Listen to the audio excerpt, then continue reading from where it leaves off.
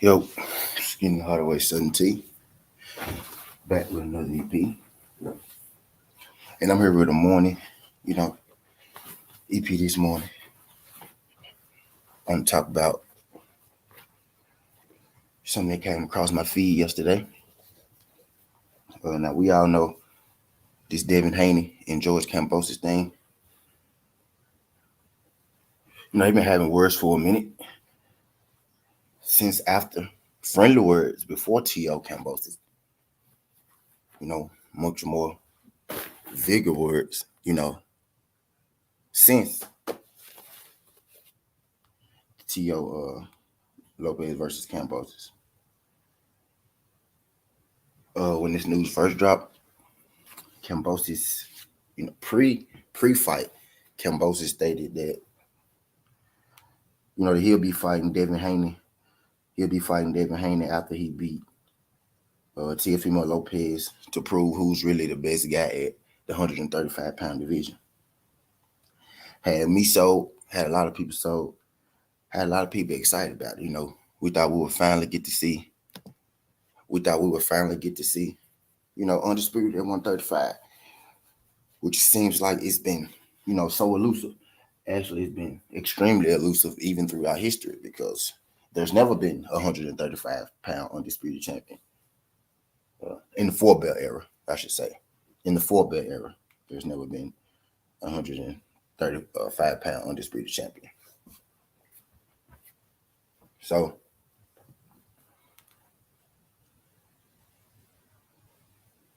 we was, excited about that. And then it broke that, Kambosos may be fighting Tank. And then Tank Davis said, nah, I don't want them belts right now.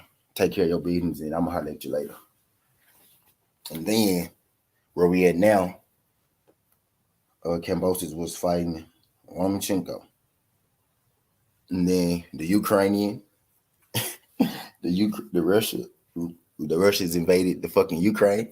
And Lomachenko, along with a few other champions, Alexander Usyk, the Klitschko's, they had to go defend their country. So George Kambosos can't fight Lomachenko either right now, And we know this because we know where Lomachenko at right now. Now, whether you knew this or not, I'm gonna tell you. What's good, Freddie Jimenez, my brother's keeper, Avery Hill, Mag Chad, Alonzo Thacker. Appreciate y'all sliding through. So Devin Haney, Eddie Hearn, DAZN, all that good stuff. They sent over George Kambosos a contract. Sent him a contract weeks ago. You know what I mean? Sent him a contract weeks ago. He's been sitting on it. He even had this contract before the Loma situation. He had this contract before the Tank situation, all that good stuff. Because he told us that he would be fighting Devin Haney, right? Devin Haney came out yesterday, and Devin Haney made a tweet. What's good, PJ, big dog? Appreciate you sliding through. PJ's big dog. PJ's big dog said it take a damn war for Devin to get the undisputed fight. That's what we're here talking about this morning because you would think that, that's funny, PJ. You would think that, right? But even still now, Devin Haney, he came out last night and he made a tweet. He said, I think George Kambosos is getting cold feet because he had that contract, sitting on his desk for weeks. And he's yet to make, a move on it. Now, I knew this. I personally knew this. I've been kind of remaining optimistic, with this situation.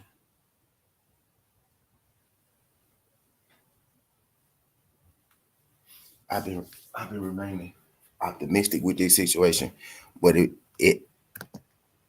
I was getting to a point like, why hadn't this fight been announced yet? Like, I found myself last week just taking some time to think to myself, like, randomly, like, hey, why the fuck we ain't got this fight announced yet?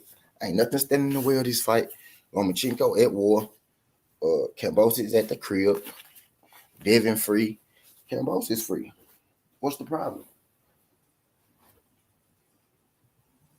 Like, what's the real problem? Like, why ain't we got no info on this fight yet? So Devin Haney, yesterday, he dropped us a bit of info. Not necessarily the info that we was looking for. Was good, Dwayne. But he dropped us some info. And he came out and said, I think George Kambosos is getting cold feet because he's had this offer on his table for weeks now. Now, there was a narrative, two things. There was a narrative being pushed, earlier that Devin Haney was the one, that was pricing himself out. Devin Haney was the one pricing himself out and all that good stuff. You know what I mean? And then you had a lot of people say, well, Devin Haney should take a pay cut and just do, should take a pay cut. This the biggest fight is likely to change his life. Even Eddie Hearn said this shit, right? And then you had Jermell Charlo. Then you had Jermell Charlo tell Bud Crawford the same thing. But everybody had a problem when Jermell Charlo said it. But when Eddie Hearn said it, didn't nobody have a problem with it. You know what I mean? But yeah. So the narrative being pushed was that Devin Haney was the one pricing himself out of this fight, which turned out not to be true. So now we sitting here, we just wait. I'm sitting here, in the back of my mind, just waiting for this announcement to be made. I'm waiting for them to make it official so I can bring it, to y'all. Hasn't happened yet, and now I know why. Now I know exactly why it hasn't happened. What's good? What's good, Freddie Jermaine? Appreciate you sliding through this. He said, man, Kambosos is a joke. Is he fighting Devin or Cry Wolf Ryan? I'm about to get to it, Freddie. He said, and Lou DeBella, a piece of look, too. He trying to swing this into a TV deal. Now, he already got it. He already got the deal, PGH. He got the backing from Probellum. Probellum already backing him. He got that. That's why Probellum was backing him a week ago. You know what I mean? What's good, Ratchet? Good, you sliding through these, John Ratchet. Probellum was backing him a week ago. Which is why I thought that, okay, well, shit, he got his backing. Ultimate goal. He got his backing, so we're about to get this fight. In a perfect world, in a world that makes sense, we would be about to get this fight because he got his backing. But in the world where George Kambosos doesn't want to fight Devin Haney, we have yet to get, any type of announcement going on. And I just don't seem to understand why. But let me take a guess. It's because George Kambosos don't want to fight Devin Haney. And my thing is, you got everybody telling Devin Haney he got pillow hands and all that good shit. But it's like, why won't nobody just step in the ring and knock this guy out? He got no chin, he got pillow hands. Why y'all just won't fight him? This is undisputed. And then you will have people tell me, oh, Lomachenko's a better fighter, so, I understand. First of all, Lomachenko is at war. Second of all, since when can he not fight Devin Haney and then go fight Lomachenko? If you feel Lomachenko is such a better fighter. If Lomachenko is the better fighter, right? So have George Kambosos beat up Devin Haney and then go fight Lomachenko. Shit simple. Lomachenko can't fight right now. Lomachenko don't even have the belts. Devin Haney has the other belts. So are y'all telling me that y'all don't care about Undisputed no more? When Canelo was doing it, he's fighting these guys because they have titles in his division. And Canelo wants Undisputed. It's all about Undisputed. Undisputed. What's good? Yoda. Appreciate you sliding through this, Yoda. He's I didn't even know Probellum had a network deal. Now they don't. Probellum got their own money and they sign a fight left to right. They don't need network. Probellum can go to any network that they want to go to. PGH. They don't have network deal, but they ain't gonna have no problem putting fights on.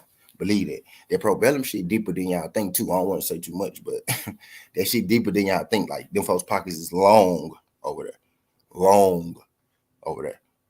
What's good, Snacks? What's good, Snacks? He's at top of the AM 70 boxing in chat. Appreciate y'all sliding through this jump.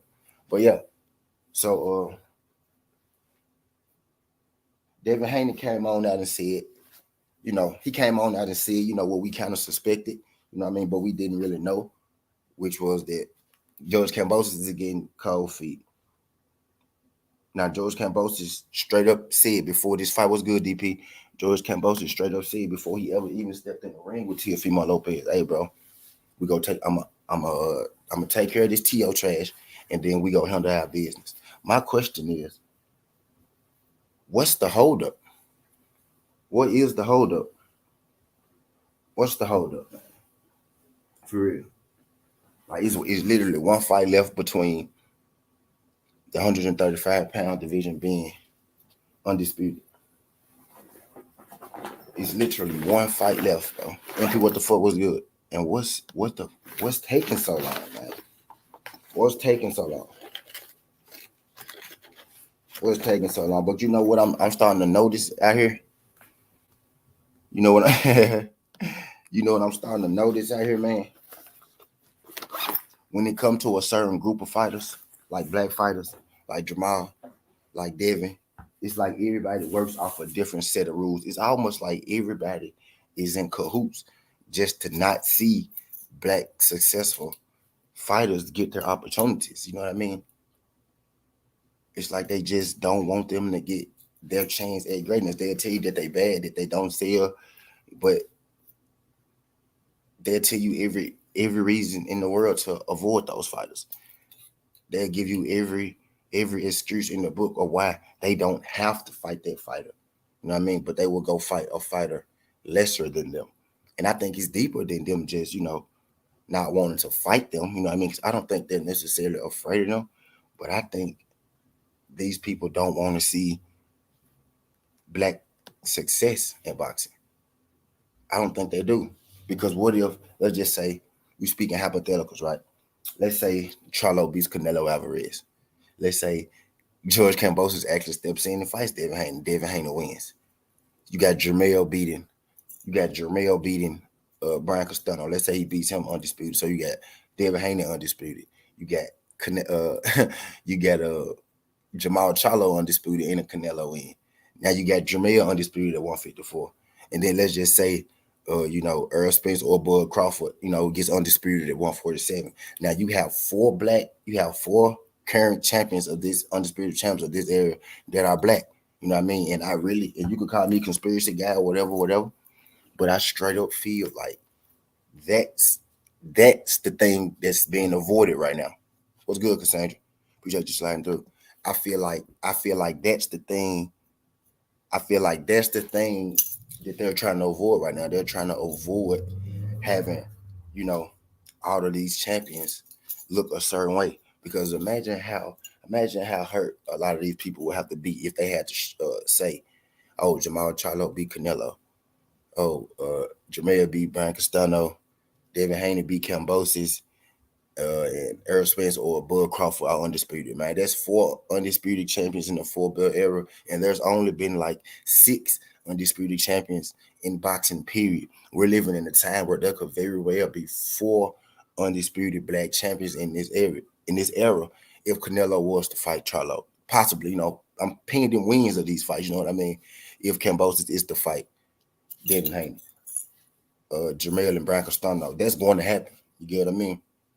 So it's just, my thing is like, I'm starting to feel like it's a bigger scheme, it's a bigger play to keep the titles out of these guys' hands. And if you feel like I'm wrong, then she can tell me I'm wrong. But I don't see another reason why. I don't see a logical reason why Kambosos would not have already been fighting Devin Haney, especially if you're a boxer and you think you could beat this guy. He has the other belt. The WBC came out and officially told you that Devin Haney belt is real, that their franchise belt is bullshit, and you have to go through Devin Haney. They said that. Now this is after they tried to, make his belt the pride belt and all that good shit. But they came out recently, a couple weeks ago, and just told you Devin Haney is the real champion. So Kambosos, what's the problem, man? Lomachenko is at war. You got three belts. Devin Haney got one. Man, we want good fights out here. You said you could beat this guy. You said you could beat this guy. You said you could beat this guy. You know what I mean? This guy said he could beat you. What we waiting on? What we waiting on?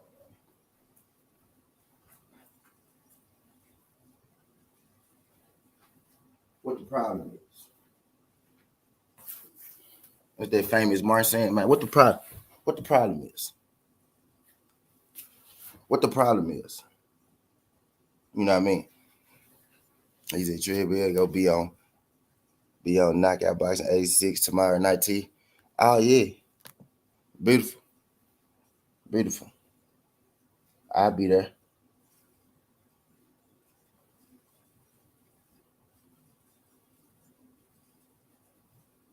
I'll be there. But yeah, and George Kambosos has been, sitting on this offer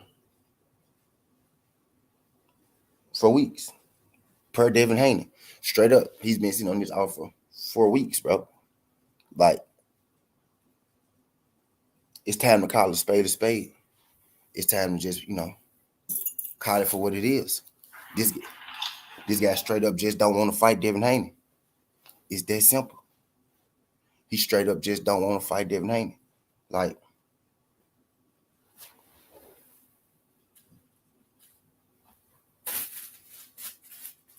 we sugar, we could sugarcoat it, and it's not just him. I think a lot of these guys, don't necessarily want to take the chance of losing to, a guy like Devin Haney, uh, a guy like Charlo, and then in one breath you have the fans come out here and tell us, well, these fighters not that good, no way. Okay,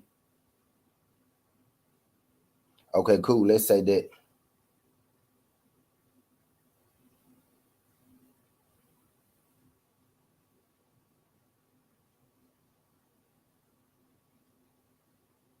Okay, cool. So let's say that. Okay, cool. So let's say that I agree with you. Let's say I agree with you. These guys aren't that good. Well, why don't these guys just go in there, knock them off, beat them, and get on back to married or the life? You know what I mean? Because it's deeper than just them not being good. It's not the fact that they're not good. It's the fact that they are good, and these people don't want to take the chance of losing to these fighters. You know what I mean? Because anybody you think that's just not that good, you'll fight them. You know what I mean? It's a lot of not that good fighters on these guys' resume. No, you'll fight them. Prime example, when it comes to Charlo and Canelo, people tell me all the time, well, Charlo ain't done nothing to deserve it. Well, neither did Rocky Fielding. Neither did Rocky Fielding, but you seem to, you fought him. You went out your way to fight him. Why? Because it's an easy fight. You know what I mean? So are easy fights are easily made. It's when you get a fight that you're not so sure about, where you get these other stipulations coming on. Ray, Ray, Ray, call my phone right now, Ray. Call my phone, Ray. This nigga made another fake page. There you go. I'm finna block you, Ray. It's like, cause you ain't getting no clat off me. Call my phone, Ray. They got my number. Call my call my phone, Ray. Cause you ain't getting no clat off me. But yeah. So these dudes, these dudes dance like they dancing in circles, and we can see it. We can see it. I'm finna put my shit on loud so y'all can hear this dude not call my phone, because he said he wanted me to, so y'all can hear him not call my phone. But yeah. Cause you still watching. You watch every day. Call that phone. Call the phone right now, right? Call it. But anyway, I digress. He said, Facts T, if they so easy to beat, why not fight them and build your legacy and make money? This man said, show your background. I'm blocked on Twitter, bro. I'm blocked on Twitter, bro. That's crazy, bro. You want to be on camera, bro, and I'm not giving you what you want. You want to be on camera, bro. This man made a new page to come here again, but I'm blocked on Twitter. No, it's Gucci, bro. Nah, we Gucci. He said that easy be why not fight him, build your legs and make money. Bingo. And he's already the undisputed champion. He's the undisputed champion. Let me show y'all something real quick. Look, block me. But look, what he say? Show your location. Where you at? I'm blocked, bro. What is you talking about, bro? You just want somebody to see you, bro. You don't want no smoke, bro. You don't want no smoke, bro. It's that simple. You don't want no smoke, Ray. Man, these folk weirdos, bro. Bro, how you wake up at 7 in the morning? Now he not starting nothing, Cassandra. He not starting nothing. He wants y'all to see him. He wants y'all to see him. He don't want to do nothing. Y'all still ain't heard my phone ring. Y'all ain't heard my phone ring. People trying to see him. Bro, I'm blocked. Listen, these people do not. They don't really. They don't, bro. They don't. And my phone still ain't rung yet. No, that's not the dude. That's not even that dude right there. Don't got no women. That's a different dude, bro. That's a different dude. That dude right there, gay. He don't got no women. That's a different dude. You talking about, DP? That's a different dude. That's a different dude. That dude right there don't got no women, which is why he always, on my page. You know what I mean? Looking at me at 7 in the morning. Why you on my page at 7 in the morning? He really want to see how safe he is. You know what I mean? They come here to see how safe they are. They want to see where I'm at so they could go not where I'm at. You know what I mean? That's what it is. He nervous. That's why he want me to put up my picture so he could see what area I'm in so he could stay out of that area. Because I clearly just gave this clown my number and my phone still ain't rung yet. Oh, put your location up. Bro, you got me blocked. You want to come to YouTube because when I go live, people come here and don't nobody give a fuck about you. Don't nobody know you, bro. That's what these people want clout. They want clout. You know what I mean? Because they never had it. They never did it. You know what I mean? That's what I'm saying, DP. You feel me, DP? You feel me, DP? They want clout, bro, because they never had it. And I'm 10 years younger than them. And I get more love in they city than they do. You know what I mean? Don't nobody know them for real, except people on Twitter, people they never seen in their life. They don't have recognizable faces. They don't have recognizable names. They don't. And they want that shit, bro. It's that simple. And I'm not giving no man no pub. I'm not giving no man no pub. That's what it is, bro. I know what's going on. They some George Kambosos ass niggas, man. They want to talk. They want to talk that. They want to talk. They don't really want to make no moves though. Like, you know what I mean? They don't want to sign a contract. They don't want to sign a contract. Like, these folks weird, bro. How you 42 years old? You wake up and you look at a 30-year-old dude, YouTube every day that you don't like. I blocked you twice. Yeah, I done blocked him on 2 different pages because I block him when he come here, and do stuff like that because he just won't see his name on here, which it's over with. You know what I mean? I ain't giving you no clap, brother. You count some Christmas on that, G. And y'all still ain't heard my phone ring, has it? Y'all heard my phone ring? He said, y'all heard my phone ring? Y'all heard my phone ring? That man is terrified, bro. That man is terrified he don't know where I'm at. He's terrified he don't know where I'm at, bro. He's terrified, y'all. What's good, Macadocious, Mac of the South? Appreciate you sliding through this jump, fam. Appreciate you sliding through this jump. He like, oh, where's your location? Drop your... Nah, sir. Call my phone. Call my phone. Fucking weirdo. This man made another account.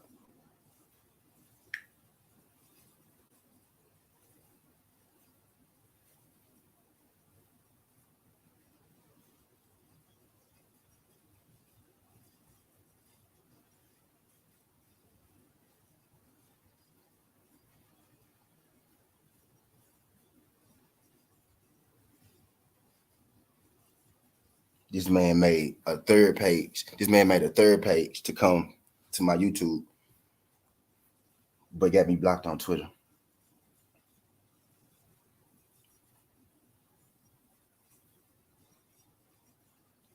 Talking about fans, bro. I got real fans out here. I got real fans out here, man. The thing really is, they wasted a lot of time doing a bunch of nothing that didn't matter for them. They wasted a lot of time, did a bunch of nothing that didn't matter for them. And I came here in a little less than a year, a little less than a year. You know what I mean? I'm more popular in the nigga city than he is. You feel me? You feel me? First of all, you 43, bro. Ain't nobody checking for you, G. Your checking for days are over with, bro. You ain't getting no clout off me, sir.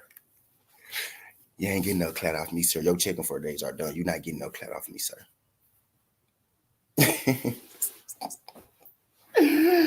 Oh, shit. Oh, shit. I hate me if I was you too, bro. I hate me if I was you too, bro. It's crazy. Imagine wasting all that time playing on Twitter and all that good shit when you could have been on YouTube making you some cash too. Instead, now you got to come to my YouTube and you know what I mean, and pretend like you want to do stuff, but got me blocked on Twitter. You know what I mean? DP, this man came on here and said, "Hey, show your background, drop your location," because that's fear. DP. That's fear, DP. You know what I mean? Yeah, that's fear. It's fear. What's wrong DP. with these dudes, man? Yeah, that's fear, dog. Because he don't know where I'm at. I'm in his city. Understand? I got niggas spooked right now. I'm in his city. He's spooked. Chilling because I don't got nothing better to do. He's spooked. These dudes ain't got nothing better to do, man. He got me blocked on Twitter because he know I'ma find his ass. Oh boy, I tell you, boy, what's wrong with people nowadays, man? Can't we all just get along and shit? Like, what the fuck is going on? Man, these folks get along with me. These folks love me, bro. They just want y'all to see their name up here, which is why I don't let their names and shit be up here. Right. I see their names and shit up here. I ain't got no smoke with nobody. That man just told you. That man just told me drop my location. I dropped my number, said call me. Did you hear that phone ring? Nope. Exactly. I'm fucking scaredy cats nowadays, man. I just dropped my number on YouTube. You ain't hear no phone ring. Because you're not going to understand these dudes. Because he don't want to meet me. He wants to be seen because he's never been seen. He a lame. Right. Right. He never had clout, never had juice, never had nothing worth talking about. Trying to pretend you won't beef with me is the closest thing you go get to people noticing you. But these people know me and they know you. And they know how I move. T, you made it, dog. You made it to the big leagues. You on that BFTB shit now. Folks weirdos, man. What kind of grown man over 40 make 3 accounts to come to account? Come on, you don't really want no smoke, bro. Insecure, man. Facts, none. Exactly. It ain't got nothing going for him. And I'm gonna tell you this: if he does have a girl or a wife, then he should be really embarrassed. Oh, okay. I'm telling you, he don't. I know he don't. Okay. That man sit on Twitter, bro. He wake up at 6 a.m, bro. Sit on Twitter and like random pictures of women he never meet. Still drop hard eyes. Drop dicks under their pic, like just emojis, bro. Just he wake up every morning and do that, bro. This is a real weirdo, bro. This is a real That's weirdo, messed up, bro. For real. I'm telling you, bro. Ask Vivi, bro. It's people on Twitter who will come here. They'll tell you. And I don't even gotta say his name, but if I say what I said right there, they'll know exactly who I'm talking about, bro. That dude is weird, bro. For real. He weird. And they want me to be weird with them. But I'm on some, you know what I mean? You gotta catch up, G. You gotta catch up. You gotta catch up. And you can't catch up because your best days behind you. Your best days behind you, bro. Damn, he in his 40s. He in his 40s, T. I'm making mine count. He in his 40s. Yeah, he in his 40s. Ah, man, that's even worse, bro. Exactly. Some weirdo shit, man. Some weirdo shit. He really wants. He wants to see how safe he is. It's him and another. It's him and another dude. The other dude is with the girl that might text me every day. I said, bro, that is your gal. That is my hoe. If you don't leave me alone about this hoe, I ain't seen that hoe in 3 days. And I want to find it. Oh boy, dog. These dudes be losing their mind over chicks, man. I don't get it. And then now, see that other dude right there. Now I want y'all to get understood. The dude that come here, who actually say Mm-hmm. something here, he don't got no women. That's not one. He don't got no women. He don't got none. He just weirdo. He just a weirdo. Oh, he just a weirdo. But the other one, that's the one that's tripping over the chick. Yeah. Oh boy. Yeah. That dude that come here really don't want to do that. Nah. Don't want to do that. Don't want to do that. Don't want to do that. He just want to be seen. That's why I don't let his comment stay up. Why I don't say his name and shit like that.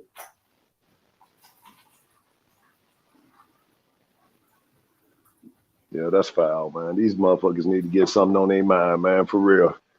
All is not lost, man. Look at yourself in the mirror, do some self-searching, some deep body, some soul searching, and just say, I'm too old for this shit. Can't be doing this. Let me hit the restart button and figure some things out with my life instead of worrying about another man. Bingo. This nigga you a woman. This nigga probably never had a real beef in his life, which is why he on the end. You know what I'm saying? You know what I'm saying? Like who? It's safe on. He thought it was safe until I brought my ass to Texas. It's safe on the internet, so it's safe on the internet. So people will do, they until it's not. And now you don't know where I'm at, and you ain't never gonna know because I'm never putting my shit up again. Because I'm gonna beat your ass when I see you. And it's that simple, and you know it, which is why you spooked. And you know it, which is why you want to know where I'm at all the time. So you can make sure you not where I'm at. You can tell these dudes ain't have a good upbringing, man. And if they did, their parents failed them somewhere along the line. These dudes, man. These dudes some weirdos, bro. Yeah, they weirdos, bro. Some weird ass shit. I ain't never seen no shit like this, man. And I don't even be on the internet, but for what I be seeing with y'all, I'm like, wow. Bro, what kind of person wakes up at 6:40 to catch a stream of somebody they don't like? I didn't block this man 3 times, bro. 3 times. And he got your number and he won't even hit you up. But he'll come here and say, drop your location. That's white. He'll come here and say, drop your location, put your camera up. Because you want to see, bro. You don't want to meet me. You see what I'm saying? He want to see where I'm at. He don't want to do nothing to me. Right. I mean, he don't want to do nothing to me. He want to just see me. Right. Right. Exactly. Fucking goofies. Yeah, they some goofies, man. What's good, Daryl? My phone still ain't rung yet. My phone still ain't rung yet, man. And it ain't gonna ring. It is not gonna ring. Nah, it ain't gonna ring, man. Because you know why it ain't gonna ring? Because he know I have his number then. Right. Yep. He knows it's not. And that star 67 shit don't work no more. It's not gonna ring. Can't get that. You can't block your number no more. So yeah, man, they just some clowns, man. Straight up, bro. Shit sad, bro. How you wait, bro? Hey, let's not talk about that chump no more. Yo, sure. Back to that George Kambosos shit. Yeah, man. I was on Knockout last night, and he said Trill gonna be on there tomorrow night, man. So we can ask him all the questions we need. Yep. To find out. And I know you close to Trill too, so you probably got some insight, man. But Trill's still holding out hope, man. So we just gonna have to see what he's talking about. It ain't Trill. It ain't Bill. It ain't Devin. They waiting on Kambosos to say it to sign his name. Shit. He hold, man. He's straight pussy, dog. They waiting on Kambosos to sign his name. And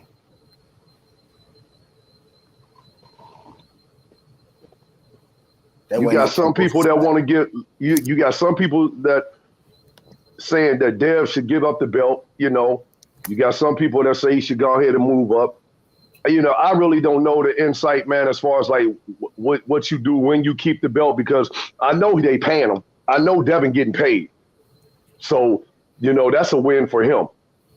But, man, you know, if you ain't getting these fights and they doing you like that, because I think Devin will be all right at 140. I really believe it.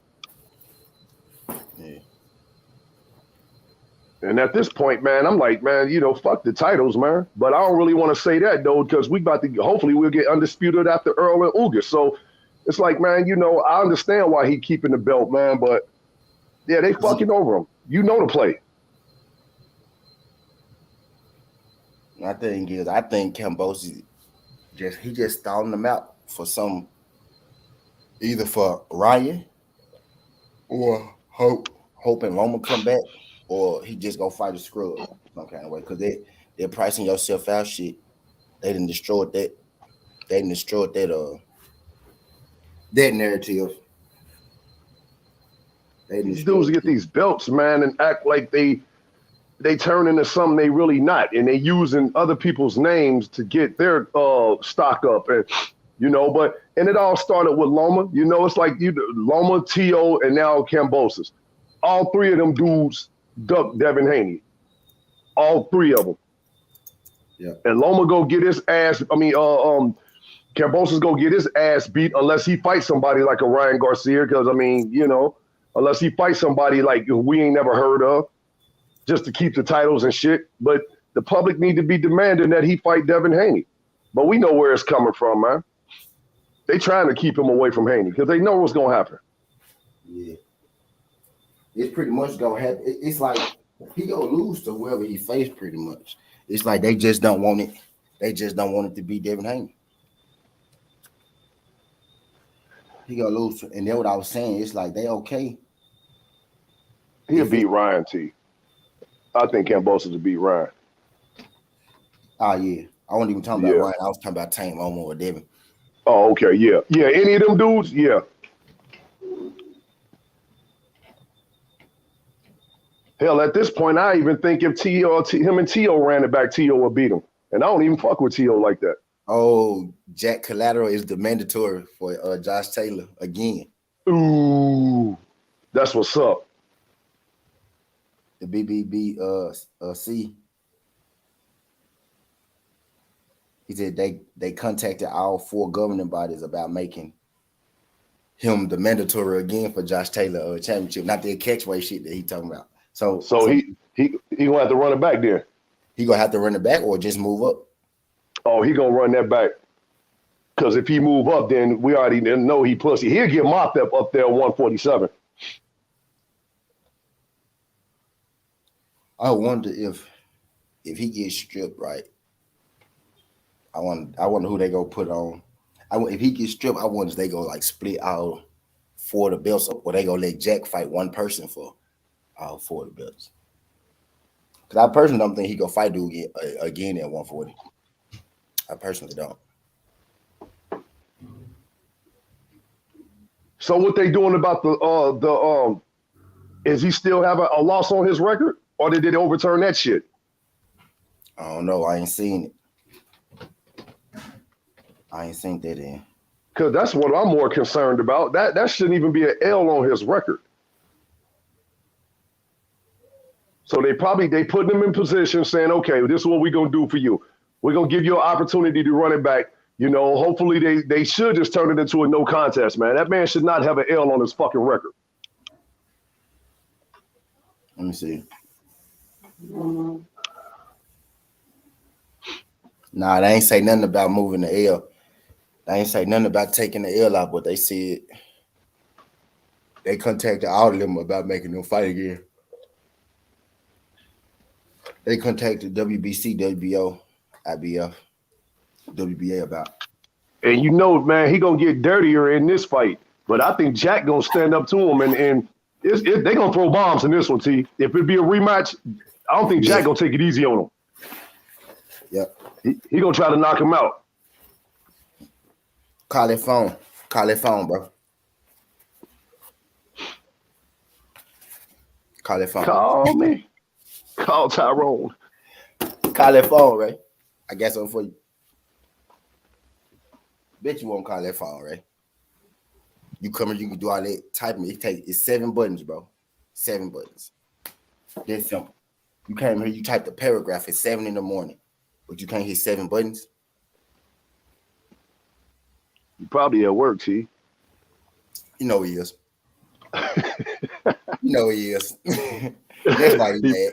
Burger King just opened up, bro. So he probably in the back making them good breakfast sandwiches and shit. You know he is. Making all kind of excuses. I can't call you right now. Wait till my lunch break. I just got a raise. I'm making $10 an hour now. Hold on.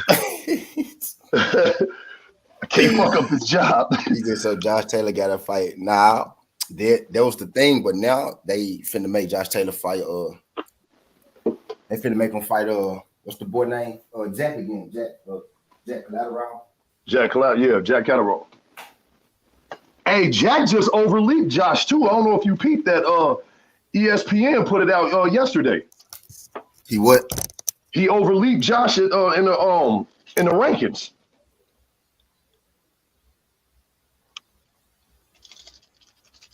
Call that phone, Ray. You got to bleach your ass. He mad now, DP. He can't see where I'm at. Now I don't know where we're I'm outside, Ray. I could be on my way to you. Fucking goofball. Fucking goof troop. Dudes get sensitive, man. He on that Ralph Tresvant shit. That man ain't never had real beef in his life. You ain't got no real beef now because you ain't no fucking threat. You ain't no beef. Don't give him no attention, T. Shit, he ain't worth it. Exactly.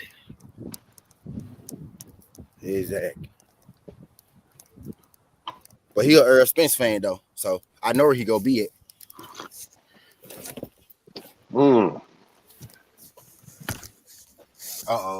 And he know that. That's why he getting tight.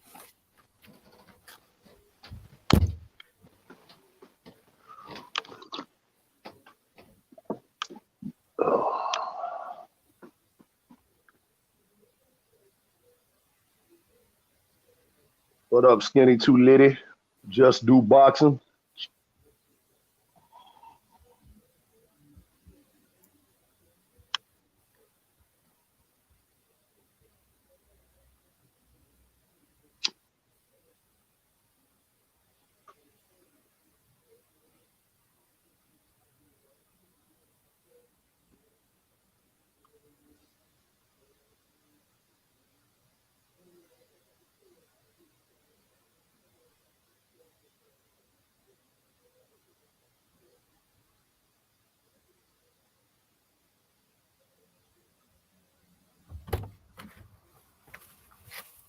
All right, I'm back now.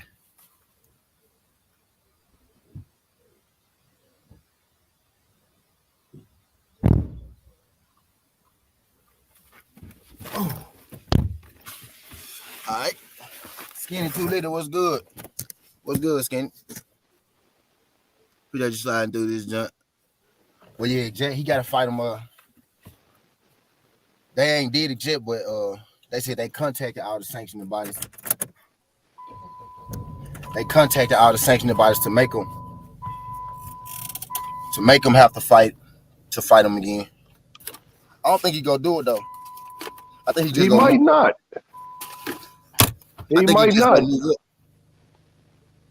But if I'm Jack Catterall, man, I'll take that and use that as my, building my stock up. Because I think, like I told you after that fight, Jack Catterall's stock has risen even though he got screwed. That was a major screw drop. But now Jack Catterall put the world on notice. Now, I don't know if he can do it again.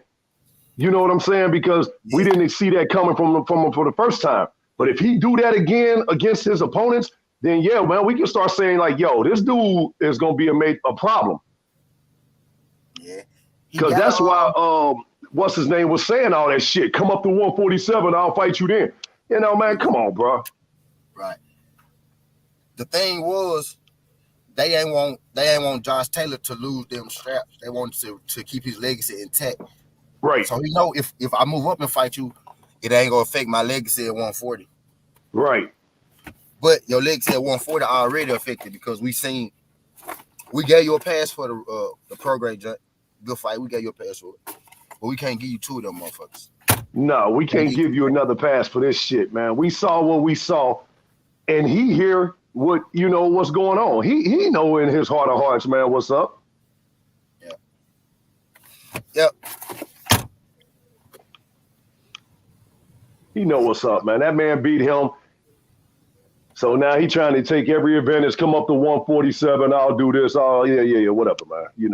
Okay. All that bullshit. I heard all the hype. I wasn't impressed. I know that was your boy, T. I know you was rocking with, Yeah. Josh, man. I know. And, and I get it. I understand. Yeah. I get it. I understand, man. But now he going to have to go out and show and prove, man, that was just a fluke. Because now you said he Josh, Go ahead. You done saw it twice now, right? With Regis, right? Yeah. If Josh really want to prove to his fans and shit, he really want to prove to his supporters, he got to fight bro again. He got to fight him for undisputed at 140. He got to handle him. He got to handle him. Exactly. He got to handle him.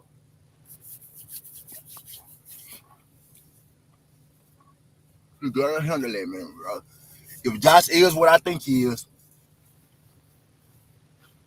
he'll fight him again. If he is what I think he is, he'll fight him again. Yo, I agree with you, bro. Josh Taylor is food at 147. Yeah, that motherfucker, man. Yeah, absolutely. Yep. And I ain't think that at first. Yeah, I actually thought he had a chance against Bud at first. Yes, nah, man. Y'all told me I was wrong though, but I thought he had one. I know we be ragging on Bud, man, and his shenanigans, man. But yeah, Bud will beat the fuck out of that boy, man. Oh yeah, for sure that. But if you had asked me that shit 3 weeks ago, I would have said I don't know. Yeah, but Bud ragdoll dude though. Within Bud 5. Bud gonna drop him 3 times. Yeah, within 5, easy. I don't think he gonna wait to get him out of there either. But hopefully we won't fight. They won't fight. We was on Knockout last night, man, and after this Spence Ugas fight, bro, it's only one left, man. And I agree with Knockout. Ain't no way in hell they move in heaven and high water to get these belts lined up for them not to have undisputed, man. For Earl to take a mandatory or him to take a stay ready fight. I think it's there, man. I think it's there. What's good, Judah? We were talking about Josh Taylor. He said, honestly, Boots not ready for Bud. I don't know, Judah Beer. The eye test telling me different, though, but I can understand what you're saying, bro. My first thought, right now, I don't think he beat Bud or Earl. Right now, but right. Shit, by another year or so, bro. Who knows? That motherfucker is different, man. He got the goods, bro. He is different. I don't want EJ to fight him at 147. I think EJ beat him at 54 though.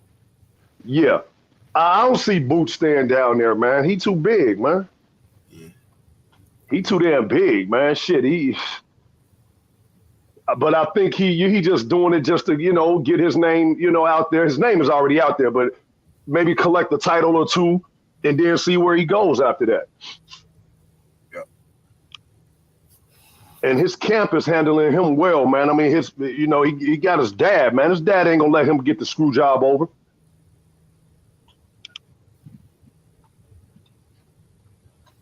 He said Boots next one's Earl and Bud lead the division. I'm just saying, from Bud's experience, Bud will strategically break Boots down. I mean, I can see that, but Boots got that. Man, Boots Boots got that IQ too. And Bud is a lot slower starter than Boots. The reason I feel Earl, I know I'm an Earl fan, I'll let you, but the reason I feel Earl got a better chance against Boots is because Earl start fast too. You know what I mean? Bud kind of like the what's the word? He like you say he like to strategically break you down. You know what I mean? But when you going in there up against a dog too, and you going up against a dog who who don't gotta break strategically break you down, who come in firing. And I ain't seen Boots had no gas tank issues or had no gas tank issues. You know what I mean? So I don't know. It's gonna be. I think Boots. I think they both beat Boots right now, though. I think Boots should step aside, and I hate to say this, man. Step aside, let them boys get it on, man, for real. I know they're gonna pay him some good money. Take some step aside money because your time coming. But we need undisputed. Fuck that. Facts. We need this.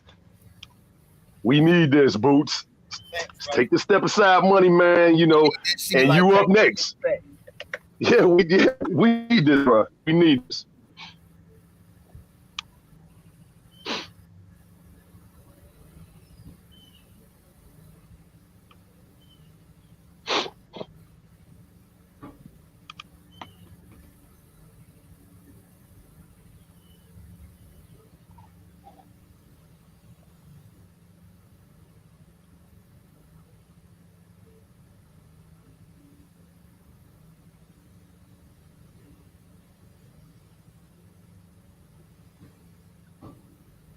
Snacks, I agree with you. I can see Boots at 162.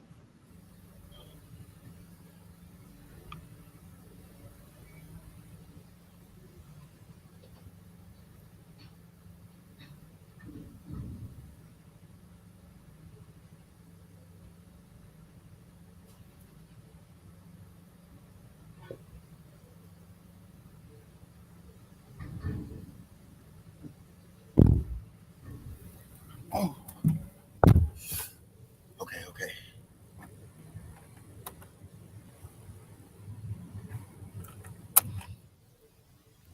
He said Boots is the one who going to hurry up the undisputed fight. You know what I like? Facts. Know what I was saying? Know what I was saying? It ain't no reason. It ain't no reason they just shouldn't, It ain't no reason they just shouldn't happen this year. Yeah, I don't think Boots like player hate, man. I think Boots want this shit too. Boss. Yeah, he do. I can't see Boots saying fuck that. I think Boots will do that, man, because Boots already know. You know what I'm saying? What's gonna happen? Boots gonna get a strap, bro. Yeah.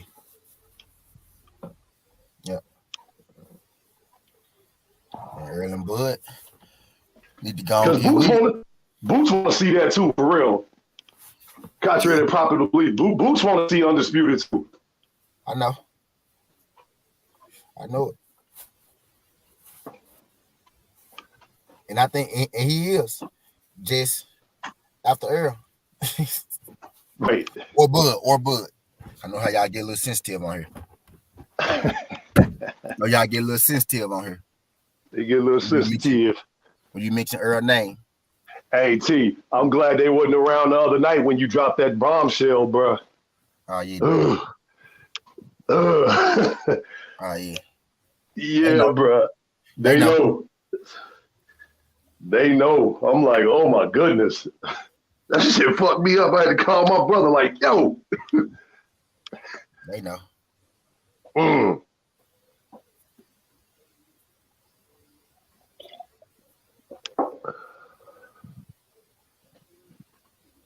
They know, man. Yeah, man.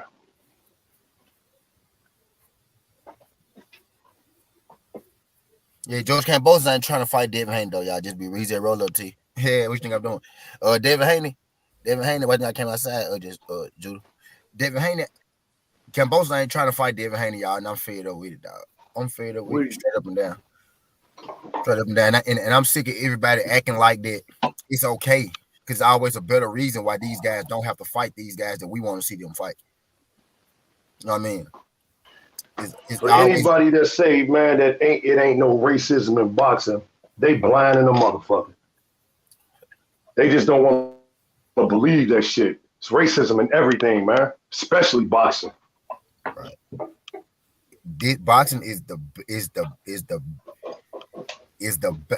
first grounds you touch in sports where race is evident. It's clear. Exactly, it's clear. The It's other clear. sports may try to camouflage it, but boxing, you see it. You can see it.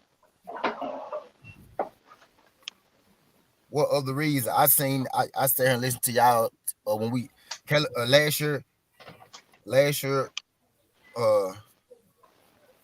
sit here and told me ain't nothing more important than title fights, chasing titles and doing all that shit, right? Now Kambosos get him a title. Now he's Lomachenko's a good fight too. Where's the consistency, bro? Do y'all have do these people not have any shame? He murdered that boy. And they overhyping a motherfucker that only got about 18 fights and shit, you know? I don't understand that shit. This motherfucker got 18 fights and they think he the next greatest thing since Muhammad Ali. Goddamn right. Huh? Shit. AD Solo was good. Appreciate you sliding through these, young fam. Glad you can make y'all do your boy favor. Y'all been hitting that like button for me. Yeah. Good morning. And to that fucking weirdo, go get a life, homie. I ain't gonna even give you that much energy, but leave my fucking mans alone. You hear me? Stop playing. Stop playing. Do something with yourself. This is so sad. Just wake up and I gotta hear my partner venting about some bullshit about that. Go do something with yourself. Go get some pussy. Get something, motherfucker. Right. The fuck is wrong with y'all lame ass motherfuckers? Hold on, Crush. I gotta stop you. Not just get some pussy. Get you a man if you go that way. I ain't hating. Yeah, I was gonna say that too. Yeah, get you a man, man. You know, if you like, hey. What's your address, dog? I got a bunch of them I can send your way there. Make it happen. Yeah, you know what I'm saying? If you like slapping hot dogs, then hey, that's your thing. I ain't got no beef with it. I just don't roll like that. Fuck that, you know? I don't do the hot dog shit. No identity ass motherfuckers, man. Stop playing behind this internet. I'm not gonna keep on telling y'all. People know things. This is you on a fucking laptop, asshole. A desktop, asshole. A phone, asshole. You can be found, asshole. Yeah, and guess real what's shit. Gonna be up in the air? Your asshole with your head down. Yeah. Cut the bullshit, man. Do something with yourself. Listen. Do something with your life, man. We're gonna start holding classes on low identity. Just come on over to the tea house, dog, and we'll take care of your ass. All right? That's right. That's right. We ain't got you and everything over here. We got you. Yeah, we got you. With the bullshit, you want to be fucking with my mans and shit and all that. We ain't got time for that. We got serious things going on. That's right, bro. Come on, man. Y'all making yourselves look bad, bro. All these internet and shit, even if you got to pay a subscription every month, man, just, do something, bro. Whatever, man. Leave us the fuck alone. We ain't on that shit. We ain't on that shit. But stop that shit, man. The same shit that be happening to them IG models and all that shit can happen to your ass too. I don't want that to happen to you. But leave my mans the fuck alone. We ain't bothering nobody. Because if you was to get caught up on the street, somebody put a boot, a steel toe, a soft toe, some kind of boot, a foot in your ass. And they got motherfuckers out there that do that shit purposely, man. Y'all better watch Pulp Fiction. I'm just saying. Motherfuckers out there do that shit. They got motherfucking, goons that go that way. Yeah. This shit is real.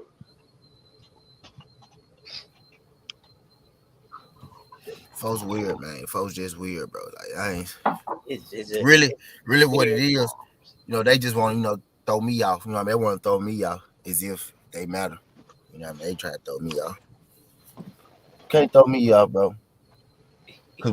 Because what I'm doing is what you should have been doing. You know what I mean? And that's really why you mad. Instead, you wasted time liking random Twitter bitches or pictures to who know who the fuck you are.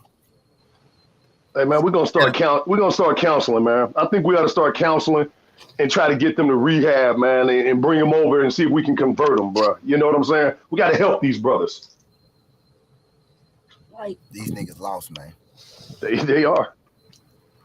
Like I can imagine what they really are in real time, even worse than what they are with this bull crap, man. Like, come on, y'all really gotta do something else. Y'all couldn't have been a class clown. probably the one that's getting clowned on, but not actually class clown. He does the clowning.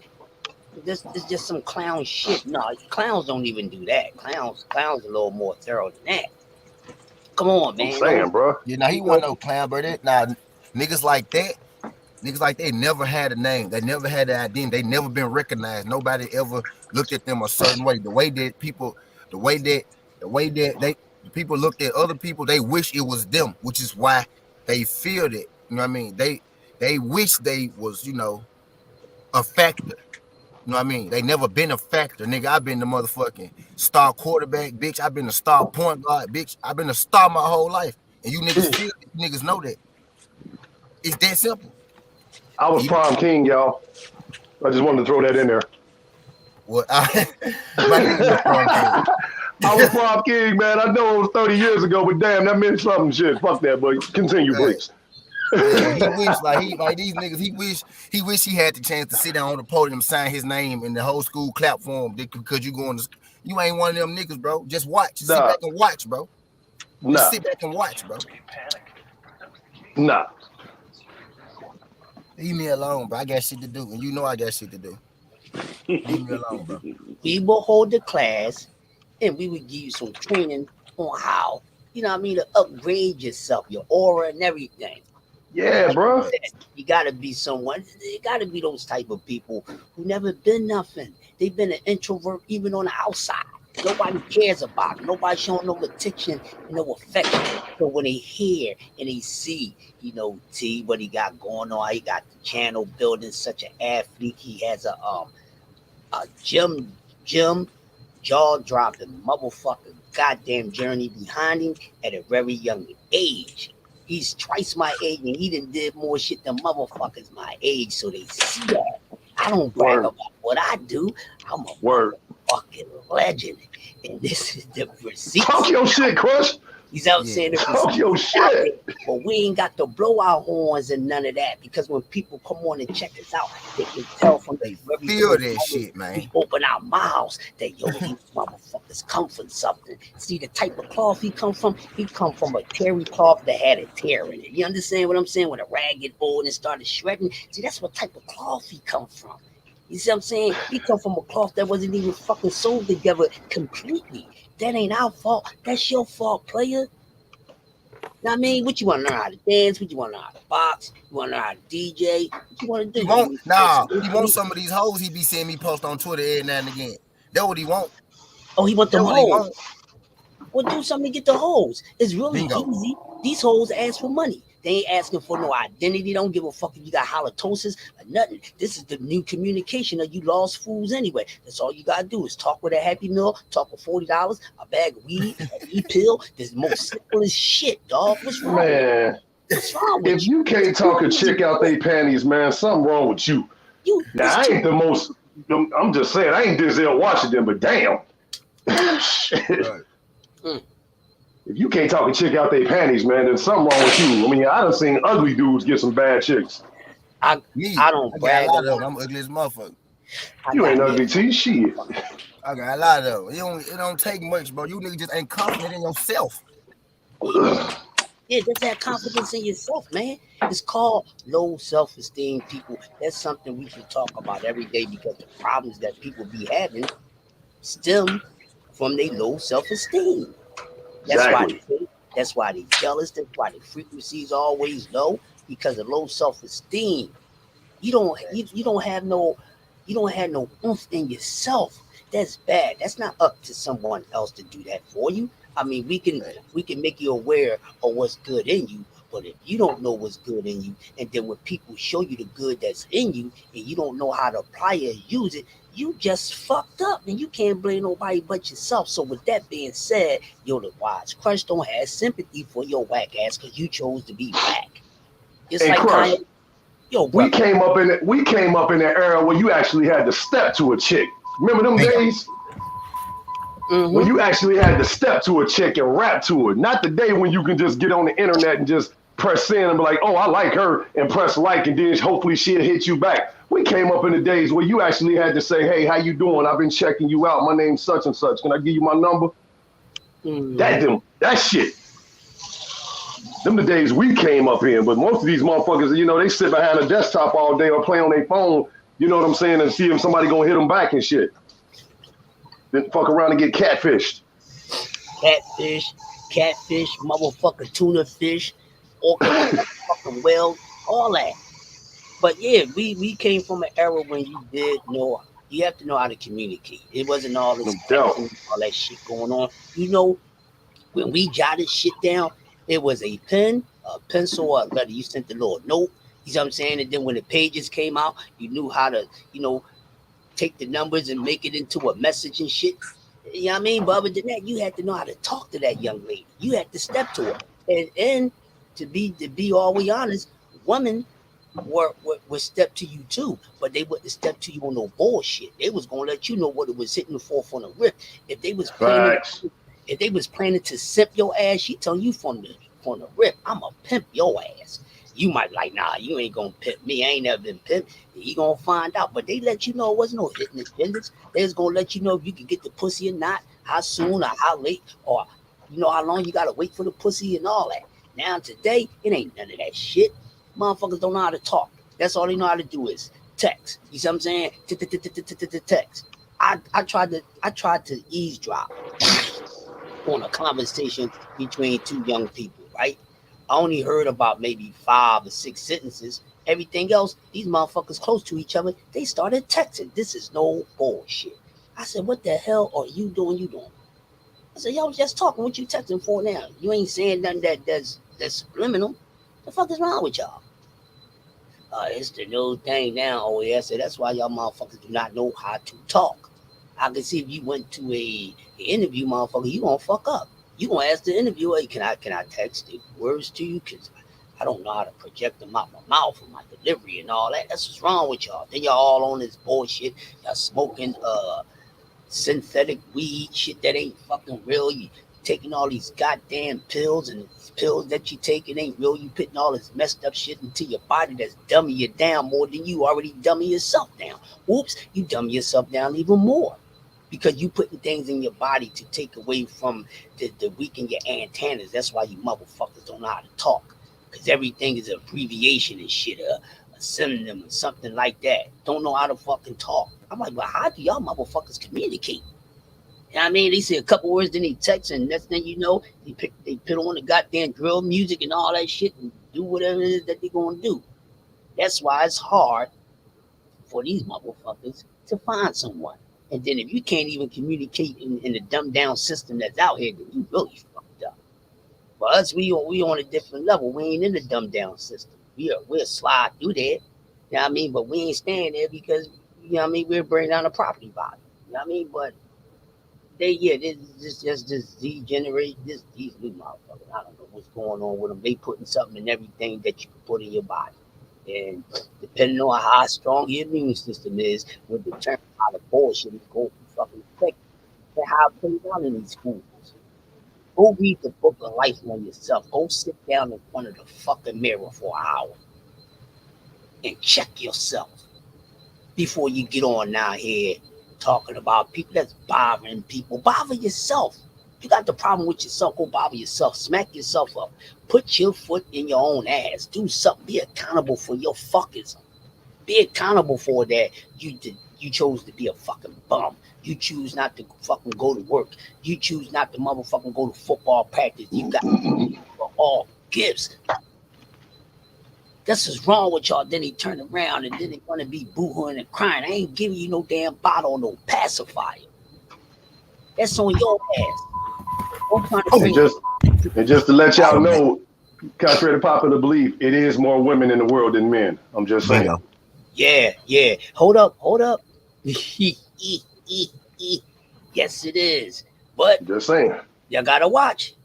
Because even though it's more I know where I'm going at. I gotta keep it funky like a junkie, goddamn. Yeah. Yes, it is. There is more women than men in the world. But the fact is, some of the percentage of women ain't authentic women. Ain't women no more, right? Cause they ain't even real women. Right. Check the Adams apple. Got to change. What is going on? That's why. Check the Adams apple. Because you got these dudes that's You got these dudes out here that's boycotting the motherfucking enjoyment of the woman and starting a campaign to be in quicksand and Peter Pan and Jiffy Stiffy and all that shit, Jiffy Lube and motherfucking step to the motherfucking rear and all that shit. Fuck out of here with that. Ain't no man on man dogging. No. That's why there's all these damn women out here. I was in the store, yo, about a month ago. Listen to this shit here.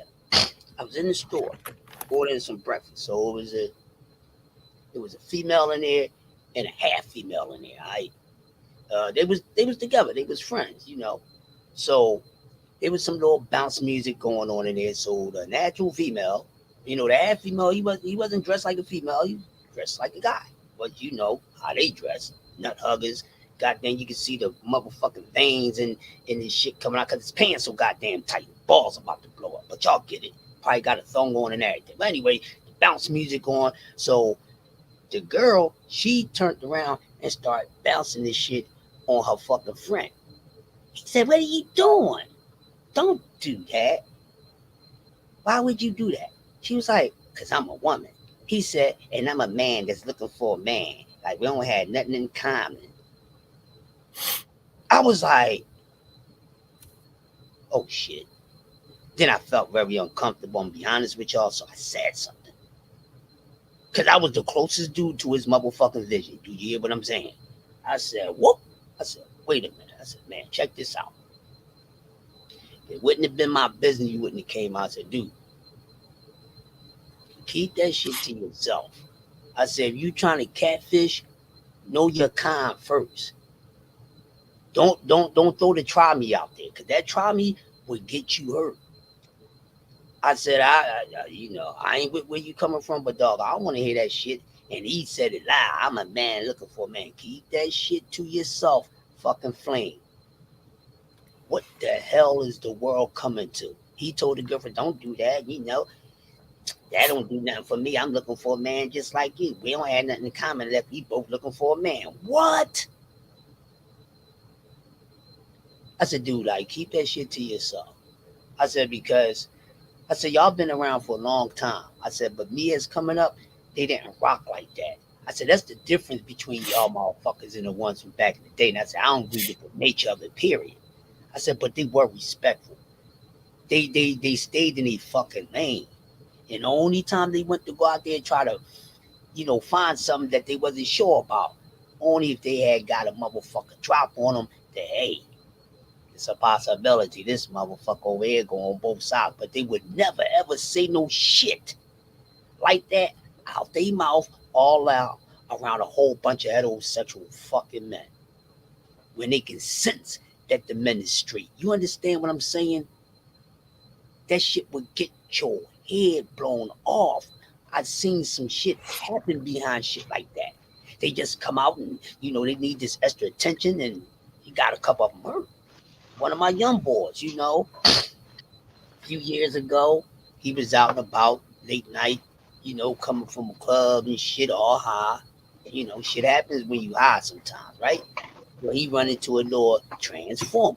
He didn't know it was a transformer at first, right? Because, you know, they can be very deceiving. So he didn't find out that it was a transformer until he got spizzy. And when he got to the spizzy and he seen that the transformer had a Lizzie, he shot the motherfucker. Yeah, that shit. Yeah, I saw that shit too. That shit happens, man. Shot, yeah, real shit. And had to go and was about to go do some serious time for him, but the little fuck boy, you know, some of his folks knew the young boy. And they said, no, you put that on yourself. You shouldn't even be doing that type of shit. Guess what? You ain't pressing no charges on him. I mean, we're going to give you about $1,500. You're going to shut the fuck up. You're going to stay in your lane from now on in. That same motherfucker, he in his motherfucking lane. All the way in his lane. You hear me? Y'all can't be playing with shit like that. Because some motherfuckers ain't going to be for it. No, stick to your own kind unless a motherfucker come to y'all asses like that. Don't be trying, motherfuckers. You going to try the wrong motherfucker, they going to have you. They're going to have your ass laid the fuck out, and they're going to have to be in jail somewhere because you up there trying to do some old sneak fuck boy shit. No, let it be known what the fuck you are. It'll work out better for you, so it won't be no, misunderstanding. But see, that's the fuck boy shit that y'all do. Y'all doing a whole lot of bullshit. Y'all doing a whole lot of fucked up shit, but nobody speaks on that. Everybody keep on speaking on, oh, don't say anything bad about them, don't come down on them, but they do all type of fucked up shit. They do. Hold your asses accountable for the fucked up shit y'all do. That's all I'm saying. But Crush, you know what though, man? And that's to keep it a buck. You know what I'm saying? A real man like us, like up here. If you can't look at a transformer and tell they're a transformer, there's something wrong with you. Because I can. Yeah. I'm gonna keep it real.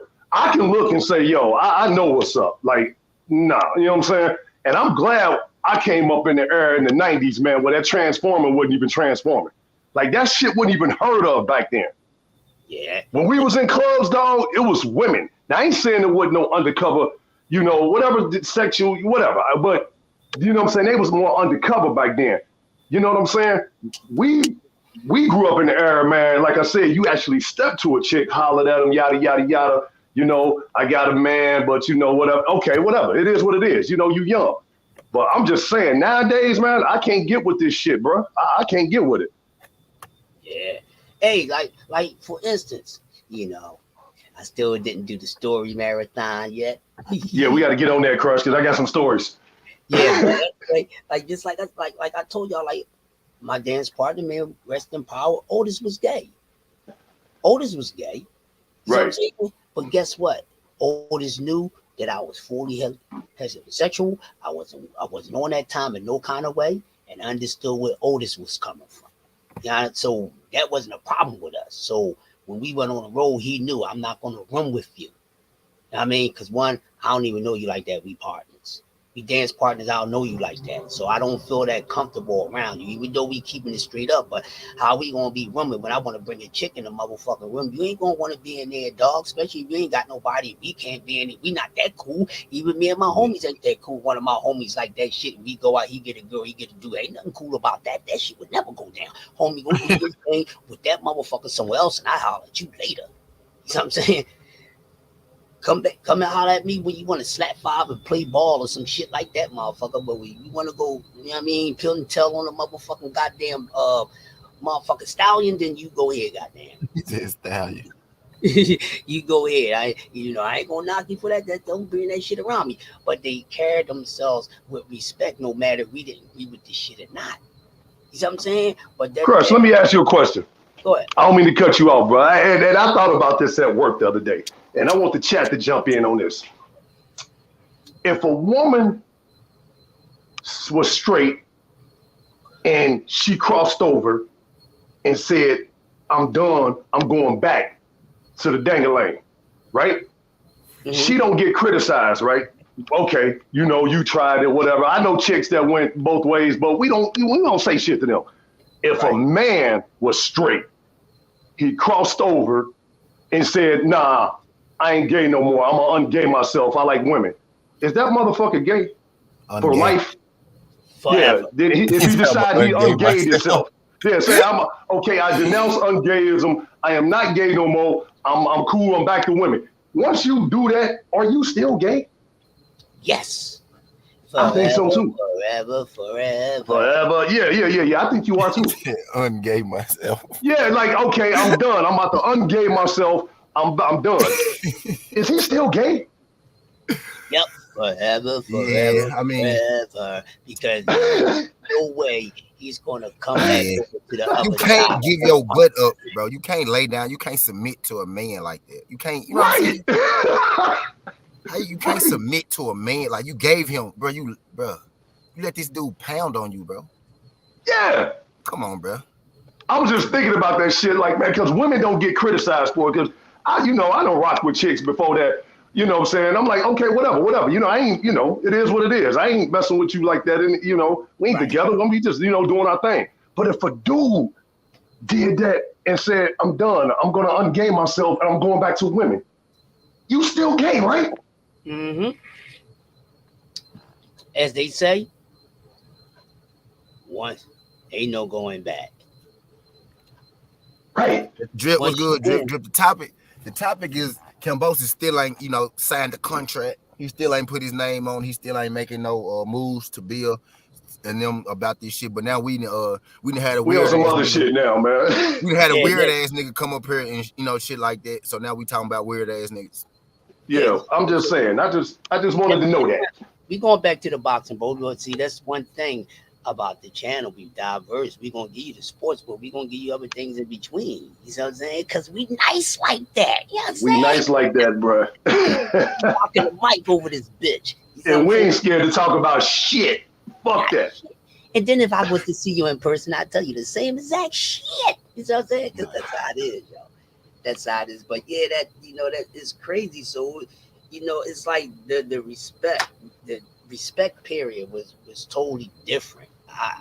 The way what was respectful today was totally disrespectful thing back in the day. So it's like they reversing the shit. They've been reversing shit since the beginning of time. So now you ain't reversing shit on me. But yeah, you ain't gonna reverse shit on me. You ain't reversing shit on me. You ain't gonna never tell me that shit is okay. That shit ain't okay. It's not okay.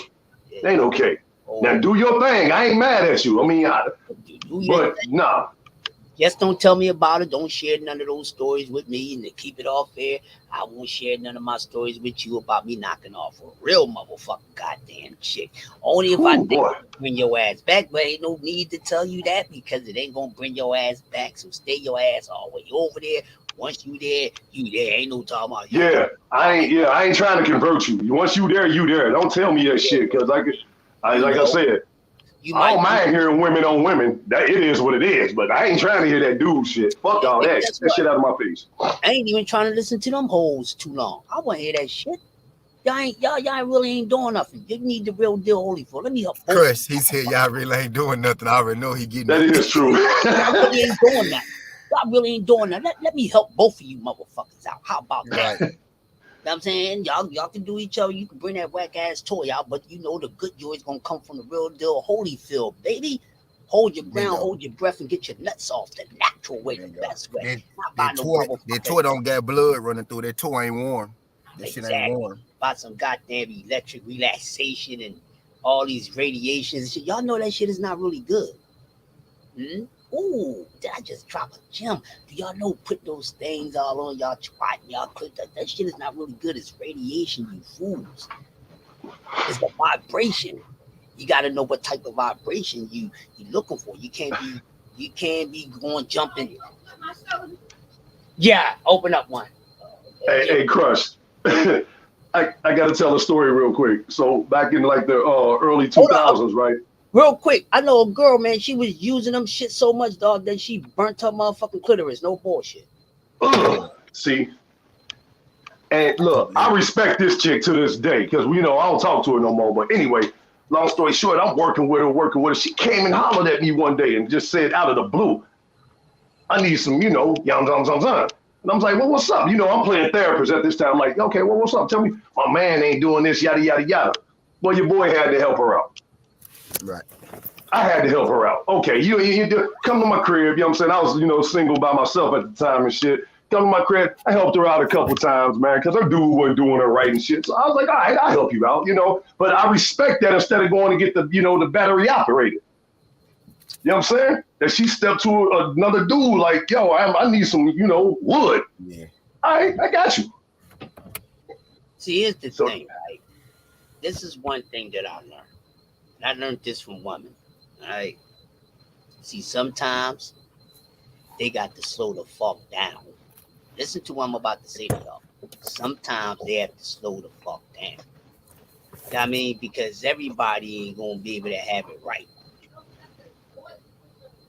All right.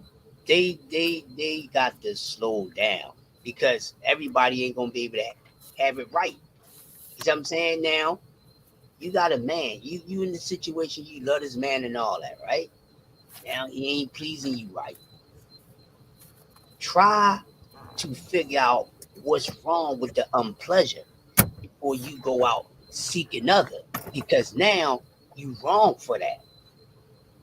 You being selfish because you weren't about getting your thing off, and because your man ain't doing it right, you going about a whole wrong way. You see what I'm saying? So sometimes that problem could be you.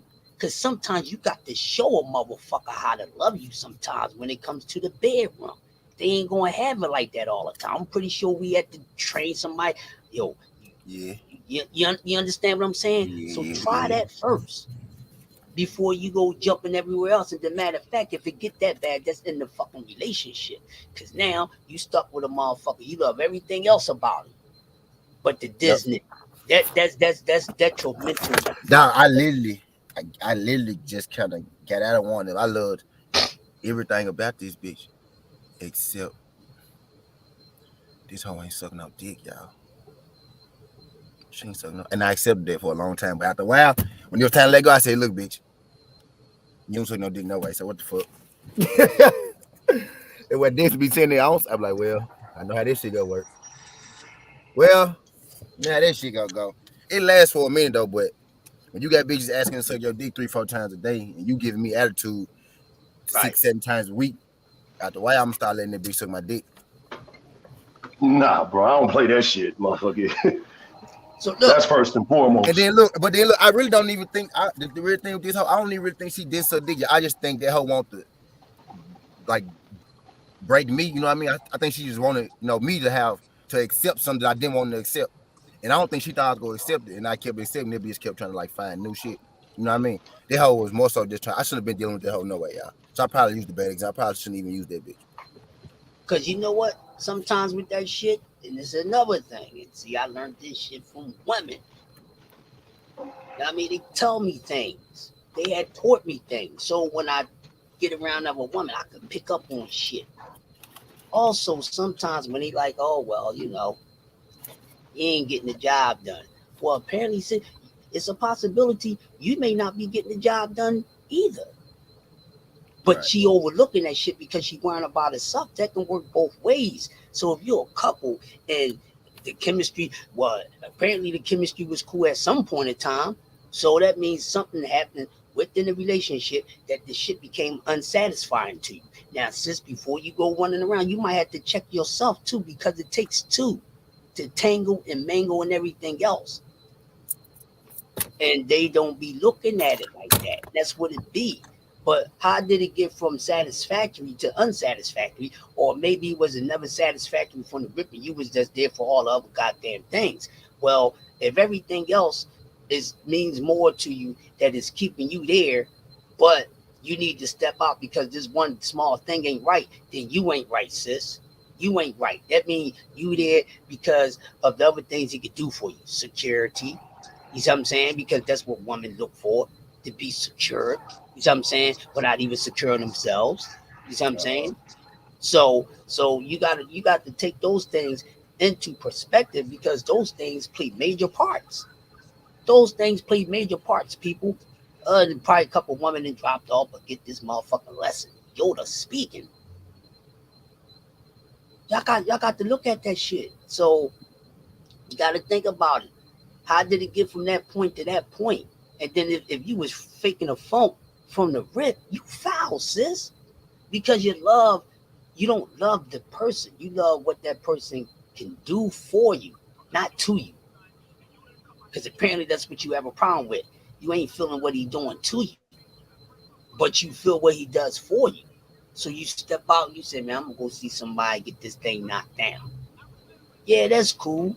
Cause I'll probably be one of the dudes that knock you the fuck down, depending on if I know your man or not. Cause I don't do no backstabbing shit. If I know your dude, no matter on any level, even if you're any enemy of mine, I don't really want no parts of you.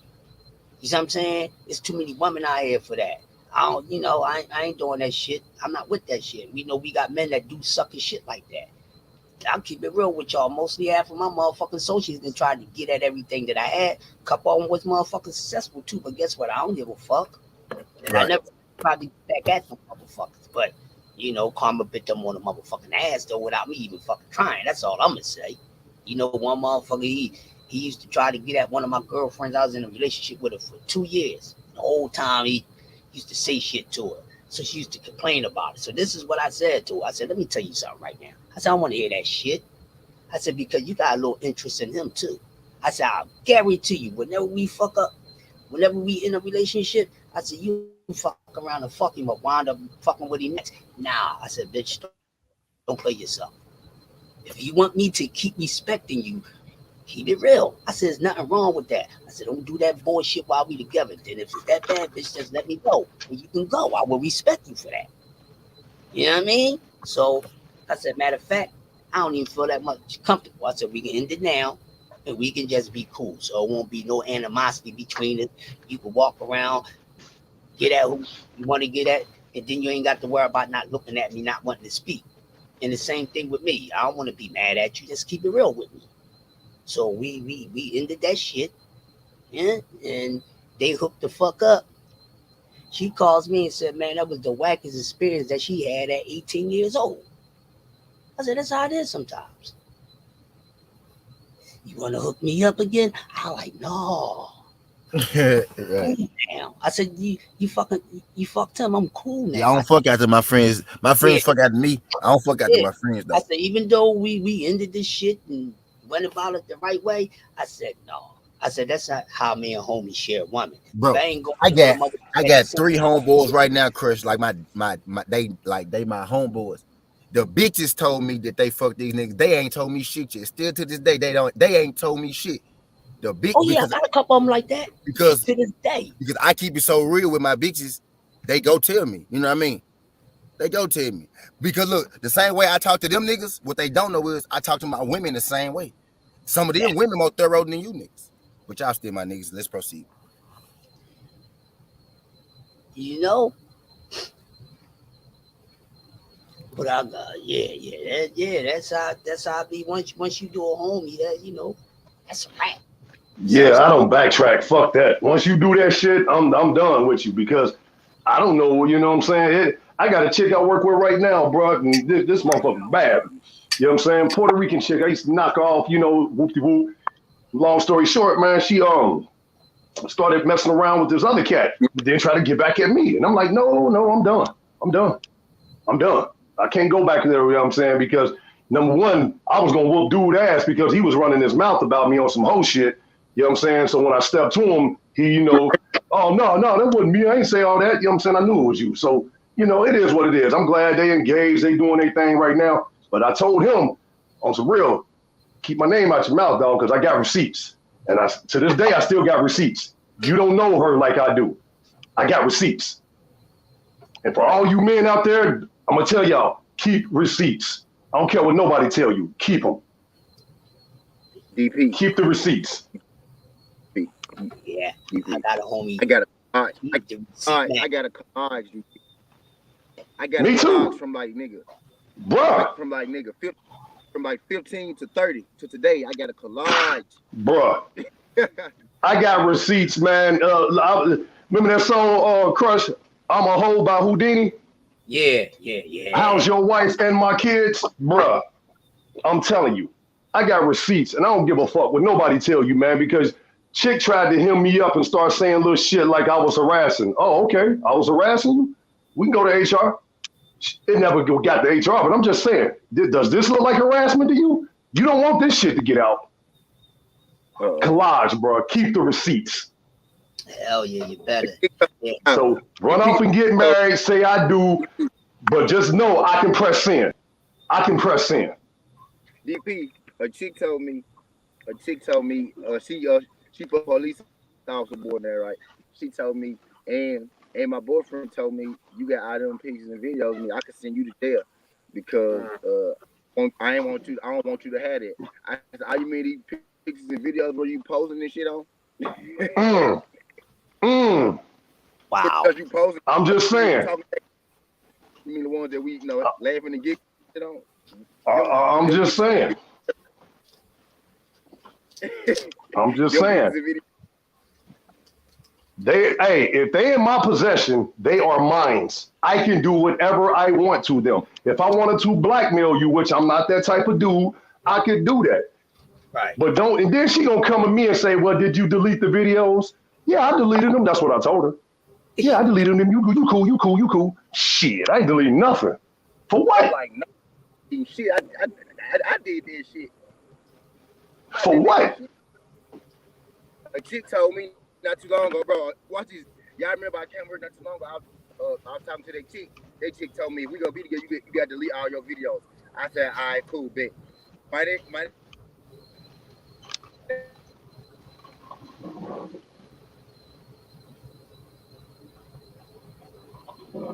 Keep the receipts, man. I'm telling you. I don't care what nobody tell you, man. These chicks play dirty too. And they got some shit to lose just like you do. Keep the receipts. Got to, player. You have to. You to feel a certain Right. way. Something be with me. And like occur in the world.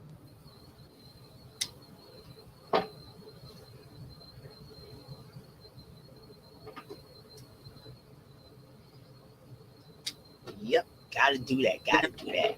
But nigga, I'm only running my own life. I'm only ruining myself. You know what I mean? You will never, bro. You wanna know if I was 150K in debt or if I was 150K up. You know what I mean? Because my two will remain the same. It's that simple. And people hate this. Why this nigga so happy? Why this nigga ain't got no problem? Maybe you should get like that nigga, bro. It ain't that I don't got no problems. It's that I don't let shit break me, dog. Because you still got to live your life. You still got to deal with this shit every day. right. Just because I'm upset about this shit, I mean it's going to go away. It's still going to be there. You know how I look at problems, dog? Is I look at problems like favors, man. Like, if I get into it with a motherfucker, man, or, you know, whatever, and we ain't cool no more, I always look at it like you did me a favor because I don't need that bad energy around me. Right. Because whether you see the karma on their part or not, I know me. I ain't got time to be going back and forth. You know what I'm saying? You did me a favor and shit, you know, because I'm a loyal motherfucker until you cross me. Whether you man or female, whatever the case is. My brother can contest to that shit. You know what I'm saying? You don't play with my family, you don't play with my woman, and you don't play with my money. You know what I'm saying? I ain't no tough dude. I don't get out here trying to, you know what I'm saying, rah. I don't do none of that shit. I'm an old school cat. If I get my ass whooped, I get my ass whooped. You know what I'm saying? But trust me. I got two motherfuckers. I got a left and a right. I call them Shaq and Alonzo. What's up? Let's get it. And at this point, bro, I know a nigga ain't trying to fight me no more. I know a nigga ain't trying to fight me, so I know what I gotta do if I ever see him. Nigga ain't trying to fight me. It always been that way. Nigga ain't never been trying to fight me, bro. Real talk, y'all know why I started packing pistols, bro? Bro, a nigga came hunting me down, fool, walked up on me, tried to fight me, bro. I beat the shit out of my bro. After the fight, that man ran and put a strap on me, bro. I had to run for my life, bro. Like, I ran for life, fool. You know what I mean? I said, bro, I'm never going to run out of pistol. These niggas. Oh, bro. Yep. I beat that man ass out, bro. I mean, blood everywhere, bro. Blood everywhere. But you ain't fucking with me, though. You know what I'm saying? And you go pull the strap. It be like that sometimes, man. It be like that, man. You know what I'm saying? I'm shooting all you niggas from here on out, bro. But I never let a nigga take me from my family.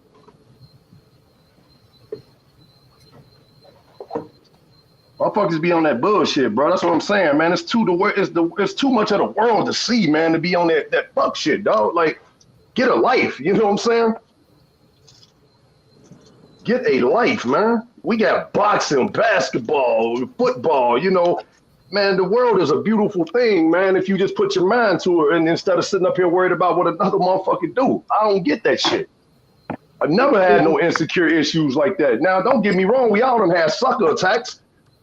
You know, I ain't no man on this planet ain't never had a fucking sucker attack, but it ain't never got to the point where I'm going to be, you know what I'm saying, get a DB case out on me or whatever, man, and you know what I'm saying, I'm about to step to a motherfucker because he's smashing one of my old chicks. Oh, man, fuck all that. You can have it, bro.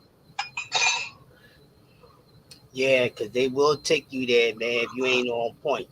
And next thing you I got so much confidence in myself, Crush. Hey, erase, replace. Oh, no.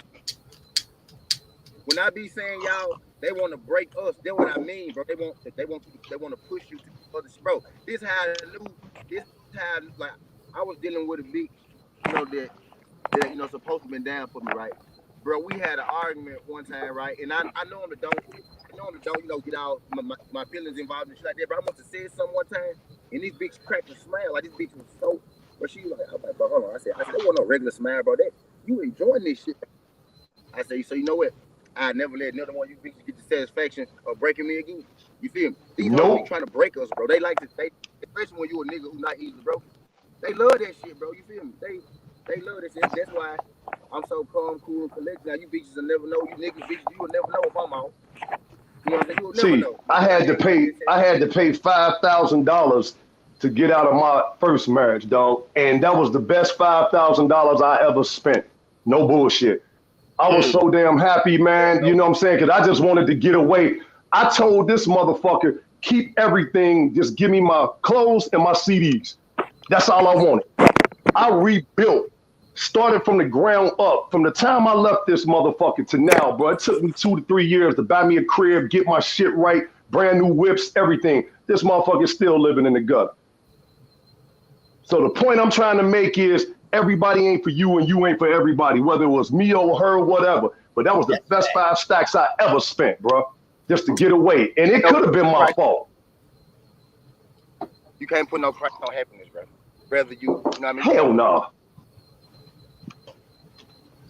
Hell no. So all that, let's try to work it out. I never, got to a point where I had to legally go into my pocket. Had a bunch of shit though. We had soul ties to a motherfucker where I had to, just step away from this shit for the betterment of myself. You know what I mean? No, what? Facts. So I ain't never had to lose, well, I lost a lot of money inside of the relationship like you did though, but I ain't never had to, experience that yet. And I hope I never have to, man. I hope I never have, because once I say, I hope that, it'll be the last time I have to see you, know what I mean? Yeah, I'm not one of them dudes that's gonna keep it moving like that. I want this shit don't work. I'm done. Fuck it. I'm cool. I'm cool, bro. Yeah, once it's a wrap, it's a wrap. Sometimes you have to know when to say, you know what, I gotta bail out. And that's one of the main problems a lot of people, men and women, have in relationships. They stick around and stay in when it's been over and you're still there. So you got to blame yourself because you knew when to get away, but for whatever reason, you choose to stay, and it's really detrimental to you. Now, when you finally get away from it, you all fucked up. You mentally scarred, battered, and everything. So you don't have a problem with trying to get close to someone or someone getting close to you, and you're gonna be a complication. You're gonna be so much of a complication that you're not realizing that, and probably then fucked up the best thing that you probably could, the best thing for you. A lot of people don't even know, man. They overlook their soulmate or the person that's right for them, and that person may be right. You being right for that person being right for you. So you gotta, once you get out of some shit, take your time, heal yourself first. Damn right. Heal yourself. Don't rush. The shit gonna be out there. You know what I'm saying? That once you get yourself healed to where you ain't gonna be dragging mental luggage with you and taking it on to the next person. They don't deserve that fucking energy until they show you that energy. Facts. And so a lot of people be fucking up like that and don't realize it. You see what I'm saying? Because they go rushing into shit too much, and the security guard is up too goddamn high and shit like that. Now you got this shit so overloaded that the shit ain't even working properly for your ass. Now you're blocking everything out, and you still wondering why you in this situation. You done blocked out a situation that was the right situation for you, but you just you can't just put up your security wall to where you can't even see over or through the fucking wall, dummy. Say it again, Chris. You can't build the wall so high to where you can't see through or over the fucking wall. Dummy. And then your third lens ain't working any fucking way. That's the reason why you made the dumb mistake with blocking your own goddamn vision to see what can be out there for you, what's trying to come at you. You got to blame yourself. These things, all these things, these decisions play major parts. And sometimes you got to understand that, you know what? Yeah, I'm tripping right now with this. You know what I'm saying? Every time I can't let my guard down. Your guard down is right now because if I wanted to tap your chin, I could. What do you mean? You can't let your guard down. You can't have your guard all the way the fuck up. You ain't gonna be able to maneuver, dum. Relax yourself. Get your mind right first. Get your courage and your confidence back up. Yep. Teach yourself how to use trust properly because that's what's wrong with trust. You motherfuckers don't know how to use trust. I don't have trust issues. The people that tell me I had trust issues, they don't even understand. You trust people by what they show you. You trust people by what they show you more so than what they tell you. And sometimes them shit's gonna match and sometimes they are not. So if you see that she's a promiscuous motherfucker and she hopping in and out of fucking cars and she go get it down, she might be knocking down 3 different motherfuckers a week or whatever the case. You get with that situation, trust her to do nothing but that. You can't trust her to be motherfucking Mary Jane, a housewife. That's not what she's showing you. So when you get close to that person, know that you are accepting what you see. So you trust a motherfucker for what they do, more so than what they say. Most of the time, that's what they are. So I can only trust a thief to fucking steal. I can't trust a thief not to steal. The fuck? That's not a trust issue for me. I know if I trust him other than what he's showing me, then that's a trust issue because you're doing it wrong. You're using it wrong. That's what trust issues is. Not that, oh, you don't trust nobody. Nah, bitch. That means that I'm trusting you the way I'm supposed to trust you by the way that by what you showing me. So since you can't maneuver on me like that, that's why you're gonna throw it back at me talking about you got trust issues. Nah, baby, I'm trusting you for what the fuck you doing. Bullshitting. That's what it is. You gotta trust a con artist to be a con artist. And remember the famous saying line for you men, you can't turn a hoe into a housewife. No, she gotta change herself. She only can change. She gotta change herself. And don't never say a hoe can't change herself. Because she can. She can. Crackheads can change themselves. Killers, drug dealers had changed them fucking selves. So don't act like a woman can't make a decision and say, I don't want to do this no fucking more. Who the fuck is you? Did you change anything, motherfucker? Hey, Crush, she can become a hoe of the streets to the hoe in your sheets. Bars. Exactly. I'm just saying. Exactly. Take bars. I'm saying they got to change. They want to change them. They can change themselves. Because trust me, a lot of women that's wifed up, they was hoes before. I know a few of them, but I'm glad they where they at now. And they ain't hiding from them. Motherfucker, they know they been there and done that. Yep. Some of them was there with them when they was doing it. That's why they still around. Because that person loved that person enough. That whole ready to be changed. And like, man, I love her, man. I know that. But besides what you seeing me knowing that, man, you think she disrespecting me. But she could be doing everything else. She doing everything right. She being her. But see, the motherfuckers on the outside don't know that you trust in the right way. They don't understand that. So they go, oh, he's stupid, this, that, and the other. Oh, she's stupid. Sometimes they are. But because that one thing you see that man or that woman doing to them, that might just be only that one thing, but everything else is fucking right. Why you think women stay with fucking goddamn men and husbands so fucking long? You know what I'm saying? Because they'd be like, oh, he ain't the greatest husband just because he's swinging dick around. But he's a great family man. He's a great father. You know what I'm saying? That's why they stay around so long. Yep. That's what it is. But they know now to trust that person for what the fuck they showing them. I got homies that con artists, man, and I know every time they come around the corner, when they open their mouth, they con me in some kind of way, and without even getting a dollar out of them. but the economy some kind of way. And I'm like, motherfucker, I ain't with that shit today. I knew you economy, motherfucker, but not today. I'm saying, don't be mad at the motherfucker. That's what he do. You know what I mean? If you're a smart motherfucker, man, the game of life is right there in your hood where you grew up. Every person then seen a little bit of everything. I knew a dude you couldn't let in your house. That was one of my homeboys.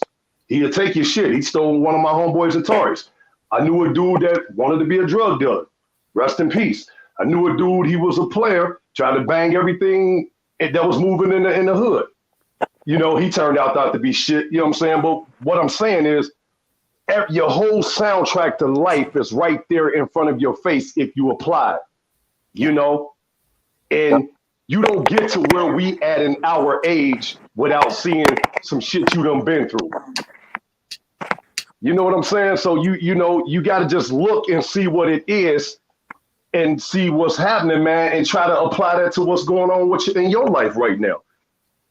And that's real talk. I don't know everything. I holler at OGs like Crush the OG. But Crush had an OG.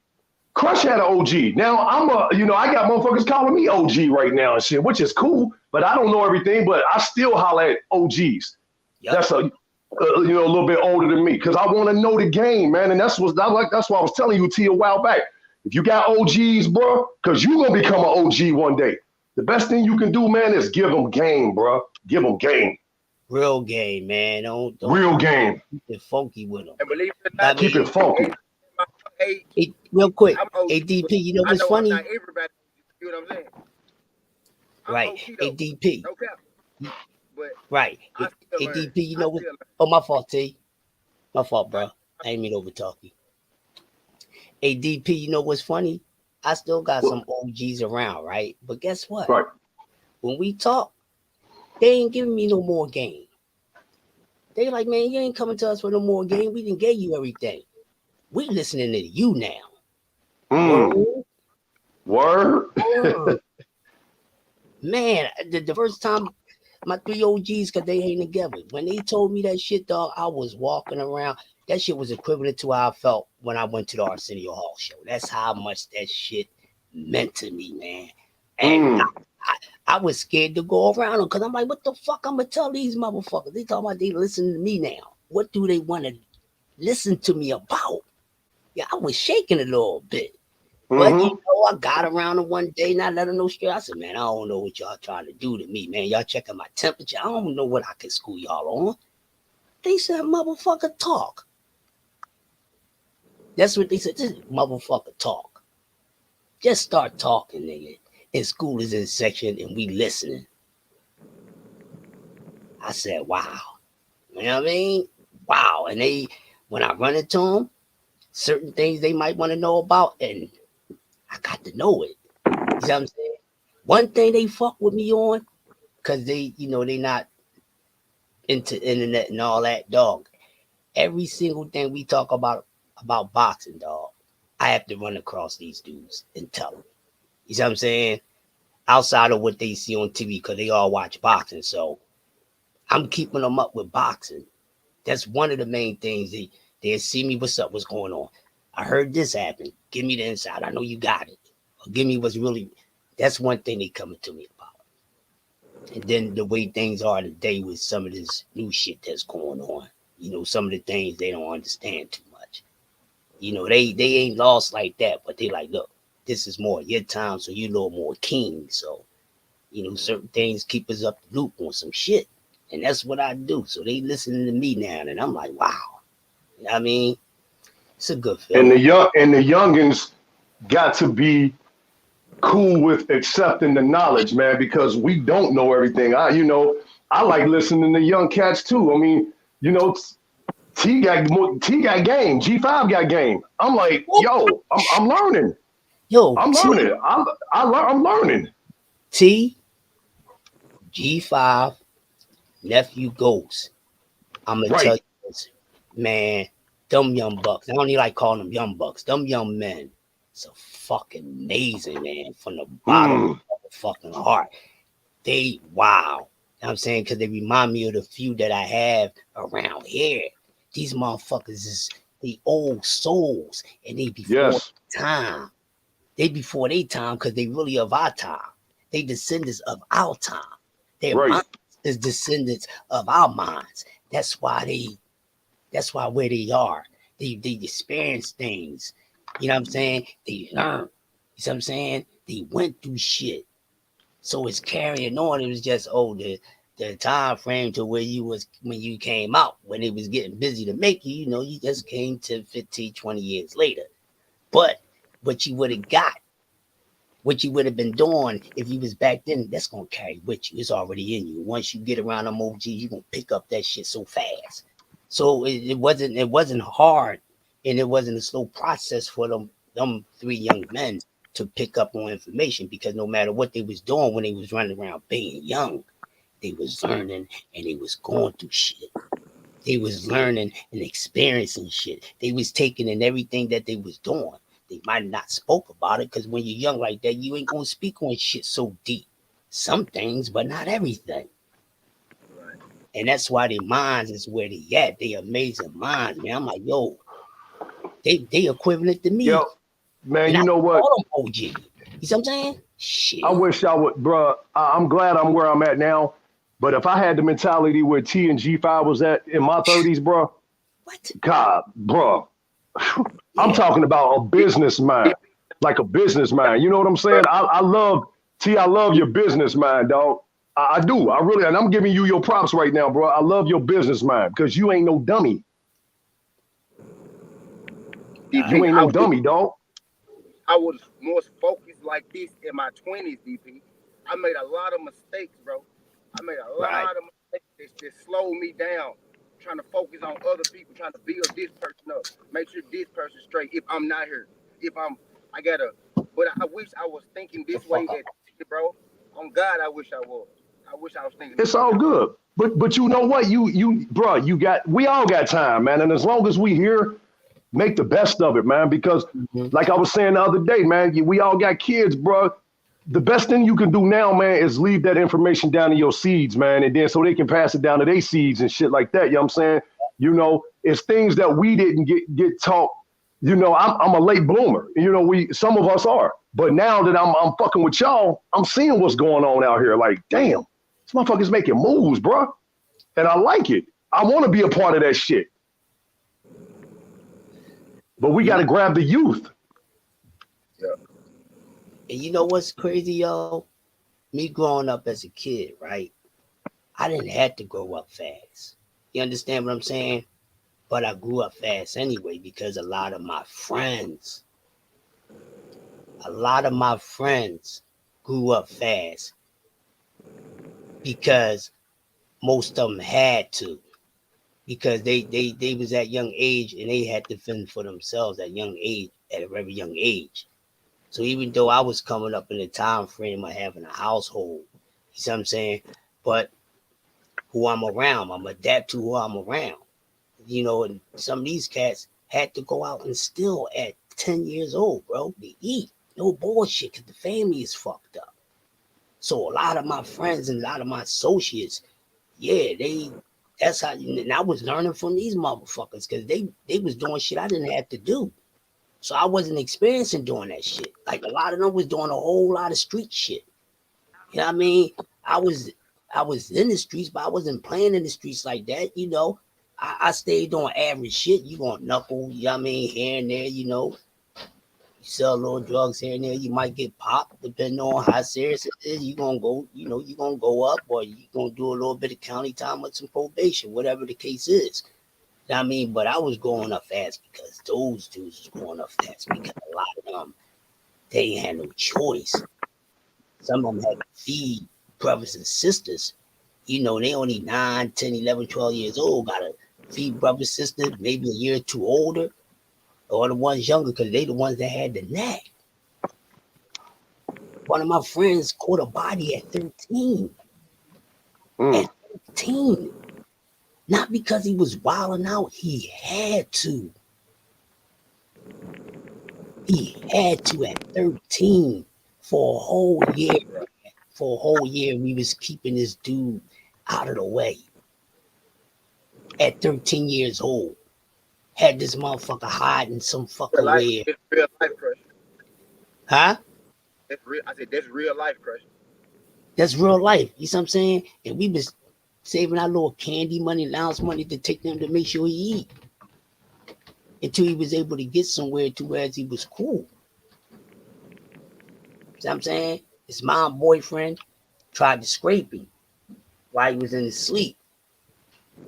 I mean, and his oldest brother was in jail, but he always left him a little 25. You see what I'm saying? Because they didn't like the mom boyfriend.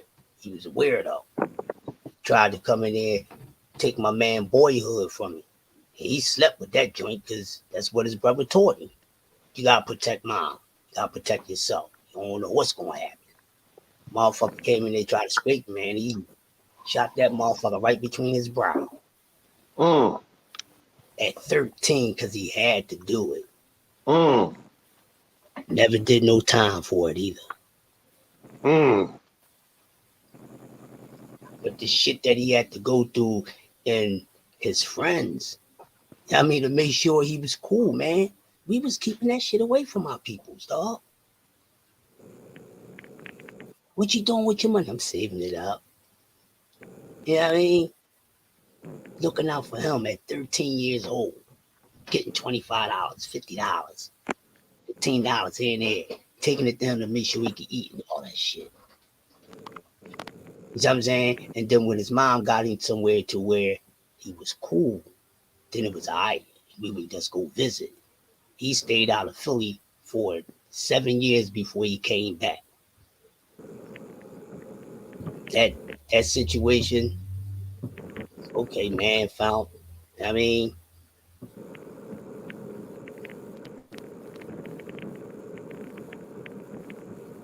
mom was on point. They knew exactly what to do. That's why they didn't get hit with no suspicion of it.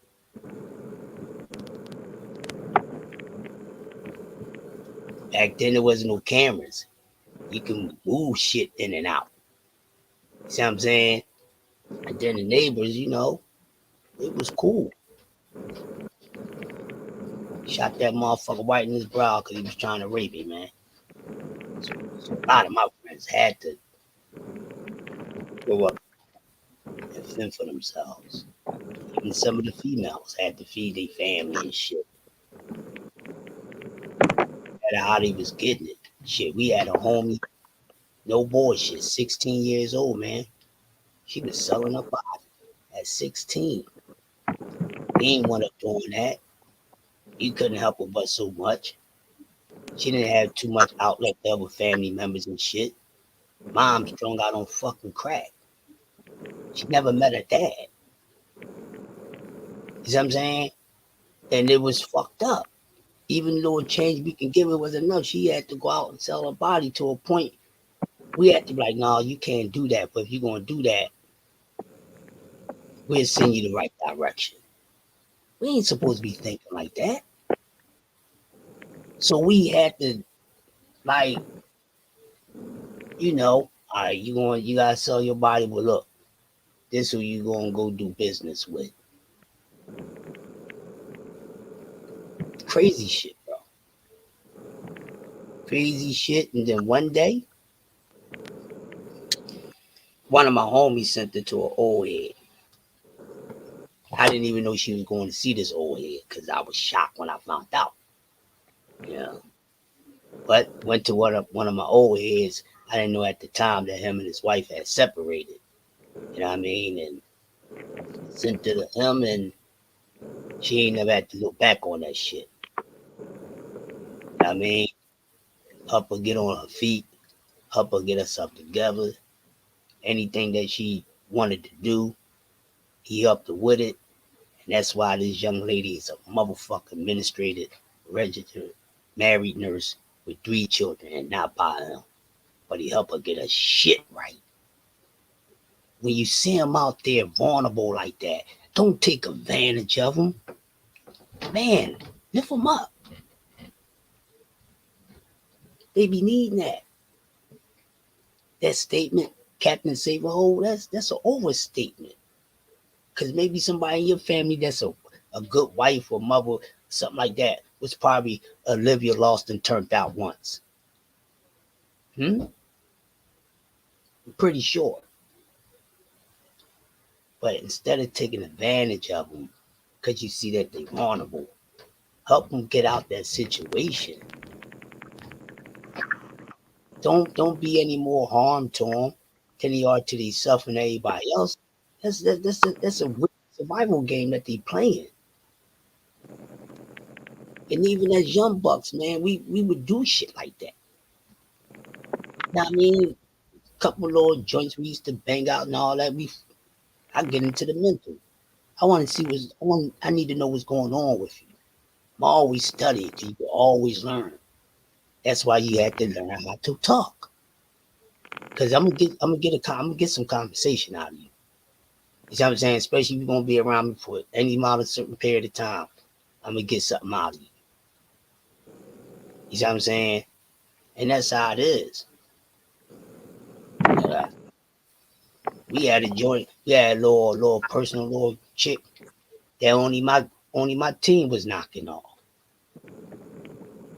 And one day she came over and I told her, I said, yo, you're not doing this no more. She was like, huh? So we ain't doing this no more. Sit down. She was like, you don't want to fuck? No, we ain't doing that no more. I said, none of that shit. You ain't having fun with us like that no more. We ain't gonna have fun in that manner. I like it. The shit ain't cool. I said, we young, we having fun, but yo, since you ain't gonna be no good years later right now. You see what I'm saying? Years later down the line, you ain't gonna be no good. I mean, you burning yourself out. You got to relax. Shit ain't cool. Get yourself together.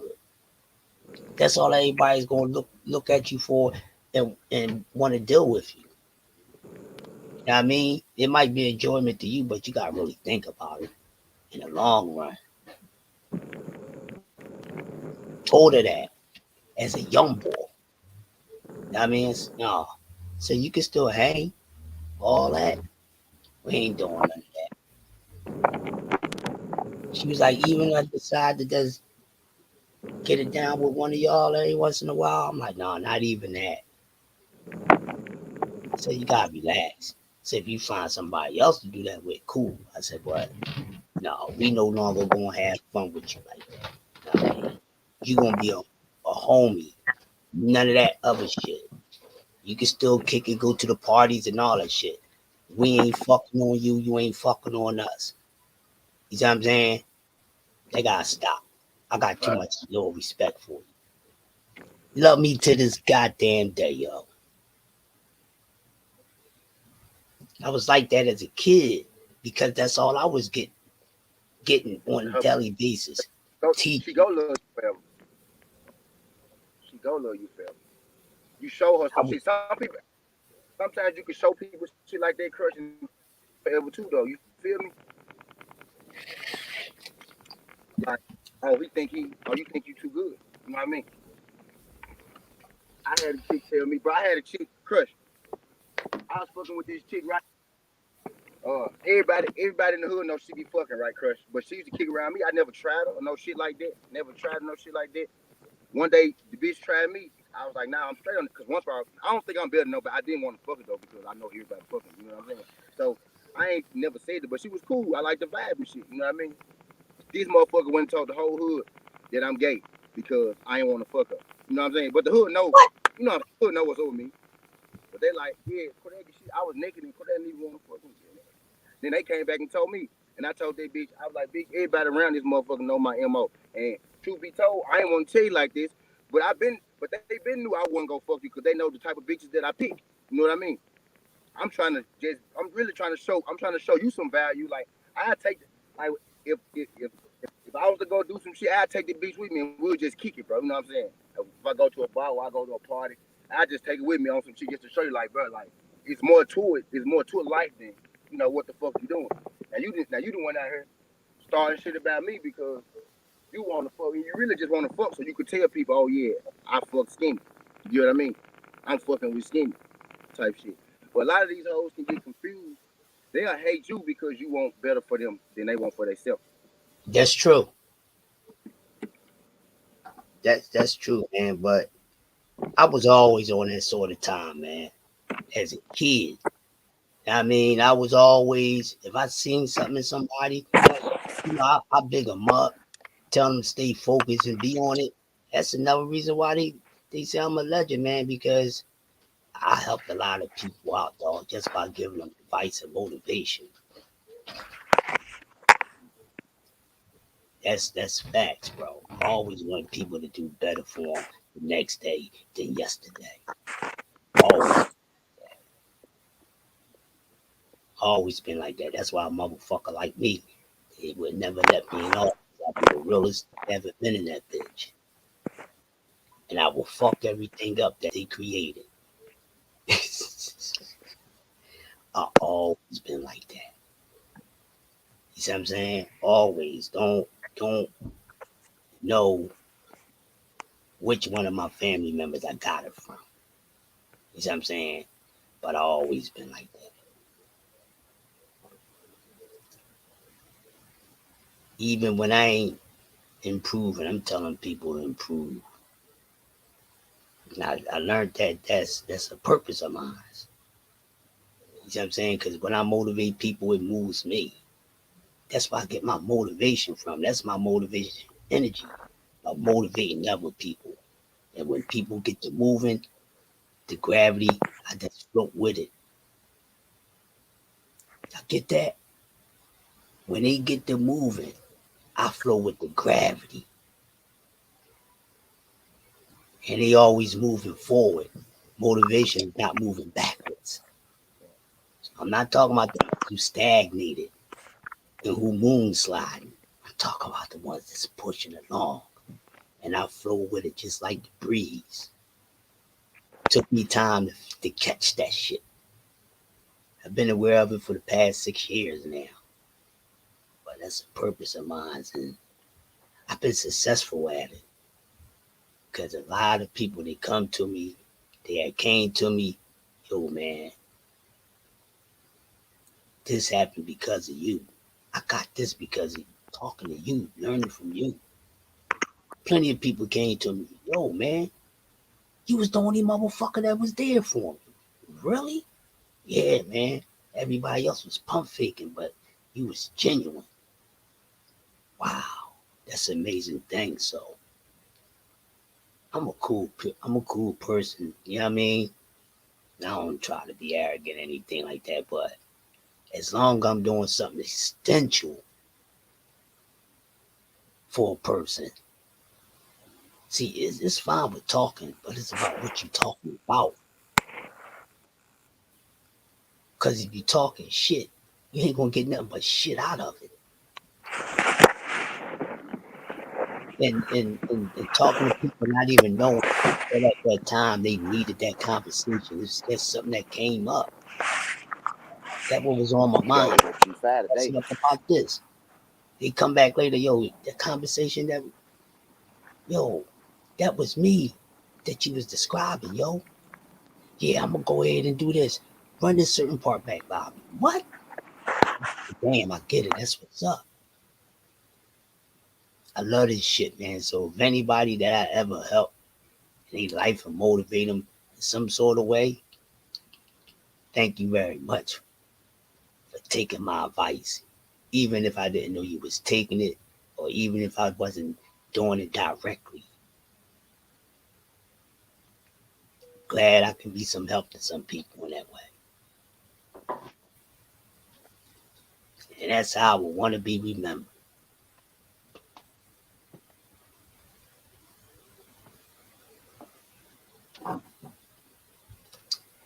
That's what they don't have now, DP. They don't have that today. Part of the problem. They don't have that today. And even though some of them was so damn hard headed, a lot of the old heads gave up. That's still around. They gave up. They doing it in the flag. A lot of the old heads gave up. It's a part of they part of the reason. Yeah, old heads, we are part of the fucking reason. Because we gave up on the asses. We're part of that fucking problem. why they running around the way that they are, because we gave up on them. Let's be real men and be accountable for that. Because I wasn't around for all of them. Some of them I gave up on. I did. No matter if I was correct about it or not, a few of them I gave up on. I ain't talking about the ones I didn't give up on. I talked about them already. So I hold myself accountable for the ones I gave up on. And I always did.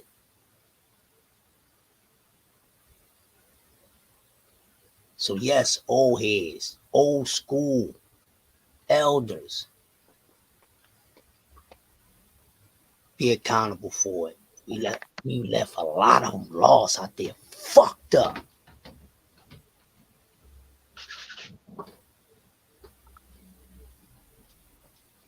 That's a fact, bro.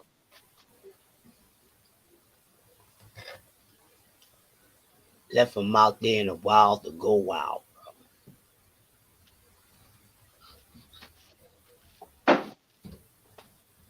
And to add more salt to the injury, how about the fucking ones who was entertaining them and doing this shit?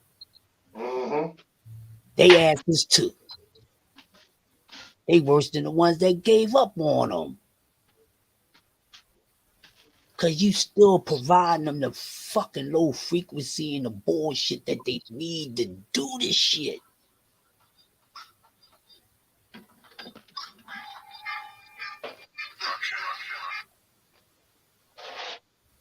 Hold on, son. We on a serious cook.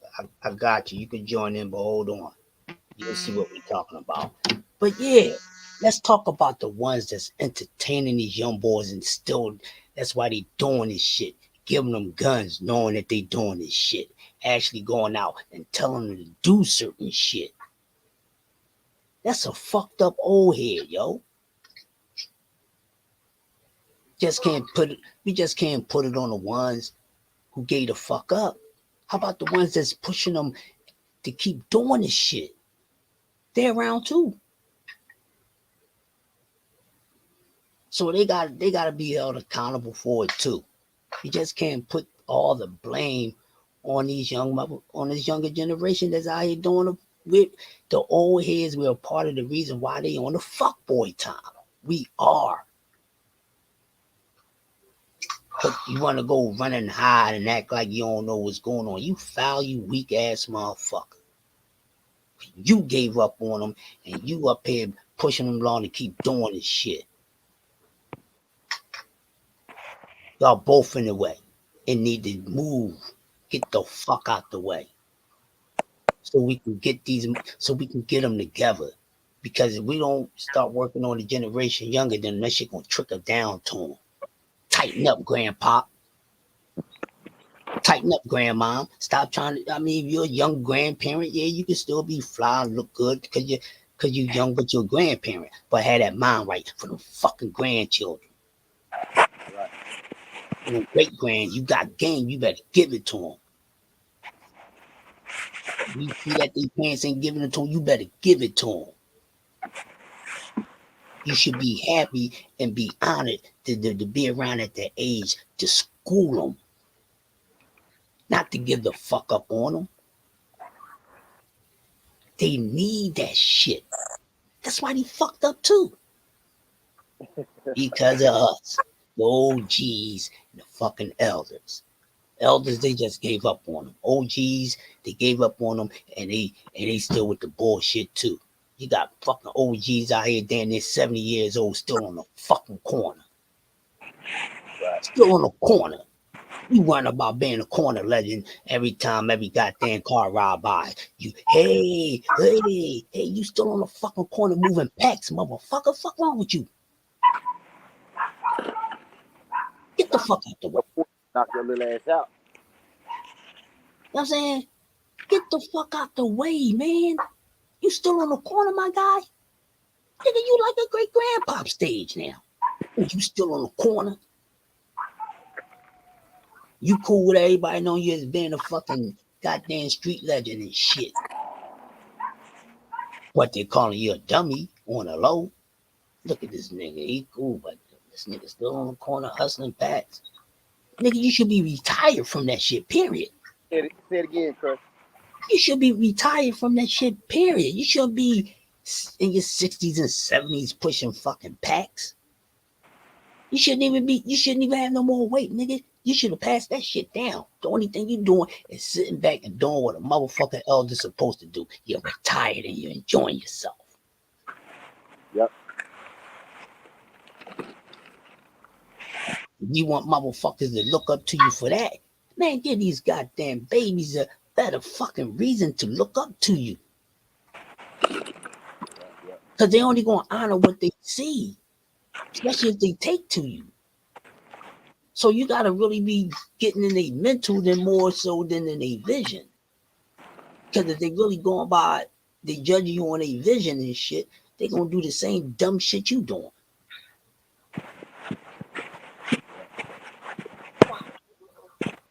It's facts, man. It's called a spade a spade.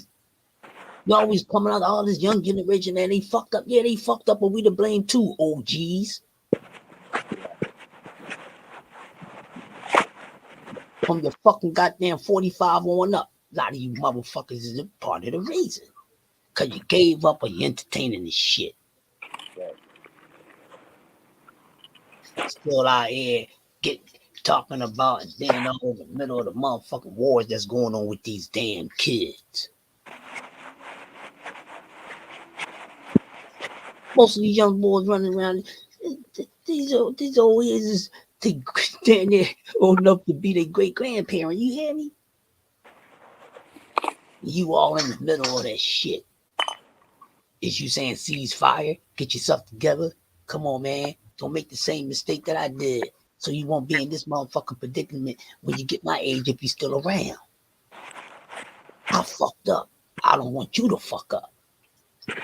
Okay, but stop giving them the motherfucking gas to the fucking engine to keep on riding on fucked up.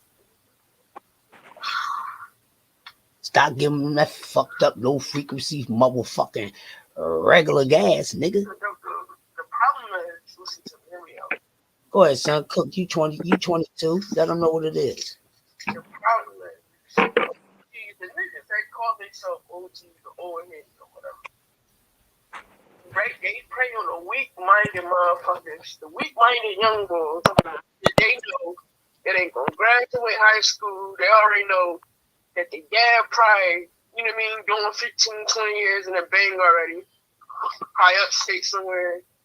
Then, if they dad did, so they really don't got like nobody to look up to in their family.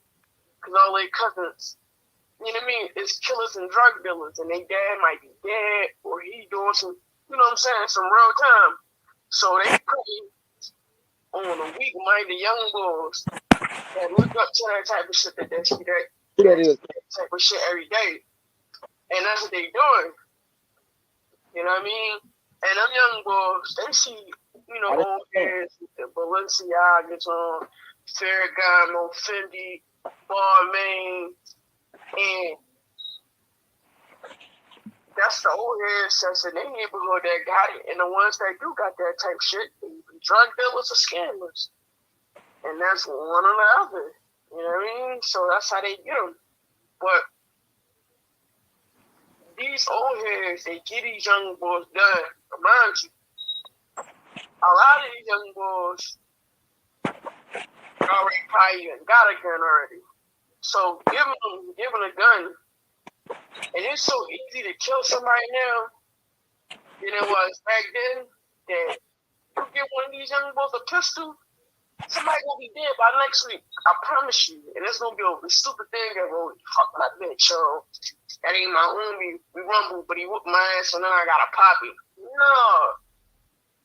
So these old heads, they be like ditching all this shit out to these young boys, have them going to war with other young boys. That it's like this, right? My man, old head, right, was going to war with niggas his age that's 45 and 50 from down West Philly. right? So he had my man shooting up the nigga's son, and he was going to war with. Mm-hmm. So these niggas be warring with people like beefs with old heads that had beef with other old heads from back then and don't even know this shit. Oh, when he told him, this young boy and the next young boy don't got nothing to do with it. He just related to the nigga that you was beefing with. So it's like a domino effect. That's like if your grandpa was beefing with niggas from 23rd Street and you from 25th Street, then his son, which is your dad, gonna be beefing with them same motherfuckers. Then you're gonna be beefing with them same motherfuckers. Then his son gonna be beefing with them same motherfuckers. So it's gonna be 3 generations gonna be beefing with them same motherfuckers over some dumb shit. And then these niggas not gonna even stop even think like ask their grandparents or their father, yo, why we beefing with these niggas? They ain't gonna say that and like, oh, cause he killed my man the whole time. It's cause he was getting more money than him back there. So now he feel like he obligated to kill them niggas. Cause they keeping a nut ass grudge going on. Good, yeah. Exactly. Yeah. Yes, my son 801, y'all. Yeah, y'all hear it now. I recognize his voice after a while. Fuck that. Man, like old man would have gave me a pistol and shoot and shot at a nigga that he was beefing with. I fucking ran the turn and shoot his point there. It's like, who the fuck you think you talking to? Right. Kill this nigga. And the thing is, first thing I'm gonna get out the way is you, cause ain't nobody about to put no battery in my vest. Like, and he come from a fucking DNA full of them. This is no bullshit. They ain't never pushed that shit on him. I mean, they just say, yo, don't never back down for nobody. Don't start that shit, but end that shit if you have to. He come from a whole lot of them. Cousins and shit, they ain't never try to, yo, man, go on this thing with me. They ain't never try to put that into them, man. And then if they did, he would have checked them. Because when my friends used to try to, they'll try you back in the day to see if you're going to do some shit or not. And I mean, that's another reason why I got respect, because I wasn't no follower. I ain't gonna do that shit because you doing it, nigga. That ain't my choice. Nah, I'm cool. Fuck out of here. If I gotta tell you a couple more times, I'm gonna tell you. If I gotta tell you too many times, I'm gonna walk away from you before we be fighting each other. You know what I'm saying? So yeah, but yeah, his peeps, his siblings and shit, cousins and all that, uncles, they ain't never put that shit in him. I ain't never put that shit in him. We don't roll like that. It's not the way we roll. I ain't gonna say do the opposite. We don't look for no trouble. We stay away from, but motherfucker, we ain't backing down for shit. If we got to do that shit, we got to go there with a fucking pencil, a pen, fucking knife, goddamn box cutter, whatever. We got to go there. We gonna go there. Whatever it's gonna be, it's gonna be. You gonna know I ain't with the bullshit. Leave me the fuck alone. And that's that. That's how we roll. I mean, we don't. Neither one outside is troublemakers, dog. But we wild the fuck out if we gotta go there. That's all. And then just going back to being a regular, respectful person. I mean, but yeah, they giving these young boys, they putting them battery packs in these young boys, man, for the ones that's doing it. And the shit is foul. Yeah. Crash dumps. You turn them into crash dumps. Yeah, skinny too. I got saying, bro. My OGs made sure I got some money, and most of these niggas OGs turned them into crash dumps. Yeah.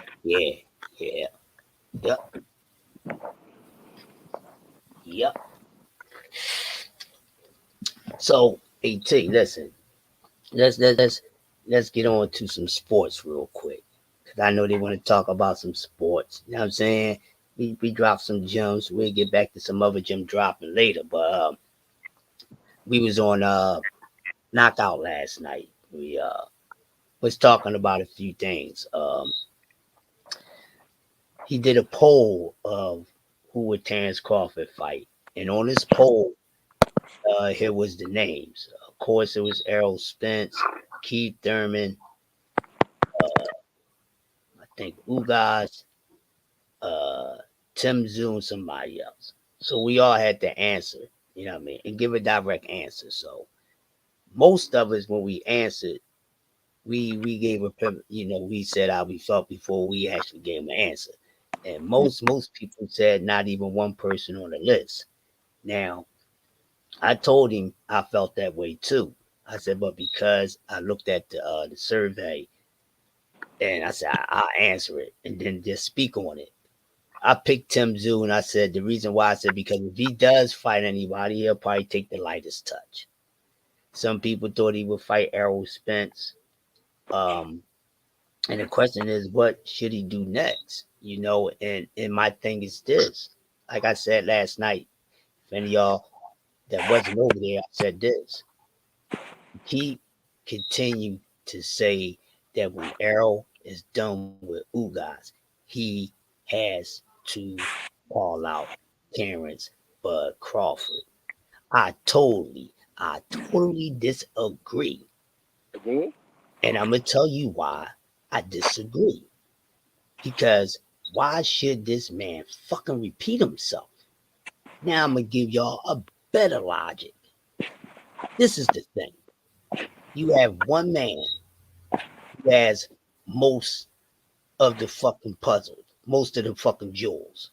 You have another man who has the final pot. Right? Why should the man who has 2 or 3 of the pots have to continue to pursue the motherfucker who has the last pot that's left?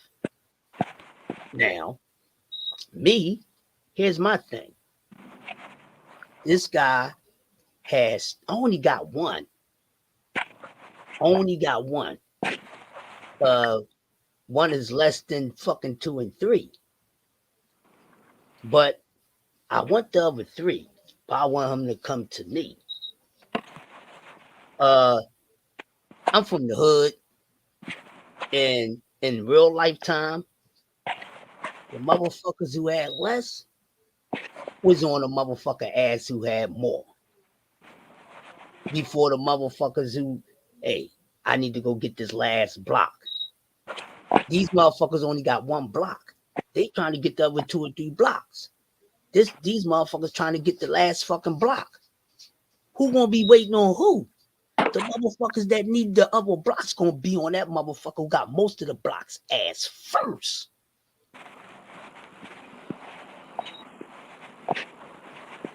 They ain't gonna wait until you get there. Cause now you lessening your chances of even getting the other 3 or 2 is out there. So you go pick down shit, and anything that's in the fucking way or you getting the other shit, you knock that shit down too. Right. But people feel as though that man should not have to do that. That man needs to fight someone. The man don't need to just be sitting down. I'm gonna tell y'all something. Sean Porter is not credible enough. He's not. You're not gonna get at me. I'm gonna throw it back at you. He's not. Sean Porter. He's not. Maybe at some point in time, but come on, he's not. It's still other shit left out there on the table. But you saying, yo, he shouldn't even go to the table and get none of that shit that's on that plate. He should just sit at that single table and wait for other motherfuckers to try to clean each other's plate and come and yell at him. He needs to do something. We don't know what he's going to do. We really don't. And then he's really stuck in a loop because he's burned out other names that's still connected to the same fucking. Come on. What is he really doing? We've been talking about accountability for one-time Bud fans, Bud sexuals. Be accountable. Be accountable and stand up and say, yes, my man is bullshit.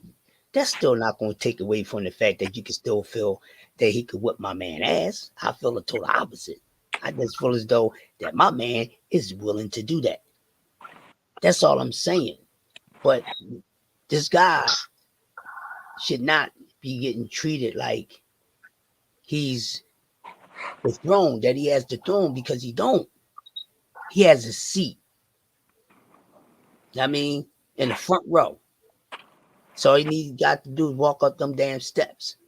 They ain't long like the Rocky steps. There's a couple of steps. Ain't gonna be head this shit. Got to do something. You see what I'm saying? He has to be accountable. We don't know what he's going to do. There's rumors out there saying he's signing with Pobellum. Pobellum ain't shit. They ain't going to be shit. You see what I'm saying? They connected to that 365 shit who's connected to the zone. So it's just another little branch of the zone on the low. You see what I'm saying? They doing some kind of business with him. So yes. Because that's who's going to network their fight. And still, if he's not a Pobellum, who the fuck is he going to fight? He's yelling out Mel Charlo. He's not going to be able to get Mel Charlo either. We know he's PBC. You understand what I'm saying? So the man got to do something. And y'all can't speak for him because y'all don't even know what the fuck he's doing. Right. Y'all don't know what he's doing. You know? Y'all. Yeah, fuck Charlo up. Okay, I ain't gonna even answer that, but you tripping. Fuck that man around. Fuck that man around. I tell you this, I'm gonna rub their Latins land, and I hope that happens. And I'm gonna tell you, like I've been telling you, that he would knock fucking Bud the fuck out. He will hurt that man. Bud every fantasy match. For real. The homeboy fight last. When last time he knocked somebody up? Who, Mel? Yeah. The fight before last. The fight before last, homeboy. And what was born name? Who was that man? Banana one. He knocked out Banana. It was Banana. It was Jason Rosario. It was Rosario. Banana. Which was a current title. That's all I'm saying. We shall. I don't understand why y'all think this dude is unbeatable. I don't understand why y'all think he's great. Y'all think he'd beat every time somebody come out about Terence Crawford fighting somebody, y'all automatically say, oh, he'll beat him. I ain't never heard no Terence Crawford fan say, damn, you know what? This is a 50-50 fight if my man fight him. And that's facts from you and everybody else. We talk every day just like I talk with them. I ain't never say a fight with anybody that fight Terence Crawford would be 50-50. I ain't never say 50-50. You already know who I said will be 50-50 Terence Crawford. No, I don't want that bias. Oh my God. I don't remember. This the last time I said it would be Boots. Oh yeah, Boots. Good, Boots. That's it. That's the only person I feel like that'll give my man some trouble. I mean, maybe Arrow too, but he said Boots. He said Boots. I feel like if him and Arrow fight, he'd be a little too much for Arrow. Okay. Of what merit? What fight has Bud fought that made you think he's too much for Earl? Yeah, answer that. What did he say? What fight has Terence Crawford fought that you think that he would be too much for Errol Spence? Go look at it. You gotta go back. Go back. To who? And look at. Go back. Just give us the name. I can't give you a name. What I'm saying and understand, bro. That's not a credible. No. Listen. Bud may very well be my second favorite fight. You're going downgrade the opponent like that anyway. Oh, you right there 140 and who this name and this name and nah, fuck that. I ain't about to do no. Hold on, T. We got him trapped, dog. We got him nervous right now. He said, I'm not nervous.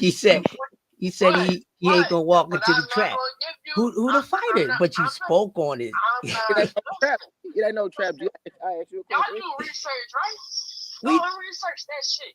We search what? We don't have to. We up on this shit. I seen them all. I'm trying to see which one you think. What I'm gonna say is, I'm not gonna give you an exact opponent because that's giving up too much information. Because what I can tell you. Because it ain't one. It ain't one. Once turn on them high beams, it ain't turning them motherfuckers up. Who he? Once the high beams come on, it ain't turn them bitches off. So that's what I'm on. That's what I'm saying. He said once Bud turns on his high beams, it's over for his opponents, right? But these Bud fans say all these things and they really can't break nothing down. So I'm gonna help him break this goddamn down because his resume is really pretty much shitty. So it's not hard to say that. You don't want to give a name, but I mean, there's no one that you can tell as to where you've seen Bud Crawford do multiple different things in the ring. He has not been put in a place to where he has to face adversity. You see what I'm saying? Outside of getting dropped by green beans and shit. Green beans, got caught up once he jumped back on his ass, and that was it. And it wasn't even an adjustment. He just got the fuck up and jumped on his ass. Jumping on somebody's ass is not necessarily a fucking adjustment all the time. You just fuck up and went straight at the motherfucker. You know what I mean? He was open for it. But it took him to get knocked on his ass to jump on his motherfucker when he should have been on his ass from the rip. So that gets the question about his data collecting that y'all be talking about, because this guy has been behind in all his fights until he caught his opponents. If it wasn't for technical stoppages, he would be having a couple L's on his motherfucking goddamn resume. And it's gonna come to a fucking point in time when he ain't gonna be able to get nobody out of there, and he gonna Exactly. He ain't gonna be able to be able to get somebody out of it, because it's gonna be a motherfucker out there that's gonna eat that shit. Gonna be like, nah, bro, I ain't going nowhere. Now you behind on these motherfucking rounds, nigga. You down. And you ain't got enough rounds. You ain't got enough rounds to win, nigga, to catch up. And guess what? I ain't going nowhere, nigga. And I'ma still be on your ass like I've been on your ass. And I'm even get on your ass more, because you done opened your ass up to get knocked the fuck out. Because now you're in panic mode. You're going to try to go mano a mano, and then you're going to get fucking clipped. And now you're going to be down on your ass bag. See, because everybody always talking about, what if this person lose? What's going to happen when Bud beat this person? What's going to happen when Bud beat that person? Y'all don't never say, damn, what if Bud fucking lose? I can't wait to see this. We keep it real about Earl. We know Earl can take a fucking loss, but until then, we ain't got to worry about that. You know why? Listen. No, I tell you what you did here. See, we keep it on the opponent. Know what I mean? We keep it on the opponent. We don't be on that other shit. Know what I mean? And like I told you before, the only person I thought that can beat Errol Spence is Bud Crawford, and vice versa. But I more so lean towards it's more of a possibility that Bud Crawford would lose to Errol Spence. I don't know about that. Because I've been watching. You're a Bud fan. You should be paying attention. Your man is really one-dimensional. He's really one-dimensional. He's really one-dimensional. I pay attention. Why your man start switching up? He can't even switch up no more. He was never really a switch hitter. He ain't been switching the fuck up. What he gonna do when he get in front of southpaw? Listen. He don't gotta switch if he don't have to switch. He don't have to switch. Once he in front of a fighter that he know that's not that great, or which is every opponent he ever had. Fuck this man up in orthodox, I don't have to switch. Switching is only to fuck up an opponent that's still bringing it to him. That ain't slowing down. Why would I switch against a nigga that I'm whipping his ass in orthodox? Why? Because maybe that person that he's fighting fights orthodox more than he fight southpaw. No, what that is, I'm gonna tell you what you're saying. I'm gonna correct what you paraphrasing, and you just told us something. You just told us something. I want you to realize what you just told us that we've been speaking on. Now, with that being said, he hasn't faced anyone to where he has to switch, meaning that the level of opponent that he's fighting hasn't been good enough, or just ain't good enough to make him face adversity. And that's the thing. He's going to wind up facing someone when he's going to have to adjust. You just answered my question again. He's never faced anyone where he actually had to adjust. He just wound up catching them. Yeah. If Sean Porter would have switched this shit up because he was down on the motherfucking cards against Sean Porter. We know Sean Porter comes the same fucking way. And the only thing he had to do is like, he gonna come the same way, and I'm just catching this time. And that's what the fuck he did. That's not switching up. That's not switching up. Because he had to switch up because the motherfucker still coming the same way. It's just about a matter of timing. Just like when Tank Davis finally put motherfucking Leo Santa Cruz on his ass bag. He was catching him with it, but he ain't catching at the right time to put him down. And once he caught him at the right time to make him feel that full-fledged power, Santa Cruz went down on his ass. That's why it's about timing, people. It's about timing. So y'all praise this guy, and then at the same time admit that this guy didn't have to do anything because not because he's that good. It's just because the opponents that he has faced ain't been good enough to make him switch up, to make him face adversity. We've seen a lot of guys face adversity that's much better than Terrence Crawford. And I'm not even speaking on anybody that's fighting right now. I'm gonna take it easy. I'm gonna take it easy on that. But like I said, none of these dudes is is in the same motherfucking stratosphere as the generation before them. I'm gonna say it again, and I've been saying it. No. That's what that is. Because if he was back there, he'd get his ass tapped. I'm agree on that. Because I ain't even going in far the hard way out of the last generation. I disagree on that. I think if you stick Earl Spence and those 4 things, he gonna get him a win, bro. He gonna get him a win. He would beat the dog shit out of damn Keith Thurman. He'll walk through Sean Porter like no other. He'll fucking listen. Bro, he didn't walk through Sean Porter. Who? Bud didn't walk through Sean Porter. I didn't know. I said Juan Man Marquez will run through Arrow. He will run through Bud. He will run through Sean Porter. He will beat the dog shit out of Keith Thurman like no other. I didn't say Bud. I said Juan Man Marquez. Marquez would lose the Arrow. I don't necessarily agree with that, bro. No, he would not. Marquez. I don't agree with that, bro. He ain't running. He not Prime Marquez. Prime Marquez and the Prime Spence. Now, which weight class though? So you got to think about that. What I'm saying is, bro, if Earl Spence fight 6 of them niggas from y'all day, 2 of them niggas taking L's. What y'all talking about? At least about 2 of them, yeah. 2 of them niggas taking L's, bro. Yeah, 1 of the 2. About 2 of them. The rest of them, you know what I'm saying? But this, y'all prove again that this guy, we haven't really seen him at his best yet because he hasn't faced anyone who has made him put his back in the motherfucking goddamn corner. Yeah. And he maybe did face him, but at the time where he faced them at, they weren't worth shit. Exactly. Because he has 4 guys that wasn't in any problem anymore. It's just the facts. We can say that about Manny Pacquiao. We can say that about a few motherfuckers. He on the list too.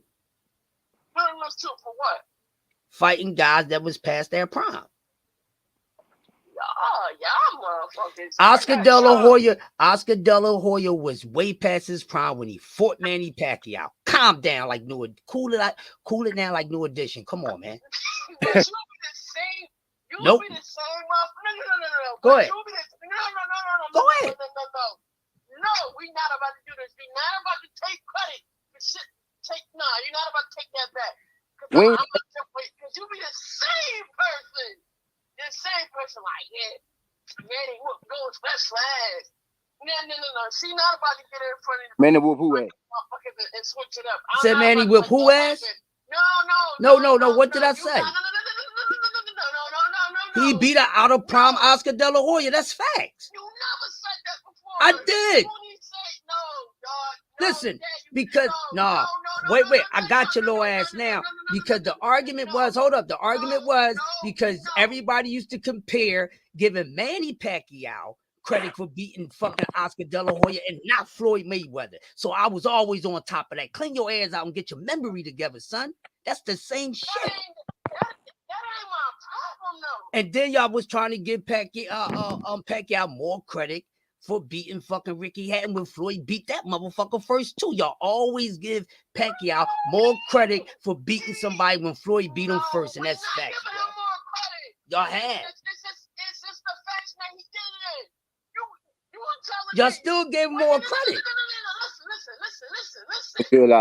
Listen to me. Why you getting mad, man? You gonna pop a vein? So you saying that knockout wasn't one of the illest knockouts in a motherfucking time when he stepped over to that left and swung the nigga around and cracked him on his chin and he stressed out like a fucking limousine. You gonna tell me that wasn't the best knockouts ever? I'm not saying it was the best knockout, but how y'all gonna not give Floyd a person credit for beating him first? You talking about y'all. I'm not dumb. Or you was doing it too. No, it's not. That's why you started laughing. You was doing it too. Along with you saying he beat him in a better fashion. You said both, Ski. I said Huh? Pacquiao got his ass out of there in two. I'm a fuck He got up. out there and won because he dropped him 3 times in the first round. What do you mean? Okay, but Floyd beat him first. How long did Floyd take? It don't matter. Did Manny do that to Floyd? That don't matter. They fought each other. Did Manny do that to Floyd? Did Manny do that to Floyd? We know that Manny did it faster. So what? But did Manny do that to Floyd? Did Manny lose to Floyd? Floyd didn't run. He ain't run no fucking way. Your man made an excuse to say that he had a rotary cuff. Your man made an excuse and said he had a rotary cuff, but at the beginning of the fight, he had both his arms up. Cool it now. Come on, man. My son is the ultimate pack tart. You see? I like That's why Manny. you're bisexual too. I like you understand? They go hand in hand. For 15 years, he went into that man, got slower and got less power to fight that man. He did. That man is a punk out before that's in his prime. Yo, your man didn't want none of that smoke. Your man ducked him for years, motherfucker. They're gonna turn around and say, I don't want to do this vital testing. Oh, you can't take my blood. I'm afraid of needles, but this motherfucker got tattoos. What are you talking about? No, oh my gosh, nothing. Your man said he's scared of needles, but he got tattoos. I don't want to do the vital testing. What are you hiding, my man? What are you hiding? That's why it took so long. Why are you hiding? Then he turned super petty and then tried to sue the man for defamation. Then he tried to sue the man for defamation. Ain't you the same motherfucker that don't want to get that vaccine because you don't know what the fuck they injecting in you? That's a different thing, dog. That's a different thing. Because that's you out. And you the same motherfucker that tattoos too that say some more bullshit like that. You the same person. I don't want the vaccine because I don't know what the fuck they injecting into me. What are you talking? That's Vital testing and the vaccine, 2 different things, man. Yeah, son. Vital testing for fucking goddamn illegal fucking goddamn enhancement drugs is totally different for some shit they trying to kill you with. The man refused to let motherfuckers take sample of his fucking blood because he had some shit in him. That's too many. That's 2 different things. That's the most horrible thing I heard from an intelligent person. That's 2 different things, my man. That's a bad joint. Well, I'm not getting tested for no fucking performance enhancement drugs. Motherfuckers trying to shoot shit up into me so I can mutate years later. Motherfuckers dying off that shit. They ain't the same thing. That motherfucker go to the doctor, don't he? He got to get blood drawn at the doctor. But because he didn't want these motherfuckers to stick a needle and get in front and come up with an A and B sample, he come out and say, I'm afraid of needles. But you go to the doctor and you got tattoos. They not trying to put something in him. They trying to see what's in him. That's 2 different things. We ain't no athletes. Come on, man. Your man was scared. The boy was blood dosing for years, my guy. And we still getting this motherfucker credit. We don't even eat him up for it. I fuck with Manny Pacquiao, but I keep it real. None of them niggas like Floyd and all them old punk ass niggas, you won't never ever say that because them niggas did a whole bunch of punk ass shit. What Floyd do? What Floyd do? Behind the cameras, What he do? Y'all come up with this shit, but it's no facts. Y'all coming up with theories with no facts. Right now, he's doing something right now that we always talk about. What is he doing? He not boxing right now. What you talking about? What is he doing? Hear me out. Hold me down. Hold me down, Chris. Hold me down. Right now, in this generation, that can be fucking undefeated. And they want to, and boy got one little motherfucker. Chris. And he ain't So I got letting you. that man fight nobody. Yeah, Chris. He's not letting him fight nobody. We know this. What are you talking about? We talked about this last night. Take my guy. What do that got to do with Manny Pacquiao fucking not wanting to take the VADA test? You moving the goalpost. We know. Listen. You saying stuff, but when What do that got to do with Tank Davis? Now we switching to Tank Davis. I'm not switching to Tank Davis. I'm just shining light on me with the bullshit that y'all let go for over 20 years, and he's still doing that shit right now. What is he doing? What? He's interviewing in that man's career. Wait, dog. Wait a minute. We gets on that nigga all the time. What the fuck is you talking about? How many times I told you? Keep it real. How many times I told you he's a fuck boy outside the ring? You gonna try to make me into a liar, and I tell you this all the time. He's a fuck boy outside the motherfucking ring, and he's a fucking attention whore. I don't fuck with Floyd Mayweather on the way he doing fucking Tank, and you know that shit. None of us do. We eat his ass up all the time because he's an attention whore. We real over here, son. What the fuck you talking about? We don't support Floyd Mayweather. He ain't doing Tank Davis right. I've been told you that. I fuck with him inside the ring for his career, his fighting ability and all that. I don't fuck with that nigga as no promoter. You know that shit. We don't fucking support Floyd on that shit over here. That's the wrong channel, son. Not over here. Not with your pops. You know I keep it real. I told you how many times I had you laughing, dog, about roasting this nigga that he a fuck boy. That nigga is a fuck boy. And like we talked about last night on my man Knockout Boxing, when you called, I was on a hot live. That's why I answered your call. And the question was asked, what should Tank Davis do? Get the fuck away from Floyd Mayweather. He don't need him no more. That's what Tank should do, so he can go out there and whoop everybody's ass that he want to fight. Fuck Floyd Mayweather, man. He should knock out Mayweather and then leave his punk ass. That's what I mean, that too. Somebody need to do something to that motherfucker because he's a piece of shit as a promoter, dog. We don't support that nigga on that shit. Listen, Floyd playing to make sure, and this might be fucked up. No, it's not fucked up because we've been eating his ass up. Listen, his plan, right, is to take these fighters, right, give them money, put them on. He just want to pay him, bro. He just want to give him a check. Listen. Put them on pay-per-view, right? So 10 years, 20 years down the line from Tank career, right? Oh, he's the greatest fighter of all time. Then for Mayweather, the old punk has to come out and say, well, he didn't fight the competition that I fought. He just been on pay-per-view, and he don't got that many pay-per-view subs. And that's exactly what the fuck he want to say. And Haney took that's what he doing now. We aware of that. Exactly. Haney took heat of that shit, and he fucking went and created his own fucking company with fucking his own. That's what he's doing to Tank. And I say this all the time, but motherfuckers like, nah, Floyd wouldn't do that. Yeah, just because he give him all his money. He just giving him a check. He ain't trying to help that man with his legacy. We talked about that shit last night. We don't fuck with Floyd. We do not support Floyd Mayweather on what the fuck he doing to Tank and all that fuckboy shit he do out the ring. The only time we talk good on him is when he was in that motherfucking ring, because that's the only good we could talk about him. I fuck with Floyd. I fuck with Pretty Boy Mayweather. And you know, Money May is cool. The Money May outside the fucking ring is horrible as fuck. Stop trying to be puffy and always being in his post-fight interviews. Let that man talk. Nobody don't need to hear you talk. Everybody know that you take the sign to TMT, nigga. How many times you got to repeat that to us?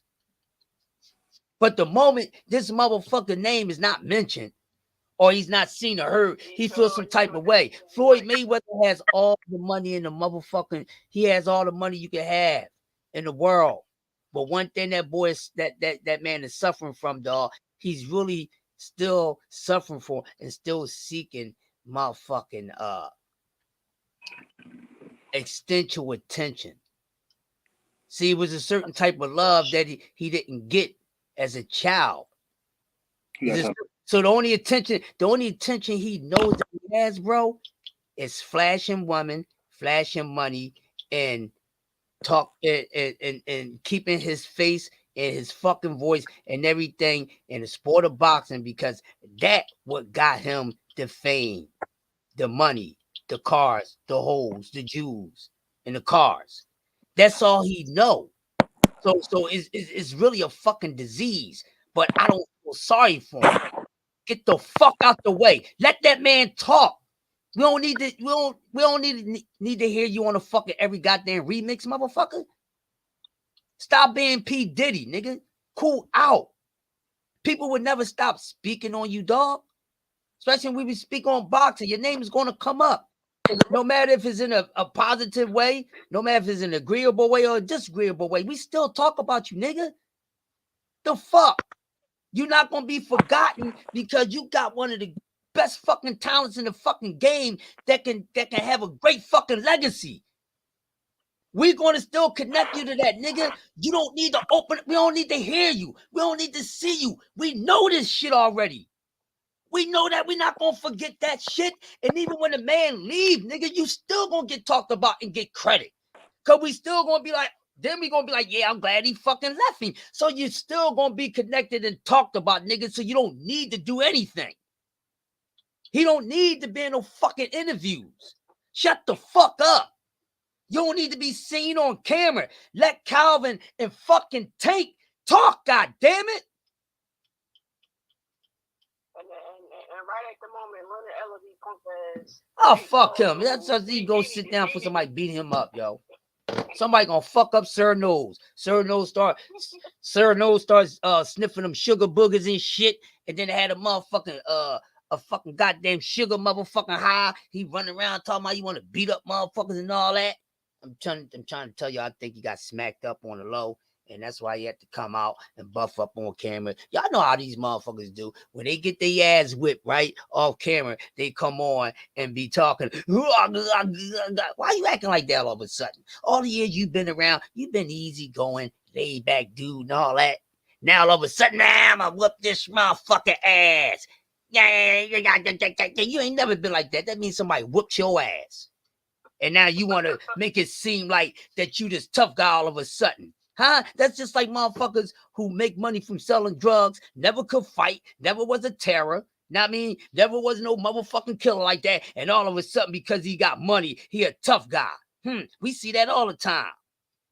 Well, you was just cool when you first came out, homie. You was cool. You was cool when you first came on the scene. Your first couple singles and albums. You was a laid back cool dude. Now you all tattooed the fuck up. You dyeing your hair all these different colors. You putting motherfucking jewels in your fucking teeth. You running around talking about you smacking motherfuckers up. You get into all type of fucking bullshit. Tupac! God damn it. Goddamn Tupac ass motherfuckers.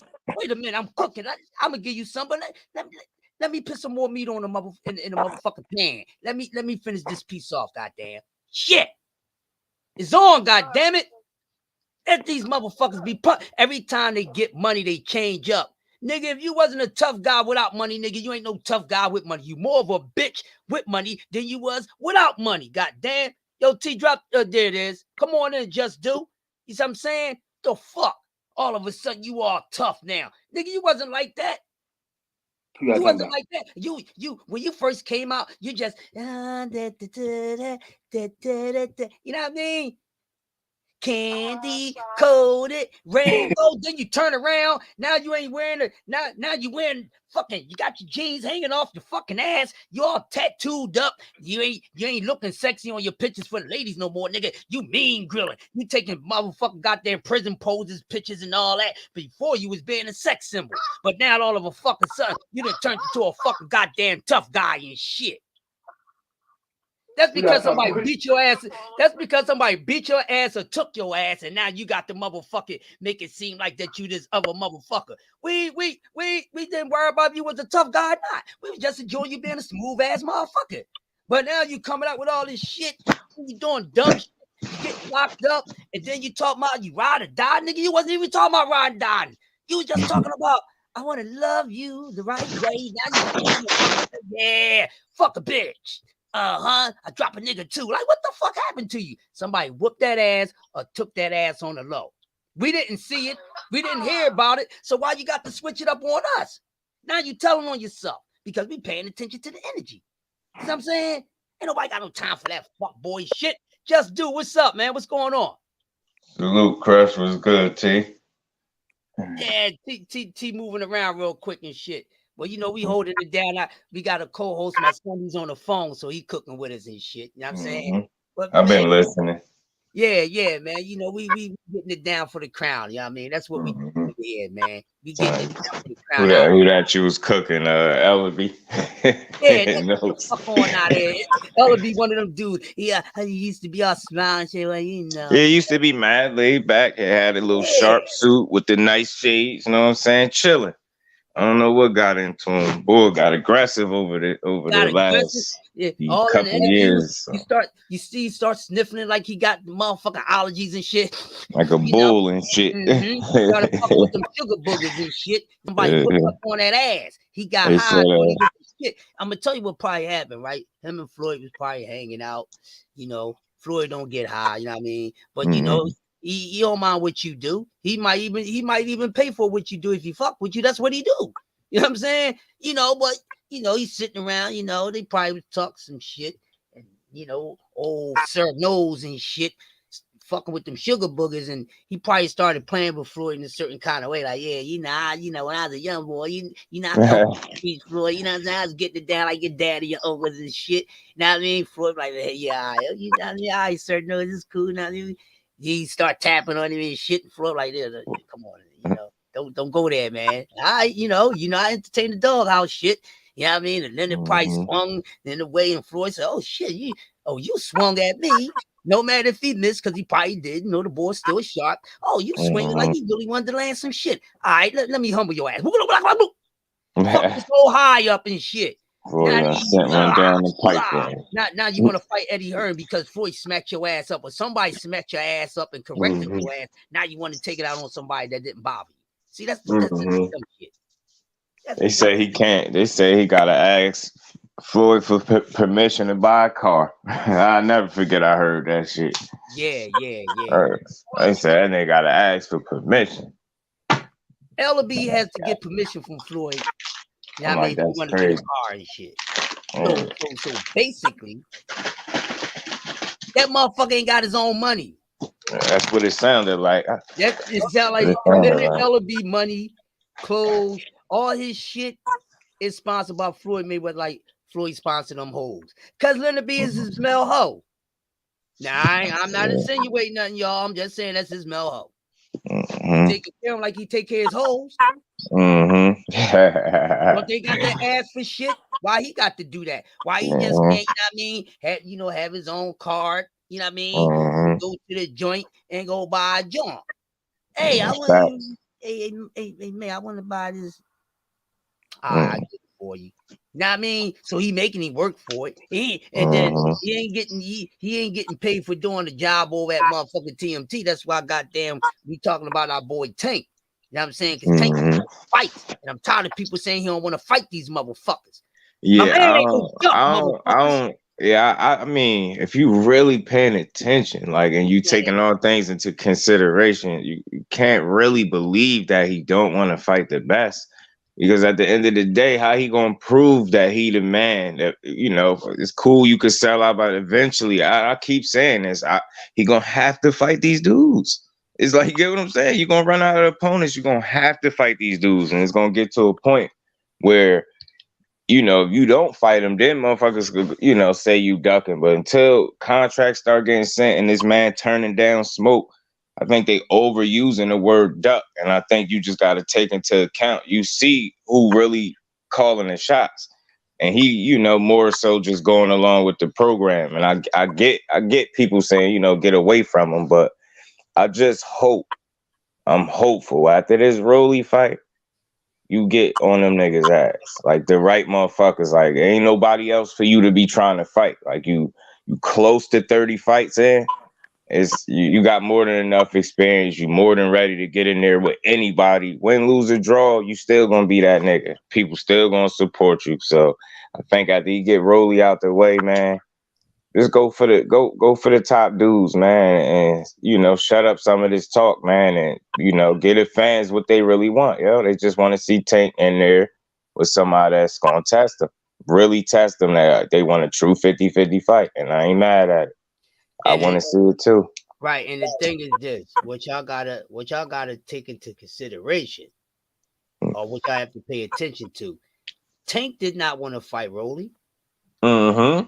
Not because he was ducking him. Exactly. Tank did not want to fight Rolly for the same reason we didn't want to see Tank fight Rolly or Isaac Cruz.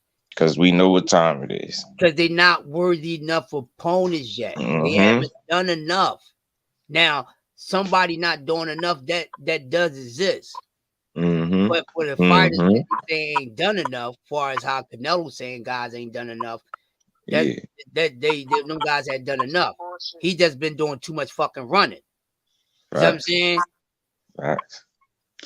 If Demetrius Andre being a two weight division champion ain't doing enough, then I understand. Like I'm not understanding. But I give him a pass for the Beagle joint because undefeated champion. It's hard to argue there, but I doubt many people really care about a trilogy with him and Triple G. I mean, I just doubt it. He older. That shit probably gonna get worse for him in there. I just don't see him no scenario where he knocking Canelo out. So, that's his best bet to win. He gonna come in there trying to box because he got that trainer that what was dude Jonathan Banks? He with coming in there trying to be, like Abel Sanchez said, more of a boxer than a destroyer. Like you come and hurt shit. Don't switch it up now, bro. And if you're not coming to hurt Canelo, unless you Floyd Mayweather or a couple of these other dudes, you gonna get your ass beat. Going in there trying to box. You gotta come in there and try to hurt that dude. And I'm just sick of this. I have no respect for Canelo Alvarez. No, I'm with you on that. The jumping of the weight classes and not fighting the top. Constant running and ducking because he has been doing it. This has nothing to do with the fact that the motherfucker can box. I'm talking about that. I'm talking about his heart. And very well, which is why we want to see the fights. That's what I think people missing that. Exactly. You got people who don't fight really good, but they got heart to fight. Exactly. All the heart in the world. Would you rather have a motherfucker who got skill but no heart, or a motherfucker who ain't got much skill but they got the fucking heart to go out and give it they are and try to fucking win? I'm gonna take that motherfucker because long he applying the right shit. Someday and you can always work on shit and get better. Exactly. But if you ain't got no heart, if it ain't in you, it ain't in you. And it's sad that he moving this way and people don't understand. Everybody want to call him the face of boxing. He held to a certain standard, and people want to see him in there with the absolute best. And I think they missing the fact that we look at these fights as like 50-50s. We're not saying Canelo gonna lose to all these dudes. This is why we want to see the fights, though. But we know those are going to be the most competitive fights, or at least that's what it looked like on paper. If you going in there being the face of boxing and you keep going up against people that, you guaranteed to beat. I mean, I know it's the sport of boxing. I get all of that. But let's be real. You going in there with people that we know he going to beat. And we just want to see a more 50-50 type of deal where, somebody going to come in there to win the same way he coming to win. Not come in there and get punched on for 12 rounds until your arm look crazy. A la Callum Smith. Fucking shit like that. Nobody want to see that. Abney Yildirim, a nigga that Eubank knocked out in 3 rounds. Don't nobody want to see that. And he got to understand that shit. But like I said, with Beeble, I understand the Beeble move is respected. Right. And like he said, you can teach skills, but you can't teach heart. So that's why I say I'd rather have a cat with heart, because you can teach him skills. I mean, a man ain't got heart. He got skills with no heart. He's a waste of skills. Wasted talent, man. Ability and wasted talent because he don't have no heart. Talking about they fight each other and then I fight the win. What, man? You don't call a shot since what, man? Who the fuck you think you are? If they like everybody fight each other, then you fight one of them. No, fight all them niggas. You bad.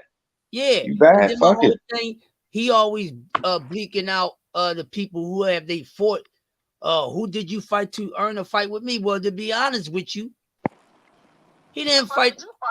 Yeah, he didn't fight nobody deserving credible enough to fucking fight Floyd. Austin Trout is not. Nah, let's not do that. Floyd did that motherfucker a favor because they kept on fucking with Floyd. Floyd talking about he couldn't beat him. You know what I'm saying? Young boy will knock you out, this, and that. And he gave him a chance. Gave him an opportunity. You want to be honest, that catapulted his career. You know what I'm saying? You need to be thinking Floyd. And fight these top dudes and stop beating around it. Just go at these dudes. You getting what, 40 million a fight or whatever this is? Come on, man. Don't nobody want to see you in there with no gimmies. And I understand every fight can be tough. I get it. But come on. You had your pick a number of times. Now it's time to really just get the people what they want. Ain't no for sure that any of these dudes beat you. Ain't no 100% that you going there, you going to lose. We just want to see the fight. Yeah, so this guy, man, I'm just sick of it. I'm just keeping it real with this dude. You know what I mean? That guy really ain't got that much fucking heart. And we need to stop talking about him. Yeah. Or maybe he more remember it was about legacy at first with him. But it seemed like now it's more so money moves is right. So we need to stop talking about him. Yeah, I mean, let's just keep it real because like we all want the same thing. We do. We want the same thing, but let's not give him what he wants because he wants us to keep his name out there, whether it's a good move or bad move. Facts. Because like I say, it's hard to tell a motherfucker that's sleeping on silk sheets and got all this money what to do, man. So us as the public, let's stop talking about him. Yeah, fuck him. That's it. I'm just keeping it real, man. I'm just keeping it real. I'm not trying to come up here and stir y'all shit, but sit down and really think about this. We moving the goalposts. That's enough airplay for him. We can switch. We can change gears. It's just he gonna come up because I always say they call him the face of boxing, and he tie up a lot of shit, jumping all them weight classes. It's easy to, it's easy to have him in the topic of conversation because he tying up a lot of shit where he could just be going for the gusto and just fight the people we really want to see you fight. You know what I'm saying? I just don't get it. But yeah, we could shift. Fuck let me know what's on y'all mind. I'm listening. But since it's about Kambosos getting cold motherfucking feet, goddamn happy feet, cold feet ass motherfucker. I really ain't think he was gonna do that too, and that's why that motherfucker need to be somewhere out in Iceland, somewhere where it's very frozen at, because that's the right temperature for his bitch ass. Yeah, I can't believe he did that. Yeah, I can't believe he moving like that right now. See, because listen, man, they got to keep the great European hype alive. Hold on to it. Hold on to it as long as we can. Yeah, they doing their best to extend that 15 minutes of fame. They doing it that, but that fall from grace gonna be worse because y'all bleeding it out, and it's gonna be bad, It's walls gonna be bad, close on. Yeah, we know that they holding out, man. Now I mean, but these dudes is hoes, and then the old media, you know what I mean? They ain't coming on him about it. They back, they going with it and giving him praise. That's why people come over here and need to come over here and get the real shit about these fucked up fuckboy moves. A lot of these guys are cowards, and we be giving them too much credit until they put in a certain position, and then we really see if they're a motherfucking gladiator or all gladiators, and they start to show us on a daily basis that they are not like that. So I ain't even trying to entertain these dudes. You know what I'm saying? If you're the type of person that back that type of shit, then you a fucking coward too. Exactly. Yeah, that shit is weird, man. Probably ducked the duck before, goddamn. How you don't want to be undisputed? You one fight away from that. What is there to even think about when the man say he'd take everything and like what's the holdup? No excuse do you have? You said he looked impressive, all of that. He met your little fake criteria, and you still got the nerve to be dragging this along, man. It's just gonna be worse when you get in there. I can't wait, and that's how you start losing the fans. See what I'm saying? You say one thing now, you moving way different. We ain't trying to hear all that shit. Boy, fight Haney and get it over with. Get it over with. Yeah, but at this point with this dude with Kambosos, fight some fucking body. Yeah, damn. And we don't fight one of them top dudes. He ain't trying to fight nobody. Yeah, he bleeding it. Like, and we don't care about no more interviews. I don't care about you hitting the bag and none of that unless you in the ring hitting somebody, bro. This dude ain't trying to fight nobody that he know he's gonna have to give them belts up to, no matter what the color of their skin is. He don't even want to fight Lomachenko. You know what he doing? He want to, and this is starting to be the trend of a lot of boxers. They trying to cash out because, like you just said, that's their 15 minutes of fame. So they want to get paid while they doing their little 15 minutes of fame. And then once they lose, they can always sit back and say, shit, I don't give a fuck. I got the bag. So that's what they're doing. And you know the front with it where they make it frustrating for us because they beat us over the head. How it's about legacy and it ain't about money. And I get it. To a certain degree, they supposed to say that, but how much of that is authentic and how much of that is just PR shit? Like, you know what I mean? You just trying to look and sound good.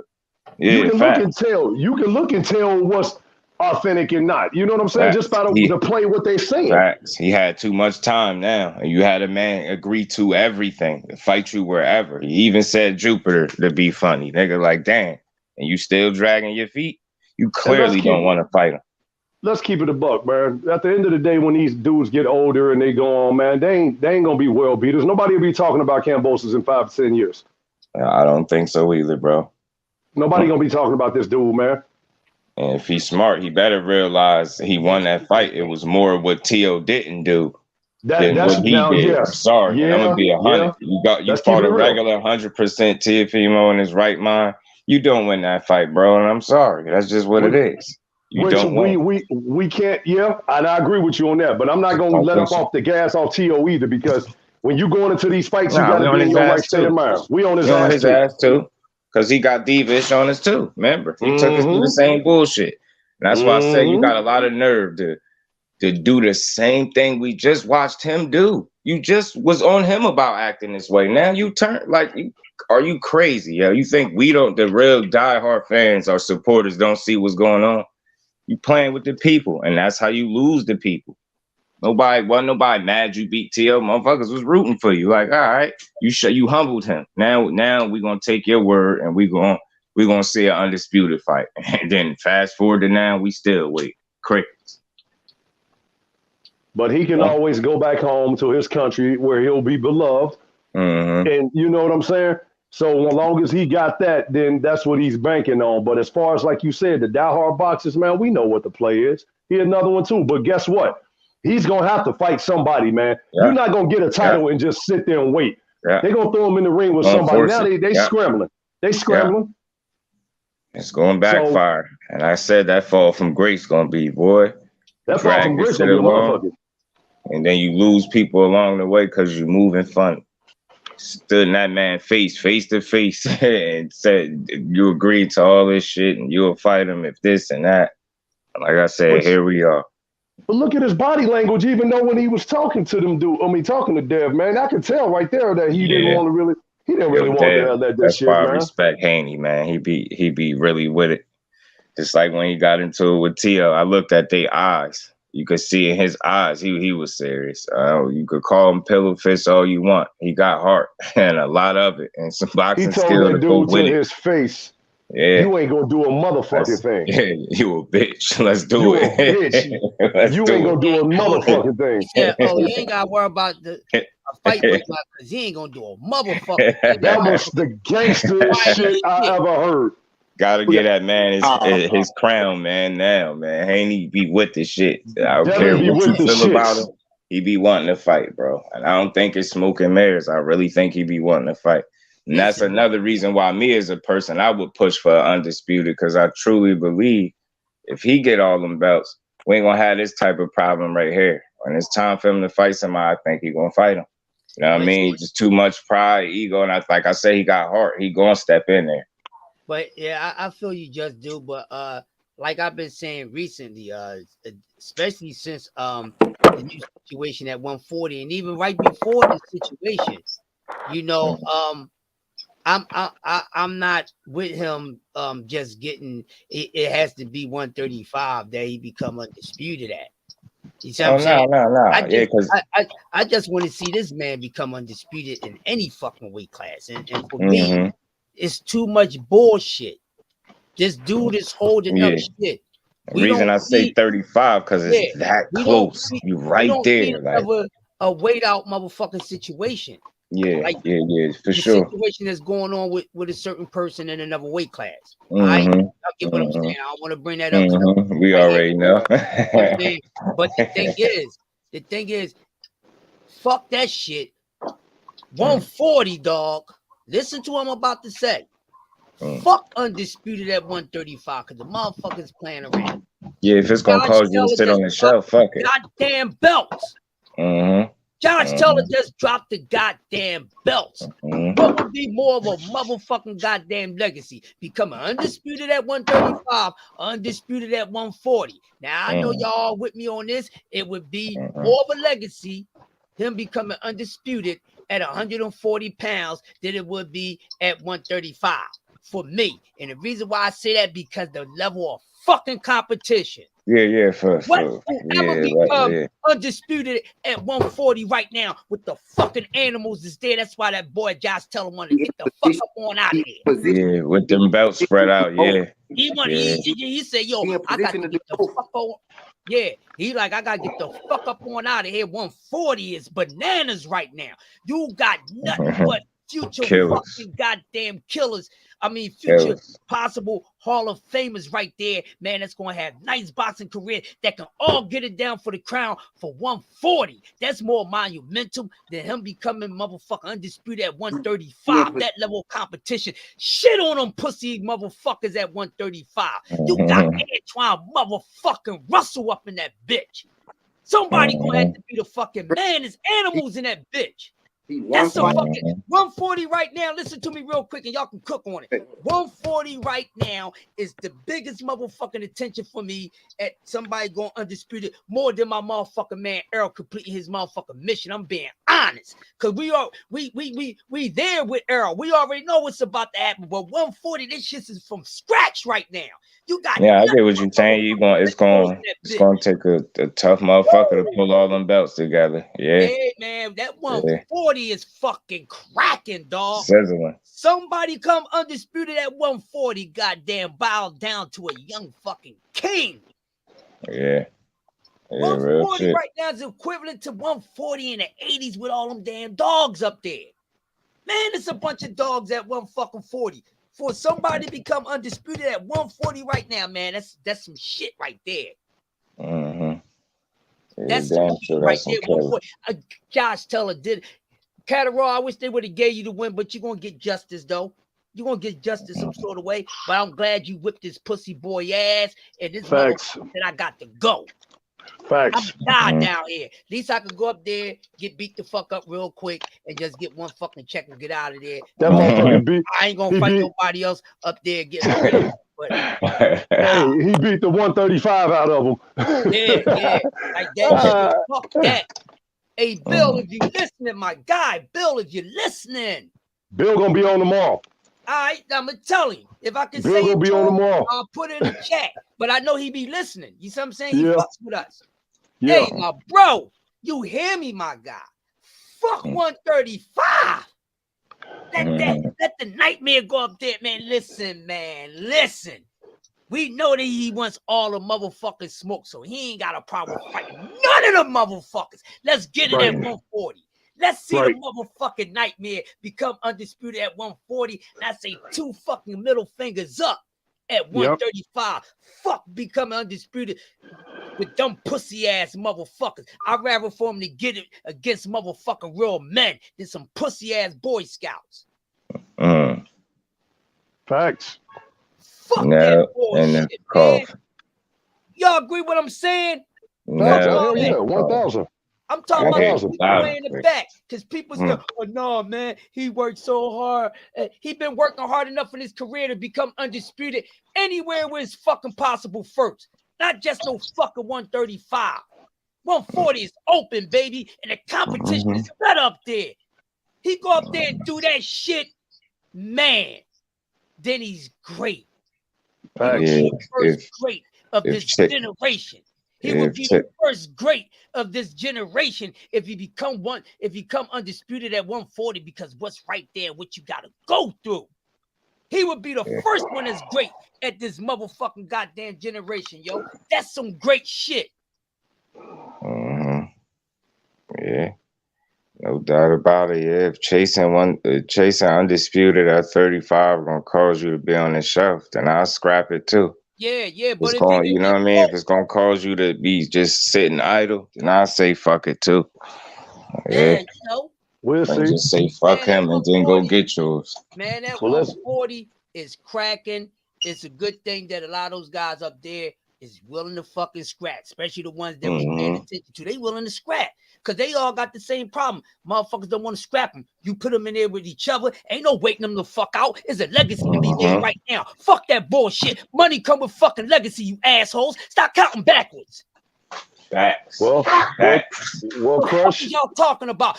Oh, they chasing the bag. Guess what, motherfucker? Your purse will be bigger when the shit is legendary. The fuck, Canal Ho? Well, Crush, I'm gonna say this, brother, and I don't mean that you on fire. But guess what's gonna happen tomorrow? We got the man, the myth, the true one himself, and we gonna ask him all these questions about what's going on. Right. And you know one thing about Trill Bill, that's his name. He gonna keep it all the way a buck with us. Oh yeah, you know we interviewed with him once. You know what I'm saying? Yes. So I fucks with Bill. And has he ever lied to us? No. Listen, man, Haney's, man, they great people, man. They some yes, of the they are in the sport right now. You know what I'm saying? They, you know what I mean? Yeah. So yeah, I'm just saying. I know he with everything that I'm saying. I know he is. There's nothing wrong with what I'm saying. Nothing. Nope. There's nothing wrong with what I'm saying. We would love to see him get both, but if one is holding up, man, keep it moving, go get the other one. I mean, there's more than one pyramid out here, right? Facts. If you can't get one pyramid right now because they scared to let you motherfucking compete, fucking go get the other one when motherfuckers is willing. Know what I mean? And you know he got confidence in this stuff. This dude has one of the best motherfucking toolboxes of skills in the sport of boxing. Yes, he does.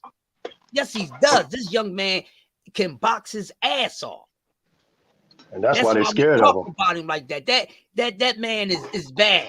When they talk about somebody having the best overall boxing skills in boxing, the person they be talking about is incorrect. Because I would say this young boy has better boxing skills. He's more of a skilled boxer than Terrence Crawford. Yes, I fucking said it. And age don't matter, bitch. Age don't matter. He said it the best when he said he's a master class boxer. Exactly. And that's what he is. He's a master class boxer. That young man is bad, yo. He is bad. Who that, Crush? He's a Devin. fucking legend in the making, and these pussies motherfuckers slowing that shit up. So let's go with motherfuckers is on the same motherfucking time as him that want to make a legacy. You see what I'm saying? Because legacy is what's gonna bring you fucking money, asshole. Ass goddamn motherfucking goddamn Sugar Ray Leonard, goddamn it. Ask them dudes. Talk about the four kings. They made money off them fucking fights, fighting each other. And guess what? Ain't they Hall of Famers? They got a legacy. Assholes, you counting backwards. You don't even understand how to get money, bitch. You worrying about, money, no legacy. You ain't gonna really get that much fucking money. You can get more when you get a legacy fight, goddamn it. When people who don't even buy fights gonna say, oh shit, that's what everybody's doing. I'm a jump in the trend. That's why pay-per-view was so successful back when Manny and Floyd and them was getting that shit in. It brought in people, it grabbed people attention who wasn't into the sport like that. They will only watch fights when it was big ass fucking fights coming up. They didn't watch Floyd and Manny fight other good guys before then. Oh, that's the thing that's going on. I want to see what everybody's talking about. And them motherfuckers would pay for fights and all that shit. Because it's a big attraction. We already know people follow trends. And everything in every aspect of life. We know that. So especially when it comes to these sports, that's why sports make so much money. Because each year, or in every few years, the audience be growing. You know what I'm saying? It's bringing on a lot of new people. And even if they'll sit around for a whole season, they coming for attraction. People who don't even, it was people who didn't never watch the Super Bowl like that, or probably just watch 1 or 2 Super Bowls in a lifetime, tuned in to watch the Super Bowl this year because of the halftime of a fucking show. You know what I'm saying? Yeah. My motherfucking elder, she don't watch football like that. But she watched the Super Bowl this year. She watched the fucking Super Bowl this year just to see these motherfuckers perform. So she actually sat there and was watching and listening to the fucking game until that shit came up.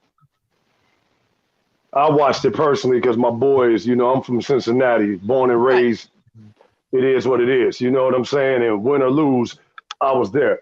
You know what I'm saying? So I get it. I get it. No, I get it, Crush. I get it. Causing people who don't normally watch it. But because there's a certain thing going on, I don't normally watch this, but since this is going on, I'm going to watch it. Right. You know what I'm saying? I know guys that watched this fucking Super Bowl because it was just 2 different fucking teams. They ain't watched the last 3 or 4 fucking Super Bowls because they was tired of seeing fucking Tom Brady or whoever else. Man, you know what, man? I'm glad I'm going to watch the Super Bowl this year. Ain't no fucking Tom Brady. You know what I mean? Right. Ain't none of that shit. People watch shit.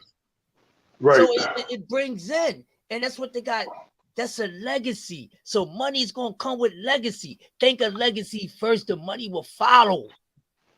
Unfortunately, though, Crush, what's happening now, man, is a lot of boxers can be bought. That too. A lot of boxers can be bought. They can be bought. They don't give a fuck about their legacy no more. A lot of these dudes, you can see it in how they move. You know what I'm saying? Now, there's still some real ones in there, the Devins, the Tanks, the Earls, and even Bud to a certain extent. You know what I'm saying? Because I don't give a shit. These dudes will get in there and perform and handle their business. But guys like Kambosos, man, you already know what's up. He pretending to be a boxer. He gonna cash out. He got the belt's on the lottery ticket right now, right? He got this lottery ticket and he dangling over motherfuckers. He trying to see who's gonna give him the biggest bag. Because he know whoever he fought. That's the MVP. He know the biggest bag for him right now. If we talk my bag, is he a fucking Tank or fucking goddamn Dev? Those other guys is not gonna give him that bag that he wants. So if he worrying about fucking bag, stop holding the fuck up and just go get the bag. That bag is already there. It's been there. If that's the hold up is about the bag, nigga, go get your bag and take your ass home and we ain't got to see you again. Absolutely. Take your lumps like a man. If you just want the bag, so you get your ass whipped, don't even matter. Because you want the bag. We got fighters that fight for a fucking bag. They don't give a fuck how big the bag is. That's why they don't go for legacy, but they fight for a fucking bag. Whenever you lace up the gloves and get in the ring, you fighting for a fucking bag. Do you think it matters to Kambosos who the bag is coming from? If you know what I'm saying. Of course, that's why we don't have him signing a contract.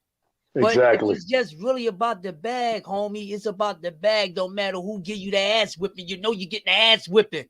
Right. It don't matter. You know you getting the ass whipping. It's gonna be one long, prolonged ass whipping. You losing to the bag. No matter if it's fucking goddamn Dev. No matter if it's fucking Tank. Don't matter if it's fucking goddamn Shakur. You losing. Get your bag and be gone, bitch. Get your bag and be gone. What are you being picky about? Get your bag. No matter the results is going to be the same. You getting your ass whipped. No matter which way, Kambo, you get your ass whipped, player. You're gonna get your clock clean. You're gonna get embarrassed by I swear I was about to say that. It's 2 options, dude. Which way you want to go? You want to get embarrassed for 12 rounds, possibly cut up and stop, or do you need a nap? Or do you have anxiety? You have trouble sleeping? Then if that's the case, you get in there with Tank and he's gonna help you out. You know what I'm saying? And simple shit. This, even with those 3 different guys, Tank, Shakur, and Dev, right? Even though we know Tank you know, people don't give him that much credit for his boxing skills. We'll take that. We'll take that Shakur and Dev is a little better in skill. That because Tank has advantage with that power, something that those guys don't have, right? So either way, with that being said, he can get stopped by even 3 of these motherfuckers. Dev can stop him, Shakur can stop him. We know fucking Tank can knock him the fuck out. So the result gonna be the same. You can either get outboxed or you can get stopped by these motherfuckers. Either way, you got a nice L coming. Yeah. So either way, it's gonna be fucked up. You're gonna get embarrassed, knocked the fuck out, taken to school, getting a clinic ran on you. What's wrong with you, boy? Just get it over with. If you really don't want to take that ass whipping for the bag, man, just drop the fucking belt. Just drop the belt and move on. That's what you need to do right now. And go back to being irrelevant how you was before you got them belts. Irrelevant. And we still gonna talk about your dumb ass any fucking way just to have fun off your jackass. So what is the hold up, dude? Either way, the results is gonna be the same. And we know out of 3 of these guys, we know 2 of them fucking guys is gonna give you the bag that you want, ho. Get your bag. The bag is there. You can't be picky. And he ain't gonna have to sell his fucking jewelry to do it, clown. Get your marked ass in there. Silly ass. Pawn your fucking wife's wedding ring and yours, motherfucker. To buy some fucking courage, bitch. The results is gonna be the same. The fuck is the hold up? Get the bag and get the fuck on out of here. I see you, T. We see you working. You working, we cooking. It's all good. Like these whole ass motherfuckers, man. Get your bag, boy. Get out the way. We don't need no more holdups. Get out the way. So when is he supposed to make a decision? Who knows? I mean, I know they said something about he was supposed to be deciding on, you know, whatever. But when is he actually supposed to make a decision on who he's fighting? I gotta look into it. I haven't got a notification. We'll ask Trill tomorrow. We'll ask Trill and see what's going on tomorrow. You know, we'll holler at Trill and see, you know, what he hearing or whatever, man. But I'm, you know, me personally, man, if I'm Dev, if I don't get this fight, I'm like, fuck it, man. I'll either fight somebody else down there or just move the fuck up, because they want him to come up off the belt, and we know why. We know why. Because then the next person that come behind him that scoop up the belt, they gonna start acknowledging undisputed. You know? Then they gonna start saying, oh, we need undisputed or whatever, you know. But we're gonna holler at Trill tomorrow and see what the play is, man. And see, like, and definitely, you know, I could see them letting that shit go about his way at 140. I mean, because guess what? It ain't gonna be between none of they fucking people getting their fucking head battered the fuck in. It's gonna go back to the original plan. They have the melanated man trying to take each other fucking heads the fuck off. Yeah. Which always been the plan any damn way. And a lot of times I see it from us in the boxing community, and a lot of us is not aware of it. You know, they saying, oh man, you should go ahead. But yeah, if we knock each other off, take each other out, then none of us is gonna be left. Then it's gonna beat up. Something that they was always trying to do. Have their kind in front. Have their, you know, the dream of having a great wide hope actually being a reality, because we done knocked each other off. Yeah. Well, we're just better. We're just better boxers, period. Yeah, we know that. But the whole thing is, they know that it's still part of the plan for us to take each other out. So all going there left, bro. Just like in the fucking streets. Keep feeding them these fucking guns, making it easy for them to get to, and everybody acting like they don't know how these motherfuckers get these damn guns. The same way y'all get certain shit and move it around. Black market, no hiccup. Because you're capitalizing off it anyway. Don't make it seem like you motherfuckers ain't getting nothing from the black market. Y'all motherfuckers control the black market. Yeah, they are the black market. Yeah. No hiccup. Mhm. You see what I'm saying? And that's what's going on in the sport of boxing too, bro. We study Facts. talking about, man, we should. And I'm like, yo, I get it. I know we are the best, but if we do this right now and we take out each other and all these dudes get bad, it's going to be a whole bunch of them left. Then we be like, damn. Man, you know, I ain't watching the sport no more, man. He's just corny ass motherfucker over here. Well, we kind of did that because we was calling for our people to get at each other right now instead of being the last one standing and the decision to be between us. That's what I'm saying. So it seemed like, you know, what's going on at 35, you know, it seems to me that they don't want that at 35. Yeah. You're gonna Because be on Knockout Boxing, Lala. You're gonna be on Knockout tomorrow. Knockout Boxing.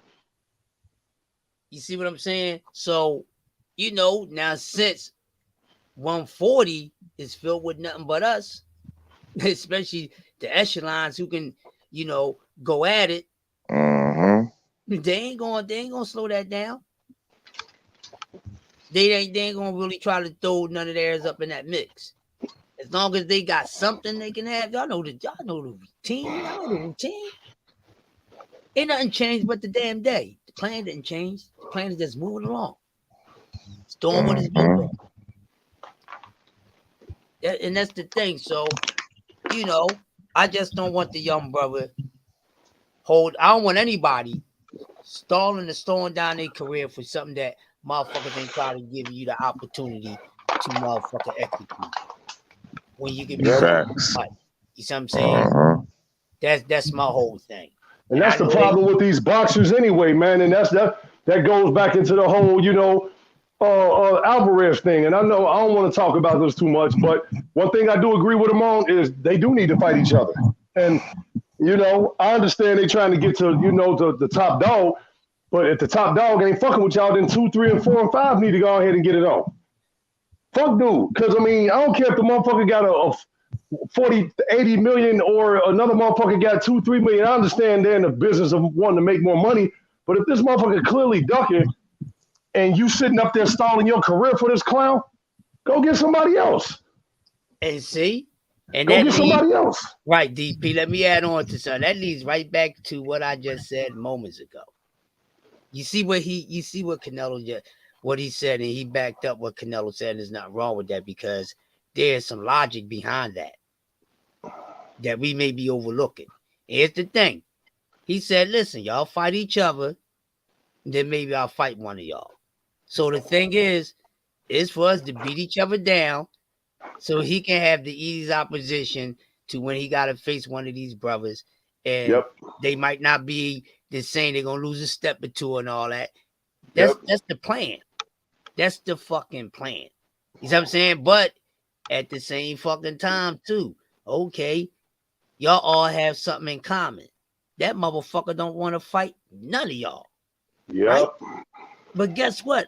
All y'all motherfuckers have something in common. Y'all can get a check by fighting each other. Guess what? You don't need that motherfucker. Nope.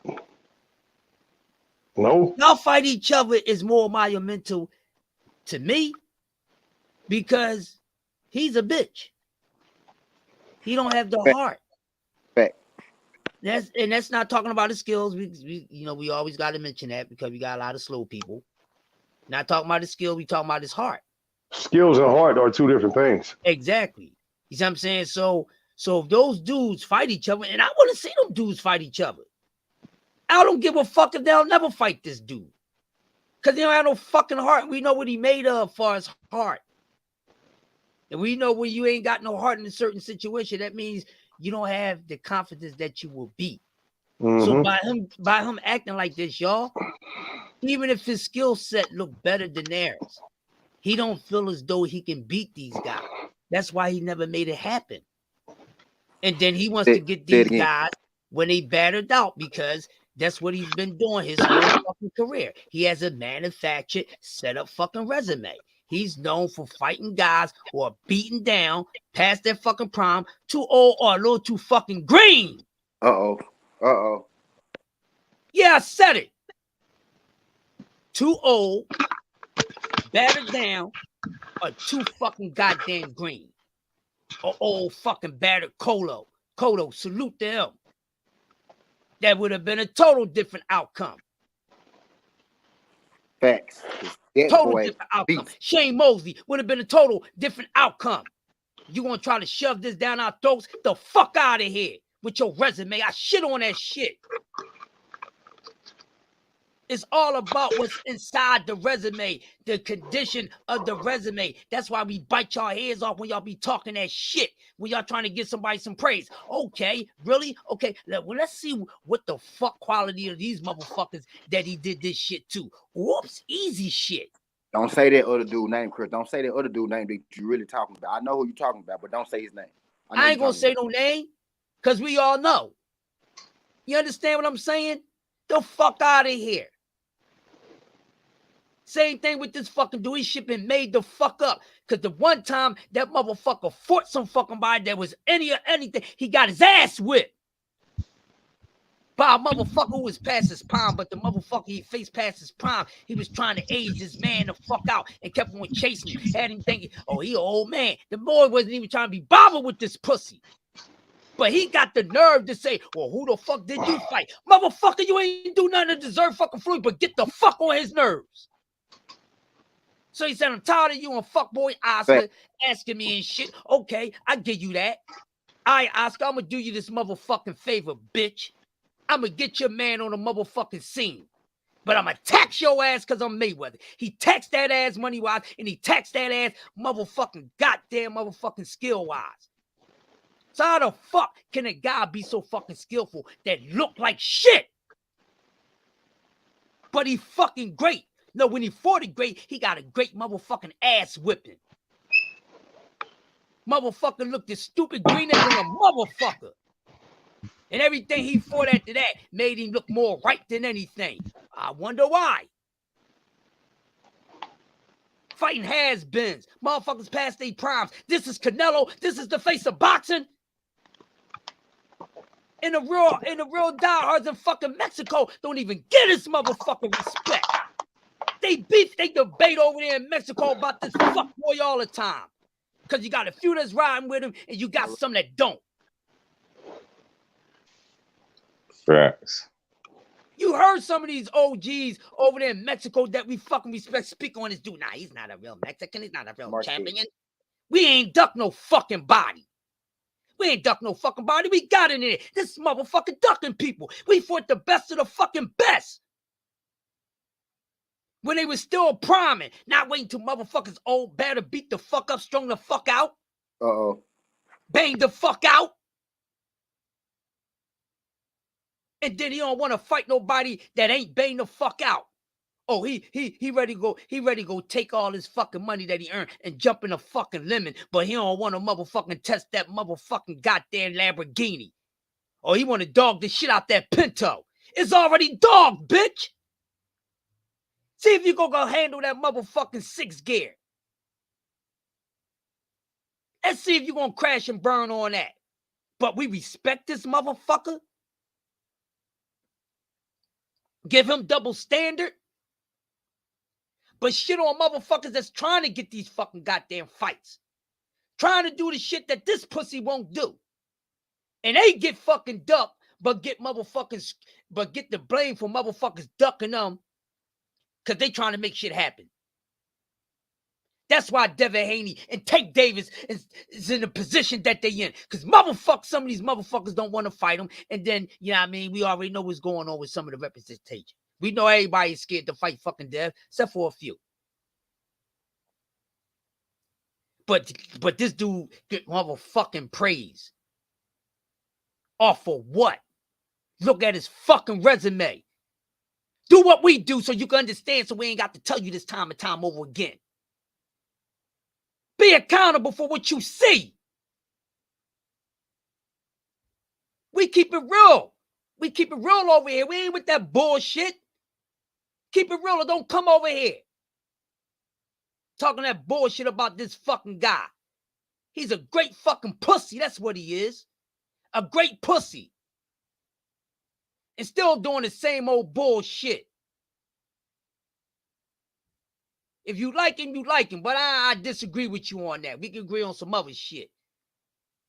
I don't fuck with motherfuckers that ain't got no motherfucking heart. I got heart. Why would I represent somebody that ain't got heart? Then I ain't real. The fuck on out of here. And on top of that, he's supposed to be so fucking great. Why the fuck he got to cheat? Oops, did I just say that? How the fuck? Why do you got to cheat when they giving you motherfucking meat that you can easily eat? They giving you shit that you can beat, but you still got to fucking cheat? Coward. So now I'm starting to think, are you really that fucking good? Because if you motherfucking keeping this shit in your system for every fucking fight, for Rocky fucking Fielding we ain't know about? What the fuck? You telling us something we don't know? Oh, well, he might be kind of dangerous. Let me get the shit in me. So you've been juicing on his shit for whack competition? So is he really that good? We can easily say no. Floyd Mayweather showed us that. And that motherfucker made sure he ain't come in front of none of that shit again. He got gimmies. He got gift cards. He got a Lara gift card, didn't he? Facts. He got a couple gift cards. The fuck y'all talking about? God damn it. I got poison in the fucking tea this morning. Drink this shit, bitch. What are we talking about over here? Stop pushing these fucking cowards, man. Stop giving them the energy. They don't deserve this shit. Leave him where the fuck he at. I don't give a fuck who he fight. A Bivol, a Tivol, a fucking Swivel. He ain't fight nobody. I want to see him fight. Fuck him. He's a coward. Kambosos, whole bitch. Get your bag and get the fuck out the way. Because either way, you getting your ass whipped. Why are you so picky about an ass whipping? I never seen a fucking child or a man in my fucking life be motherfucking picky about an ass whipping when you know the ass whipping is just going to be detrimental no matter what door you walk through. It's all the same. Get these motherfuckers out of here. Stop praising these dudes. Stop waiting for these guys too, man. Y'all stop waiting for these motherfuckers. Y'all can make greatness fighting each other. Fuck them motherfuckers. Whoever fuck said that you needed these niggas on your motherfucking resume? None of us. Because all these dudes that's holding the motherfucking position right now outside old bitch, boy. Nobody wasn't talking about these motherfuckers. They had a fucking moment, and that's why they're in position. You got maybe one motherfucker that got motherfucking heart. That's why he getting out there and about to get his ass whipped and get that shit up. At least he willing to do that. Who you talking about? At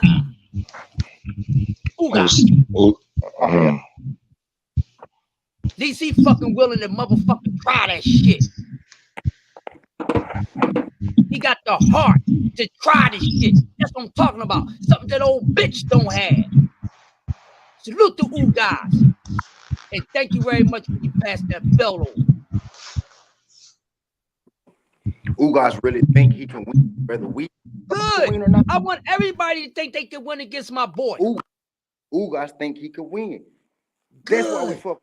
Don't hear us slander exactly. Ugas. He ain't going in there to fucking lay down. He going in and trying to take my man the fuck out. That's what's up. That's what he's supposed to do. Thank you, Ugas. Make my man motherfucking Victor a great performance. That's what I'm talking about. And then if you beat him, man, you know I'm gonna still give you your fucking props, and my man is still gonna be my fucking man. 100% facts. My fucking favorite fighter of all time got losses. Salute to Sugar Ray fucking Robinson. Dude. And fuck your greatest of all time, bitch. Y'all got these lame ass niggas talking about the greatest all time, these lame ass ducks. Greatest all time, my ass ain't did shit great, but greatly avoided some ass whippings. I don't want to get in there. Oh, the only thing I want 50-50 is the motherfucking purse agreement. Oops, did I say that? I'm talking too much this morning. Stop me when you want to. I'm talking too much this morning. I hope you fucking like it.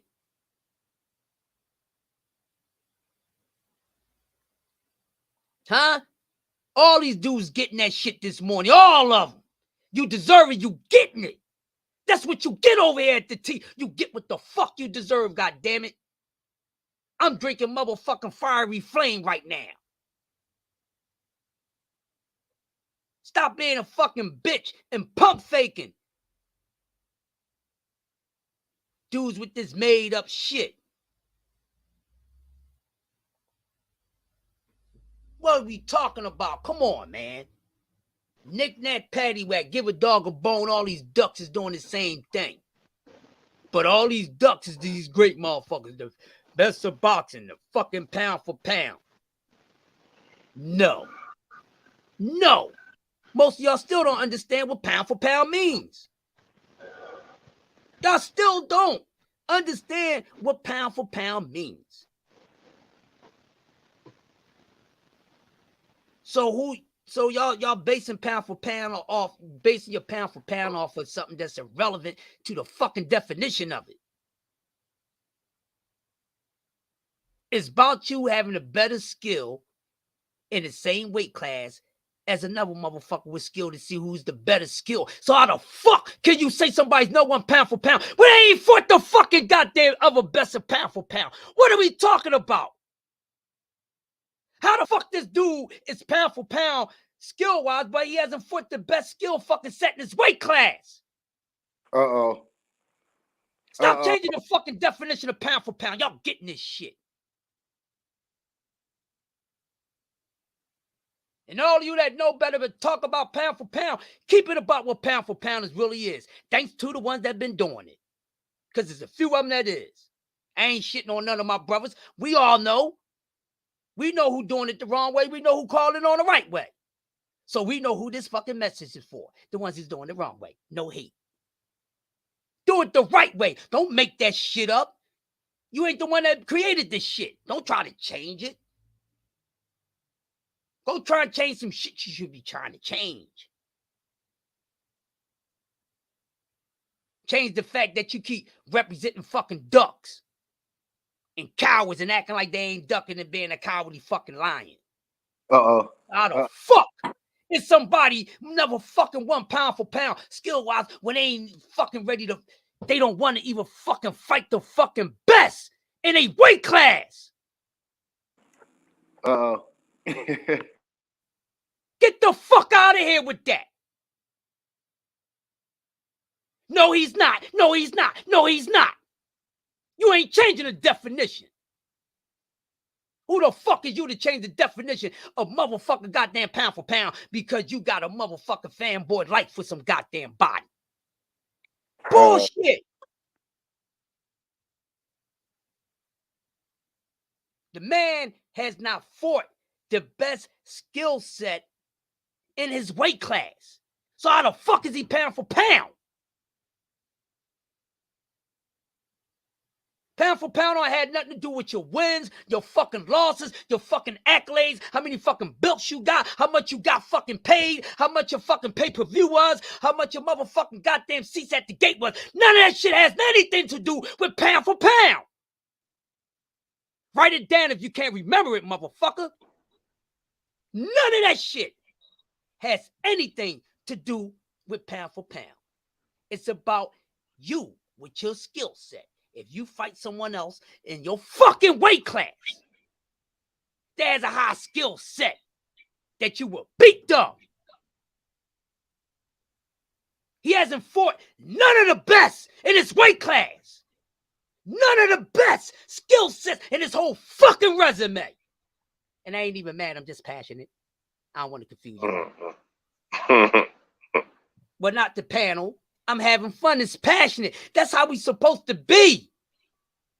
This motherfucker has not once in his whole fucking resume from 35 to 40 to right fucking now has not faced the best of the best skill set in his fucking weight class. But he's pound for pound. Undisputed ain't got shit to do with pound for pound because none of them motherfuckers was an equal fucking skill set in that weight class that he got the fucking belts from. Yeah, I'm shitting on your asses today. Let's have fun, bitch. Thunder Thursday. Get this smoke. Fuck is y'all talking about? Fuck is y'all talking about? I'm serving your man the fuck up today. Open your mouth about him. I'm firing off on this nigga. You ain't talking about him today. I'm firing off on this nigga. Y'all ain't gonna be able to get away from none of that shit. I got y'all. Bisexuals, I got y'all asses. Crush, I'm listening. I'm just working out. Keep Right, preaching. I got it, yo. I got it, but if anybody want to come in and get this shit, get it cracking. You motivate me. Keep it moving. The fuck out with that bullshit. Do something, nooker. Talk with your chest out, motherfucker. So there's no way, ladies and gentlemen, that he's a violent person for pound. Not just saying, number one, he shouldn't be on the fucking list is what I'm saying. For those who don't have him on the list, they know what's up. Facts. So you want to question why this motherfucker ain't on the list? He don't fit the fucking criteria. God damn it. Oh, why he ain't on the list? Because he don't fit the fucking criteria. Oh, why he's not on the list? That motherfucker too. Monkey see, monkey do. Y'all doing that duck shit, making a fool out of all you bitches. That's why your favorite fighter ain't on there, because they do not meet the fucking criteria of being on pound for pound list when they ain't fighting the motherfucking best skill set in a weight class. Fighting what's available is not the fucking best. Fighting what's available is what I give to you. Is what I give to you. It's just like when you go to the store. You want an Xbox, it's available, we're gonna give it to you. But if that's what you want, we ain't got it, and we got something else, you ain't gonna take that because you want what you want. You taking that for a fucking reason. That's why the road been so motherfucking goddamn light. His whole fucking shit been ease on down the road. Motherfucking Dorothy Michael Jackson ass whiz ass motherfucker. The whiz of duckery. The fucking wizard. He called himself the puppet master. Okay, puppets. Did y'all understand what your master said? He pulling y'all strings. He got you seeing different than what the fuck he's doing. Huh? He ain't had to slip you a Mickey to do that, motherfuckers. He got y'all. He said he was the puppet master for a reason. Y'all ain't put the fuck up yet. Woo! He said he was the puppet master. I am the puppet master. I'm going to motherfucking move your thoughts about me in any way that I like. That's why y'all think this man can't do nothing wrong. Oh, you believe in Sky Daddy? Did he put on his motherfucking cape and fly down from the sky and say some shit yet? If I'm going too far, put me in the corner. I'm going to bust back out that bitch. Let's go, man. We talking boxing. Oh, some of y'all dropped off. Y'all want to hear that shit? That's all right. Because we know how you feel about your favorite fighter being a punk bitch. Stop all this nut hugging. Dropped off when they really got the understanding what pound for pound is. Whoops, I'm going. See, we'll see you later. We'll see you later. I'm talking about Canelo and fucking goddamn James Crawford, goddamn it, and anybody else that meet that shit. They thought you were just talking about Canelo until you got a little deeper into it. Yeah, he was getting it too. All them motherfuckers is getting it. Ain't leaving none of these motherfuckers out. They all getting that shit. Goddamn Kambosos, Canelo, fucking Bud Dud, all these motherfuckers getting it. And y'all gonna start respecting the motherfuckers who really want that shit, but they having some political problems with doing it. Stop that shit and stop trying to switch the narrative on it. Change the narrative on your fucking favorite fighter and keep it real. Keep it trill. That's what the fuck you need to do. Tired of this fucking shit. The fuck on out of here. We talk boxing for real over this bitch. Come on, man. That's the bullshit. But you got young ones out here trying to do it, and motherfuckers is hating and playing a part of stopping it. They know And if that you man. motherfuckers don't like it, press rewind and hear my boy Crush. It's Lonely at the top, which will be in your record stores in the next 5 days. Preach. Exactly. That's why my man Dev is having these problems. The nightmares being ducked. He being hated on from the top and the fucking bottom and even in the fucking middle. You got these boxers preaching like they tired of the politics, but low key supporting the politics behind the scenes. Exactly. Trying to pull the wool over our eyes. We see the play. That's why my man Tank is in the situation, because this fucking goddamn man is a fucking hater on the low. He's a fuck boy outside of the But ring. you know what? I don't think people give enough credit to who be talking. When you know who I'd rather listen to, and I know he might be the mouthpiece because he always forcing himself into the conversation. I like to listen to Calvin Ford. Yeah, that's my You know man. what I mean? Who would know? You know what I mean? He would have a better insight. I think the conversations they have might be a little different. You get what I'm saying? Yeah, Calvin If that Ford, man sitting there saying they want Lomachenko, I believe Tank is on board 100% with that. You know what I'm saying? I don't think he's just talking. No, He had an interview recently where he spoke on that. I yeah. don't think he just talking, man. I think he's serious. And I think like what you saying is credible. Like you somebody in the way and somebody ready to get in there. You know what I'm saying? Yeah, with them niggas. Right, Calvin Ford, you know, he don't talk I like a lot. that dude, man. He's a like true OG. He's a seldom speak. When he speak, he dropping gems and he's keeping it real. And he mean everything he say, man. And that man, everything he said. That man been said. Even you know, we know Tank said too. He been said, man, what? We want all that. All of that. All man. these guys. But when the time is right, we want to talk some things over. We know what he meant by that. We're trying to still decide on what the fuck they going to do. Is it time to roll out? Trust me, they've been on that. If y'all paying attention to him. And I feel that. I swear to God, I feel that. When Calvin starts speaking a little bit, understand his words got power, man. His words hold weight to me. What he say matters. Emmanuel? Right. You know what I mean? So he been said it. He been said it. So all that, man, get the fuck on out of here. I'm telling you, man. We gonna see what Tank final move going. That young killer is in the sport to be great, and I truly believe that. Exactly. I just think he's coming.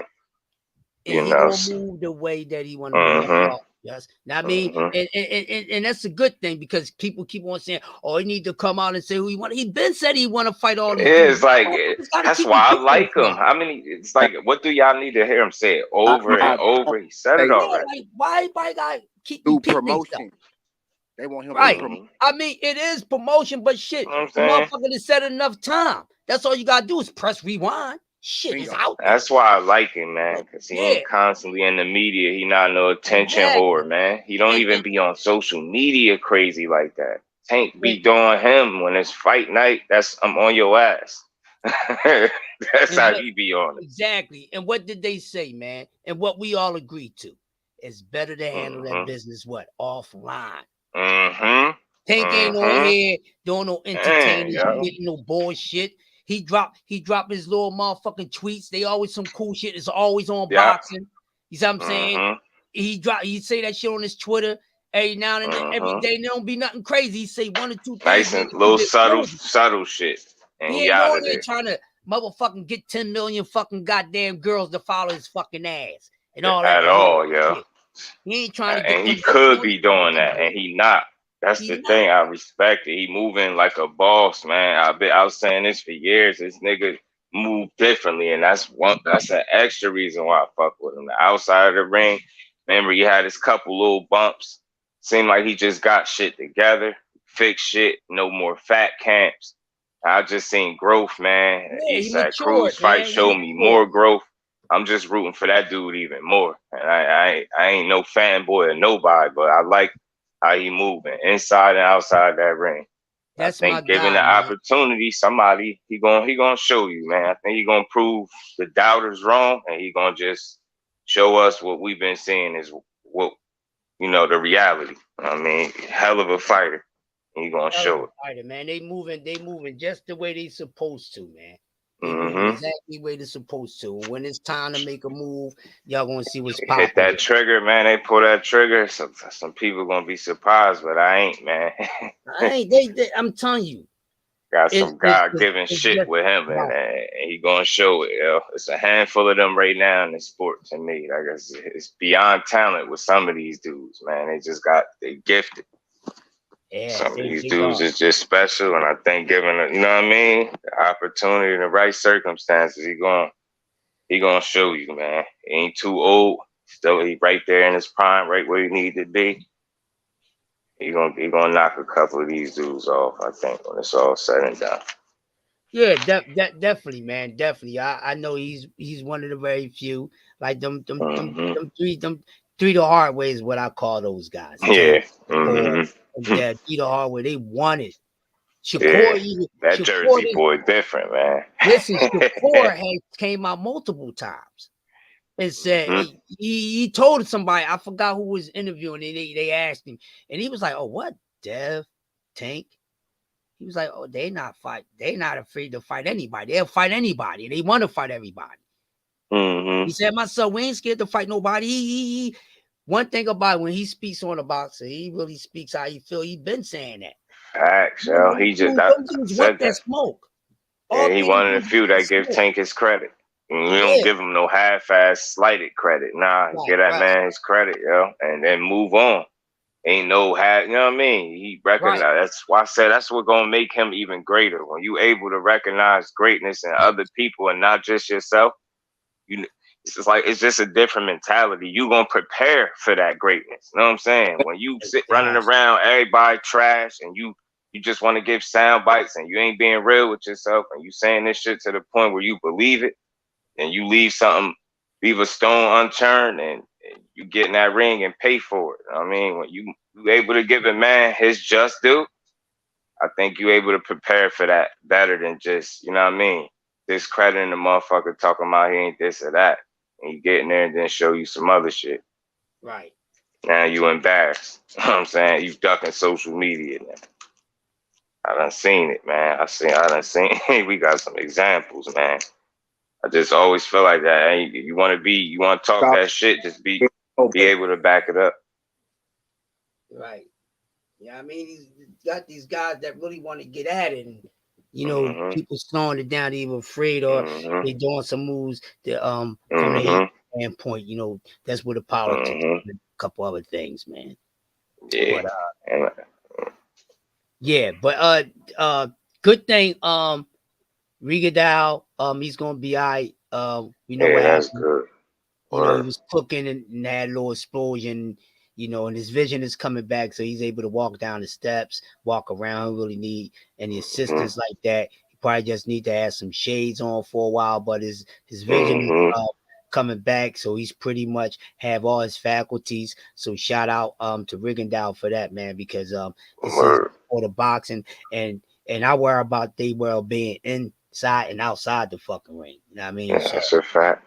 A lot of fighters have been through a lot of accidents and things like that. Some of them didn't make it out. They died or they lost a faculty or two and things like that. So that's why, respect people that's going through shit. You see somebody, you don't clown them about it.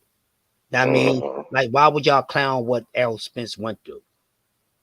Like that shit be blowing me, my nigga. Like on a different level. I just disengage from them conversations. I be trying to understand why is it personal? What the hell wrong with people? Yo? That's a good dude. He be running around chilling, yo. He don't even be coming crazy. He not no attention whore.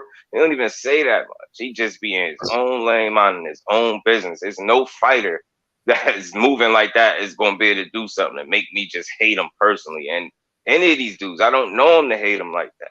If it ain't about the boxing, I don't understand how you could not like a nigga that's just handling his business and minding.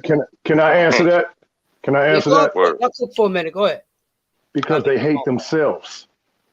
So when you got people that don't like themselves and hate themselves, it's easier to hate on somebody else. If y'all know what I'm saying. So they sit back and critique, say little fuck shit, the Lamborghini, he's a drunk, yada, yada, yada. Most of the people that's saying it don't even like themselves, man. And I say it all the time. Had it not even been for that accident, a lot of these people probably wouldn't even know he drank, period. But here's That's the a thing mistake, with that. man. He made a mistake. You don't clown a nigga for a mistake. It's obviously one that he's shown us he learned from. But here's the You thing see with what I'm that, saying? Just. Like, God damn. How many times in people's lives have they had wake-up calls? Because I don't give a fuck what the level of the wake-up call was. You know what I'm saying? Some people got shot and made it and said, fuck that, I ain't doing it no more. Some people been in car accidents. Fuck, that's what I'm saying. So how many times? I got hit by a car. I've been in about 7 car accidents after that and been shot in both of my legs. So it's levels to 100%. getting that wake-up call. And for him, it had to take he got his wake-up call. You know, we all done had wake-up calls, but the people that's sitting back hating, they had wake-up calls too. They won't tell us what it is. So they'll sit back and try to shit on somebody else to make them feel better. That shit's so weird, yo. They feel better to uplift a nigga than me. You know what I mean? Feel better to salute him, man. And be glad that he good. He can resume his boxing career. Be glad that he could go back to his babies. That's where I'm thinking with it. Like, but one thing for certain, really don't be to happy. show is we all of us got skeletons. We've all done some fucked up shit. We've all, some just been publicized. Some haven't. So that's what I think it is. We ain't unified world champions with millions of motherfuckers watching. You know what I'm saying? So we could fuck up. And when niggas don't know, we ain't known. Niggas don't know us. They know him. Right. They know easy him. To sit back and just point the finger. Nigga can show me he learned from something. You can't do nothing but salute that.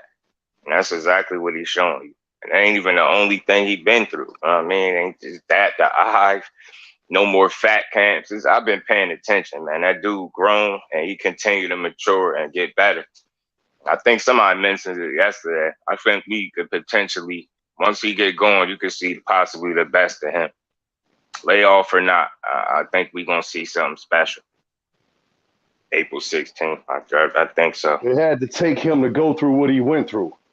You know what I'm saying, man? And if most of us out here, we got family members that depend on us, and know that without that, because that's their bread and butter, man. And God gave this dude another chance. You know what I'm saying? Think about this. If he had been strapped into the seatbelt, he wouldn't be here. Yeah. That fucking car looked like how a soda can look once it get, you know what I mean? I call that the soda. That shit crazy, man. So they took Even that and ran that with shit it. now is weird.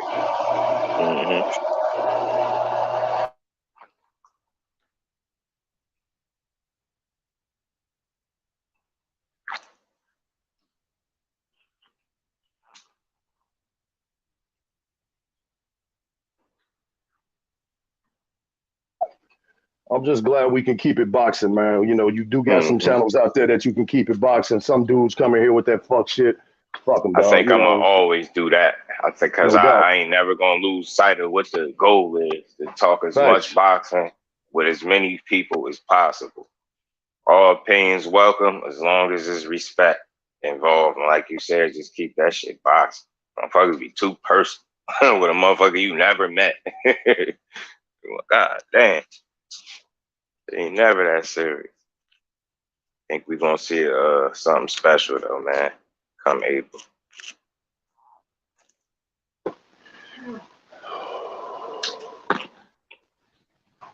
We need to start talking about this Shakur and Valdez shit, too.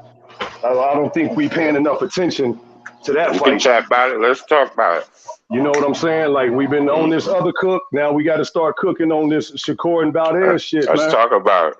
I don't know if y'all been seeing, like, they trying to accuse him of steroids, which I don't buy that. Which I don't buy that. You know what I'm saying? Shakur? Yeah. Yeah, man. Because I guess he done, you know what I'm saying, bulked up, man. I don't know which, somebody put a video out about that, man, and I was like, oh, nah, you know, they trying to come up with shit, you know what I'm saying, to make him look, you know what I'm saying, suspect. But, yeah, we need to start talking about that, man, because not only we getting the Earl and Ugas, man, that fight coming up, too. Both in my birthday month. Them both presents from me, from both of them. That's They don't right. even know Exactly. Exactly. it. Exactly. Yeah, that Jersey boy. I'm from Jersey, so I'm gonna be excited to see him beat some ass. No doubt. I can't wait to see it. And I I just fuck with Shakur, man. think he gonna show the people that's still don't get it that he God gifted. It ain't just talented. He God That gifted. dude He bad, cut from bro. something He different, God man. gifted. He cut from something different. The way he controlled distance and range, man, and control the fight, that shit is just special. His feet, I ain't even talk about him punching. Them talking about the feet. Just watch his feet. And I ain't even And trying to his say I'm no defense. trainer or none of that, but I know a motherfucker that got good feet when I see him, man. That nigga and his balance, he's just always in the right position. And His that's a defense, lot to man. deal with. Mm-hmm. I love He his get defense. hit. I had posted it a while back. He get hit like 4 point something punches around, 4.7, 4.3, one of them, some wild shit. And they even Unbelievable. put up a stat. They said, as of now, like he get hit less than Floyd right now. Right. Right. I get it. It's early. People just have to understand. They just put things in perspective. As of right now and how it's been going, he get hit even less than him.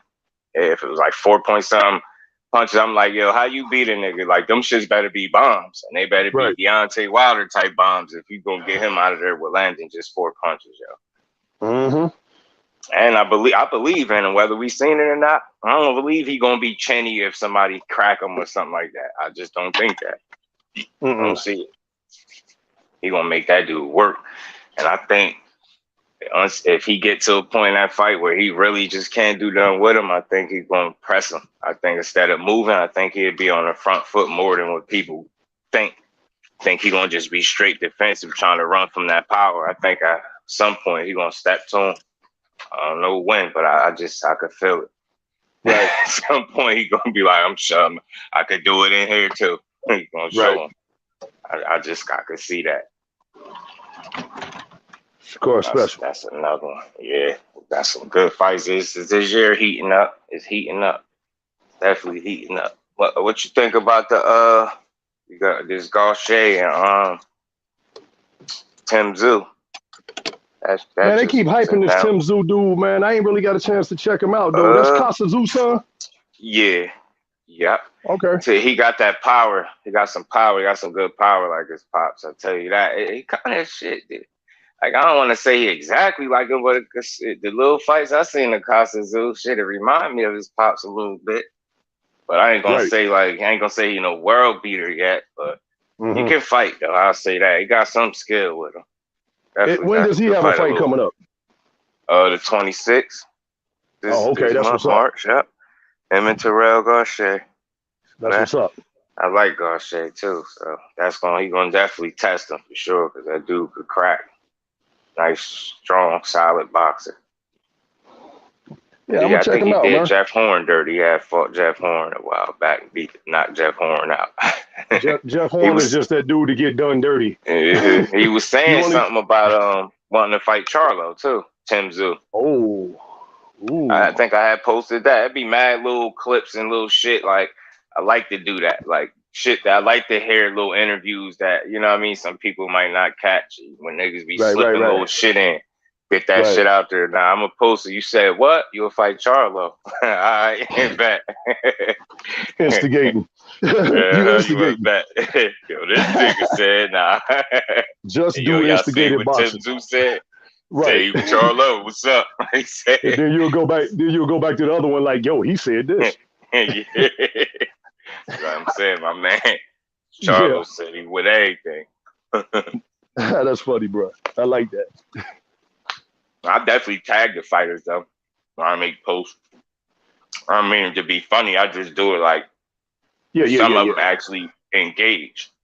And I like niggas to be men. You know what I mean? I like men to act like men. Sometimes, they motherfucker had a time or something, they engage. Repost the shit. That motherfucker just did that. That's why I make sure when I call something, I try to be unbiased, fair, realistic. All that. I don't care how much I like you. It don't matter. If you laid the egg, you went out there and got your ass beat, you got your ass beat. We ain't making no excuses over here. Nope. Nope. And the thing is, though, cause I'm still supporting you, though. See what I'm saying? I ain't one of them. You lose, it's like, oh, all right, I don't hear a bump. Right. You won't really hear me saying that on my channel. I ain't gonna be saying bum this, bum that. I tell niggas all the time, after a while, you sound crazy because if you usually get in there with them. No, I get it. We not professionals, so it's like you at least want to have some type of respect if you're gonna be a motherfucker talking about it. It's, it's different strokes for different people. I'm just not gonna call a nigga a bum as soon as he lose a fight. I ain't one of them. I mean, weird ass fans. Unless you Chris Sherbert. I'm sorry. I had to slip that in. I'm sorry. You just get on his ass like we have. He deserve it. Yeah, he deserved it. Here, big boy, he can handle it. He be all right. He be all right. They done made him into a meme. He be all right. He knew that was coming. He knew that was coming. He knows social media. And the thing is, the funnier part about it is most people was rooting for him because I was. I definitely thought he was going to win. Like, yo, this dude, man. I thought he was going, this was going to put him a little bit on, put him a little bit where he needed to be. Now it ended up being a setback. I love a comeback story, though, the right kind, though. You know what I'm saying?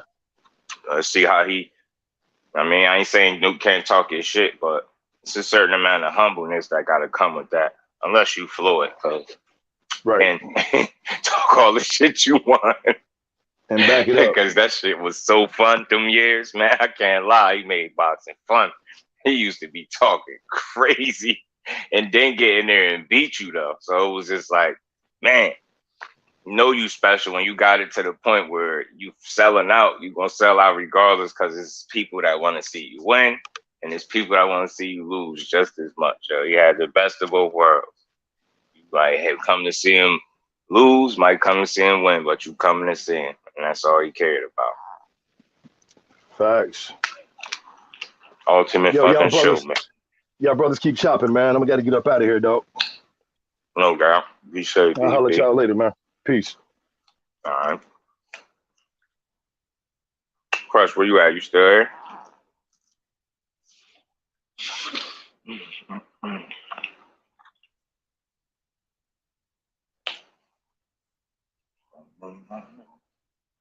What's going on?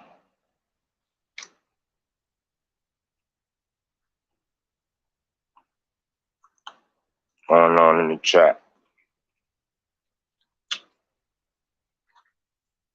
Earl had to be at his best self to beat Ugas. That's fair. Ugas a real threat to anybody, I believe. I just think Earl good enough to beat him. I think he won't be in it.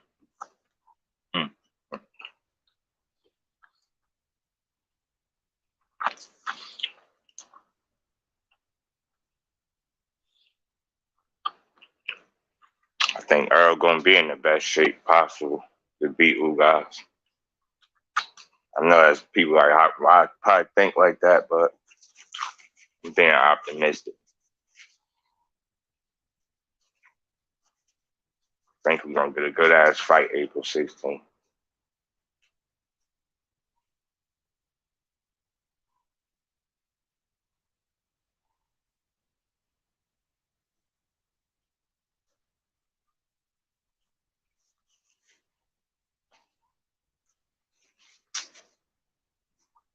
What's going on? What's good? Who's still in here? Who's still here? Who's still here?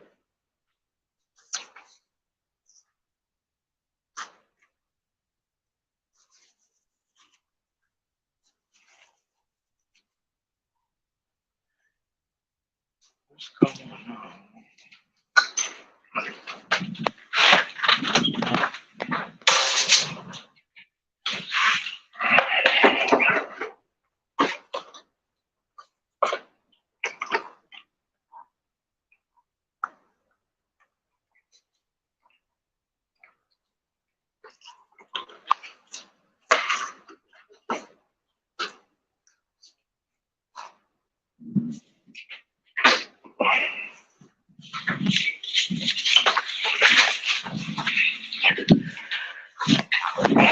What's going on?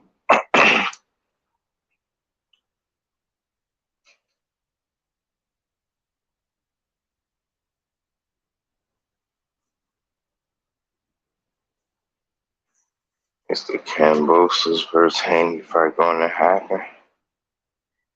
Blackjack, we hopeful. I mean, I know I am. I'm hopeful, should I say? Ain't really getting a clear word on if Haney and Kambosos gonna fight yet. It's like Kambosos still dragging his feet. Jelly bean salute. Yeah, but I hope we get that because that's the fight that makes sense. Undisputed fight between him and Haney. Real undisputed. That'll clear a lot of the confusion up at 135.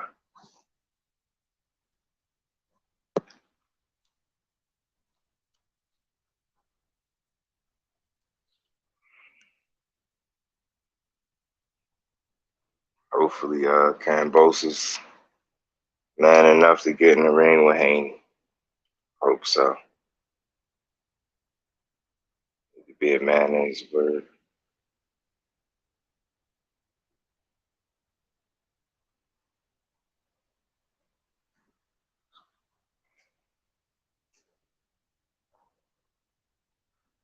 If you ask me, Kambosos, he got a loss either way he turned. And it seemed like Loma out of the picture right now because he defending his country, rightfully so. So I don't know who he looking to fight. I mean, the only fight that makes sense is Haney. Why would you want to fight somebody else? You know, put your belts on the line against, you know, a person that don't have no belts instead of just going for the last piece to the puzzle and, you know, becoming a true undisputed champion. If he really confident in himself as a fighter, here getting there with Haney should really even be a question at this point.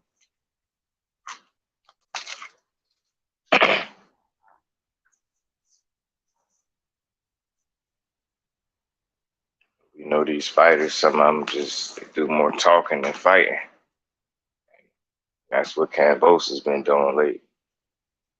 Turning into Ryan Garcia 2.0, minus all the pulling out, but all the bullshit he doing now.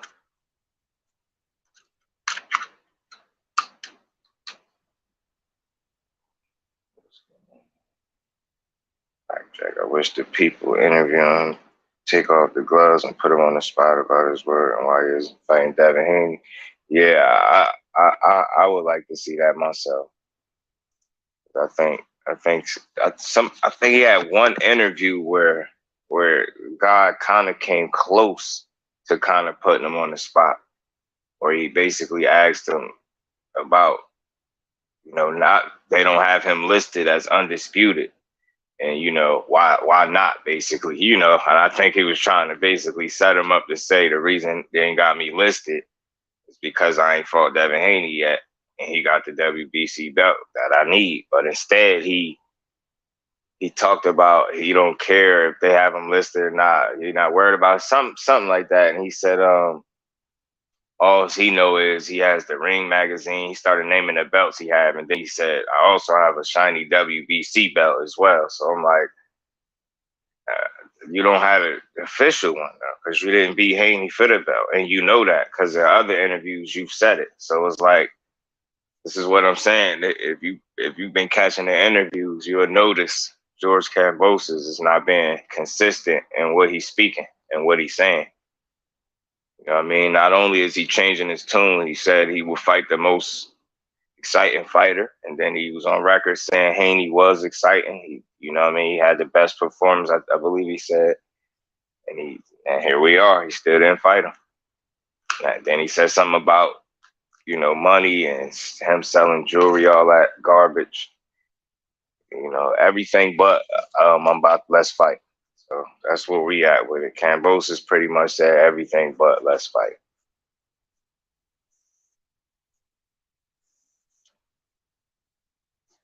Which is unfortunate for boxing and the 135-pound division, because like essentially holding the belts hostage.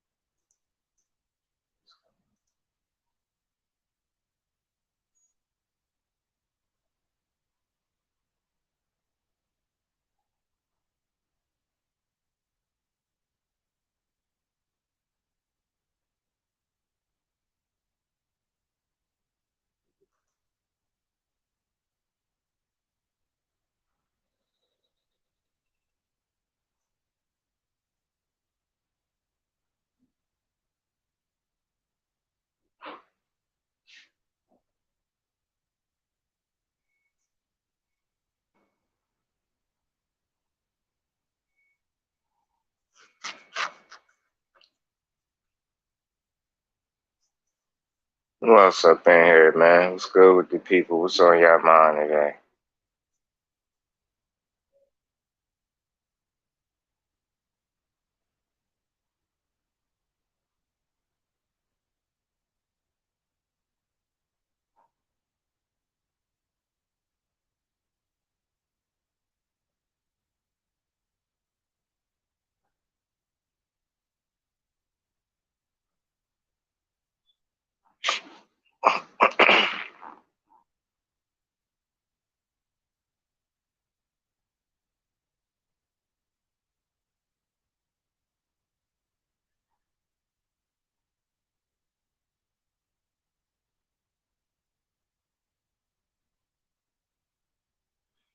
Anybody catch that video of Bozy Ennis doing them push-ups?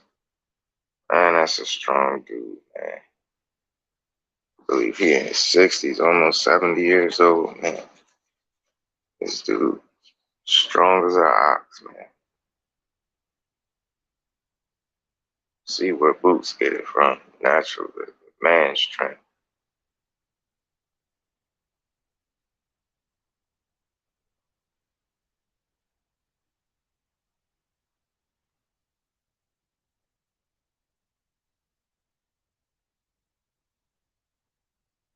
Anybody hear about Anthony Joshua demanding a fight with Deontay Wilder? Or is that just BS?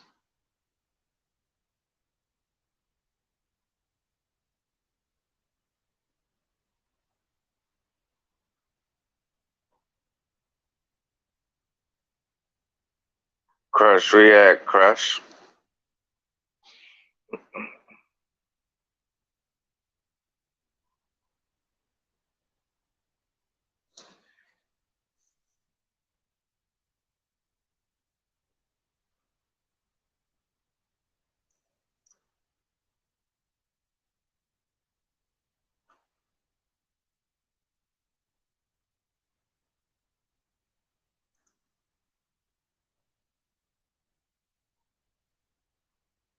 I think Devin should put up some billboards in Kambosos' hometown asking why he doesn't want to fight him. Yeah, right. Apply pressure, ultimate pressure. Or you know what? Even start doing how Shannon Briggs was doing Vladimir Klitschko, pulling up everywhere he at, eating with him, sitting down, eating his food. You on vacation, he go with him everywhere he go. That'll be entertaining. That'll be funny. I know y'all remember that from a while back where Shannon Briggs wouldn't let Klitschko breathe. Caught Klitschko out one day eating. Sat down with him and just started eating this man food, man. Disrespect. You see, you gonna sit down and just start help yourself to somebody food. And then Klitschko act like he was gonna pour him a drink and threw water on him. Act like they was about to get into it. It's funny though. Caught Klitschko another time on a jet ski or something. Knocked him over in the water. He did something crazy. He was laughing at him. AJ will never fight Wilder. Just want his name ringing. Yeah, I agree, Blackjack. AJ definitely using Wilder name for clout. And I hate to use that word, but that's exactly what it is. He ain't fighting no Wilder. And I truly think if they did fight, even with Wilder being 1 foot in, 1 foot out, which it seems to be, I think he's still a knock Joshua out. Possibly early, too.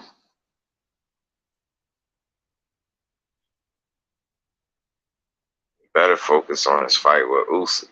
But then again, damn, Usyk defending his country, too, as well. So, yeah, he gonna be sitting, too. But I did hear they was thinking of going with another opponent while they wait to see what Usyk, the timeline in which he's gonna return. I think they was saying, of course, it wouldn't be one of the top tier guys. So that right there would tell me that it wouldn't be Wilder. But then again, if AJ is his own boss, like he claimed, then maybe he could demand Wilder and actually fight him. But I just don't see that happen. I believe it when I see it. So as of now, I think he, like you said, he just won his name ringer, and he's just using Wilder name, attaching himself to Wilder name. He don't really want that fight because your promoter already just came out and said that you wouldn't fight, of course, one of the top tier guys, but to be a solid opponent. So he said. So, but I did hear something about Joe Joyce as well.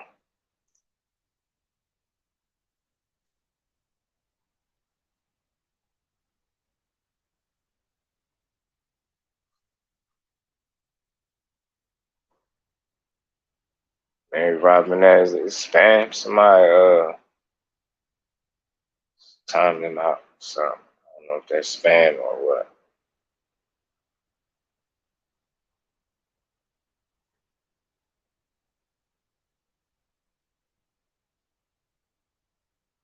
Yeah, man. But if AJ stepped in the ring with Wilder, I'd be thoroughly surprised. I'd be shocked, matter of fact. It really showed me something. Because why would you go into a fight that risky when you got a rematch and a potential, a rematch and a unification fight pending? Why would you go, risk losing your spot in that fight to face somebody as dangerous as Deontay Wilder? So, you ask me, that just don't even make sense. So, again, I think AJ is just clout chasing. So already enough of that going on in the sport of boxing. You damn sure don't need a heavyweight. The heavyweights doing no clout chasing.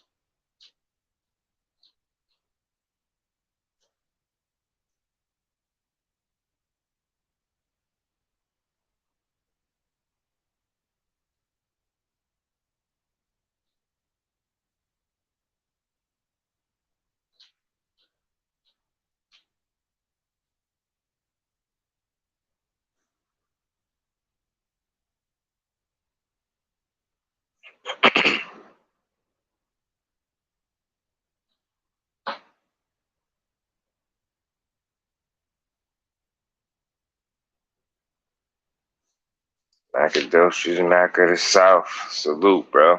Salute, my brothers. King, Southern T.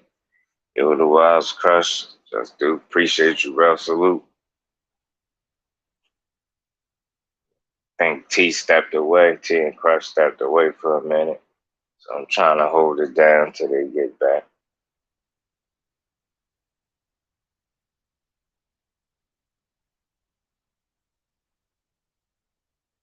And I was asking the chat, did y'all hear about Anthony Joshua demanding Deontay Wilder? I just don't see him realistically getting in there at all with Wilder, especially, like I said, with a unification rematch pending with Usyk. See why he would even risk it. And I don't even think that would be ducking. I just think that'd be a foolish move to step in there with Wilder when you gotta fight that big on the line. His next move better be his best move, I tell you that. There's no telling when Lomachenko or Usyk returning to boxing, so people could just X them out of the equation for right now, and I think it just got to move accordingly.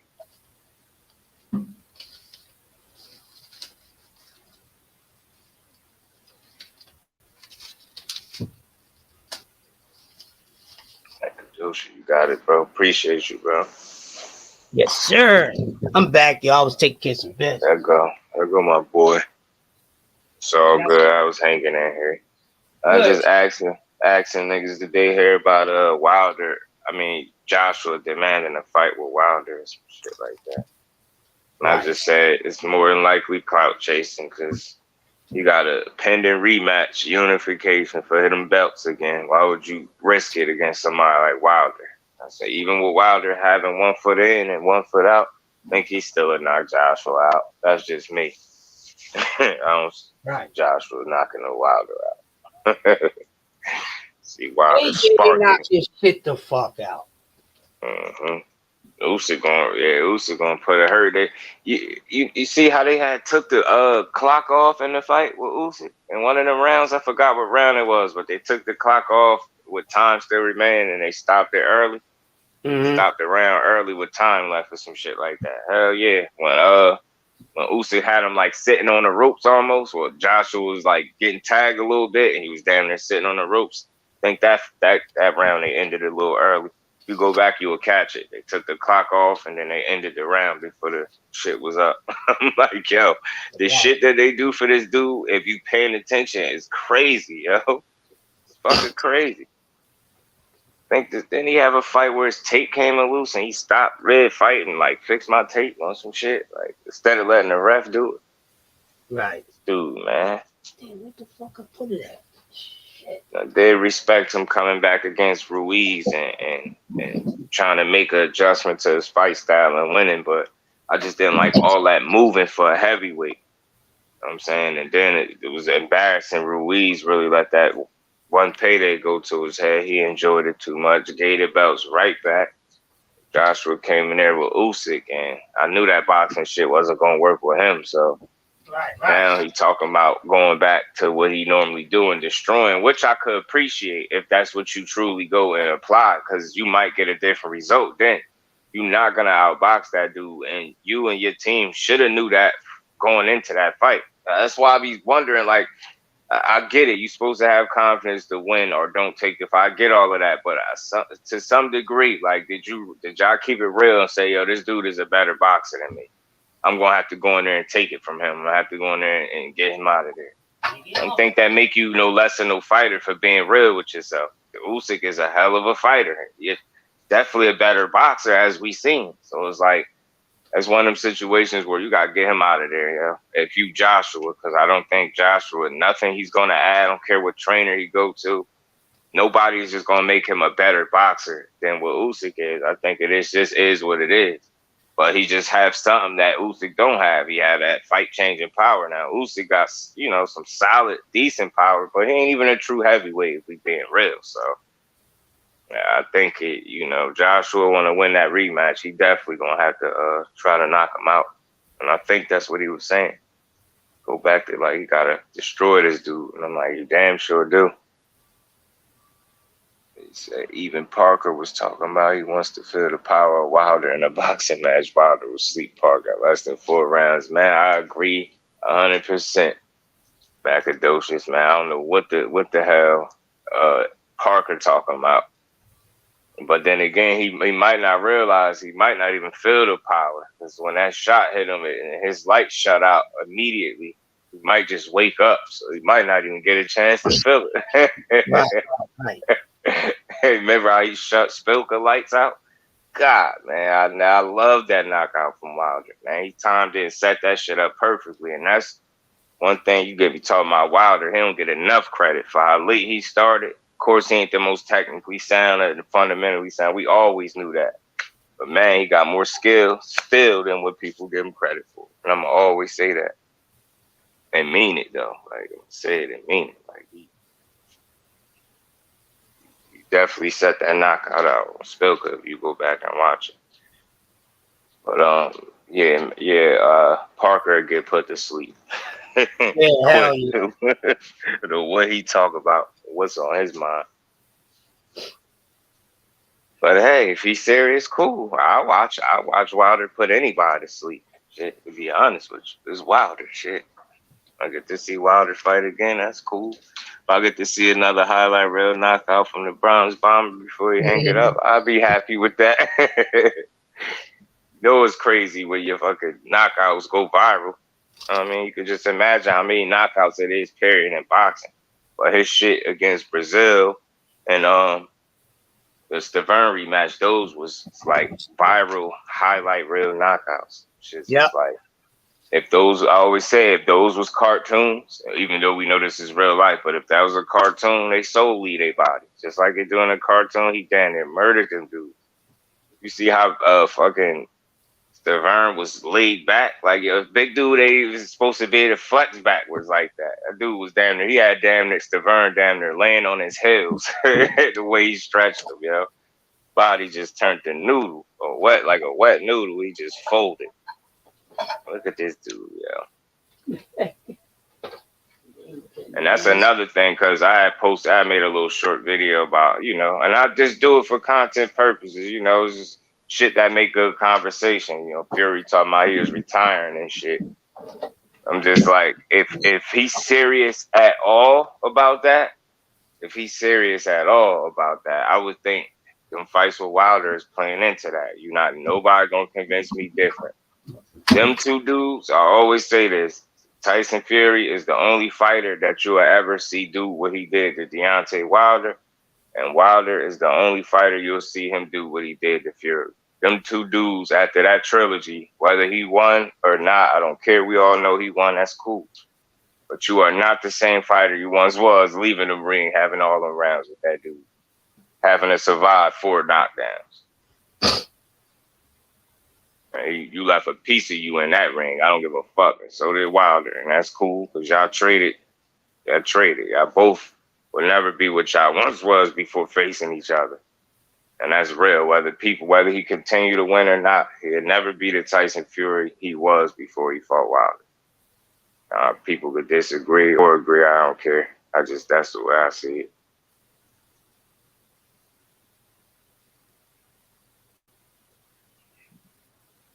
Right. You cooking, bro. You cooking. Mm-hmm.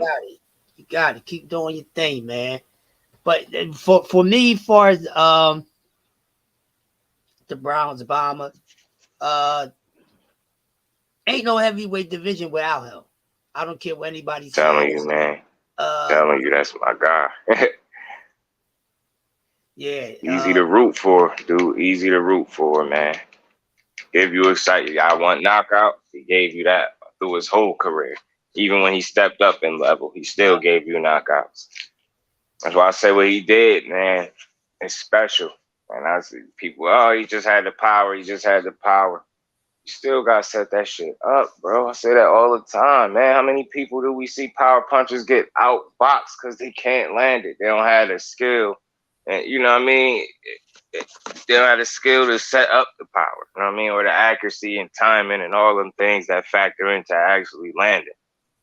Like I was just making an example when Wilder fought Spilker, even he broke it down. If you ever go see his breakdown of what he was thinking when he let that shot go, you'll know that he got some IQ with him, man. He ain't just in there a dude with a punch and that's it. Dude smarter than what people ever give him credit for.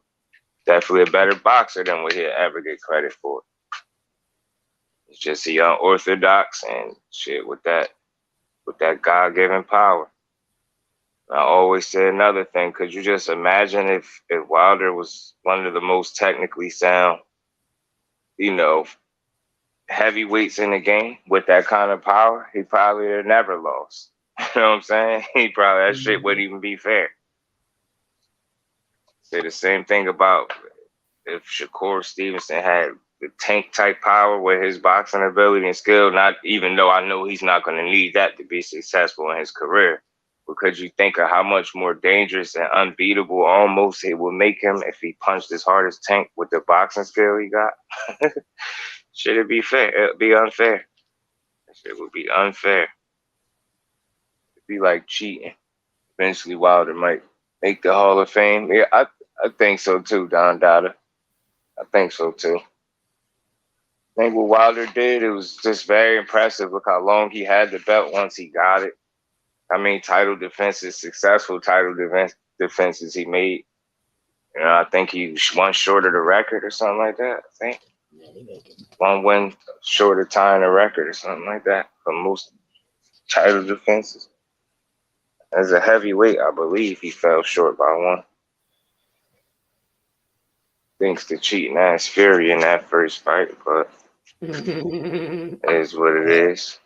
Yeah, man, that's the whole thing with that. Yeah, how I feel about Champ, like I said a second ago, ain't no heavyweight boxing without him. Fury wouldn't be where he at if Champ didn't go get him. You know what I'm saying? Man. Yo, that's something that's not discussed enough too. Exactly. And you could even go deeper to say nobody was calling for that. He could have treated him like he never existed. He never had to fight him. He fought him the first time. And if y'all claim he got so dominated and all of that in that first fight, he still wanted smoke. He wanted smoke 2 more times back to back after going through hell with him the first time. So it's like that's a totally different type of dude, man. You know, I bet you if you ask him, yeah, is Fury more skillful? He'll tell you, yeah, all those things is true, but I'm still a better fighter. And he is still, and that's how he felt. He tried it, and he came up short. But in a loss like that, you're gonna get more of my respect, not less. I don't understand what type of supporter people be. I see a lot. I see a different type of motherfucker. If you really willing to get in there, no, a nigga just gave you hell the first fight. You know what I mean? Tricky as hell, even though you was able to still land on him. But you want to get right back in there with him. Luis Ortiz, same thing. You nigga tested you like nobody else. You still gave him another opportunity. You didn't even have to fight him once, let alone twice. I mean, you could have ignored him and tried to act like he didn't exist like the rest of the heavyweights was doing. You know what I'm saying? But nah, he fought him twice. Fury, the state that he was in before he got in there, you know what I'm saying, with Wilder, he could have just ignored him. Nobody was calling for that. He wanted to test himself. Y'all said Fury was one of the best. He felt like he was the best, and that's what he tried to show you. I don't think you know less than a man for coming up short, trying to be great. And I think that's where you start having to question what type of fans you got out here. Like, do y'all motherfuckers, like, you know what I mean? Do you really watch a fight and see it for what it is? Like, what do you like the sport for? Like, that's something to respect. A motherfucker tried to be great. Fought that man 3 times when he ain't had to fight him once. Fought Ortiz twice, he ain't had to fight him once. Right. Yep. People just kill me. You gotta give that man way more credit than that. Told his daughter he was gonna do what he did and did it. And then did it well. You know what I'm saying? Very well. Man, that man is a special talent, man. Individual, man. I'm telling you, his mentality is different, man. And that he make boxing more exciting. That's how he think, man. That dude really, he don't talk it. He will test himself, and he shows you time and time again. When it's all said and done, if he lose to the better man, so be it. He tried, man, and he went out swinging. And he almost had it. Here's my thing with that, right? Now, I'm not a fan of Tyson Fury. You know what I'm saying? Never Me was. neither. After seeing the shit that he did, nah. Right. I mean, the dude can fight. I give him respect on that. He that can 100%. Fight. I mean, but I would respect Fury more if he would have done it naturally. And that's the problem with people don't understand. We won't give credit where credit is due. But because he is skill wise, he's good enough to win fights without cheating. But it's just something that's any, that's a cultural thing over there where they come from. A lot of cheating is able to go on. It's just when they go on overkill or just do a little something with the restaurant, that's when they come down on them. You see what I'm saying? But if Tyson Fury would have did the same exact thing, but without all the fuckery, this shit, that shit, this shit. Fact. We wouldn't be coming hard on him because exactly, no matter what he did, that man, every time he opened his eyes, go to sleep, snort his fucking coke, drink his motherfucking whiskey, every sip should be for Deontay Wilder. Every should be for Deontay Wilder because you wasn't even eating like that. That motherfucker got you paid. Changed your life. That's what I'm saying. Like, yo, as a man, you know what I'm saying? Oh man, that's a real dude, stand-up dude, man. He fought 3 paydays, motherfucker. 3. When you was trying to get out of the last one. You know what I'm saying? Still got you another one. Got you paid. You know what I'm saying? Got this man paid. Nobody's talking about that shit. Got this man paid. You stupid pussy ass motherfuckers. He would have got you paid. But y'all ain't had no fucking heart. Exactly. AJ. Y'all boys been on fire. Yep. Already know, man. So that's why I said that conversation about him talking retirement was interesting because I don't care if any part of him was serious, which he's probably not, but it's still a good topic because he could be full of shit like he always is. But if you serious at all, I know it's true, a fact that them Wilder fights played a factor in that. I'm telling you, I wouldn't be surprised Whether you beat Dylan White, I don't care how you beat him. I wouldn't be surprised to see him get knocked down again, or if you see him in some trouble for whatever reason. Like, part of you is not the same after surviving them knockdowns. I do not care what he say, how hard he think he trained. I don't care. The way he put you down when he did, those was legit, real knockdowns, and you felt it each one of them shits. Well, one thing about that rotten motherfucker, he never discredited the man. That's what you have to say about it's him. funny. Shit, it's like with the shit that he did, the measures that he took to win. Yeah. That means he was so unsure that he couldn't beat this man. So he went extra measures that was sort of detrimental.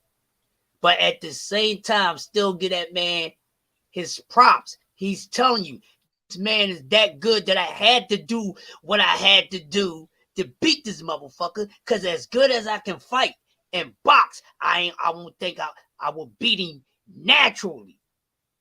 He's telling you without saying it. And he gave the man his props and just go a little deeper. That's why I got to say about the fuck boy. You know what I'm saying? Like he's a funny character. Sometimes he purposely take you to lose, but when it's time to bite down on keeping it real, he keep it real. He keep it real because he's so ignorant. You know, ignorant motherfucker dog. There's no limit to what they say, so they keep it real without that being a purpose. That's an ignorant motherfucker. So much of an asshole. That's just what it is. So they don't go with it. So it ain't like they gotta prep it up or nothing. That's what they do. Natural born asshole. No, but rotten motherfucker. He's entertaining. Yeah, he could definitely be funny because I thought the shit talking to Dylan White is funny. I caught myself laughing at him a bit. Man, I was cracking unfortunately, he had to be Yeah, I'm like, this dude, damn idiot. Dog, yo, he fucking funny. I'm telling you. The Funny. motherfucker should be in some movies. Yeah, actually be all right if he ain't do the bullshit, and that's the crazy part. Bullshit, it'd be all right. Like that's the only thing wrong with the dude that he do the bullshit. I think that's what people get it confused too. Like a lot of fans, when we critique people, they think the critique comes out of nowhere. Like it was just unnecessary. Like I don't know if it went over everybody else's head, but one person that annoys me because he act like you couldn't critique him for something he did wrong. It's Cinnamon, man.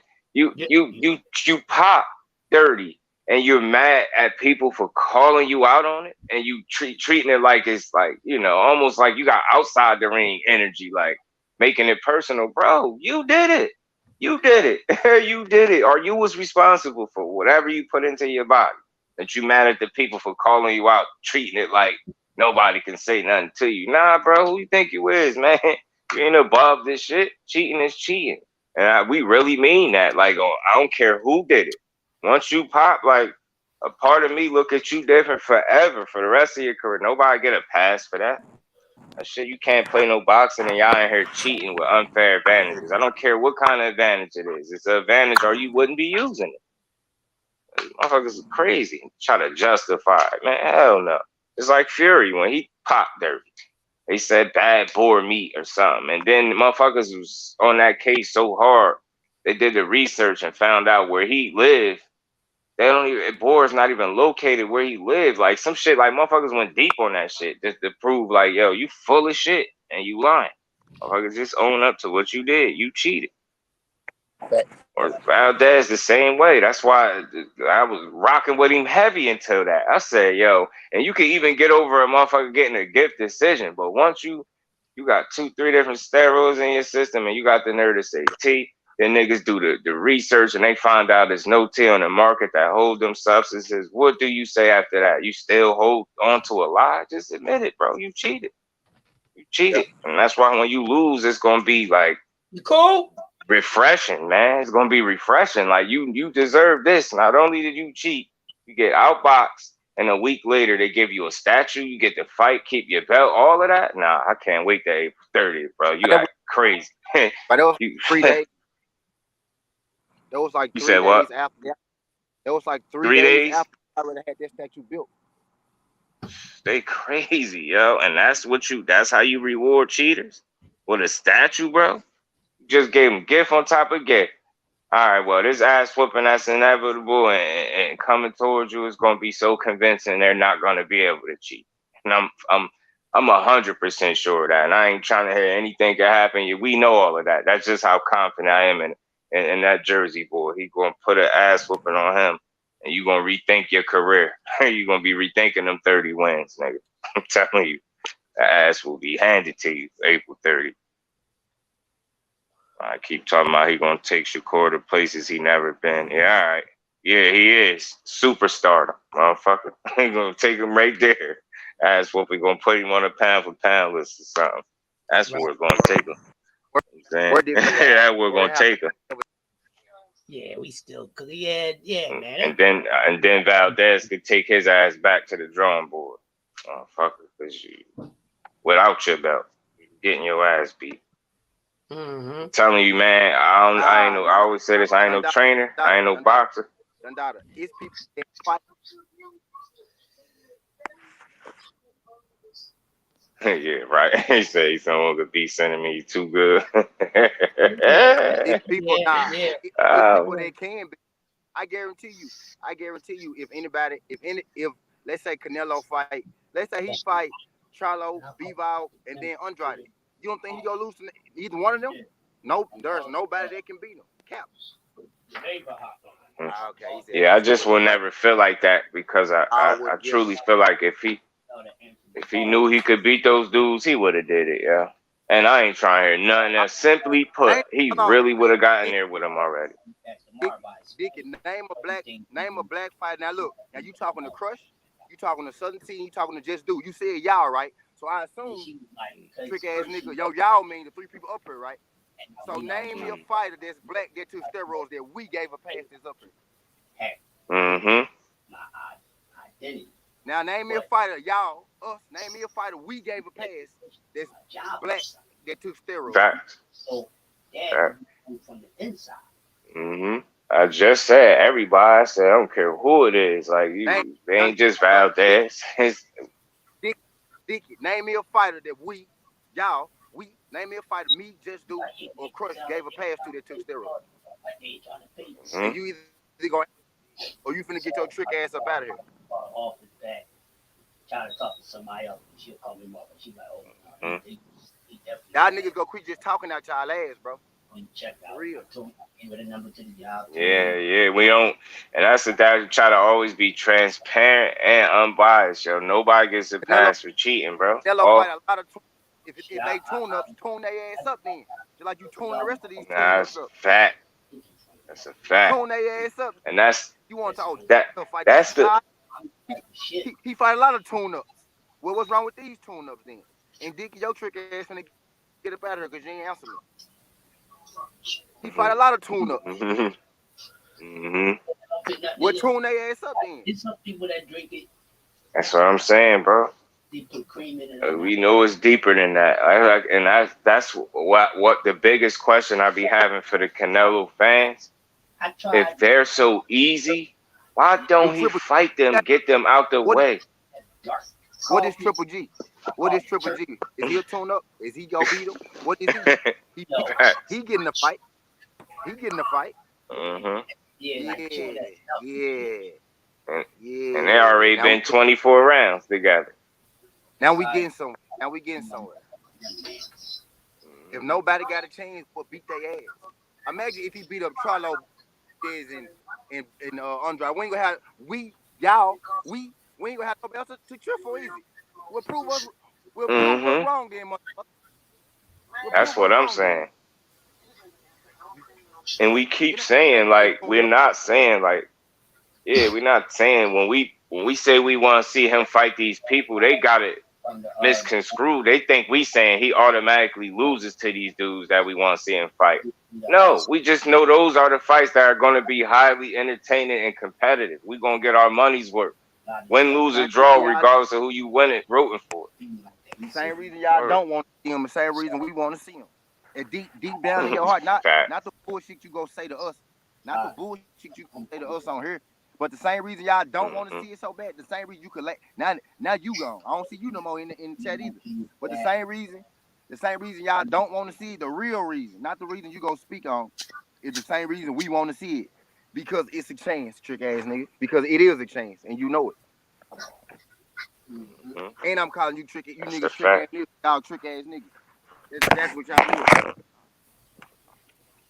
That thinking he You want to see unbeatable. Y'all it. making it seem like a fighter that already lost is unbeatable. Not only did he lose, he already got some gift decisions after that loss. Talk logically because y'all ain't speaking with logic. Mm-hmm. You can't speak like you can't talk logic when you ain't speaking with none. Fact.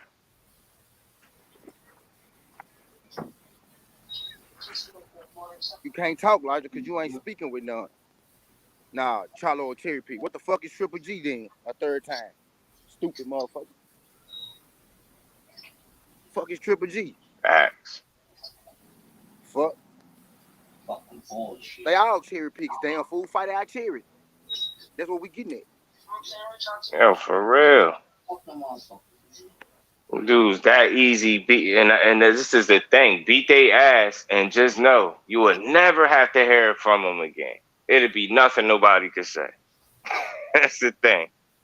Come on, man. His fans more confident in him than he is in himself, man. I'll be saying it.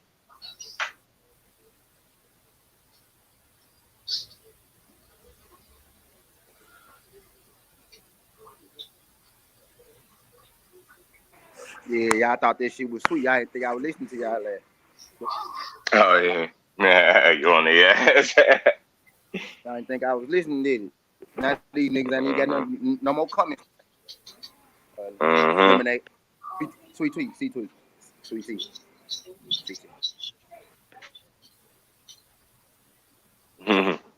That's sweet tea. No chaser. Mm-hmm.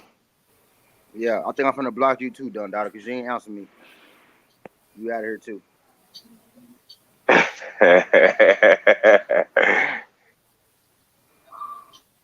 Yeah, that nigga silent. I bet you will.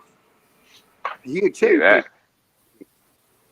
Same reason you don't want to see that cherry. Same reason you want to see that cherry because you know it ain't really a cherry pick. You know it's a real fight go that day, and you don't want to see your opponent in a real fight because you like bullies. People, you like bullies. You don't like to see competitive shit. You want to see Canelo win. Talk about how great he is. You can't have him lose to two black people because then he ain't gonna be shit no more. Because for some reason, also black people devalue them for some reason, and it shouldn't. Yeah, look, here you go. That's your other page right there, ain't it? Hit my like button, bitch.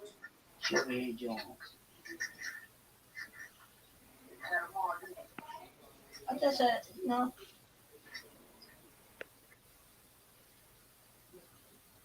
You know.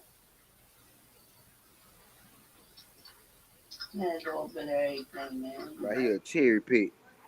What is Triple G? Y'all ain't gonna answer me because I can't answer me. Right now, trying to fight that boy for a third time, knowing nobody want to see that shit. Because it's a cherry pick.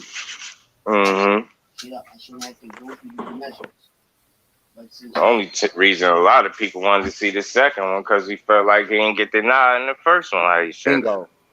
And then he had to wait for him and for him not be able to stand for him to even get him a third one.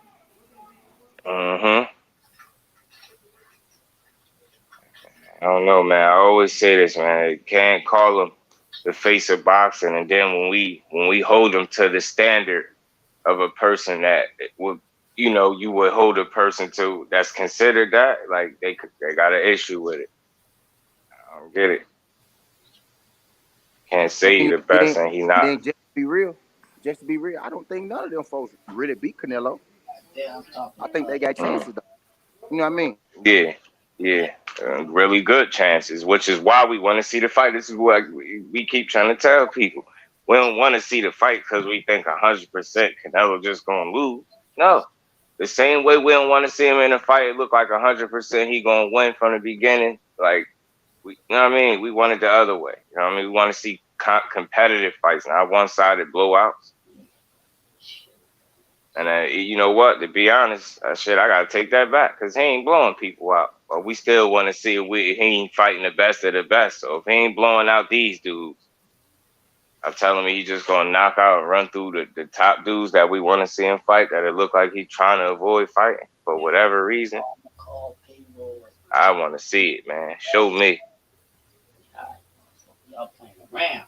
Say you ain't fighting no more Mexican fighters, and one of the biggest threats is a Mexican fighter, if I'm not mistaken. So we already know what that's about. You're already excluding him off the list permanently by saying that. A motherfucking cherry pick. Like he don't fight none but cherry. Oh, Charlo too easy for him to fight. That's all he do is fight two easy motherfuckers. Charlo ain't no too damn easy. All he ever did was fight two easy motherfuckers. Charlo ain't too easy because he was too easy. Y'all would put him in the ring. Just like Steve Rose. Just like fucking Danny Jacobs. Y'all love Danny Jacobs because Canelo beat him. And that win agent like spoiled fucking milk. Everybody beat Danny Jacobs. Facts. But that win don't count no more. Oops. Fuck out of here.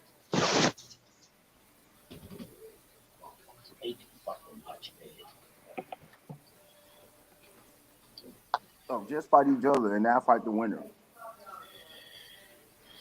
Yeah, bro. Who the fuck you think he is? Who the fuck? And Caleb Plant, my nigga. Who the fuck Caleb Plant have to fight before you fought him? Nobody. You call him because he inexperienced. I want to hear that shit, man. Some fight each other, you will fight the winner. Fuck you think you is? Tell somebody who to fight when you don't want to fight nobody. Shit sounds dumb as hell. If it was a cherry pick, you would have been in there already. And we know this. They the only ones that could do it. You know what I'm saying? And you notice every time he get in there with somebody, these quote unquote cherries, or every now and then when he decide to really test himself, is always an issue getting the fight done. Always. That should tell you something right there. This a fucking, and I don't hate. These are good, perfect examples, so I don't hate to use these examples. Them three dudes. Adam Smith, I don't care who he beat. Y'all knew he wasn't gonna win from him. He was a tall ass punching bag, 12 rounds. None of them niggas earned no fight with him, deserved no fight. They all got it. And it was easy as hell for them to make each of them fight. Very easy. Quick, fast, 1, 2, 3. Whenever it's time for somebody that's gonna test them, it's always a bunch of bullshit involved. My job, they trying to jerk me out my last paycheck. Oh, for real? Yeah. So Tuesday, last week I went because they were supposed to come. Because I'm laid off until they get me another joint. Okay. I'm gonna fill out on an appointment. Y'all take your time if y'all want. So the check was supposed to came last week. Right. So when I go, I'm like, where my check at? Ain't no check. To make my bet. Right. So so I'll go Tuesday because I took Sandy to get a taxi done. Yeah. So after that, I go down there. I'm like, where my they motherfuckers acting stupid and all that. So I sit down with the general manager, and he's gonna say, "Well, we got a slip. Saying that your check been cashed." I said, "Dog, I didn't open up a new direct deposit yet. I closed my other one, so there's no need for that check to go there when the other one came there. So there's no need to go send to that account." Why would it? You sent one by mail before. Why would you send the next one? So then he was like, "Well," he said, "You sure you didn't open up an account?" I said, "Dude, I shouldn't be able to go onto the job website and open up and close that account. That's something that the office is supposed to do. Right. Not me. I don't even fuck with the website for nothing. Right. I mean, so he started looking through it, and he said, "You don't have another account?" I said, "Dog, I only had one account on the motherfucker." Why would you have? So when the shit come up on the screen, it's a whole fucking bank that I never fucking heard of. For real? Yeah, I said, "I don't know that fucking account." I said, "I ain't putting no new account in this." I said, "Somebody did something." Somebody who worked here. Yeah. You gotta know who So did it. this motherfucker gonna say, "All right, well, I can't issue a check from here. I'm gonna have to call payroll." Okay. Motherfucker was supposed to call me yesterday. He ain't called me. I called this motherfucker this morning. He ain't answer. I said, "All right, y'all paying my fucking money." I called the labor department. I explained it up. So they're gonna have to know my fucking check out. Yeah. See what I'm saying? You gonna get unemployment though since they acting crazy? I'm gonna do that too. Yeah. They gonna give it to me. I was with them for 3 years. Yeah, come on. Y'all fucking up I got shit to do. Yes. They ain't even got no fucking money. Are y'all serious? Ooh. I said, all right. Instead of me losing my cool, I just got off the phone with them. Y'all gonna get motherfucker. Yeah. They tripping. That's crazy. Yeah, one of them didn't want to. Don't act like somebody. If somebody was to hack my email, Yeah. they can't get the information to the job website. Right. You got to know the ID and all that to get on it. It's somebody on the job who did that. Yeah, I know they did it. Yeah. I said, man, somebody here did that shit. Yeah. Because when I was like, why would I come up here? You know, if I cashed it, that don't make sense. Y'all told me I got my other check this way. Why would somebody who would set up direct deposit? I didn't authorize that shit. Right. And if y'all don't figure that shit out, I'm gonna go to the fucking cops and have y'all investigate. Yeah, I do that too. Crush handling business over there sound like. Crush handling business over there. I'm finna bring my shit up for a second. While I eat.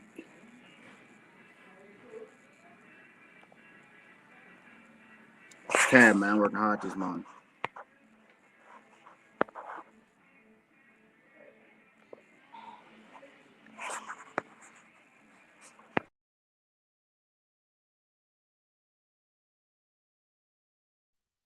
Yeah, I see you moving. Move.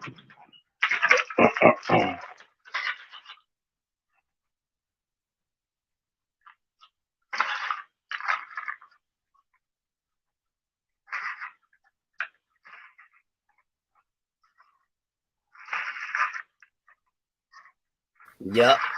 He gonna mash his ass.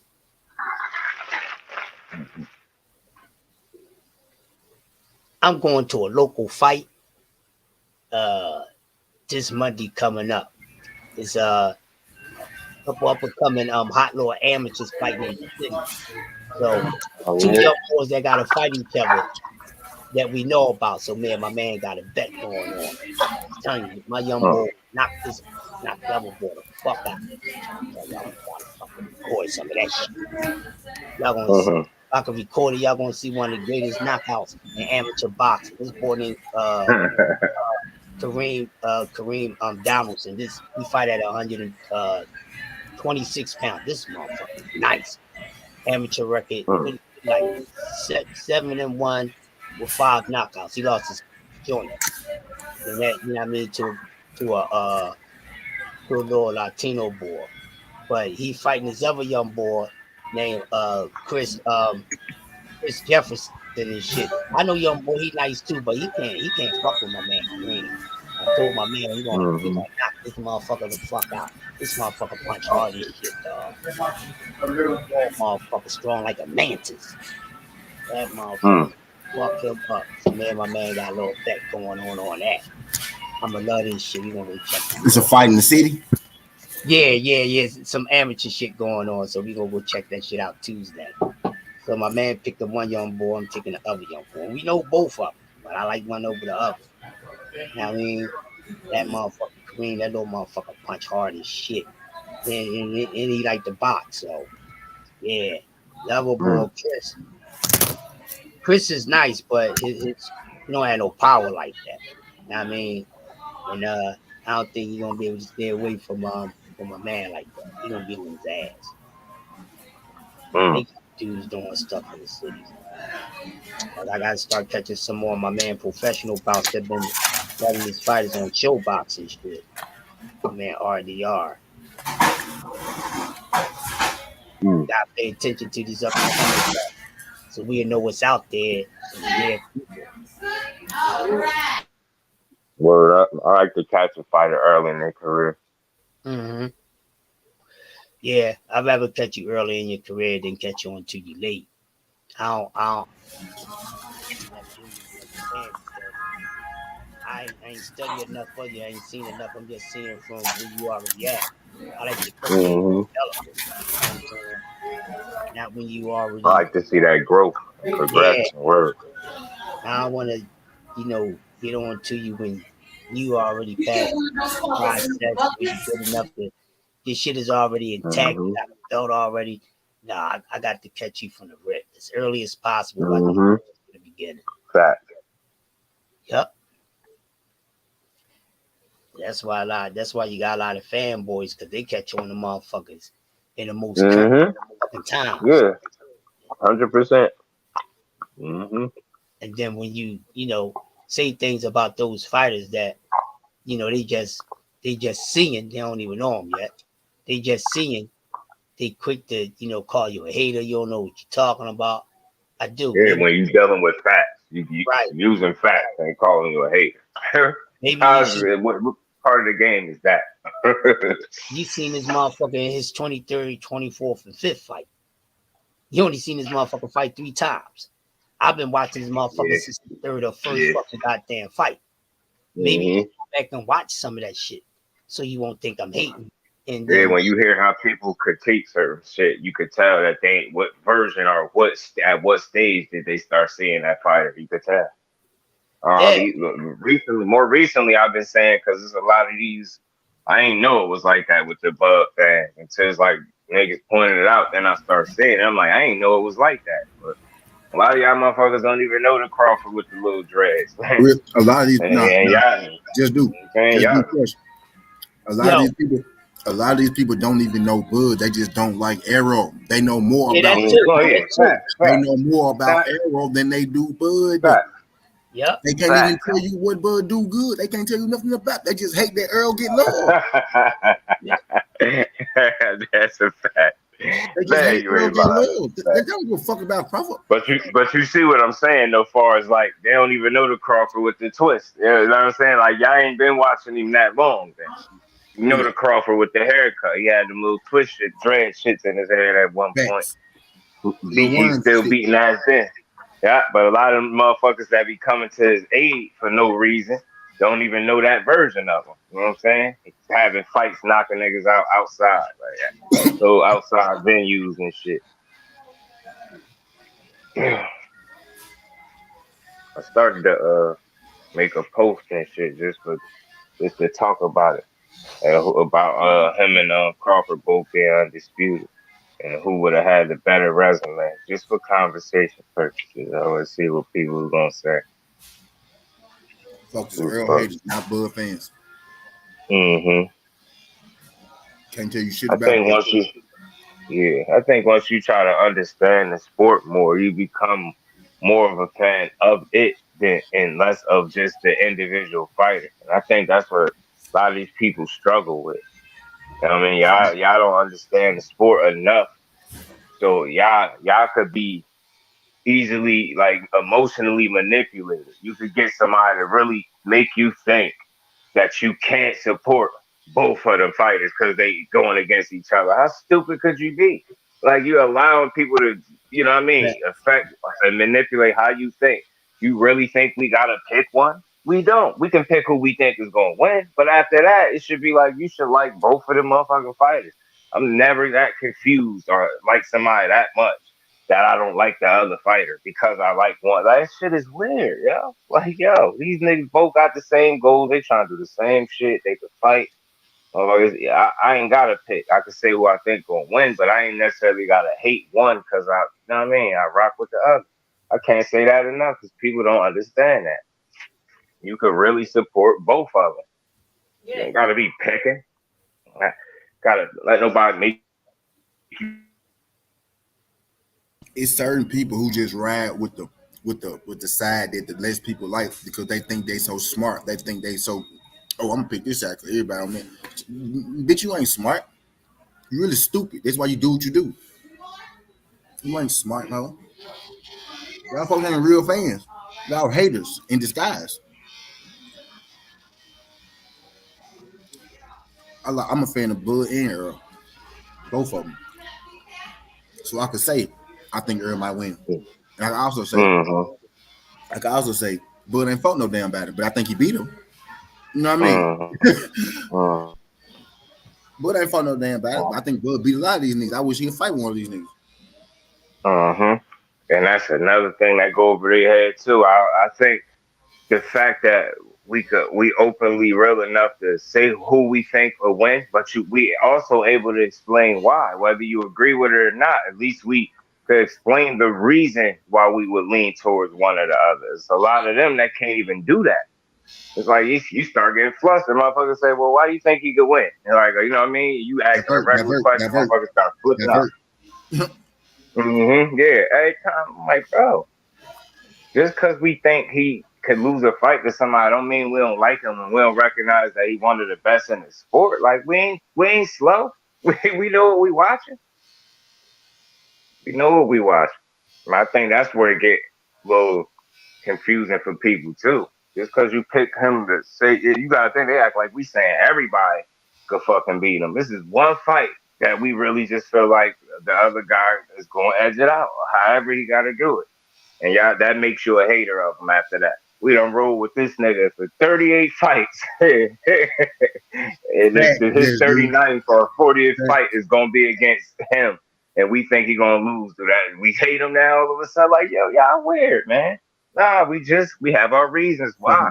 And we could be wrong. But I don't think so. But, you know, I'm like, man, we was rocking with this. I never had it. It's not a fight that he had where I was rooting against him. And all of them fights that he got. Not one single fight. Not one. and to be even more clear, I mean, if you want to be technical, saying you think somebody could beat him ain't necessarily rooting against him. You just think the nigga that he in there with might beat him. It ain't necessarily make you, you know what I mean? You're not rooting against them so much, you know what I mean? It's just what you think. I don't think people understand that. Gotta give it, you know what I mean? Until they get in there, we're gonna tell you what we think. But I'm still optimistic, man. Whenever the fight go down, whoever the underdog is, guess who go bet on them? No matter who the fuck it is. Me. It's a fact. It's a fact. I think that's something that betting teach people too. When they into it, not that he's saying you needed to be taught, but I think that's, you know, when you're betting, it teaches you not to be emotional. Yep. You get what I mean? And you have to, so you get exactly what point I'm making. And I don't even bet, and I understand that, because it's like, if you do that, then you ain't thinking right. Like you can't be picking with your heart in that way. Like, I like this motherfucker, he gonna win. You gotta be real. This motherfucker might get swept. You know what I mean? You gotta go against him. Facts. Word, man, I'll never be confused. I don't hate these fighters. It's just certain moves they make we don't agree with as supporters of the sport, but that don't mean we hate none of these motherfuckers. That's weird. Hate these dudes. They provided a lot of entertainment for me over the years. Exactly. Like watching Bud beat niggas' ass, getting that mean street and beat the hell out of niggas. I don't know if maybe that's the part that people don't be getting. Like, we actually rock with this dude. We know the fights. I know several of the fights he had. You know what I'm saying? I know the niggas at 140 he was beating up. You know what I'm saying? So it's like, I mean, we been rocking with him, still rocking with him. Just because you think somebody could beat him don't mean you ain't rocking with him. That dude is a beast. I enjoyed many years of watching him knock people out, beat niggas' ass, outboxing. For real. Damn. Folks don't be fans of the sport. They be haters of a fighter. They be haters of a fighter, not fans of a sport, not even fans of another fighter. Y'all is not Bud fans. I'm a Bud fan. Y'all is not Bud fans. I see through you niggas, man. I see through you. And that's why I be saying, I bet you, it might sound silly, I would keep saying it. Niggas don't even remember him with them dreads. I'm telling them, little worm. And I just tell you something about how long you've been watching him. That's why I'm even using that reference. Like, a lot of these people found out about Bud when he said. A lot of these people found out about Bud when he said Arrow name, because Arrow was who he was. Yeah. A lot of y'all weren't even checking for dude at 140, but you always bring up 140 undisputed. Name me the second person. Name me the person he fought after he fought Ricky Burns. I bet these folks look stupid as hell when they tell you a motherfucking thing. And the only reason I know Ricky Burns is because we bring up Ricky Burns. I'm able to tell you. But you're a Bud fan, though. I'm a Bud hater, but I know shit you don't know about your favorite fighter. You know more about my favorite fighter. Yeah. Some of these people probably really don't know about the Ricky Burns win. Shit, they got him off. Maybe after that, when he had fought the dude that was an Olympian, that was supposed to be tough going into that fight, but he whooped his ass. What was his name? Julio Diaz, was it? Caesar. Not Caesar. Jose. Jose. Yeah, his ass. A little tough Olympian. When he made him look like nothing. I'm saying they don't even. I'm telling you, niggas don't remember that. I remember that shit. You know what I'm saying? And I be knowing you could tell by how people talk. That's why I'm like, yo, y'all obviously some of y'all ain't been watching Spence long enough either, because it's like he ain't never gave you a reason, not even a life. He show up, he fight, he train, he well prepared, and he delivered. He didn't give you too many reasons. So the shit that people feel, this all got to be stemming from, like you said, y'all noticing him as soon as this him and Spence became like a fight then. You know what I mean? Yeah, like you don't be tricked. Don't let no media make you be fooled, bro. You could like Crawford, support him and still like Spence. You could root for your man. You could be like, nah, I think Crawford gonna get Spence on this. Shit, I'm gonna sit back. I'm gonna enjoy that shit. The real thing is, instead of motherfuckers just saying, man, Bud ain't really showed me, from his competition level why I think he'll be Earl, but I think he just, I just think he's a better fighter. Y'all gotta make us well because Earl slow. Come on, get the fuck out of here, bro. Because y'all don't really have an answer. Y'all not supporters of the sport. Y'all like to argue in the crowd. I see what's going on. Y'all like to argue. Y'all don't support the sport. If everybody was pro Bud, y'all would be Earl Spence fans. Man, that's a fact, yo. That's a fact. You getting ready to go again? I said. If everybody was pro Bud, y'all would be Earl Spence fans. Anytime, and I'm gonna use Disney term and motherfucker come back. Anytime you say the most popular nigga in the world, that's outside of boxing. That has nothing to do with the sport of boxing. The most popular in the world, that's how you feel, bro. You mad because dude popular. Yeah, that's a fact. You mad because that man popular, bro. What's good, Bruce? He's the most popular nigga in the world. That's how you feel, bro. Earl is one of the most popular boxers today.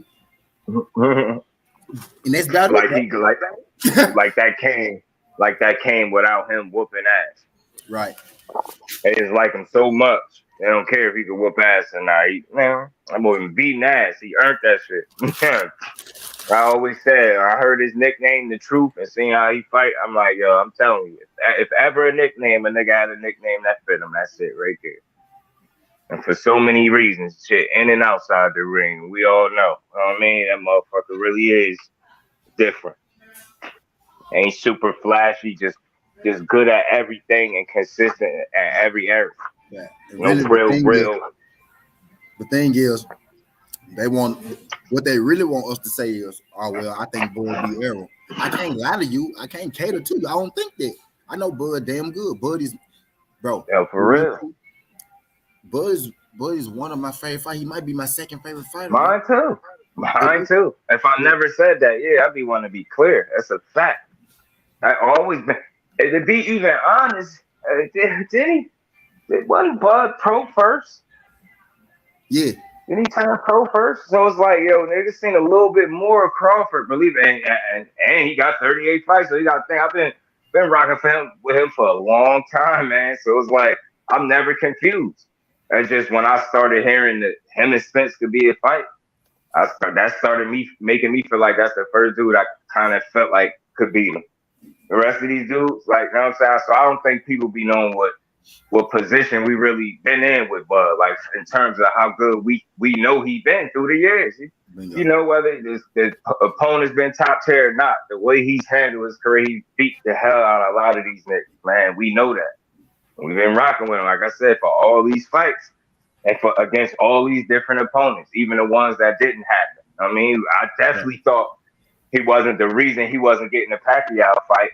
And if people paid attention, listen to what Freddie Roach said after he beat the hell out of Victor Poster. He said, man, I don't think that's a good fight for Manny. He said, look what he did to my guy tonight. He was basically able to hurt him anytime he wanted to. He's like, I just don't think that'd be a good fight. I always thought Crawford would possibly stop Manny.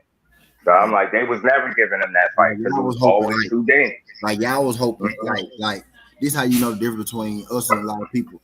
Y'all will watch Earl fight Manny and secretly deep down hope Manny beat Earl so you can talk about it. I watched Earl fight Manny and pray that Bud beat the dog shit out of Manny because because Bud is my fucking brother. Stupid motherfucker. It's that simple. It's that simple. Bud, look. We gonna sit there and know that we about to see our fucking brother put on a masterful display. You know what I'm saying? I just in no scenario did I see Pacquiao beating him. Of course, unless he knocked him out. But far as that's not happened. I just felt like Bud would have been too good for him, and I'm always feel like that. I know that's why they ain't make that fight. But yeah, I'm telling you, that shit would have been all bad for him style wise. I just think Crawford would have beat the hell out of him, and they knew it. So I think that it's easy to get lost in the appreciation niggas have for Crawford as a fighter through the years, just because of this one fighter we feel could beat him. And you gotta think we talking about one person for the most part. You know what I'm saying? There's so many other motherfuckers. We ain't sitting up saying they whoop his ass because we don't feel like that. But this one a little bit different, man. I think his discipline, fundamentals, work rate, you know what I'm saying? Bigger, naturally stronger, better inside fighter. It's just I could name a few more reasons why I feel like this fight gonna go on his favor. But it ain't gonna be easy. In no scenario do I see it being easy. Thanks. Unless he do some dumb shit like try to go on some toe-to-toe shit. Because in my honest opinion, I think that I don't think that will suit him well. And I think particularly in that fight, Southpaw wouldn't be smart either. I think that'd be you that's get really why there. it's interesting because he wouldn't be able to do Yes. this. He won't be able to do Southpaw. Yes. And that's really the intrigue of the whole fight for me. I want to see how Bud going to adjust because we know and if he would, we know Earl. And I tell people all the time, if Bud beat Errol, y'all will be a lot more upset than me if Earl beat Bud. You get what I'm saying? Y'all gonna be a lot more upset than me. Facts. And it's also interesting because he got an ego and confidence and all that thing, arrogance to a certain degree. He might be a little hard-headed and stubborn and say, I'm gonna still go Southpaw. You know what I'm saying? And then I just think from there on out, man, you're gonna be getting touched up. So that's one of the main reasons why I want to see it, just to see if I'm right about that aspect of the fight or not. Because it's just something I always talked about ever since they say he switched Southpaw. But I'm just like, well, who one of the best Southpaws in the game? And you gonna outdo him at what he naturally do? I don't see that. I just don't see that. And maybe I'm wrong, but I don't see a scenario playing out where you switch Southpaw and outdo him at what he do best. I think that's when you put yourself at a clear disadvantage. And I clearly remember, because I watched him long enough, I remember, him being that slow ass starter, losing them first 2 to 3 rounds and then turning it on. I remember that shit. I'm saying, collecting his data and shit like that. And I always said as he step it up, he gonna have to change that about himself. He can't be giving no 3-4 rounds or 2 to 3 rounds away to no top tier fighter and just expect to catch him late or to just outbox him for the rest of the fight. If you give Earl 3 or 4 rounds straight at any point in the fight, you're in jeopardy of losing. Your chances of winning is dramatically decreased once he went 4 rounds straight at any point in the fight. Yeah, you have to start early. We're gonna start early. And that's the whole reason we want to see the fight, because styles make fucking fights. Is Terrence Crawford enough to beat Errol? Yes. Is Errol good enough to beat Terrence Crawford? Yes. Which is why we want to see that motherfucker. Because we don't know who will win. I could take my fighter. You could take your fighter. But at the end, we really don't know. We can say that. That's why we want to see it. Most of y'all can't even sit here and have dialogue on why your fighter win. That's what I hate. Most of y'all can't even dialogue with me about shit. Most of y'all can't even dialogue with me about it to even make the conversation fun, to even convince me. That's why I say the stuff I say to you, not because you wrong and I'm right, because I want to change your opinion. So don't just, you know what I'm saying, change my opinion. That's what it's debate. Or at least open up your mind to a different perspective. You know what I'm saying? You know what I mean? That's why I don't have, when I get up here, I go back and forth. I don't have that debate mentality in mind right off the rip. You might really be making a point, and a lot of times that get lost in the sauce if you constantly arguing back and forth. That's why I would rather listen. You might point something out to me, make me see something that I didn't see, which is pretty much what you're saying, changing my opinion, giving me some perspective, make you know what I mean, pointing something out to me that I might have just kind of looked over. You know what I'm saying? That's how I look at it. Or, But folks can't do that because folks want to play smart, but folks ain't really that smart. yeah. They don't even Yeah. have the information to do what I just said because they don't Facts. know. And now, some of these niggas don't simply put they don't like the sport enough to Right. be involved. You know what I'm saying? You wanna be able to talk that shit, but you won't even watch it enough to be able to talk that shit. You know what I mean? You just don't. Motherfuckers don't be why don't just watch the big fights. You know what I mean? Watch them come ups and shit like that. Maybe that's why you will see why we feel the way we feel about a certain fighter. You know what I'm saying? We've been watching these motherfuckers for years. Not saying we still can't be wrong, but that will help you understand why we might have a certain confidence in the fight. Have you been watching how we've been watching, motherfucker? Like, Right. have you been watching? And That most of them man at have. his best is very good. Man at his best is very good. Very good. Don't make a ton of mistakes. Of course, nobody perfect, but he don't make a ton of them. So it's like at his very best, you're gonna see something special. And that's why I keep saying. I think come April, even time off, all that shit.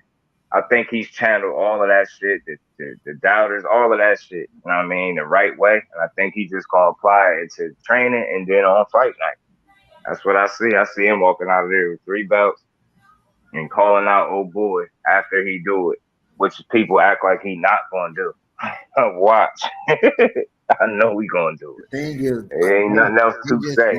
They just want Bud to get his name said on the public stage, bro. Wow. This man has said 100 times, I want the other belt. He even said earlier, I want Manny, then I want Bud. He said, I got 2 fights left. Manny Pacquiao, Bud Crawford. Then he said, I got 2 straps left because the opponents changed. Yeah. WBA, WBO. You feel me, man? It is what it is. They were going to say it again. For what? For the 23rd time? Well, how about this? Bud done said no about 23 times. So what's the point of him saying it again? You get what I'm saying? He ain't never said no. You get what I'm saying? One said no a bunch of times, the one ain't never said no.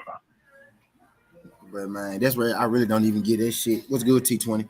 I really don't even get that shit that much energy because at the end of the day, you need 2 people on the same board. They trying to fake like it's Earl they don't want it when he didn't say the same thing since the beginning. Basically, what he said was, I'm gonna get the straps and fight you. He got the straps. He getting That's simple. Ain't even like he taking no other fights that's deviating from the plan. He going straight to what he said, the way he's gonna do it. The only thing changed is the opponent because of the situation, and we all know that. But the goal remains the same. The moves he making is the same in that direction. That's why I call it Road to Undisputed, because that's where he headed. And I keep saying it. How he gonna be that without getting the last belt? How he not gonna call for it? Like, y'all not think realistically, not emotionally. Think realistically, business wise as well. Yeah, I get 3 and there's 1 left. What am I gonna do? Ignore it? But I'm going to 54 now. Like, bro. The motherfucker told me, well, it's the IBO belt. The IBO belt out. The IBO belt. Shut up, bro. The IBO belt is out there. Maybe he was talking about the IBO. Golly. Reaching like a motherfucker. If the IBO really that important, why Bud ain't trying to get it? Exactly, bro. Like, chill. You know, ain't nobody think about that shit. Because y'all know what belt he you don't even know who got that title. You know what I'm saying? You don't even know who got the IBO. Where that shit at? I don't know. Logic of some of you people. Y'all gotta stop repeating shit y'all heard, dog. Please stop repeating shit you hear, dog. Please stop repeating shit you heard. That should be weird. The IBO out there. He could. The IBO. The IBO. When he really recognizing the 4 major sanctioning bodies. Say that for a reason. That's why they always put emphasis on that. the 4 major sanctioning bodies, and that IBO ain't in line with them, if I'm not mistaken. IBO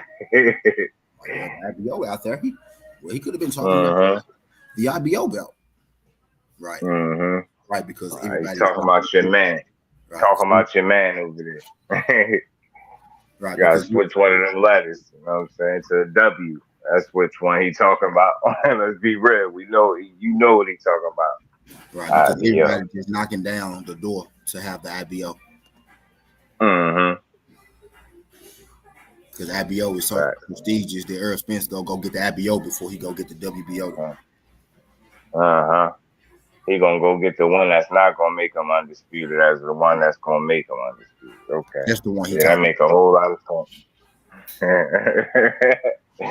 And that's when you start seeing them walls closing in as he complete the mission. And I already know it could be a chance. I get that with the Ugas shit. But if I'm just going off how I feel, that man gonna walk out of there with 3.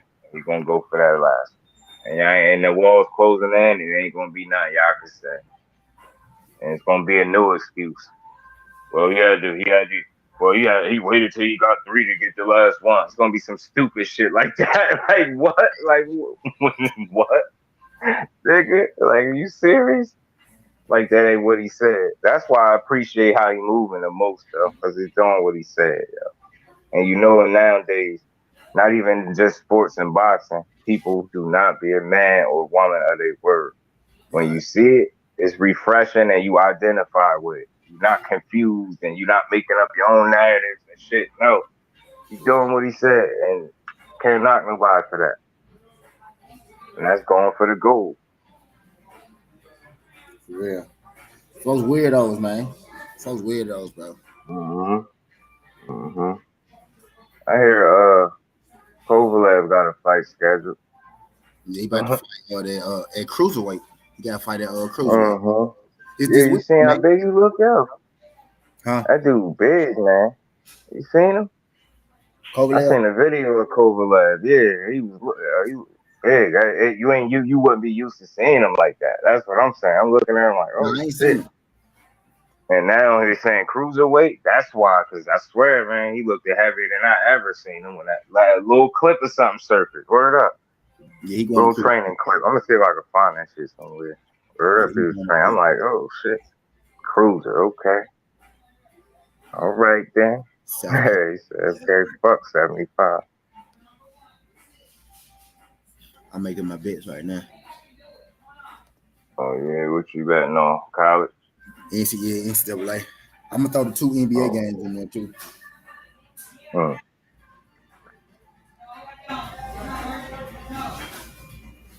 I'm going to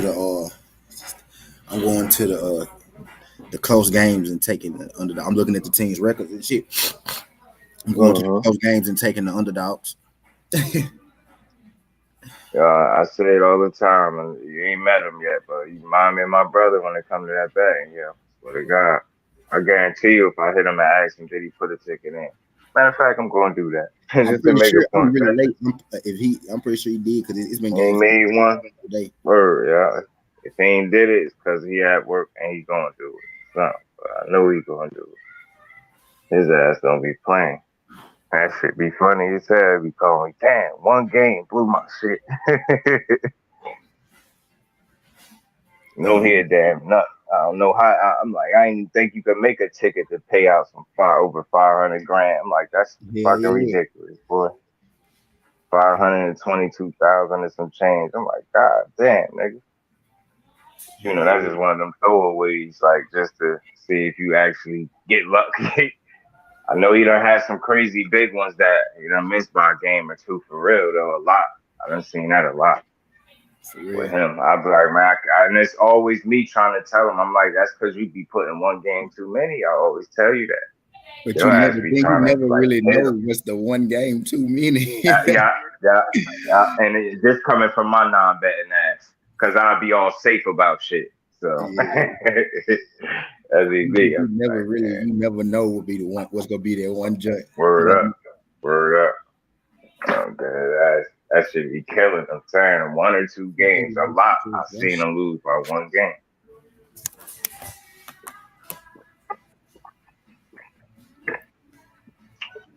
Like I was saying a while back, though, I know a nigga that's locked up right now and still hitting. Oh yeah. Still hitting him. This nigga is locked up. Still putting bets in. No exaggeration. Still hitting him.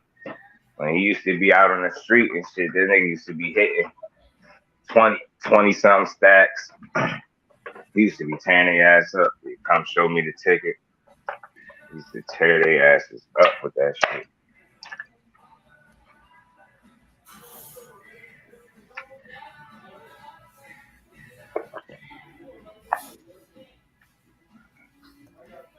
Ooh, that's where I'm gonna end it at. I'm gonna end it right now with that one. Actually, I'm gonna go on. Let me see. I'm keep going. You think about Tim Zoo and Garcia. They about to fight. The 26th this month. Yeah. Oh shit. That shit got announced. I meant to post it. I'm gonna still post it. It's live. Sure, yeah. Or it's a good fight right there. I like Garcia. I think I'm gonna take Maryland over Mississippi State.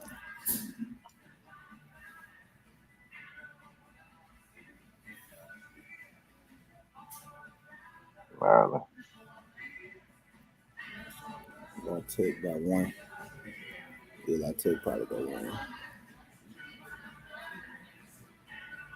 If I take Notre Dame, I'm gonna throw Notre Dame away.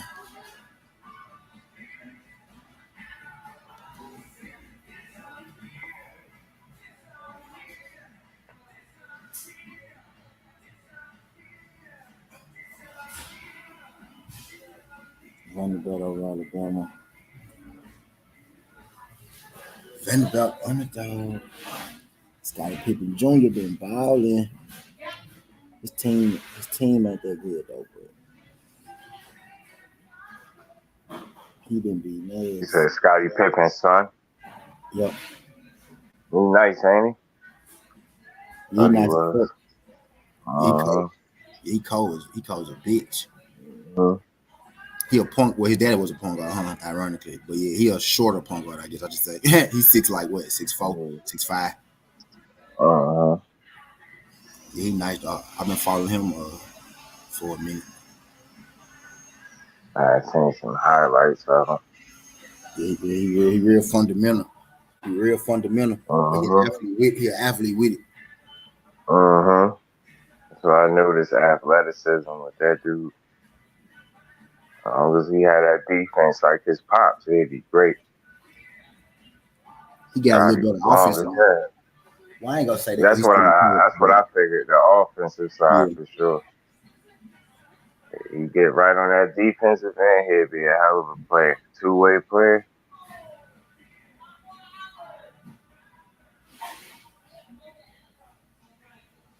Sam Houston played Grand Canyon.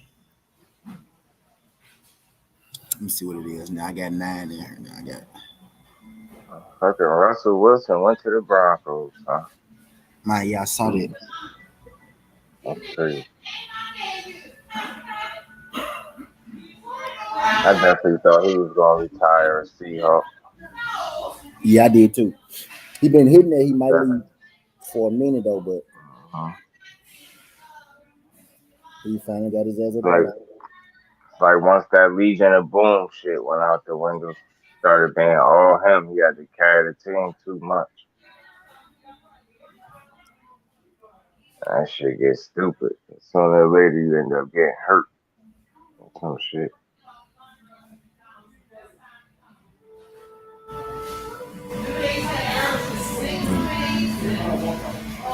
No, it's hella game. Okay.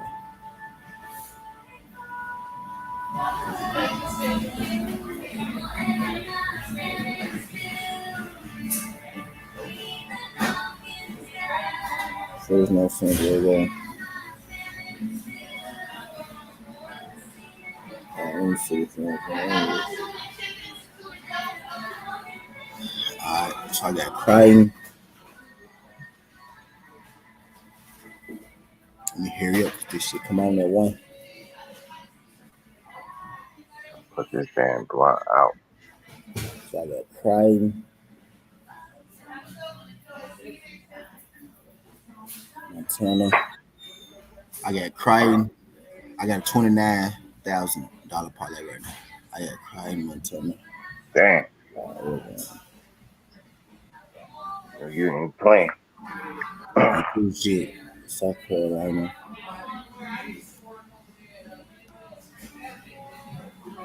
Sure, Washington. They the underdogs, but this championship week, all the games, everybody falling right now. George Washington and UMass. I'm not worried about most.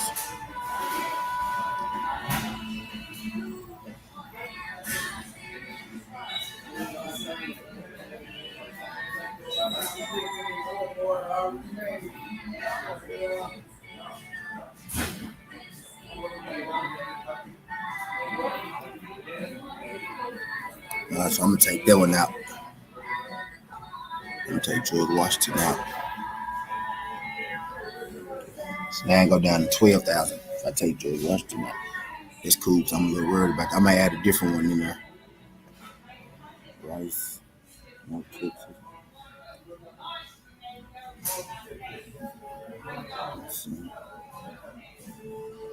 See that Don Dollar channel show. Yeah, I had to get his ass up out of here. Yep, because he ain't and I know that why we shouldn't. I got to shut that down every time. Every time. I'll never understand the man that wake up trolling, playing on some arcade. Really is. He a trophy. I know that. That nigga said Charlo a cherry pick. That's all he fight is cherry picks. So it should be right up his alley, right? Right? But it's not though, because it's not a cherry pick. So quit saying that dumb shit to fuck with us. Quit saying that dumb shit to agitate us. Put that dumb shit to another channel.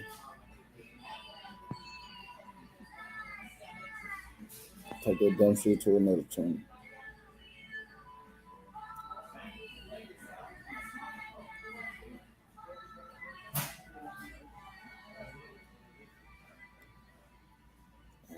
Okay.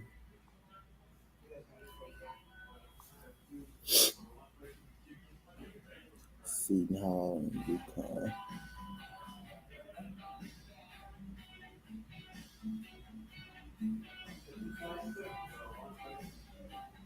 Virginia, North Carolina. I didn't get the games I'm scared of out. Now I got a 7 parlay for 2,200 instead of 22,000. Which is still cool though. But I feel like I better hit this one. I'm trying to see if I can add one more game in here somewhere.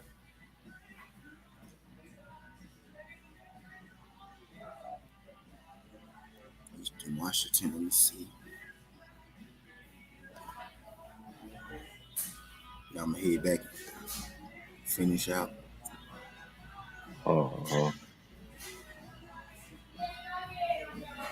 Eastern Washington.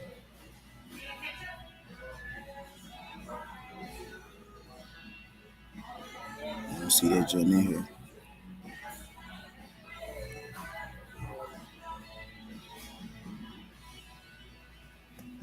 I'm gonna take Sam Houston over Wayne King. That might be one. I'm gonna throw that one in there. Bet. Okay, so now I got one for this. Okay, I got $5 for 6,000. That'll work. I feel pretty good about it. Yeah, I feel pretty good about that one. Place that motherfucker. Alright, I placed that jump. Alright, let me head back to where I'm going. Hell yeah. I think Joshua really saying he want Wilder next, huh? Of course, because he retired. But not. Yeah, I forgot. P make a good point. Hell yeah. I Yeah. would not, bro. I ain't I'm want not to say. falling for nothing, bro. You can't fool me, bro. It's over with, man. So yeah.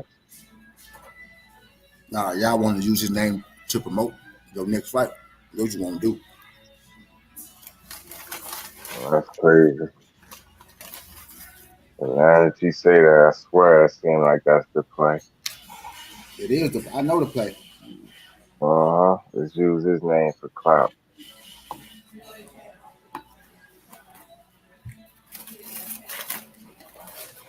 You don't want to fight Wilder. You saying that now just because you lose to Usyk, no way. You saying that now because Wilder retired, motherfucker.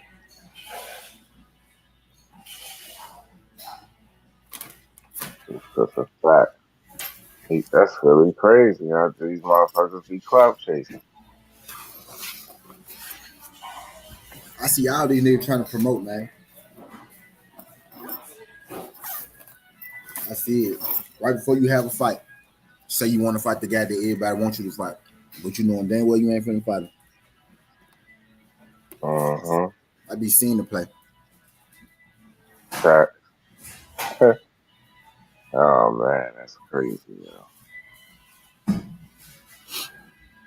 Oh, I want to fight Wilder. First of all, Wilder can't even fight for 6 months. 3 months now, or whatever. You know what it is.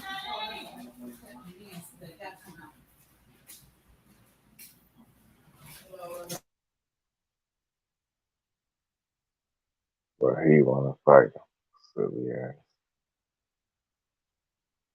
These folks don't want to fight. They want to get some publicity.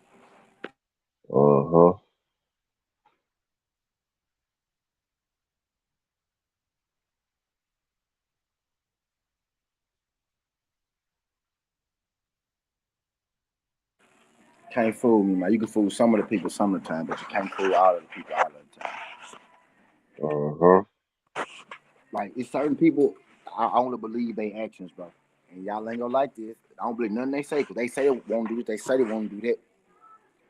Benavidez, Ryan Garcia, AJ, Bud Crawford. I'm not listening to you no more. I'm only watching what you do. Because Benavidez got everybody else fool. You the boogeyman. You the boogeyman. Right. You want to fight this guy at a lower weight class, right? This guy here a weight class right now. Man, Boo Boo Andrade. You said you want to fight him too. He said, cool. What happened? No fight. You ain't fooling me no more, bro. You ain't fooling me no more. I ain't no blind believer. Next thing you know, we start hearing stories about 7 million and all that type of shit. Right. Then of course he gonna come out and try to say it ain't true. Yeah, okay. Somebody said it. There's a lot of clout chasers in boxing, man. A lot of clout chasers in boxing. And these dudes know Andre style difficult for him. I ain't getting them no promo, man. They know Andre style difficult, and they know it. And there's no walking apart. I don't care who landed what shot on him. Motherfuckers keep talking about he a D-class fighter. Yeah, that's stupid. Show me he a D-class fighter.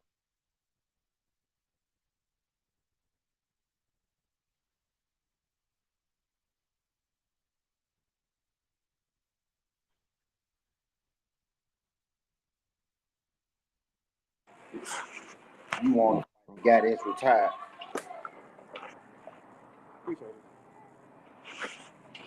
You want to fight a guy all of a sudden that's retired. He's been chasing your ass about 6 years. Now all of a sudden, I'm done with boxing. Oh, I want to fight him. Now you did that shit before. You said you want to fight him. You'll take $50 million. They gave you $50 million contract. What happened? What happened? Nothing. Nothing happened. That's what happened. That shit is crazy.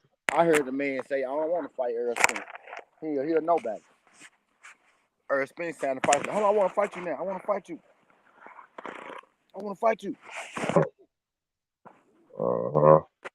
your trick ass out of here, sir. You gonna fight me? Because you could have fought me when you was the reason you ain't want to fight me when you was coming up is because you was coming up and you really had a chance to fight me. So now you ain't want to fight me then because you really had a chance to. Right. Now you want to say you want to fight me so people keep talking about it. Attach your name to a good fighter. And get some views, some clicks, get some publicity. Get people to trying to get some relevance. Attach your name to a good fighter. Fight scrubs.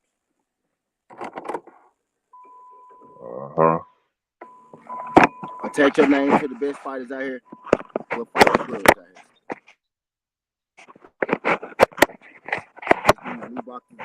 here. This new boxer 1-on-1. What you talking about? New nigga 1-on-1. New niggas, man.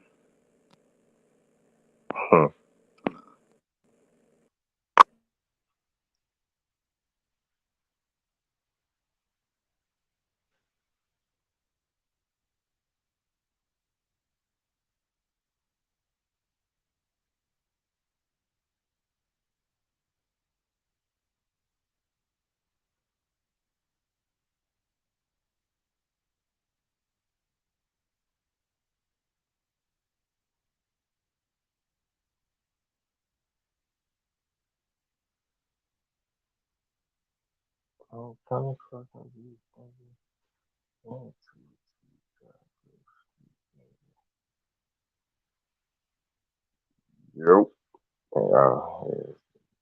There you go. Okay. Y'all hear me?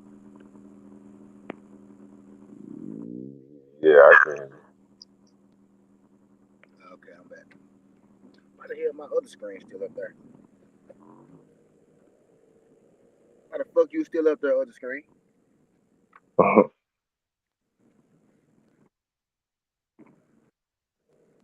Yeah, man. And then the sad part is, y'all think I enjoyed going in on my nigga Bud like that. I really don't, bro. I thought, bro. I'm really talking for a second. Bro, y'all know how much a nigga used to cap for Bud at 135 and 140. Not cap, because I use one word, because that nigga is the truth. Y'all know how, no pun intended. You used to hold them down, in other words. Y'all know how hard niggas used to go for, bro? I thought that dude was a killer. He's still a killer, bro. Facts. You a killer, Earl a killer, bro. What the fuck is the hold up, bro? That's the place I'm coming from. You a killer, Earl a killer, bro. What's the fuck the problem is? Why is there always some extra shit? Like you give a nigga the run around, if you a real nigga and you move like a, if you need to be a real nigga, but you start moving like a bitch lately, I gotta treat you like you moving lately, bro. I can't, you know what I mean? Treat a nigga accordingly. You know, like I gotta call a spade a spade. And then the thing is, y'all think, oh, just because we like Earl, we make a narrative. No, this is not a narrative, bro. This ain't no fucking narrative. This is what it is. This is what's happening. If Earl ever said one day, I'm not fighting, bro, that fight past me, I'm gonna be on his ass too. But now I know if he pushing it a certain way and another dude pushing another way, he really ain't shit he can do about it. You know what I mean? We tell him. That's a fact. We tell him, we like to tell boxers, don't wait for nobody. My guy Crush was going in earlier about Devin Haney. Dog, bro, you won't fight away, Devin. Bro, get undisputed, bro. It's that simple. Don't because as soon as you get up off that shit, man, as soon as you get up off that belt, you better believe they go undisputed that motherfucking division. I want you to get both them bitches. Because being real, you might not get 140, Devin. Because I'm a realist. You see what I'm saying? You might not get undisputed at 140. Because it's gonna be it's gonna be some work up there. You feel me? Uh-huh. So when something is in front of you, bro, you seize the opportunity. Smoke this Yeah, fact. smoke this Kambosos big Yeah, time, that's bro. what I was saying. That shit is one fight away. So it's like I see why you know trying to make sure you secure this shit because you right there from making Man, history. I don't want that. How old Devin? 24, 25. I don't want that young man to look back at 35 and he Yeah, had, hell no. See, he 22, 23. Mm-hmm. exactly, bro. I don't want him. Youngest shit too. 140 ain't guaranteed, but at 135 right now, these folks can't fuck with you, and I want you to prove it. Uh-huh. 140 is not guaranteed for Devin Haney, bro. You feel me? Like Uh-huh. the success that he's having now is not guaranteed at 140. It's Uh-huh. gonna be hell up That's a there. fact. That's a fact. But that nigga that hold them belts at 35 and your way from getting undisputed, that nigga is food and he need to be put on the plate for dead. If if Devin Haney get undisputed at 135, legacy sealed. And then it don't matter if you win, lose, or draw at 140. It don't matter after. It don't matter what you do. You can lose 23 straight fights after you get undisputed. But Mm-hmm. that's what you're going to the pain for. They're The undisputed fact. 135. And now you try Uh-huh. now you try 140. Now you try your luck Uh-huh. with no stepping up at 140. You feel what I'm saying? But right now, these folks Fact. clearly running from you. Don't let these folks run you out. Your division, dude. It's your division, bro. And we can see that because these folks moving the way they're moving around you. We can see that shit. Because people Yeah. forget, Shakur Stevenson ain't far behind Devin. You feel what I'm saying? Like it ain't. It's gonna be people at 135 for you. It's gonna be people Uh-huh. there. Shakur about to get 2 belts. You know, we'll see how it go after this. Shakur might get undisputed at 130. Devin undisputed at 135. Defend your shit at 135. You don't gotta get the belt then leave. Fight Kambosos. Defend your shit. Uh-huh. Shakur, you know what I mean? It's fights to be made, man. I want what's best Fact. for him, man. I don't want him to get up off his shit. As soon as he get up off his shit, they're gonna have Lomachenko and Kambosos fight for the fucking WBC belt in one fight, and you know they is, bro. Fact. Fact. You know that. And I don't want to see that. They gonna say, okay, vacant belt. We gonna put it on the line for Kambosos Lomachenko, undisputed, the greatest fight in the world. One of these white boys. Come on, man. It's that simple. Uh-huh. And right Uh-huh. now, Devin got the key. Devin got the golden ticket. And guess what the golden ticket is? That green fucking belt. They didn't try That to green change the strap. name to you. Tried to say you regular. They didn't try to do a lot of shit to get you up off that golden ticket. Franchise. To Fucking shame you. pride champion. Now they need that. Mm-hmm. They need They that. tried him with that pride champion. That pride champion shit. Yeah, they tried him with that. I think they was hoping that was going to get him to drop the belt with that one. Fucking pride champion. Like, what the fuck is a pride champion? Y'all really making shit up as y'all go along. Mm-hmm. The moment Devin dropped that belt, they gonna be unifying the shit them titles. Watch. Facts. The moment Devin dropped that belt, Yeah, try to unify. I mean, make it they undisputed, gonna yeah. shit up right out Devin. Let's wait out Devin. Mm-hmm. Let's wait out Devin. Let's wait out Devin. I say, as long as he stands strong in his square. One.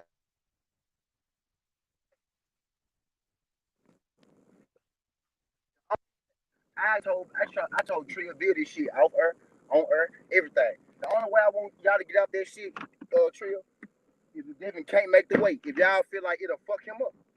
And Tria said, nah, it ain't easy, but Devin discipline. So I said, if that's all, get these folks your golden ticket, dog. I told that man, don't you get it your golden ticket, bro.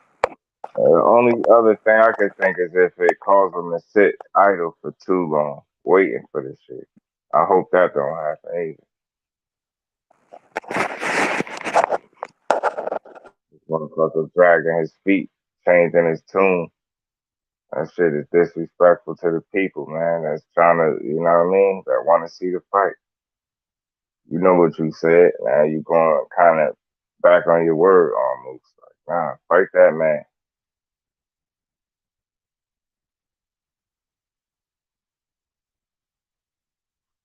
fight that man and get it over with, like you said you was.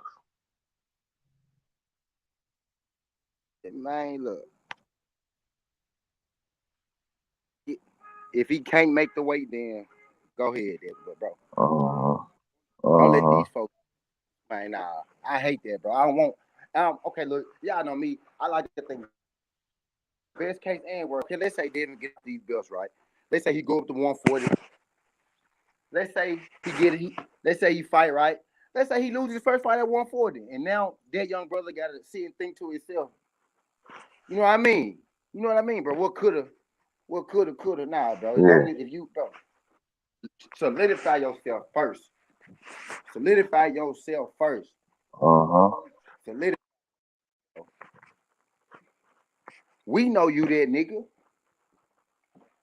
We know that you that nigga, but I want history to know you that nigga. You feel me? Yeah. I don't want to look back. They're like 135. So who's at 135 in 2022?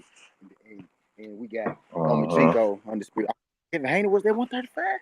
Wait, it said Herschel Shakur Stevens had been at 130. So damn, Lomachenko was in the era with Devin Haney and Shakur, and he was the undisputed.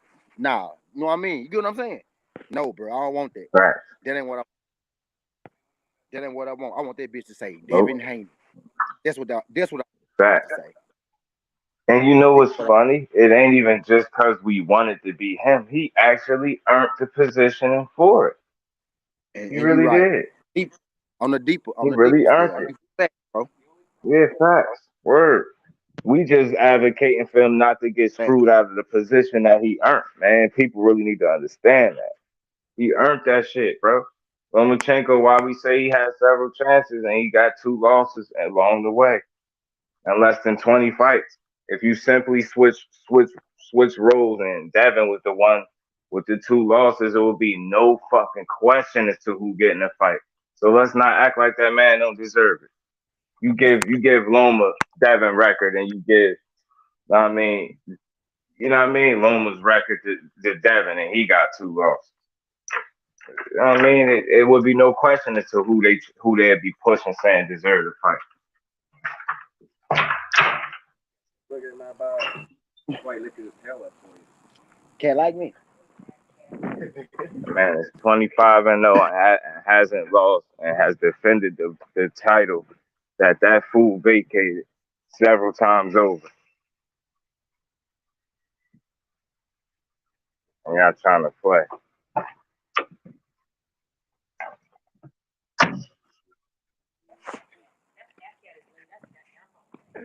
That one little black cat, he's not little, but I noticed he had like a tick on his ear. No, is it the ear looks weird, like it's been bit off? No. Oh, you can get that. Yeah, their ears have been. You talking, just do? I don't know if you talking. I can't. Yeah, I'm here. Okay. I'm here. Yeah, I'm back at my my site now, not doing shit. Oh, Yeah, man. I just want, bro. I mean, then look, then the crazy part out there's literally nothing standing in the way at this point. Not a motherfucking thing standing in the way. Like, what's standing in the way right now? Kambosos don't have a fight. Devin don't have a fight. Devin straight up told me. Loma is out of the picture. Loma is out of the picture. One of the most important keys where you was trying to, like, it seemed like the little leverage you was trying to create, Loma is no longer there because he's doing what he's doing for his country. So he's out of the question. So where do you turn? You know what I'm saying? Where do you turn, bro? Like, what are you doing and where do you turn? Tripping. Doing the fans, yourself, and the supporters of boxing a disservice, y'all. By simply not being a man of your word, because that's the only thing people are asking for you. You ain't say nothing. My bad. You ain't say nothing. I told you, like, I said, read the text. I told you, let me know what you need. I'll bring them out. But yeah, you stupid and fans and the people, man. Like, say one thing, you doing another, and that ain't how real men move. Say was about legacy. And what is it about?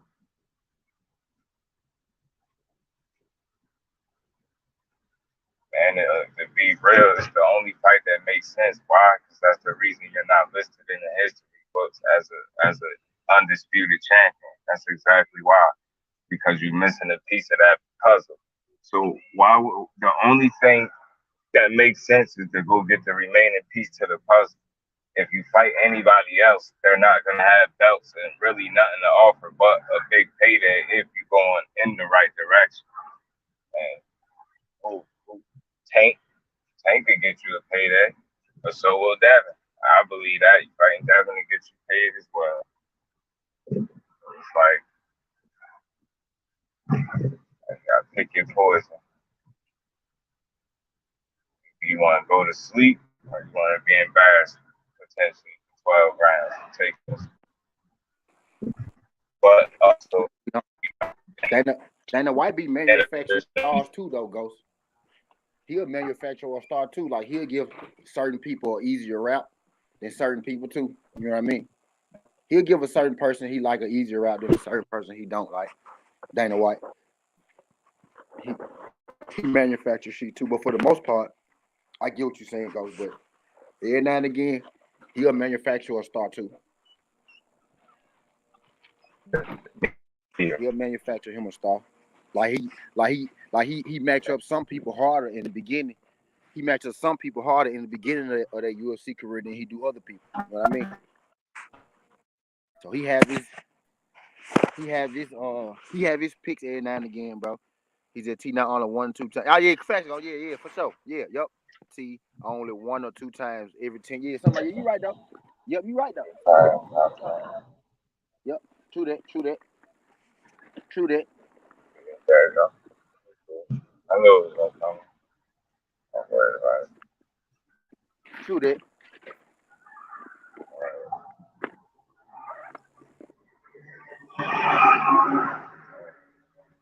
Hey, where they? Okay, here. I'm about to get right. I done found somebody on my unit with their shit. Hey, they just turned me up.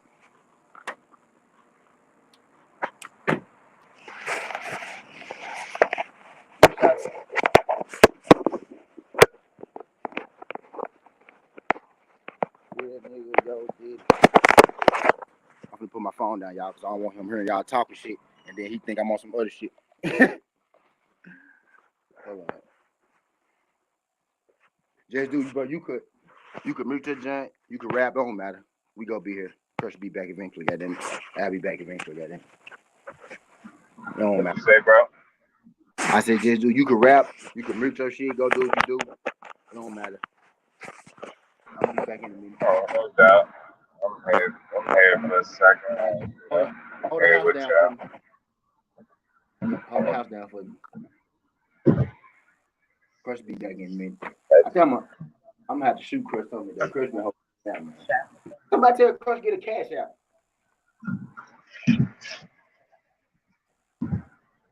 That was so good. Hey, man.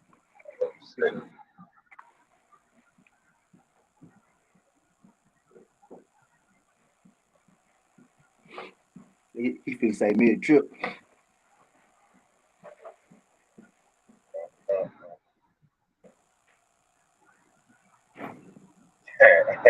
It goes funny. He said, my kid, 40 fights is fighting a nigga who drove me to the airport.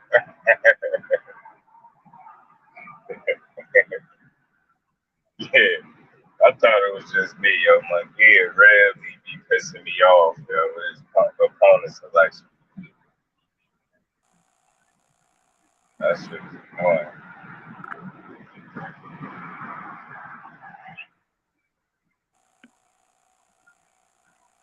Definitely need to be better. Then they make him an offer to fight Charlo. I mean, guess he ain't even thinking about accepting that.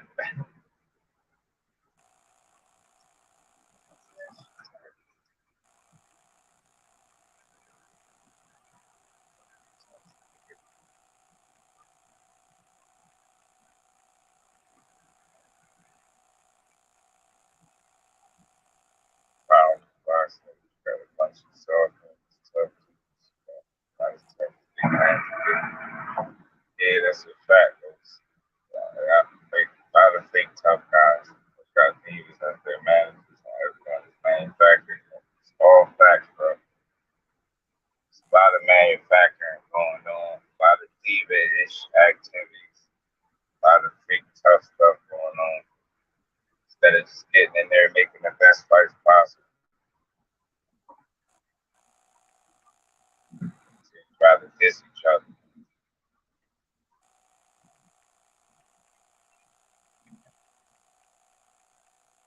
Just fight each other and get their respect that way. But these fighters need to understand that some boxing is a manufactured comedy sport. Everything is a stand. This whole thing is a stand. I feel you, Ghost. A lot of WWE-ish activities.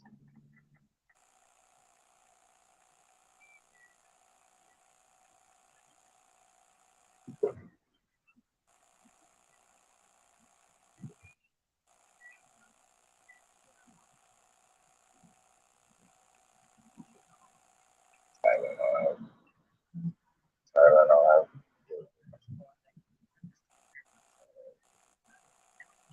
Cedric.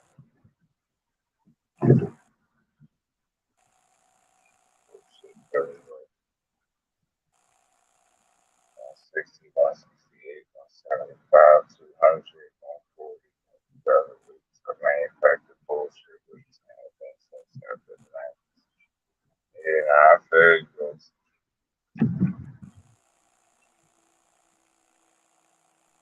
I definitely feel you. And you talking about in terms of the weight classes, right?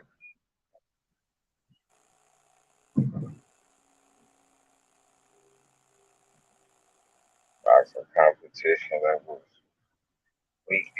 Too many manufactured faces. But even if I'm watching it no more. Now, yeah, I get where you at with it, Ghost. I mean, it's several little elements to the sport that don't belong. That's kind of watering it down or making it not as good as what it could be. It's not allowing the product to be as good as it could be because of shit like politics and a lot of the shit you just mentioned as well. Manufactured champions and superstars and shit like that. Instead of just building the fighters the right way and letting the fans decide, they try to,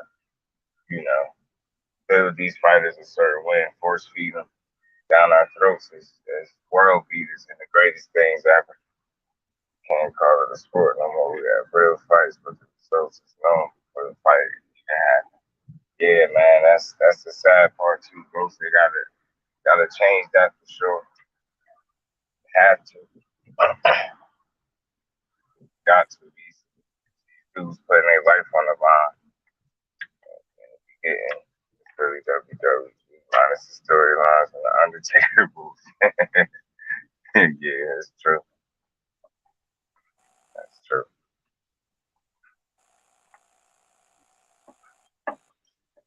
Yeah. You gotta start letting these start just focusing on making the best available fights. Stop force feeding these fighters. For sure. Quit with all the barking back and forth on social media. If you ain't really gonna fight somebody, these goes for 80% of the cards in boxing are known before you even have a weigh-in. Damn, that's terrible. That's terrible odds too. Terrible odds.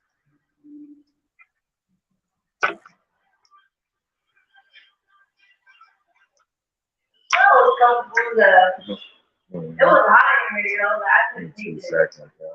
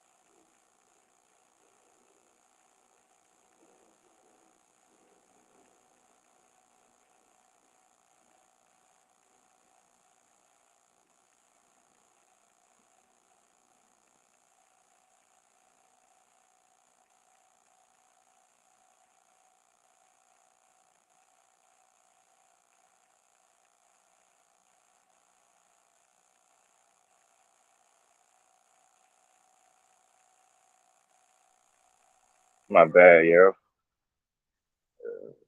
No, my bad. I haven't seen one card since Ortiz versus Martin. I knew every single result. Disgusted with y'all. And I was so accurate, you had thought I watched these cards whole time. I was watching MMA and sleeping on bullshit. Shit is too predictable. I just catch the highlights a few weeks later to see what the commentary team was saying. Funny watching them pick sides. Yeah, yeah, man. That's another element. Goes to boxing, I think, need to be cleaned up, man. That broadcasting and the commentary is too obviously openly biased, and it's like anybody with ears, if you listening to these telecasts and how these dudes call these fights, man, you can tell right from the rip who they want to win based on the commentary they give.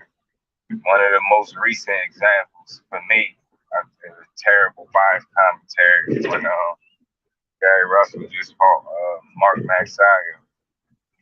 Right, the whole time they focusing on what Magsayo needs to do, and if he just do this, he could win this fight. I just couldn't believe it was so blatant and blunt with the biased commentary. Like, they weren't focusing on nothing Gary needed to do or should do to win. They just focused on what Magsayo could do to win. That should just make you want to mute your TV. Biased commentary is more fun to watch than some of these fights. I tell y'all. I mean, well, it depends on, I guess, how you taking it. Ghost, you probably laugh at the commentary. You probably at how biased it is. For me, some shit I might laugh at, but they be pissing me off. They be having me wishing I could mute the TV, man. You know why they so blatant now? Because no one really cares. At least that's the way it seems anyway. It seems as if people don't care because I hate it. I ain't gonna lie to you. Because why I hate the biased commentary? Because I look at like the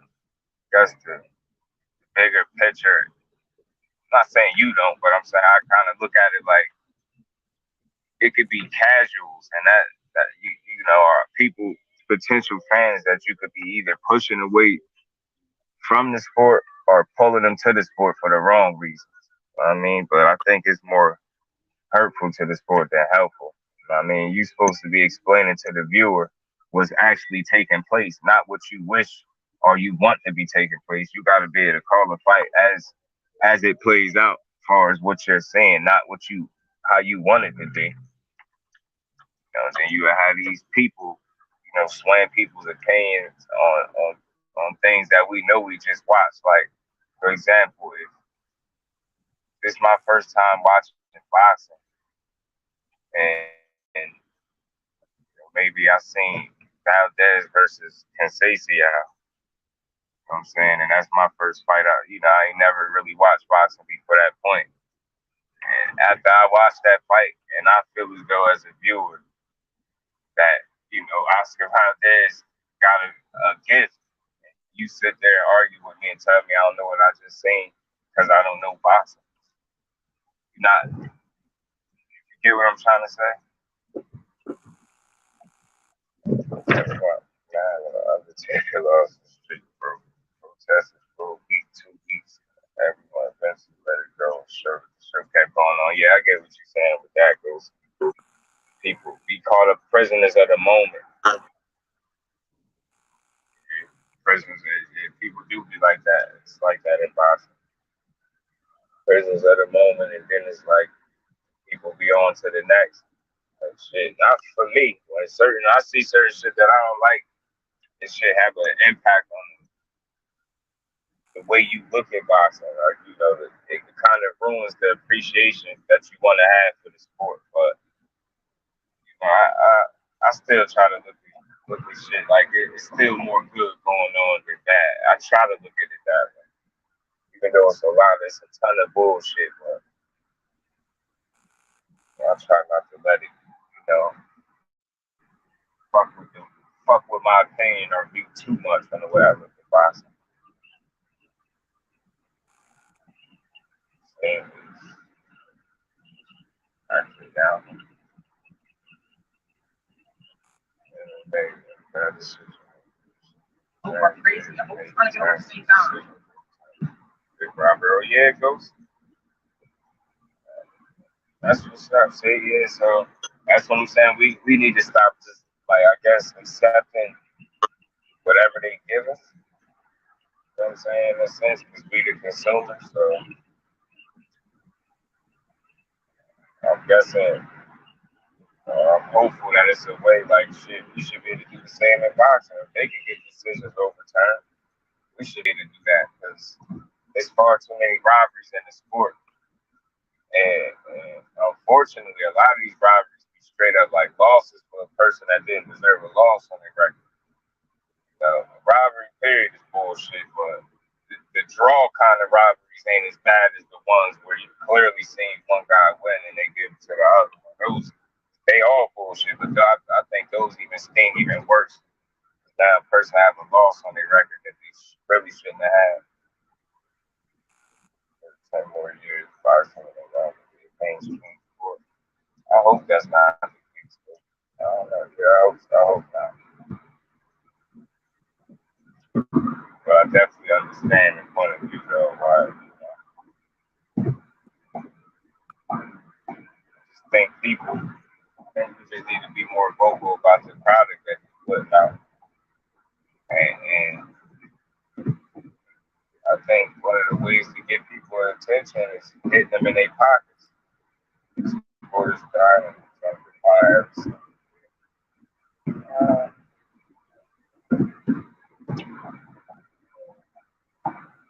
I can see why you would say that, but like I said, I'm just more optimistic that they could clean boxing up a lot and take it bigger than what they ever had.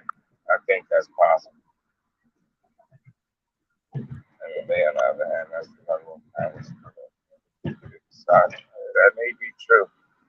I mean, at the end of the day, you know, a lot of the shit that go on boxing, I mean, you know, for everything is a cause and effect. So, you know, at some point, you know, bad decisions or a bunch of bullshit politics would ruin the sport. But like I said, I believe it's an opportunity for them to fix this shit and get it rolling. Because it ain't like you can't get it back, I guess, to what it once was, if you want to say that, or make it better than it's ever been.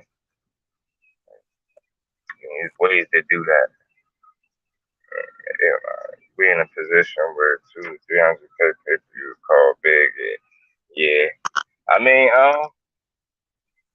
but how much do you factor those numbers into the fact that people can stream illegally now? You know, like I always factor that in. I think that's a realistic conversation. I think the ability to stream the fights is higher than ever. Like, I mean, people want to legally stream. They ain't gonna want to pay for the fight. Do you think that's just because of the product they putting out that the numbers are low like that? Or do you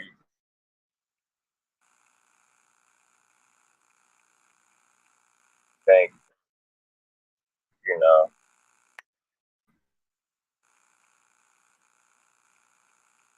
the fight stream?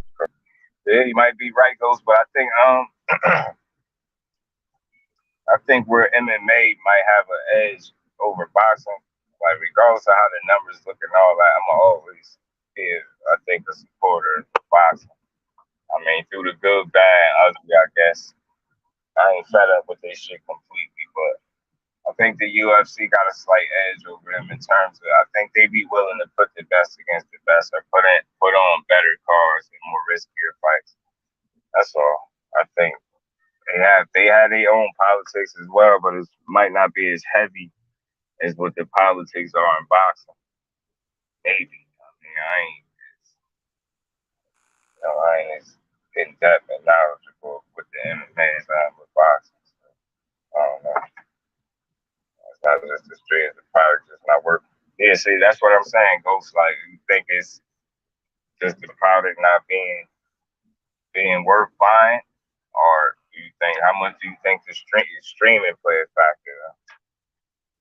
You'll see it's a way bigger slice of that pie. Sport fighters active now sell more than Canelo. Marvel versus so more than Canelo versus GGB. Yeah, I ain't know that.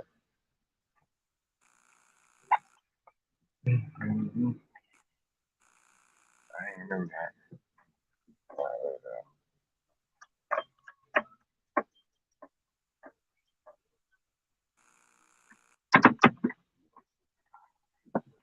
I think with boxing, they just got to get back to consistently putting on the best fights, not just anything, and putting any and everything on pay per view. That's only going to hurt the sport.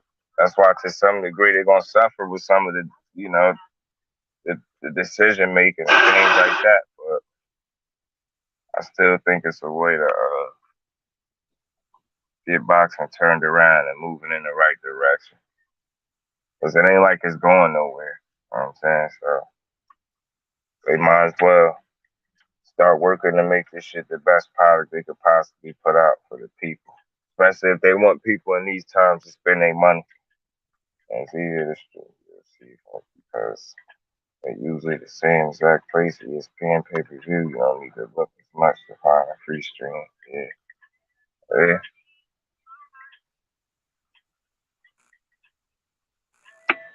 So I think with boxing, it's a combination of both. Not putting the best product out there and a legal stream. We got Fox's on, Showtime, and more. Sometimes multiple cars same night. It's hard to keep track of that amount of this at one point. And it made way easier and more screens.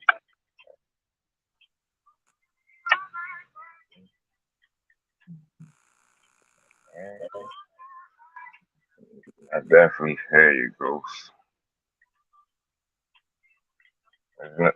All these fighters do not know how to promote themselves. I think that's true to a certain degree, but like I said, I think it's all how you looking at it. And maybe as a whole, it's a lot of work to be done in boxing.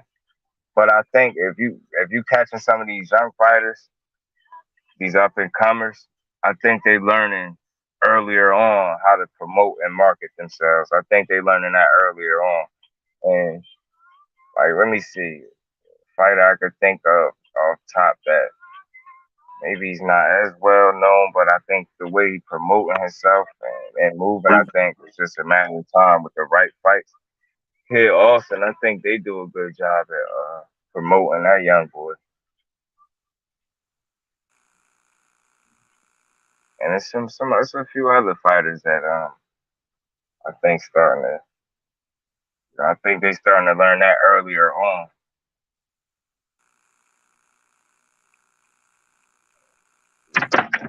They have no personal brands. You don't understand marketing most times. Now, yeah, that's true and I think what you speaking on, Ghost, I guess, is the overall scope of things. That's how you look at it. Like, and I agree. But I think it's a certain wave of fighters are, that's starting to learn that shit, marketing and branding and just trying, promoting how to get the most out of themselves. I think it's slow, but it's coming for some of these fighters. I see it. I see the way they be, the type of videos and shit like that they use to promote themselves.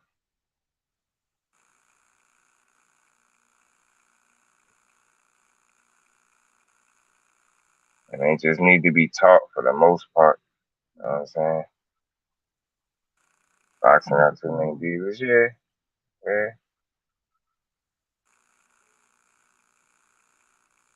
Because you know what, boxing is the kind of sport where you don't need yes men, you need real men, not yes men. And unfortunately, like, this sport is tricky. And I ain't saying I know from experience, but just from watching throughout the years and seeing how stuff happen. So I think people just need better support systems and understand how to take advice.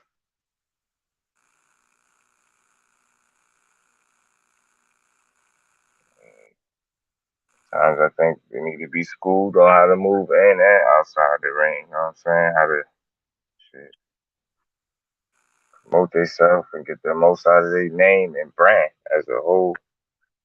They need the right type of guidance and shit like that along the way. Because it's easy to fall victim because everybody got social media. They need to understand a thing called accountability. Yeah, we was talking about that earlier, Ghost. Self accountability be fucking people up out here. I always say that a lot lately. Self accountability be fucking people up out here. And when people start to, hold themselves more accountable, then you start to see better results. Niggas always looking for someone to blame. Sometimes the blame is on you. They need to understand that. Yeah, that's a fact, Ghost. I agree with that.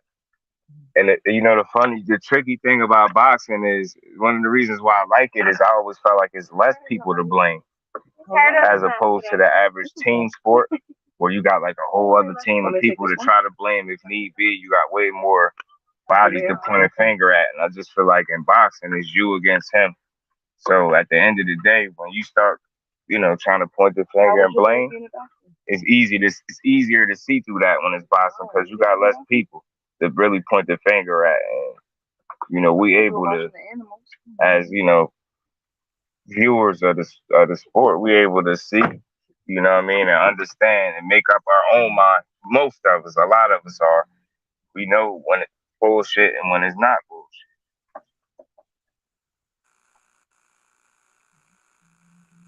We know when it's your fault and when it's not your fault. We know if it's your team or if it's just you ain't crossing your T's and dotting your I's. And I ain't saying we're in the gym with them, but you would know, man. It's just less people to blame. I always look at boxing like that. You could try to say that your trainer, your promoter, your manager, but ultimately, time will tell who is really who's the problem, you or everybody else. And if whenever you get put to the test, and it's always looking like you deflecting or blaming somebody, and it's everybody's fault but yours, then we all know who the problem is.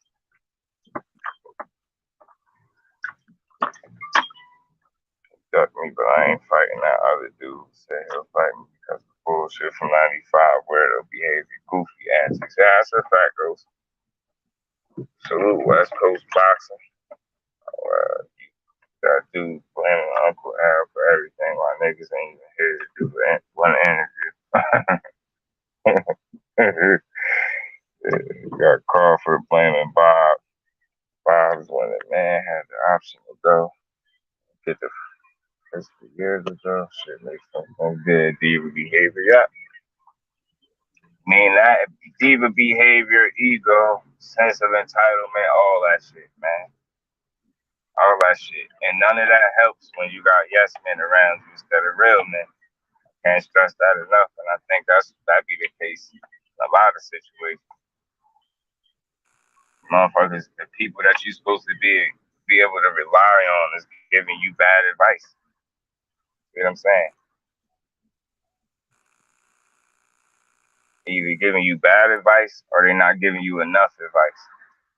It's one or the other. And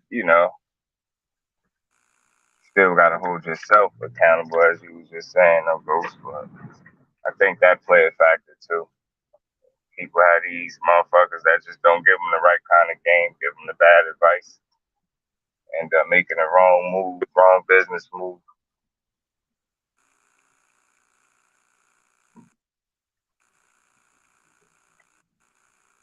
Sometimes I think some of these fighters just need help in certain areas that they don't get the right amount of for whatever reason.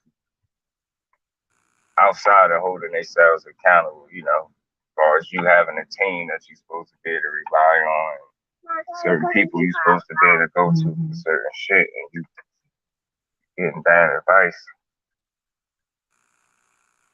Or somebody can't be real enough to tell you when you doing some bogus shit, then look good at it.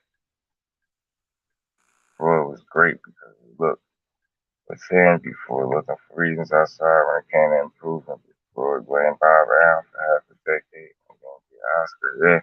Yeah. I always say that with Floyd, it just cut from something different. I really think, like, that's one of one right there, man. Tell him, that's one of one. You're definitely right, though. People could take a page out of Floyd's book, but maybe they think they got the page out of his book, but they reading it wrong. They ain't understanding right. Yeah, I'm having that issue with one fight I be working on right now. They're gonna tell me to deserve that the whole time. I ain't doing that. Dang. Whenever somebody doing 90% of the work another person's supposed to be doing, that's never a good thing. Man, he's asking motherfucker top 200 fighters, but he ain't not even top 300 himself. Like these guys get to the earth. But see, the good thing is, Ghost, he got you in his corner, then you keeping it real with him, so you're not the yes man that he don't need. You probably somebody he needs. You know, bringing back the reality. If he ain't being realistic, that's what you around for. To let a motherfucker know when they ain't being realistic. When you about to do some bullshit or when you talking crazy. Somebody in your team is supposed to be able to tell you that shit, in my opinion. And you should also be able to hold yourself accountable as well for any decision you do decide to make, regardless of any advice you give.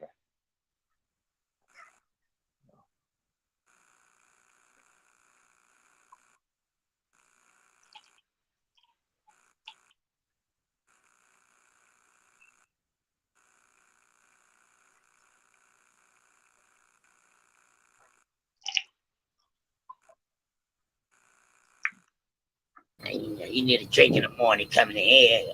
That's on you. I don't give a fuck what you do in the morning to start your day. I'm just letting you know I can smell breath.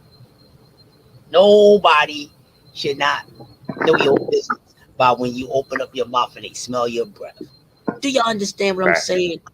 If you just got some cuckoo, man, go cleanse your mouth out. Don't come around the corner. Yo, what's up? And I smell Badussy coming right off the walls of your goddamn gums. What the hell, dude? Yeah, it smell like Badussy, like you was at the Coochie Eat Out Eatery buffet. You ain't gonna go clean that up. You just gonna let all that bacteria cake up in your shit, bro, and then you gonna have the nerves and the balls and the most weirdest fucking braveism to go around people and talk to as that smell is going to carry out. Not everybody know what you didn't have. You know what I mean? Everybody know you didn't ate some Badussy. You know what I'm saying? Like, clean your mouth before you do that, man. Yes, I do. And these days, you don't know what dudes is doing. Some of them like to eat dick, ass, and booty. You know what I'm saying? You don't know these things. This is a bunch of weirdism going on. But don't make it my business. Don't burn my face up with that. Thinning out my eyebrows and shit like I done ate some pink thinner because you just came from eating some damn groceries and then you didn't clean your mouth out. Rinse it out. Let that shit motherfucker sit in there for about 30 minutes.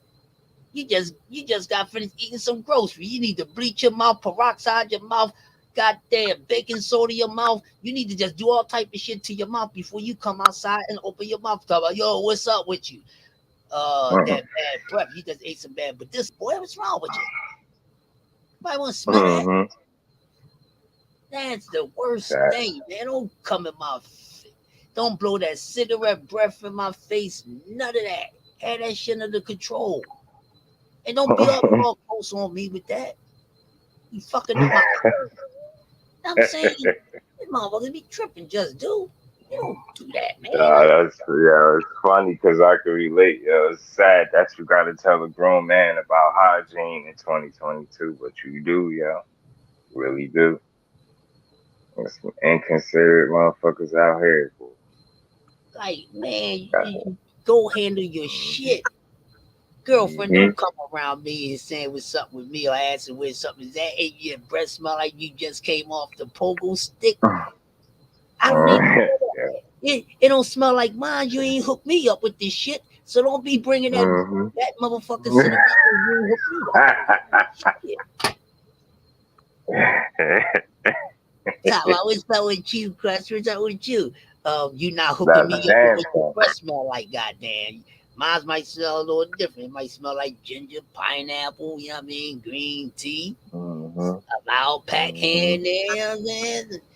But you gonna come and talk to me after you hook somebody else up? You should have kept. Now you got me upset because I know it probably was good because I already heard about it, didn't even have it yet. And you gonna torture me like that? I know what they be doing. That should be intentional sometimes and shit. Goddamn, putting out some slickers, dog. They're throwing in your face, rubbing in your face in all type of ways. You gotta be swift to catch up to that shit, to catch that shit. Like this bitch up there throwing this shit in my face. You know what I mean? That she just got taken down, knowing I've been wanting to take her down for a fucking minute. Shit. Uh-huh. Know what I mean? When I'm gonna be able to take you down, goddamn. Shit like that. Why you teasing me? Or you teasing me in a good way? Shit. What you trying to tell me? Yeah, man, if they don't get this fight, see, that's what I'm talking about. All right, bro. Conor Ben, I get it, bro. Was Chris Van Herden, man? Yeah, All right, man. yeah. Come Chris on. Van Herden. Chris, God dang, not man. him, yeah. I could have fought. I'm mad. Didn't Mo Hooker say no or some shit like that? No to Conor Ben? Because I thought that was the original phone. Mo Hooker. Oh, come on, Conor Ben. Y'all done took care of Book over him. Y'all done took care of it. Like I said on Knockout the other night, man. I'm not really big on UK dudes like that. It's not that I dislike them. I just ain't a fan of them like that. You know, you don't have me sold until you come over here and show me you can do shit. You know what I'm saying? And this dude, everything he's calling out, he's doing the dirty red shit. He want to be calling out men as in motherfucking goddamn in retirement homes and shit and hospice. You call them, you got kind of Ben. Know what I mean? Yeah, see, my son was like, who the fuck is kind of Ben? Yeah, now you're Ben's son, UK motherfucker. Any goddamn ways. Like you call. Yeah, Conor Ben, man. My son said he told Conor Ben to come and holler at him in the middle of North Philly, he'll whoop his ass. Yo, Conor Ben, come on, man. Come on. Oh, he's not ready for boots. He's not ready for boots. But goddamn, I give you credit if you fight fucking Blair Cobb. You trying to call out like the fuck? Yeah. Speaking of that, yeah, Blair the Flair corner the Cobb. This dude, he got to fight next week. My son don't fuck with him either, just dude. Wait, son. I want them to hear you say this shit. Run that back on them, son. Blair the Flair Cobb, whatever that motherfucking name, corner Cobb, whatever he is. He is not from Philadelphia. That man is from the county. Oops. He's not from Philadelphia. Y'all heard that? He talking about he really from the county. Flair. Like if you're a black man, he's not even melanated. His mom is a white person. Come on, man. He's saying nigga and whatnot. Kick his ass. Oh, he on his ass. Yeah. My son Blair, he got to show me something though. You try to talk crazy with Boots, but I don't know if y'all caught the rest. Boots said he kind of winked at him or something, like as if to let him know he knew what he was doing. Like, you was just doing that shit for the camera. Boots did say that. He's like, come on, he knew what it was. Like, he was just trying to be like seen. Yeah, that's all. You wasn't it's really. It's entertaining, but man, Boots will fuck you up, yo. Boots will fuck you up. Man, I seen him sparring Devin Haney a little bit too. Yeah, I seen him sparring Devin Haney. You seen it? No, I ain't see it, yo. I gotta check it out. A little bit of Blair the Flair and Devin Haney. Blair the Flair kept talking shit the whole time. He sparred Devin Haney when Devin Haney was young. And Dad still touched him up. Yeah, and exactly. It wasn't like he was whooping Dev ass and no shit like that. Hell no, he just was doing all that energetic shit. Like this I ain't got, dude. you can keep sleeping on Dev. Style is a nightmare for a lot of these dudes. That's why they don't want to fight him. You could call it, say, pillow hands all you want. I know what it is. I watched them. I know what y'all don't want to deal with. It's Floyd and Sweet Pea. He got a defense of Floyd and Sweet Pea combination, and then his footwork like Floyd a little bit, but he got Yeah. the same jab combination as Floyd and Sweet Pea, and the defense. Like you can't try to hit that motherfucker. Ain't gonna be easy. Right. But they know that. They know that. They know it ain't gonna be easy, and that's the whole reason they ain't fighting him. Keep trying to. I see one person that talked the most shit about Devin Haney as a fighter is Rolly, and I notice every time they ask you will you fight him, you say everything, but I will fight him. I knock him out, but you won't say you will fight him. You know what I'm saying? They ask you that, you're like, it's not worth my time. He can't sell. Why are you talking about every interview? I feel like they be setting that shit up too. Stop, keep asking that man about Devin Haney if you know he don't like him. It's like, what's the point? Because if he ain't trying to fight him, then it's like you just trying to get sound bites and trying to get him to say some disrespectful shit because you know he'll loose with his mouth. Devin Haney beat the hell out of Rolly if they fought, and he know that shit. I think he know that. That's why when they ask you what you fight him, you talking about he don't sell. You wouldn't even waste your time, but you waste plenty of time speaking on that man's name, how he look, pillow hands, he's a bitch, mad disrespect. Please get in the ring with him. That's why I can't wait to Tank do what he about to do to him. Y'all don't understand, yo. As a spectator, I'm going to enjoy. I don't care if Tank land a jab. Do you hear me? Like any piece of leather that hit that man, especially once he hurt him. I can't wait to see it. And I can't wait to see it, yo. I want to read Sorry, this. yo. I can't wait to see it. Right. I'm here with you with that. I'm gonna read this by my man Long Live Stilo. Rolly should retire and go to the WWE. Fits better there.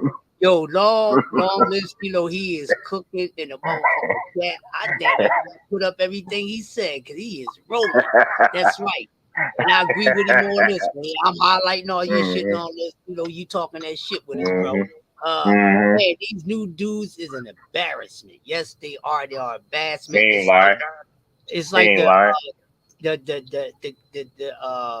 it's like the World Combat of Sports version of Barnum Belly and Ringley Brothers fucking circus ass clowns. That's what it is, man. It's like all this clownism is what's happening today, but not with cats like that. I think we able to see it so much too because of social media involved, and that's a big element of it. It's like it's so easy for everybody to say what's on their mind or talk shit if they want to and talk crazy, and then it gets spread all over. You know what I mean? It just create some of it is good conversation, but then some of it be bullshit. I don't want to sit here and hear an interview of a nigga tearing a whole nother fighter down that he's not willing to fight. You sound stupid, my man. Like, if you got that much of a problem with him, y'all really in the business where y'all could really handle it and beat each other up for money. If you got that much of a problem with, please get in there with him. Damn, I be wanting to see that kind of energy. Like, you know what? I don't like him for whatever reason. He chinny. I'm gonna show you that. He pill fisted. I'm gonna show you that, and just get in there with him. Yeah. Man, then I respect your shit talking. Or you gonna try that? Oh, he don't sell. Now you sound like old media, bro. Who you fooling, man? That's just another way of trying to duck him. Nah, fight him. If you got that much to say, fight that man. Fight him, please. I know that style's a nightmare. You know what I'm saying? And it's funny to know that. He might not hit the hardest, and we know that. That's cool. But outside of that, his boxing ability is up there, and he a headache for niggas, and they know it. Yeah. And the more they hate, the more I gravitate to him. The more they hate on him, the more I already like them. You know what I mean? I'm gonna like them even more. I'm like, yeah, it's the reason y'all won't get in there. Like TB saying, it's the reason y'all won't get in there. All right.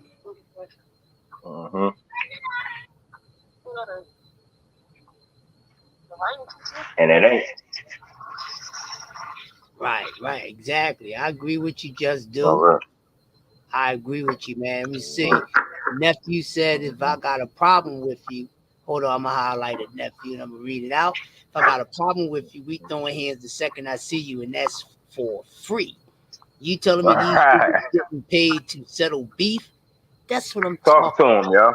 That's what I'm talking Talk about, to him, Ghost. man. That's what I'm talking about, nephew. Talk to him, You yo. know what I'm saying? That's right. Talk to him. You talking about paying me to beat up a person I don't like for money and for people to see it? And you mean to tell me people are gonna be able to see me beat you up with money on the line? What could be the better situation for a person you don't like? You in the perfect sport. You in the right business for that. You in the right business. And when we see you doing everything but fighting, then we gotta be on your ass. Gotta get on your ass because you talk. But Exactly. I think his talking done got him right in one, and I'm glad he got his opportunity. Cause for one, that situation seemed to be bullshit. As men, we don't want to see no nigga go through no shit like that. So I'm glad he got the opportunity. It ain't like I don't hate the dude. I like to see people get humbled when they do too much talking. Too Yeah. much. It's okay to talk this shit, but when you doing too much, it's like, all right, I want to see how you gonna look when you feel some shit you ain't never felt before. See if you're gonna be thinking about a midget and shit like that. Then midget, that midget gonna damn near decapitate you on fight night. And I ain't changing my opinion. He got a puncher's chance. Yeah, that's cool. But nah, fuck that. He going night night, bedtime. Yep. Only thing he need to do now is pick out his pillow. Pick out the kind of pillow you want to take a nap on, bro. Mm-hmm. Make sure you got a dope outfit. Maybe at least you'll be dope when you get knocked out. You'll look good. I can't wait, man.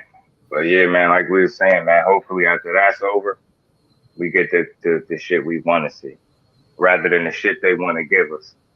And I think Exactly. that's what Ghost was talking about too. Like, that's why the shit getting weak. Yeah, we gotta, like, and the problem is, I guess we still support the bullshit, so they got enough of a lane and breathing room to kind of still feed it to us, because I guess they still make money off it. So Yo, motherfuckers stop supporting the bullshit, then they gonna have to change. hold on, y'all. That's just saying that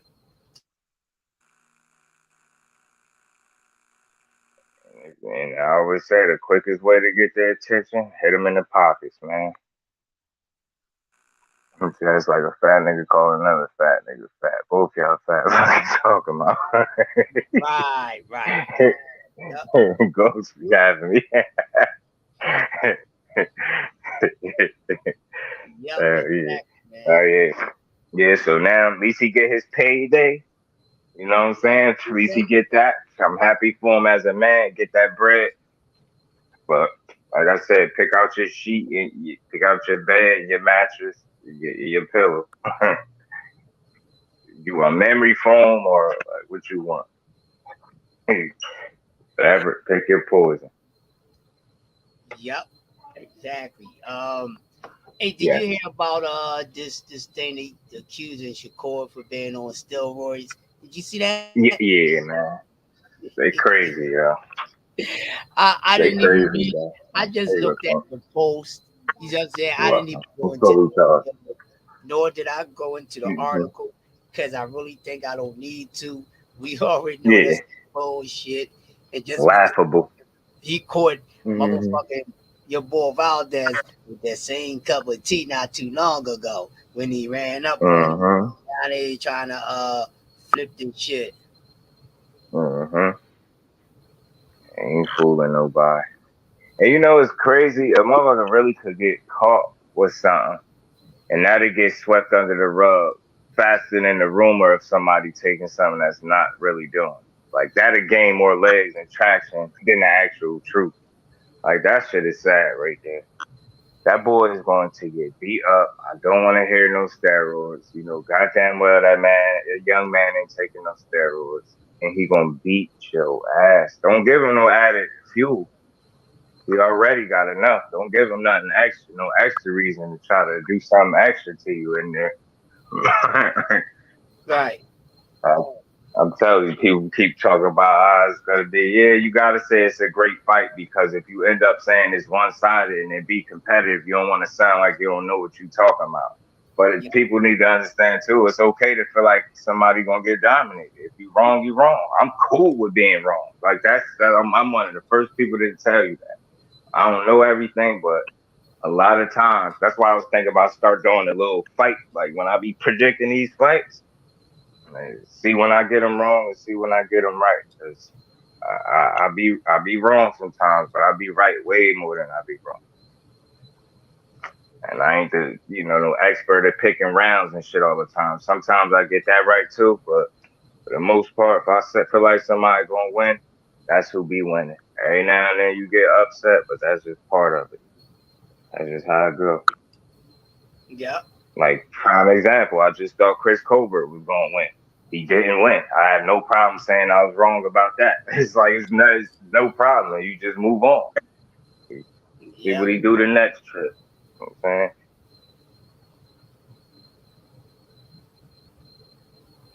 Yeah. Yeah, but like I said, man, boxing gonna heat up, man. It's heating up a little bit, man. Heating up a little bit. Anytime you got basically you got a Spence fight, you had Keith Thurman fight for what that's worth at welterweight. And you got a Spence fight coming, a Shakur fight coming, Boots, I got a fight coming. I don't know. Got some decent fights coming. Somebody told me Castile Clayton gonna beat him. I'm just like, I hate to do triangle theories.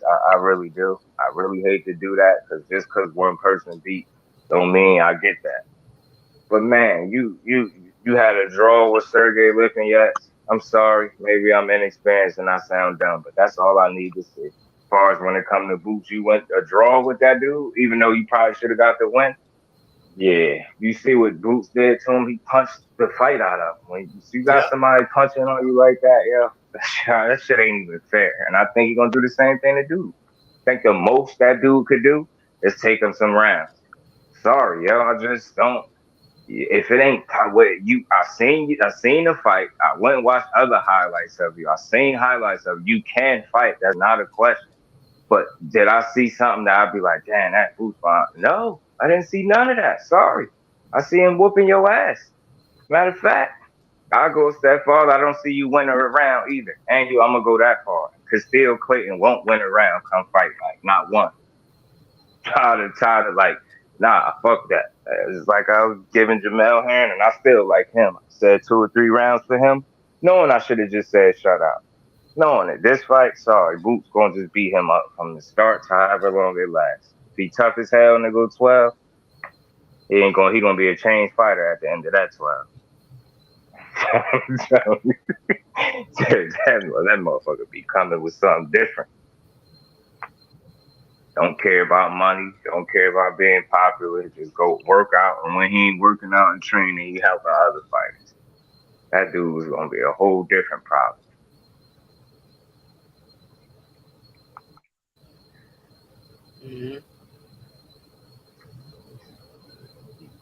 I just can't as time go. I just hope we start to get the fights we want at a faster rate.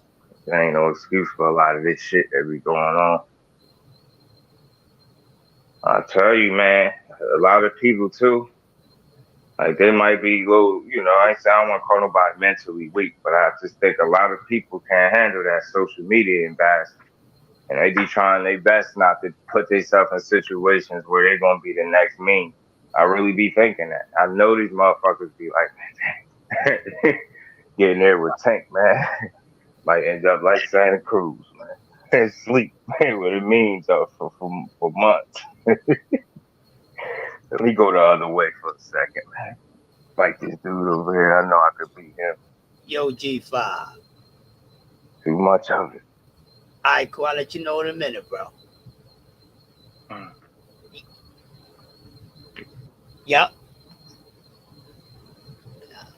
Thank you, my guy. I appreciate that, man.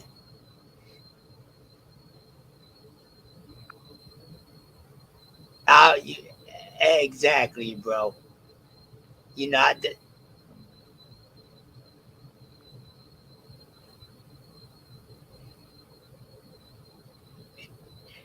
Right. I know that's right. I'm up here talking to G5.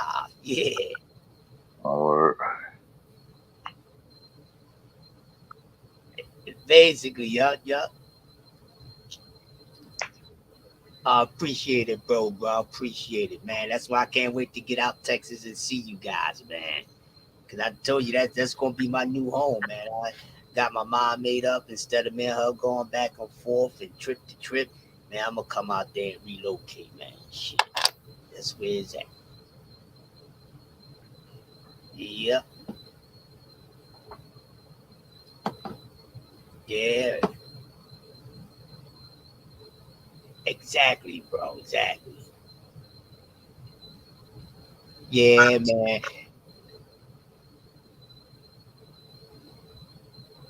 Right. I feel you.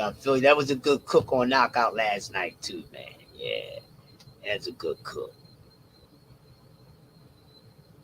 Yeah, they do. They do. Yeah.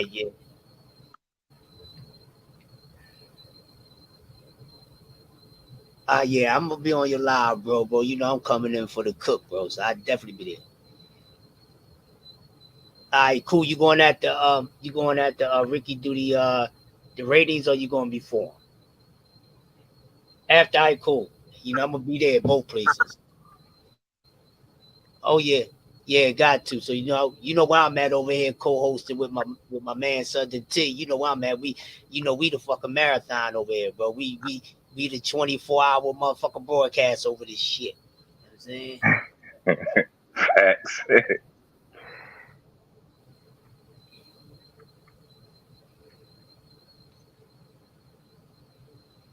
Yep. But you see, I'll pop up in the chat and I let my girl know I'm here. I'm at my place of business, but I'm here. You know what I'm saying? I could be everywhere without going anywhere. You know what I'm saying? Yes.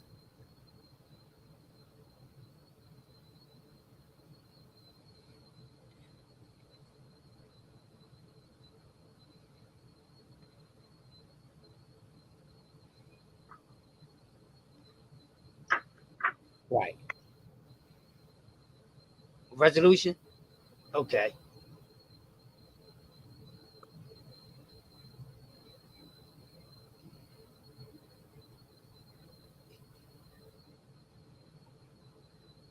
Exactly. Yep. Yeah, we over here cooking, man. D Free and come on yet. Yeah, we still here, man. We've been here, man. So come through whenever you want, bro. It's me, T, and Just Do right now. Case of Void, he'll probably be popping up soon, bro. Every time somebody say his name, damn it, man, appear out of nowhere. So he'll be popping up soon around the time he start popping up. Yes, he is, man. Damn it, man's one of the Damn it, coolest man. ever fucking met, man. That motherfucker That's a cooler than fact. God damn it. That's a fact.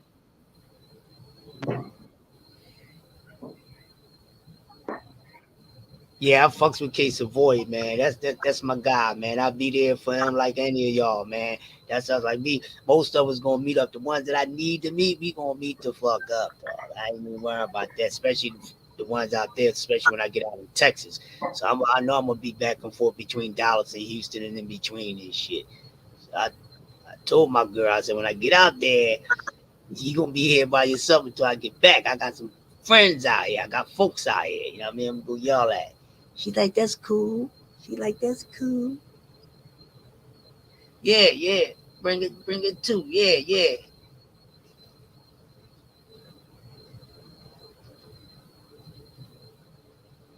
Yeah, that's how I like it, man. Shit. Yeah, we definitely do that, man.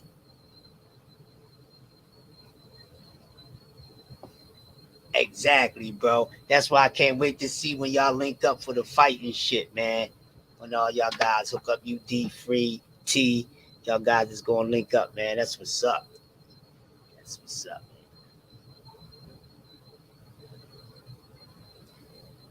Yeah, y'all some tall motherfuckers, man. I'm the shorty. Y'all gonna see that shit.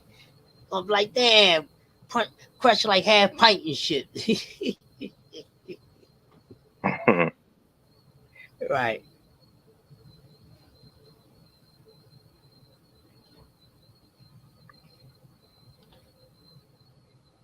Yeah, that's definitely. Yup. Yeah, yeah. I gotta keep at least at the minimum 185. At least. It said 185. Yeah, I'm down. I'm down in the 140 area. I'm at 140. I gotta keep at least 185. Right. Yeah, it's like 207. Out jacked in though. Shit. They could tell me that I was afraid to punch niggas during that time. I know that's right, man. Shit. That don't wait, knowing how to punch, nigga. Like knock a nigga ass in the next motherfucking week in this bitch. Right. Hey, Just Do, how tall are you, Just Do? It's like 5'10". All right, so Just Do a little taller than me and shit. I mean, these guys, they all 6'1", 6'3". You know what I'm saying? You know, I'm from the Antville gang. You know what I mean? Antville gang, man. Part of Antville gang. Oh, Just Do, that's my boy too, man. Yeah, Just Do right here. I got it on speaker so he can hear you, man. Yeah, Just Do another good one, man. You know, Daryl Dude, you know the sport of boxing. You know what I mean? I can only talk to people who know the sport of boxing, man. You know. Oh yeah. If you don't, fuck it. That's why I'm like, yo, some of them dudes that be going up there fucking with the grave digger, I'm like, you don't deserve to be up here with them. Don't worry, baby. I can tell y'all don't. Y'all got to make this shit entertaining. He had a couple dudes that knew some, knew boxing, but they just couldn't fuck with him. But these dudes that be up there, I'm like, who told you knew? You must have been having debates with yourself, bro. You couldn't have been talking to nobody on the street that knows boxing, because that's what's wrong with those guys. They, they following the sport a little more than the motherfuckers they, dealing with on the street. And then they think they know everything. So then they come on here and then they thinking they all, don't even know how sharp we are. Motherfuckers been doing this shit for a very long time. Yeah, you Then get on here. Kill a debate with your uncle and your cousin and everybody like that. The nigga, don't you know this is what we do? You know what I'm saying? Exactly. Nigga, that's not here just for shit to get through the shit. You know what I'm saying? If we actually know what we're talking about, you know what I'm saying? And that's what people fuck up at. With niggas who actually know what they're talking about. It's like, is this your talking point? Is that all you got? Okay. You easy work. Easy work. Easy work. And I love that. They think they know something like, is that all? Okay. Yep. You know what I'm saying? Just niggas like, hey, nah, go ahead, make another point. You're gonna need this shit. You're gonna need it. Fuck around with me. I like Tupac. All right, bro. All right, cool. That came through too. Bet. All right, bro. We talk to you in a minute when you hop on. All right. No doubt. It's my man G5. See?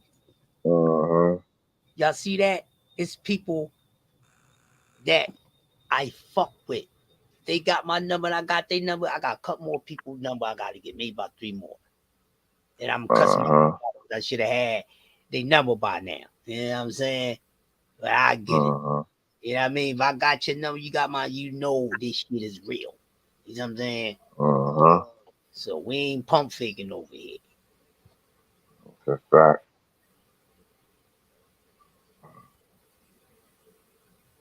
Yep.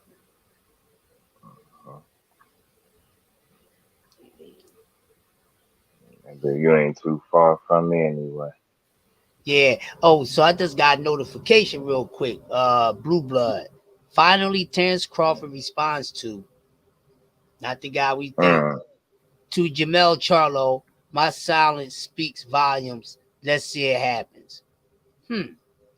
So, what they're saying is, you know where I'm about to go at. Y'all know where I'm about to go at.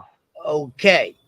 So, just like I've been saying for the longest, that Errol Spence don't need to keep on repeating himself. And it seems like with what Terrence Crawford is coming out saying, then Errol definitely don't need to repeat himself, because it seems like Mr. Bud Crawford is really thinking about trying to go fight Mel Charlo. Now, he cannot be possibly trying to get 2 fights back to back, especially at the level of fighters that he's trying to face. So y'all mean to tell me he gonna actually fight Errol at the Errol Beast School guys, and then go ahead and challenge motherfucking Jamel Charlo at 154. And Bud fans, I have the answer for you.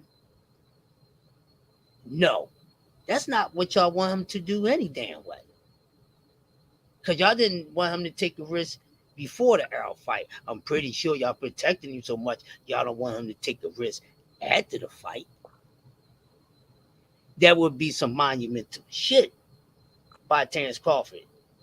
You know, if he fights Errol Spence, win or lose, and then go fight Mel Charlo, win or lose. That would be great. Shitty ass resume. That would take up half of his resume. So is a possibility. Is it a possibility? It's a big if. So is it really a possibility that this man may be trying to pull off 2 top quality fights back to back? Yeah, it's up for conversation for sure. I mean, yeah, how serious is he? How serious is he? Because I think from an ego and like, you know, with him really believing in himself, I don't think he capping. I just think it's a matter of the opportunity presenting itself in the right way. But I'm gonna say this: I like Bud, but I really think playing with Mel Crawford for your first, Mel Charlo for your first fight at 54 is not nothing to play with. I'm gonna just say that. I ain't saying you're gonna lose for sure, but I just don't think that's nothing to play with. Like when he say coming over here and messing with him is gonna get you put out. I'm telling you.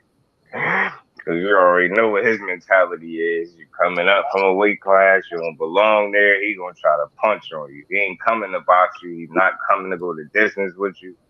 None of that. And you've shown us in the past, person could draw you into a fight because you just got heart. You gonna fight back. You ain't gonna tuck your tail. So Mel force you in one of those type of fights, man, where it best suit him and he clip you, man.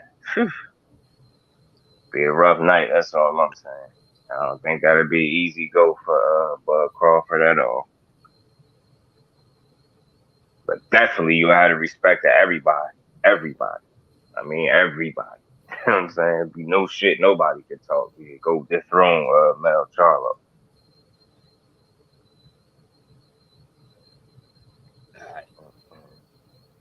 Just want to see that boy get undisputed. If I know it's somebody who's just talking about that.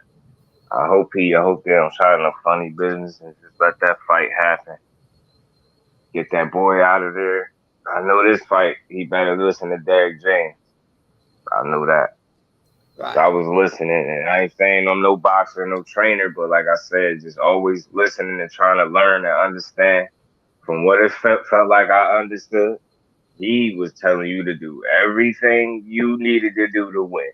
I don't give a fuck what you said. Like from the sound bites, clips and shit I was hearing, I'm like, this is, you cannot say he not telling you how to win and what to do to win. You ain't in there by yourself. You just wasn't listening. You stubborn, and that's why I believe he got a draw as a result. I truly believe had he listened to Derek James the way he should have, he would have won. I just do. I really feel like that. Back him up when he was telling you stop backing up, and remember, Mel was being on the ropes, some shit that we don't normally see from him.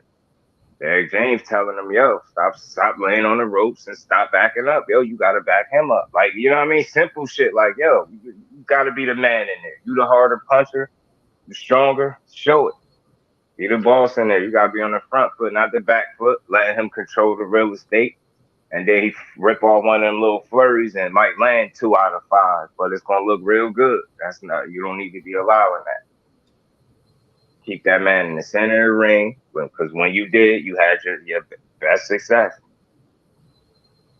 Not let that man put you against the ropes with that pressure. And one thing I like about Castano, man, he's an easy dude to like, because he do come to fight. Whether you like him or not, I don't have no ill feelings toward him. I think he's a worthy opponent. He's solid. And the few fights I've seen from him, that dude really liked to fight. He come to fight. He gonna try to test you. He gonna try to win every fight. He's never in there just to survivor, and he coming to fight, and you just gotta respect it. And that's why I think in the rematch, I expect Mel to do better, and I could see a knockout this trip. Right. Because he hurt him several times. He hurt him a few times the first fight. So I could see a knockout if he put the shit together the way he's supposed to. That's all. Just because he get too get too excited, overzealous, and start headhunting and shit like that. And just what I mean. I think the way he beat Rosario was impressive. Not just that he beat him, it's like how he beat him. He was in control. See what I'm saying? He was like, what I mean, breaking him down, picking his shots the right way. That was like a complete performance until you got him up out of it. You apply that same mentality to Castano. I know it's a different style, different challenge. I get it, but that don't gotta change your mentality. You fight under control, you stay behind your jab. You don't forget to go to his body. I see a knockout the second time around. I see him knocking his dude out. Yep. Just gotta be smart. One thing about these fighters, I'm always say this just out of respect for the sport. I ain't no trainer or no boxer, but you just know a good trainer when you hear it, man. You know when a motherfucker telling a motherfucker the right shit. And these fighters got to do a better job at trusting the corners that they have. Like, don't do what he's not, you know what I mean? Do what he's asking you to do, because he ain't going to ask you to do something that you ain't capable of doing. You know what I'm saying? Because he know you. He's only asking you to do what he know you capable of. You know what I'm saying? And trusting what he's saying is the right shit and get it done. Guarantee. And I truly feel like that. Maybe a lot of people ain't look at that aspect. I think that was just a matter of not fully listening to your trainer. What you didn't do, you can't go back. You can't keep it real with yourself and say, I did everything he asked me to do when he asked me to do it. I get it. The opportunities might not always be there. And if I get it, but you understand it. In the corner, you being told the right shit, and you got to work your way into position to execute the shit he asking you to get done. Mm-hmm. I think you had a decent amount of control over the fact if you wanted to be in the center or against the rope. You could move well enough to get up off them ropes. You know how to turn the motherfucker and, you know what I mean, not languish on the ropes where he could get off on you. You a high left, you know what I mean? Your IQ high enough for you to get that shit done like that. Because when he did it, that's where he had his success. And Castano had his when he allowed him to. Standing stationary, you know what I mean? In some of those exchanges, being on the ropes, you can't do none of that shit. That dude is a volume puncher. He throw a lot of punches. But that also leave opportunity for you to catch him. And that's something you got to focus on too.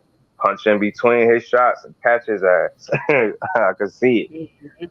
I just want to see a more disciplined performance. Not no headhunting shit, bro. You're a professional, man. You know what I mean? You're a unified champion. Behave like one. Don't get in there and start getting wild. I mean, that's something about Spence. I think I don't know if people look at him the way I do. That is one calm, cool, and collected motherfucker. And that dude is never outside of himself. Ever. He don't panic under no situation or circumstances do you see this dude not be in control of himself. And I think that's a big factor as to why he continue to win. He know how to control the moment, yeah. He know how to control the moment. Different dude. He always in control. So, hey, listen. I wanna switch over to the UK real quick. So we have this fight coming up. We all know this with Tyson Fury and Dillian White. And lately, a lot of people over there on the other side of the pond has been speaking out on both ends about what they feel as though what would be the outcome for the fighters that they're talking about. Ricky Hatton is worried that Tyson Fury he's worried that if White hits him full force, Fury might drop. I won't go into detail why he said it, but he has concerns for Tyson Fury's ability to take Dillian White's shot if he gets it full force by him. Now, my thing is, I don't need to open it up for us to crack the Da Vinci Code on it because it's just that simple. And I'm with you. Ricky Hatton is basically saying, and actually, Yeah. somebody had that is Tyson Fury still going to be punch resistant as he once was? Read it. By getting hit by Deontay Wilder. Now I'm not going to look into it yet to see what brought Ricky Hatton to that concern, but maybe we should just do that just to hear what is his reason for saying it. I'm just guessing. That sounds like a logical reason. It sounds like a very possible reason because most of us feel that way. No matter how we feel about Dillian Dyke, the fucking punch. The heavyweights, they got power. Man, that's a new one. Crush Dillian Dyke. God damn. Go ahead. So let's go into what Mr. Ricky Hatton. What's his concern? And Ricky Hatton has concerns about Tyson Fury's ability to take Dillian White shots if he gets hit full force when they meet on April 23rd. Fury has indicated that he plans on boxing White, and it's unclear whether he can return to his old defensive fighting style. The tone is that Fury has packed on over the last 2 years for fights with Wilder won't be easy for him to lose, and he probably won't even attempt to lose the weight. Hatton believes that Fury will be asking for trouble if he decides to have an old-fashioned tear-up against White, who is 28-19, like we see him do in his last 4 fights. Fury was decked twice in his last fight by Deontay Wilder and took some massive right-hand bombs flush in that contest. What ultimately saved Fury was Wilder's gassing out after 4 rounds, losing much of the steam on his shots from that point. So he's just basing it off the last fight. One time Fury has turned into a simple brawler recently, and he's shown a complete willingness to trade with his opponents. It's a good sign that Fury has dropped weight, but would it make any difference for him when he fight Dillian Dyke? So basically, Ricky Hatton feels as though that Tyson Fury punch resistant would not be what it once was. And he is basically saying that Tyson Fury cannot for 1 second, this is what he's saying, I understand him clearly. He cannot gamble for 1 second to try to sit there and trade with Dillian White. This is what Ricky Hatton feels. This is how you feel about it.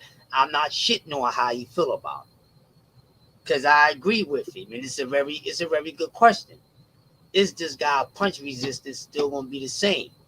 Because we all know that no one punch resistant is the same after they fought Deontay Wilder, and that's why it's very scary for people to still want to fight him, because these guys still won't be able to do to him what happened with the Fury shit, no matter how it happened.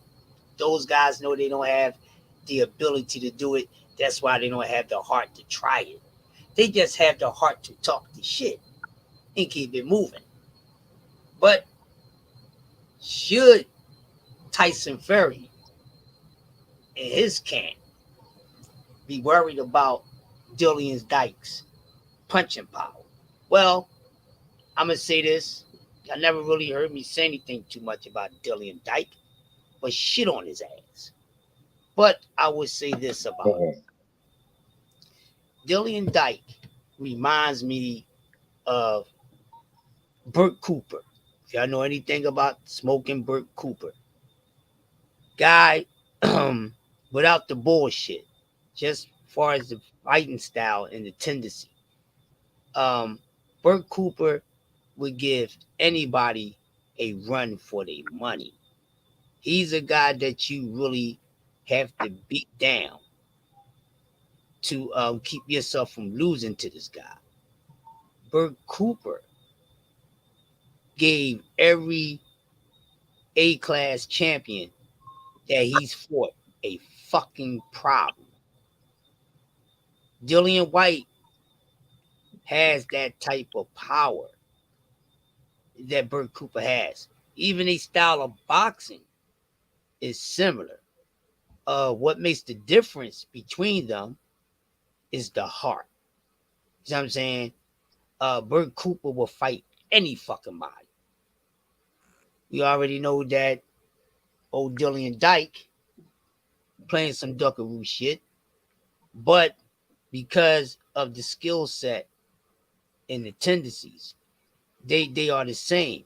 And that's one thing I said about Dillian White when I first watched it. Damn, he reminds me of Bert Cooper, but he just don't have that heart.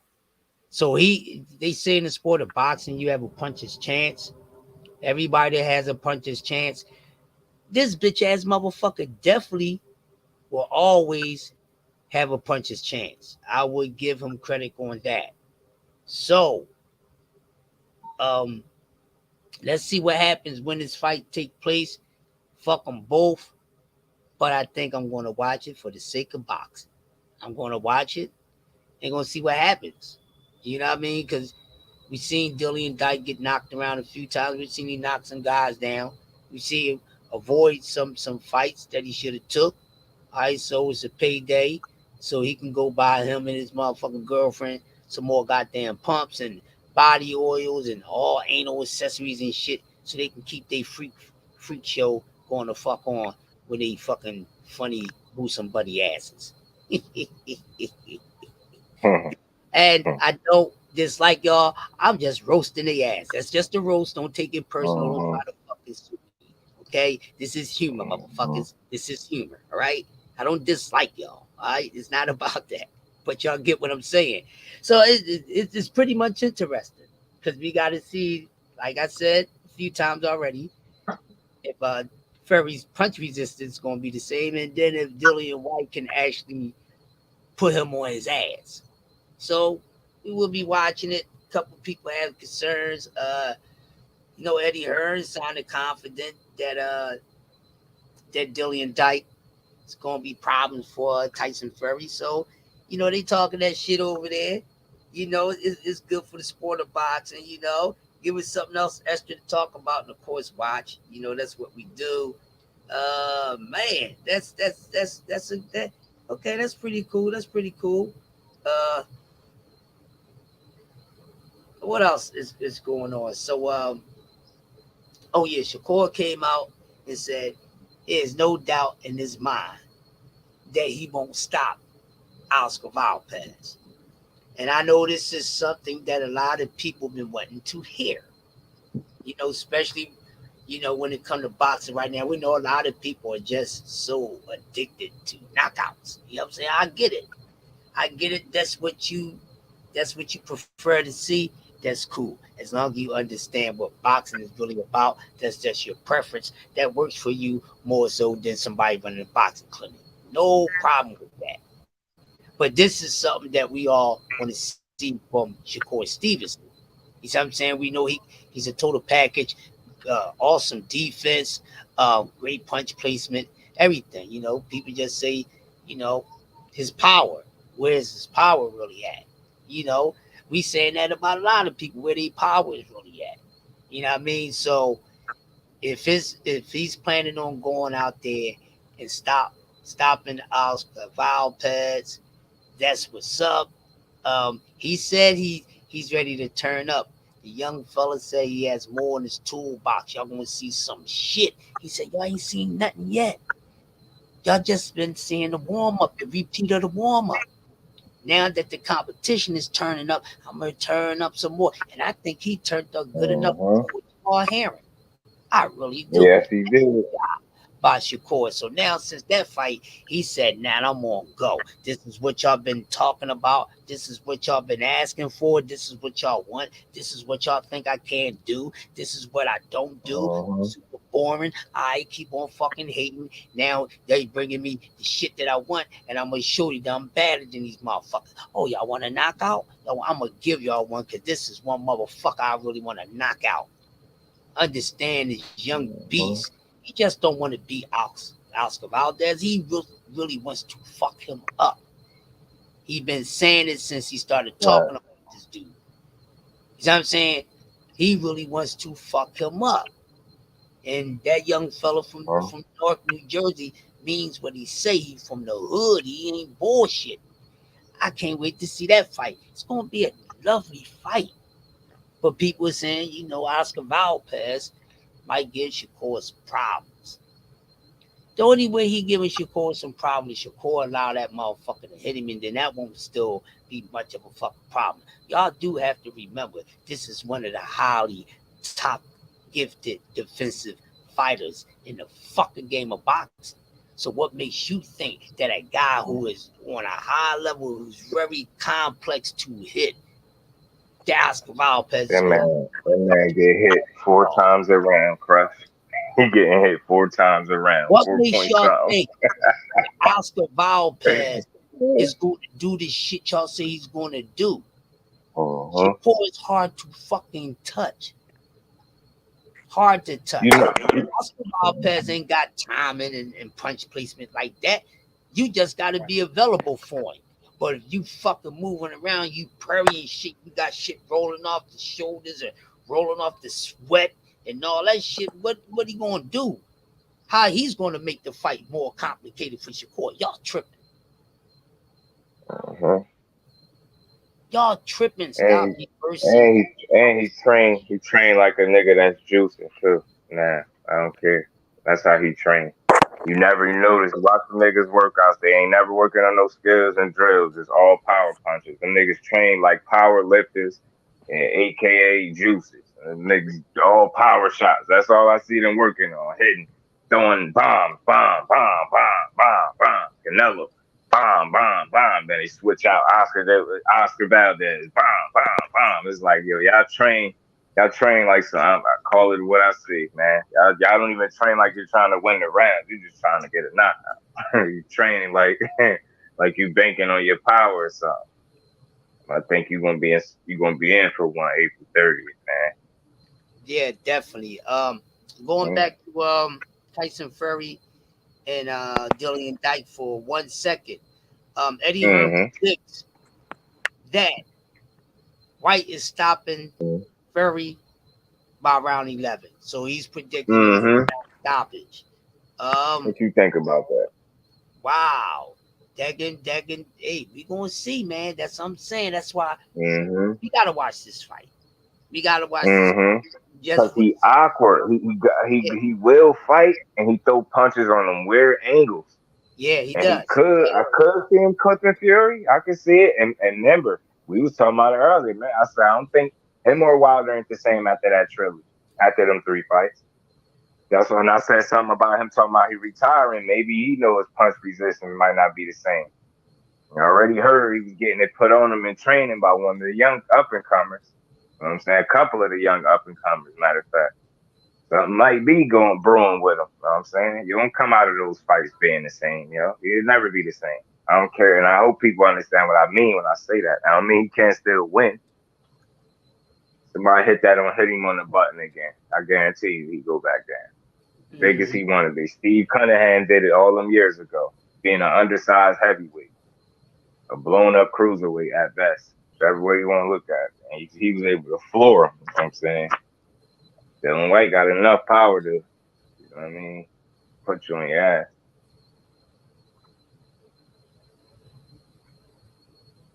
Wow. So Vladimir Klitschko, he feels as though that Bivol should not be able to fight Canelo on May the 7th in light of what's going on with the Russians invasion of Ukraine. And Vladimir says that all Russian representatives need to be sanctioned. This is how he feels about the situation. Not my war. I don't give a fuck. But this is what's going on. And we have heard some Ukraine fighters and fighters from around the region of Russia come out, recently and speak on the shit with the war and rather the fighters should be fighting and things like that. My whole thing is to y'all keep the war with the fucking war. Don't bring that shit apart. Don't make that shit a part of boxing. Yeah, that's a fact, yeah, because it's not, yeah. Word. All that coming Word, out. yeah. He shouldn't be able to. He should. All you motherfuckers need to be sanctioned. If that's the case, the fuck is wrong with you? I think all the Russians should be sanctioned. So should the Ukrainians, in my eyes. All you motherfuckers need to be sanctioned, as far as I'm concerned. So I don't have no win in this motherfucking race, but I will speak my mind on it. Keep that war shit away from the sport of boxing. If a motherfucker don't want to be a part of the war and he want to continue his everyday goddamn job, his fucking career, he has the right to do that. Now, however you look at it, however you view him as being a pussy, a coward, because he ain't strapping up and going to war for your fucking country, y'all for the same country or from a different country, guess what? That shit don't have nothing to do with me. I don't give a fuck.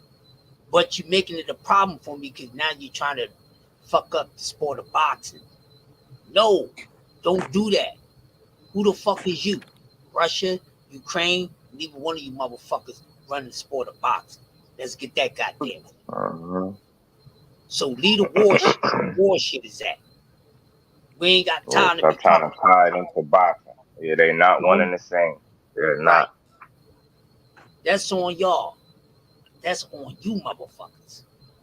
Y'all interrupting what we got going on over here. Now, if those guys, like I said, they want to step to the side and step away from the sport of boxing momentarily to go fight for their country, they should. But all that sanctioning and they shouldn't be able to fight. Who the hell is you? Who the hell is you? Who the hell is you to say somebody need the motherfucking license and validation from your ass to fucking fight because there's a war going on? Well, if you're going to have that energy, won't you have that same energy for these young black fighters who their peoples be going to war every goddamn day? But you ain't telling them they shouldn't be in the ring fighting each other in the fucking war and trying to stop each other from going to war with each other outside the motherfucking ring. Keep the same energy. We don't give a fuck like you don't give a fuck. You understand what I'm saying? We don't give a fuck like you don't give a fuck. Learn the song. Learn the motherfucking song. Leave that out of the sport of boxing. If you already got enough politics in the sport of boxing, don't bring the war shit in that, motherfucker. Don't bring the war shit in it. You fucking up the shit for everybody else that shit don't concern them. They want to see the entertainment. Oh, I'll do it. Give me a second. I'll do it when I come up. All right. Yeah, don't bring that in the sport of boxing, yo. Leave that out of it. Y'all fucking up the sport of boxing right now. And since, if y'all really want to speak on the war and shit and all that, step away from the sport of boxing. Don't be trying to have one foot out and saying who should do what. All you motherfuckers move to the side because y'all in the fucking way. Ukraine, Russia, y'all going to war. Get the fuck out the way. It's that bad. Matter of fact, y'all motherfuckers should be a part of the war inside the motherfucking ring while you got the soldiers with the guns. Y'all should be lining up to fight fucking each other. Not trying to, do it that both ways. If you ain't got enough motherfucking heart to go pick up the motherfucking gun, get in the ring and fight the fellow motherfucker from the Ukraine or Russia and whoop on that ass that way. At least you motherfuckers get paid and you won't die. If you ain't willing to die, fight each other in the ring. Then if you want to try to kill each other in the ring, do that too. But don't be coming with this bullshit of boycott Russia, boycott Ukraine. I'm boycotting bullshit. That's what I'm doing in propaganda. That's what I'm boycotting. Boycotting bullshit. I don't want to hear none more of this mess about these dudes talking about that they should be sanctioned. You should shut the fuck up and worry about what you doing. Right. Then you just suit the fuck up, nigga. So why you wasting your time worrying about a motherfucker who ain't suited up? Oh, that means you might be pump faking a little bit. Oh, you just posing with motherfuckers. You just putting on the clothes and holding the rifle and just taking the picture and not really out there in the fucking trenches. Who you think you fooling? That's what it is. That's why you saying that shit. Man, Some of y'all pump faking like y'all really going there to fight. And y'all just posing. Let me see some coverage of your ass out there in the trenches, hawking something down, running from an explosion. Let me see some shit. Don't they do war coverage, motherfuckers? Yes, they do. So let's see if we can find some coverage of your ass actually talking that shit. Or you doing that shit that you talking, they're gonna try to motherfucker criticize somebody else. You're pump faking. Come on, gas is too much. Don't water it down on me now. Shit. What are they doing? Keep that shit out of sport of boxing. Sport of boxing ain't Ukraine or fucking Russia. Sport of boxing is a big ass gumbo with a little bit of everybody involved. Come on, man. You damn jokers, man. They shouldn't be able to do. Shut the fuck up. Shut the fuck up. But I tell you what, you won't. He right in some aspect. They shouldn't be fighting each other. Not because of the war, or none of that shit. Just because what the fuck did Bivol do to deserve this shit? He going right back to the same thing. Tell us, Canelo. Tell us what the fuck did he do? Ain't ready for that conversation. Did he go fight enough motherfuckers? Did you tell him to go? Did you tell him the same And shit? just 19 fights. Huh? You know what I'm saying? Till you're 60. Exactly. You know what I'm saying? Fuck. Exactly. These clown ass fucking dudes make me sick with this bullshit. It probably won't be skill that get come to haunt him. It's probably gonna be experience. Probably won't be skill. Experience. Lack of. Yep. Or That's 50 fucking fights. So I can't wait to see the it's a fight that I've been wanting to see. Actually, it's a female fight. Can't wait to see my girl Serrano, yo. When she beat the brakes off. Katie. Yeah, she gonna beat Katie. I like how she asked for them 3-minute rounds, boy. I thought that was raw as fuck the way she went about that. And Katie said, "You didn't see that part? Yeah, she ain't want no part." She said, "I don't really think that's gonna help the fight get any bigger than it is right now." What?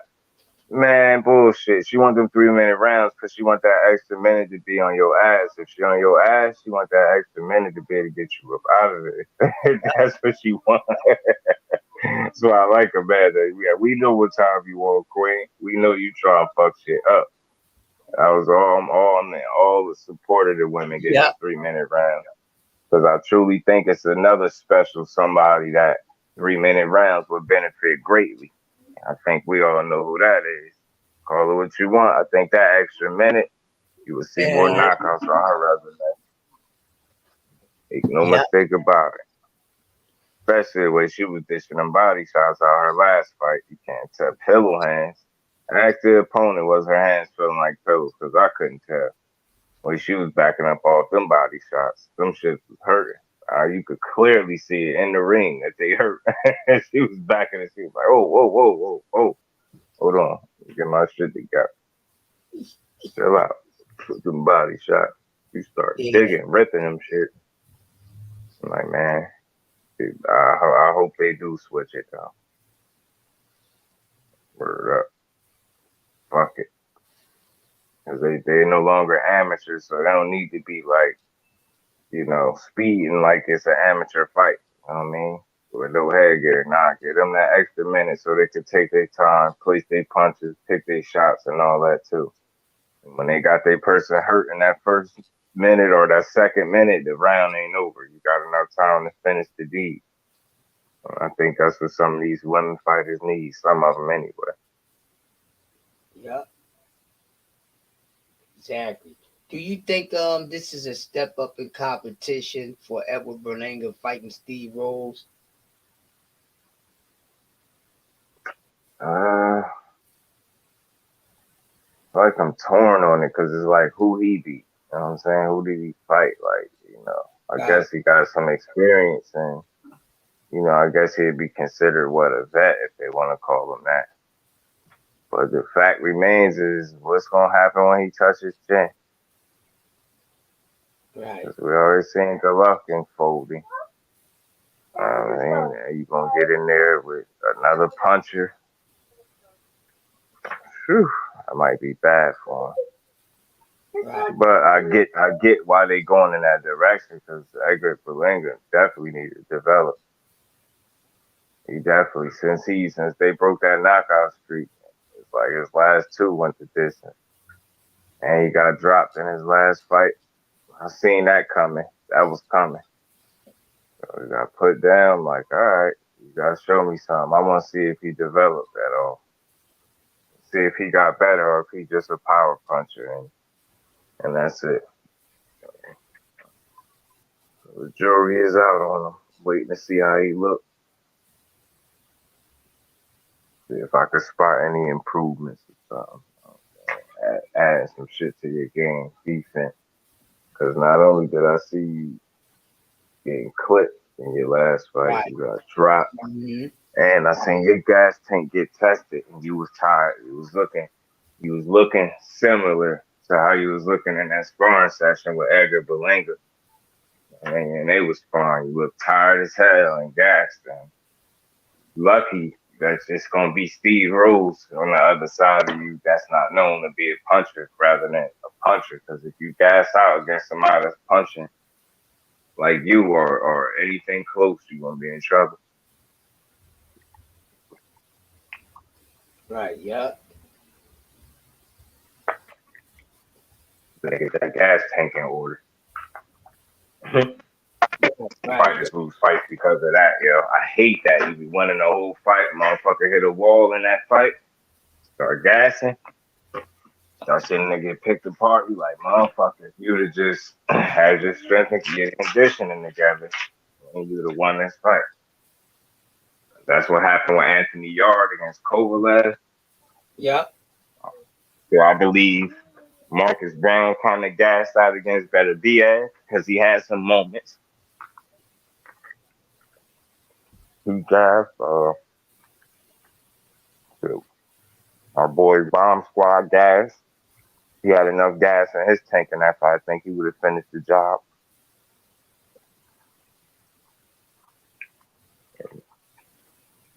His tank was depleted at like round 4. I'm like, what the fuck? And still made it to what, 10, 11 rounds? 11?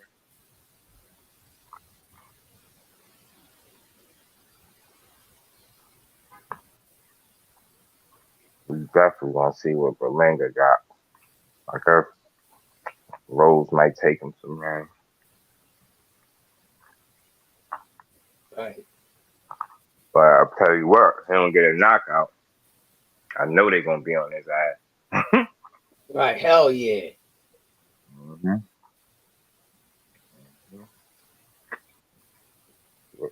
I knew when he fought Nicholson, I felt Nicholson was going to take him the distance. Even though he'd been knocked out before, I was like, something tell me, I just think.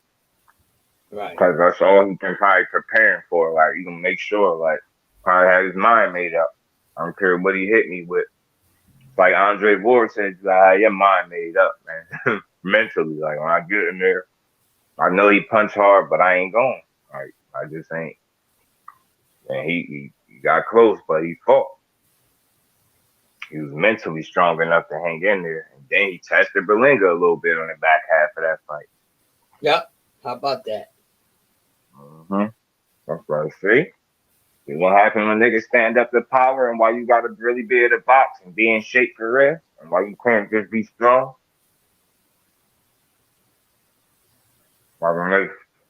I'm talking about Clarissa and Savannah Marshall. She gonna knock Shields out. Y'all know the only thing y'all focusing on is one aspect. It's power. And she ain't Ann Wolf last time I checked. She's not no fucking Ann Wolf.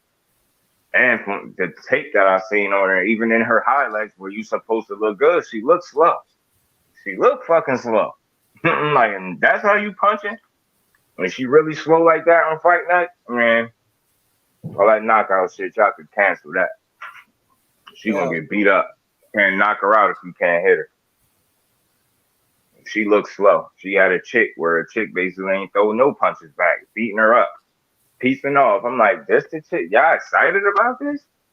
Like, you're talking about the best female. I know y'all be throwing shots to the GOAT. No, she not. Don't be disrespectful. She ain't close to the GOAT. Don't even fucking. Don't even. That's why I can't wait till that happen. Don't even be disrespectful, man. Like, them punches coming slow, like I seen her when she got somebody hurt, and that's how she punching. I'm like, nah, bro. Mm-mm. She ain't no punching bag. She punched back. And when they got into that little face-to-face exchange, Savannah Marshall's voice was cracking a little bit because she was uncomfortable. You ain't used to them confrontations because everybody nice and drink tea and eat crimpets over there in the UK. You got some of this American energy. I was watching very close. She looked a little uncomfortable, got a little red in the face. I said, yeah, that's pressure. She ain't playing with you. That's why I came over here, man. Like, what you think this is, man? I'm about to play with you. Then you try to give her respect. Soon as she came over here, you seen the group dap her up. Try to give her respect. You gonna come over here and be disrespectful. Now you fight like that against me, I'm gonna wipe the floor with you. Well, let's examine that statement. Because she just pitched the shutout.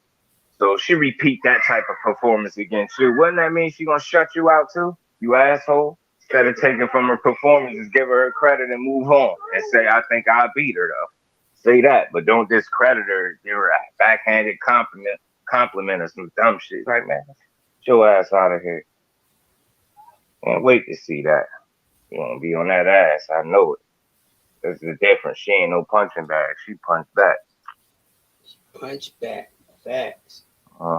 Long ass, long body chick, man. She gonna be right in it. She gonna get right inside that long shit. Watch. Like she Ann Wolf or something. Hardest female puncher, man. Shut up, man. Still to this day, Ann Wolf got one of the best knockouts I've ever seen in boxing, period. That damn, she knocked out Vonda Wood. God damn. Yep. Talk about one punch knockout power. And chick was undefeated. And she was like 6'5" and some wild shit too. Tall as shit. She chopped her the fuck down. Right, yup. Definitely did. Punched her ass out of commission.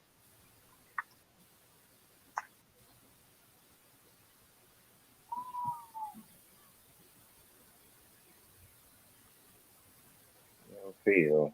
Damn sure gonna see. You're gonna make a lot of people eat their words.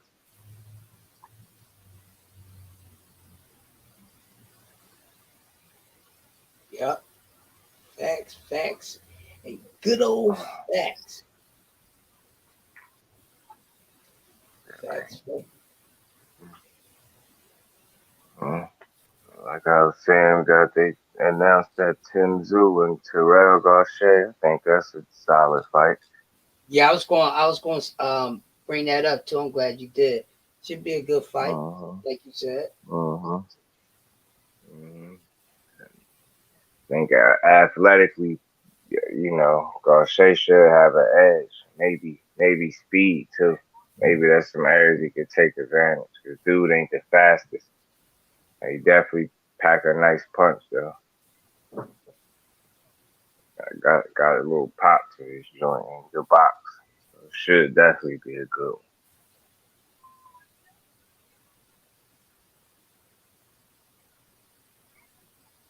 Hell yeah. I think something else about them saying they made somebody Josh Taylor mandatory. Was it Josh Taylor? Maybe somebody. Well, I know there's the WBA ordered him and some nigga Alberto Puello or some shit like that. And they ordered that versus Josh Taylor, but then I seen something else a little while ago with his ass. But he, like I said, he fooled at 47. So, Yo, what do you do? I must be something wrong. Look, nigga, you fool. I hear you, T. See what?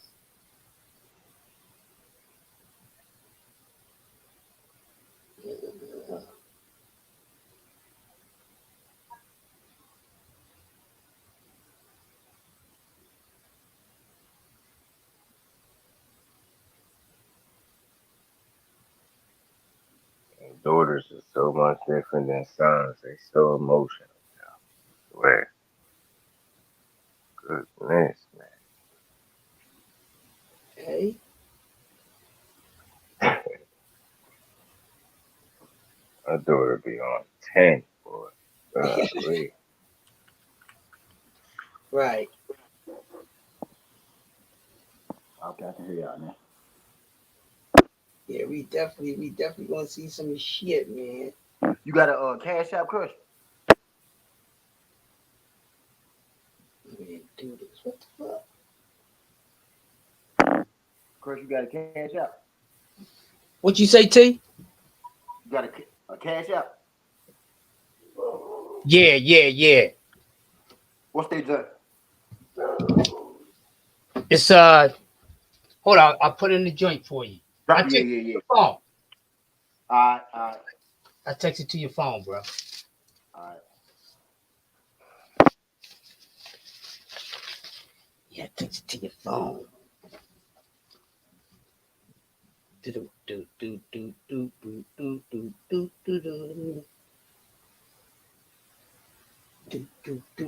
That's right. What's the fight that's coming on tomorrow? I forgot that fucking fast, yo.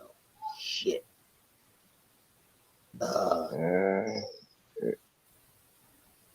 Well, Mick Conley, was it?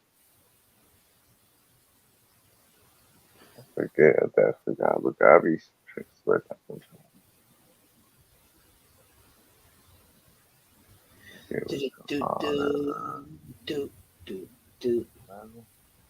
That's a fight that come on tomorrow, you said?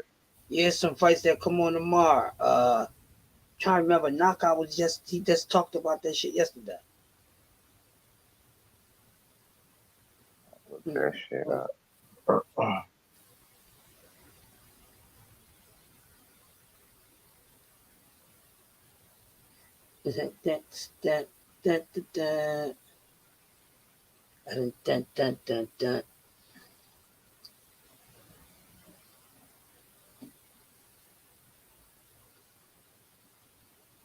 I wonder when they're gonna drop that fucking boxing game. That shit look alright. Yeah, I keep talking about it, man. These motherfuckers keep doing YouTube videos and shit and teasing and keep all this. little Come on, man. clips of the fight, little shit, little teasers and shit.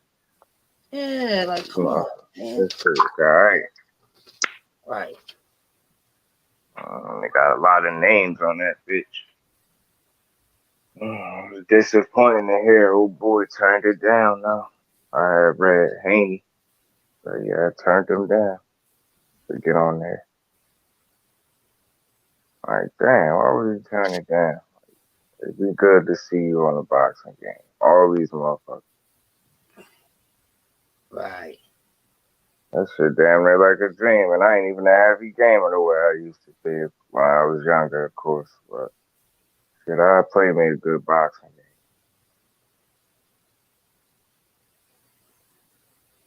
Just to see the motherfucking fighters up there.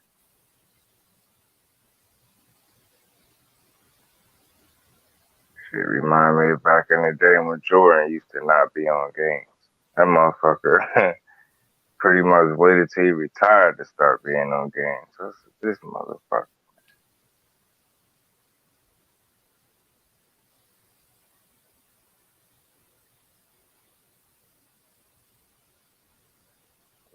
Wilder looking just like Wilder on that bitch. Start.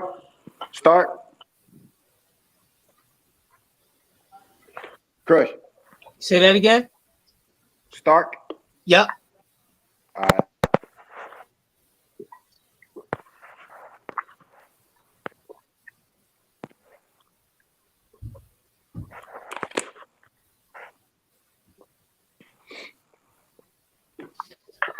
Oh shit.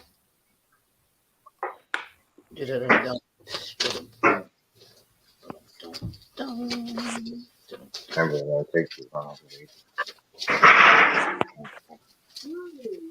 All right, okay. What? I just hit that junk.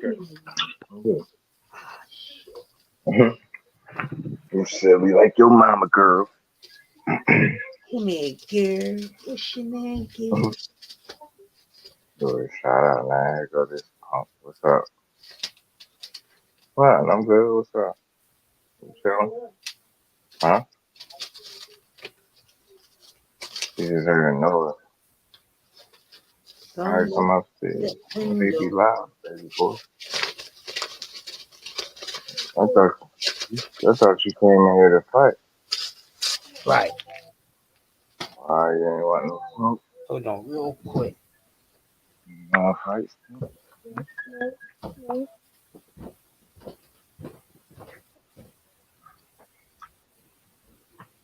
Where your headphones at, yeah? No, nothing.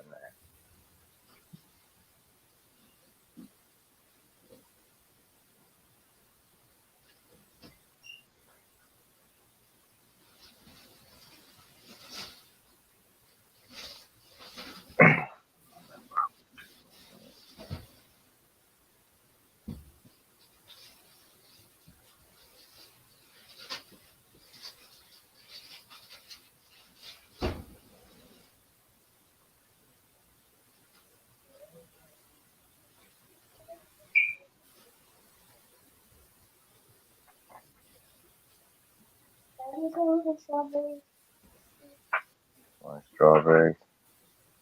Oh,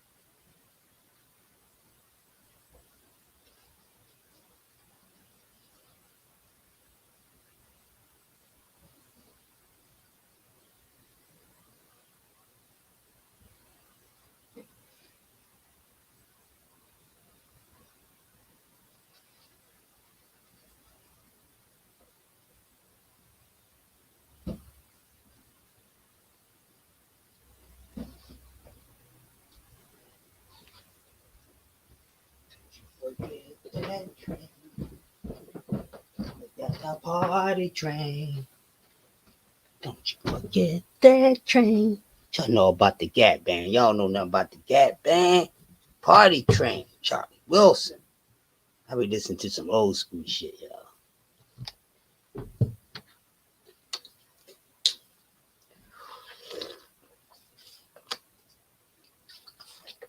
As far as female boxing, who should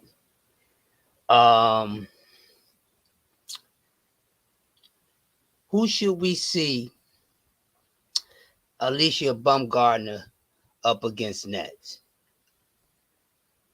Because I know she has one of the belts in her weight class, right? Trying to think offhand who's the other champions in her weight class. That nice little booty she got. yeah, I was thinking about that myself. Mm-hmm. After that win she just got. Right. Uh-huh. Definitely need to get back in there.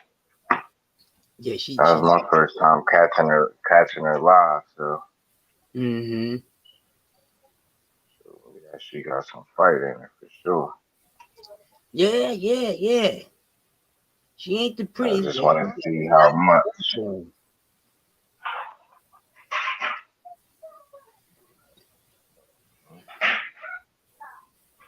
See what she made of. Mm-hmm.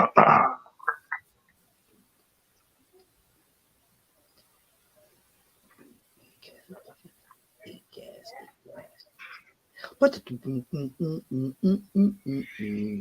The whole basket of strawberries by itself.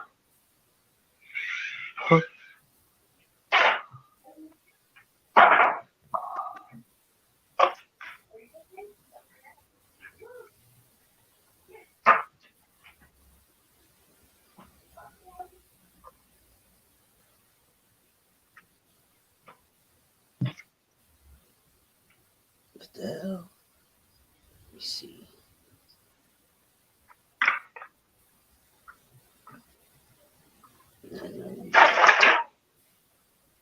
What you mean, baby?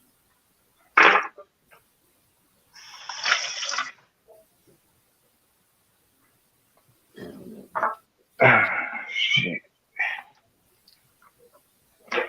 Yeah, man. I wonder who they gonna match her up with next. Yeah, that. Here for.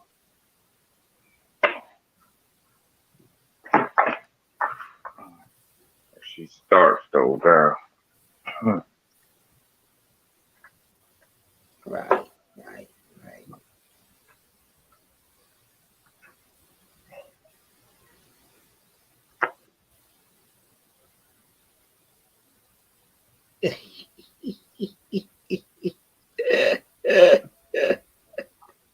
I'm laughing at some. The Sixers play the Nets tonight, and one of my homies who's a hell of a ball player caught up with Kyrie Irving. He took a picture of him. So he said, "Man, Uncle Drew in the building tonight." I said, "Don't do that 50 shit tonight." I know that's right, man. My man Bob, he's a hell of a ball player too, man. This kid. Sammy Wiley, this guy's a hell of a basketball player, man. Said, ask Uncle Drew, don't drop that 50 on us tonight, god damn it. Fuck that. Don't let him take it easy. We just fuck that. If you think he can drop 50 on us, let him go for it. We just gonna have to try to stop that shit. Cause I ain't gonna tell George Harden to slow down. They're about to drop 50 on the motherfucker and then go at their ass. Fuck that. James Harden come out and hit 10 step back threes on niggas. Yeah, you gotta watch that shits with him, boy. That shit's nice. That's his motherfucking 7 step back 3. Wide open in your face, whatever you want.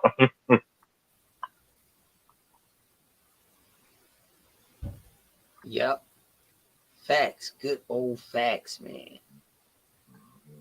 Good old facts. These motherfuckers tripping. Let's see. Let me find out.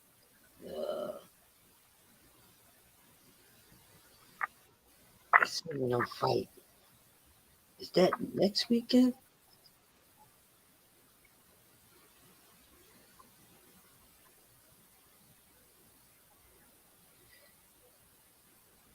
Pussy, it ain't like you suiting up and playing against the Sixers. The fuck out of here, Ben Simmons. Simmons sends a snarky Instagram message before Philly return.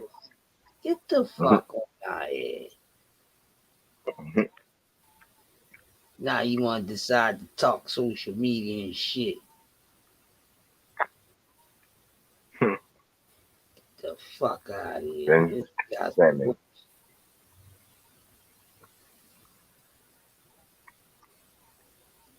What? Yeah, what the fuck did Jerry do now? Let me see. Let's see what's going on in Jerry world. Woman sues Jerry.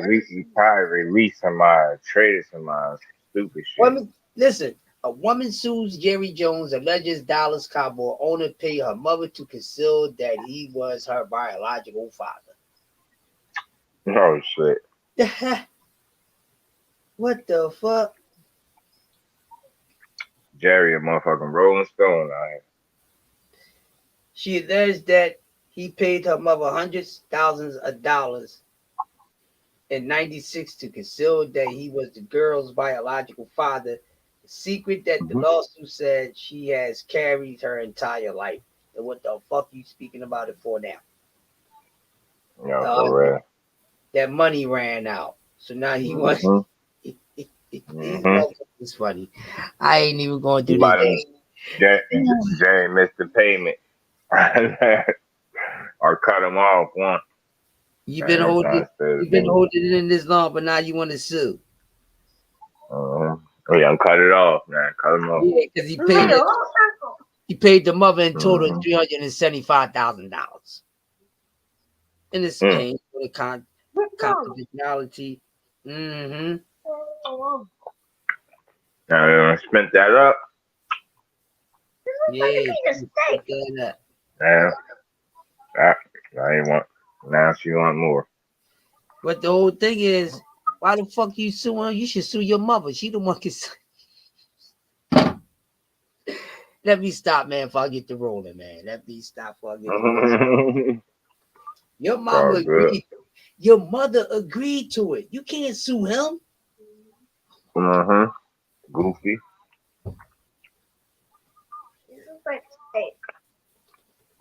Yeah, kind of like chips. Like chips. Easy for you to eat, right? She do a quick come up. That's what that is. Yeah. Need another payment. Another 300. She want another 375.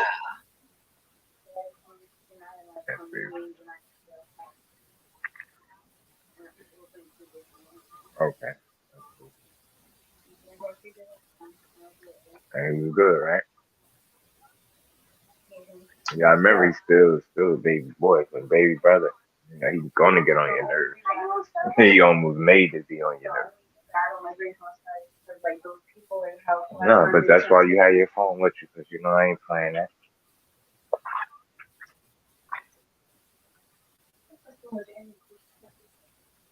That's so much energy. All right, I got some chores you could do. I'm good. I'm good, dude. I'm good. Got that much energy, them chump. That's how I'm gonna just have your brother do it, right? Ain't that right, Snake? You just gonna do it, right? Swallow dude right there. Shout out. Yeah. Crazy boy. That boy love him some strawberries, yo. Really eat a basket of them joints by itself. No bullshit. 2 cents at the top, see the whole basket they done.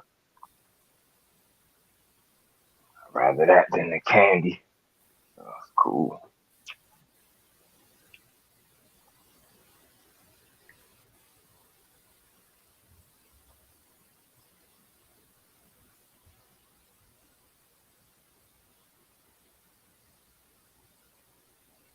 God, I'm in gear, turning down smoke. That nigga, he want here now. We can get on his. We need to get on his ass too. I'm in gear, boy.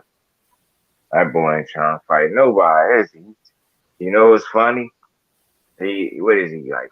Oh, he's 39 and 39 and 0. He ain't getting it 50. I don't care what he said. Ain't gonna happen. Now we ain't from Iraq. We all high. That's why we sound like this.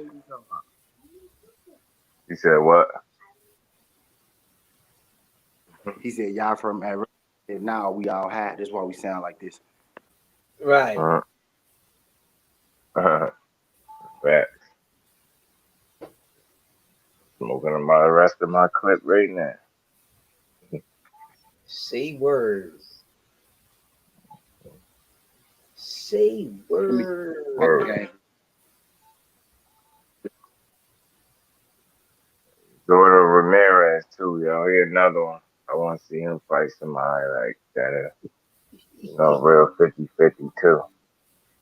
Right. Skating by, that boy got about 42 wins. He's trying to close in on that 50 quietly as hell. Now pad the fuck out that record. Get your ass in there with somebody. His last fight was exciting though, I ain't gonna lie. But Nasty Gonzalez, that dude was fighting his ass off. He came to fight, yo. So that's all y'all gotta do, man. Nigga, the arena will respect you, win, lose, or draw, when you come to fight the way that dude came to fight. He tried. That's somebody. He tried. He left it all in the ring. He had no more left to give. Where he got put out, he gave it a good go. A motherfucking Zordo, a tough motherfucker though. I think he got stunned a little bit in that fight too. I think he did. Thought dude had barked him a little bit.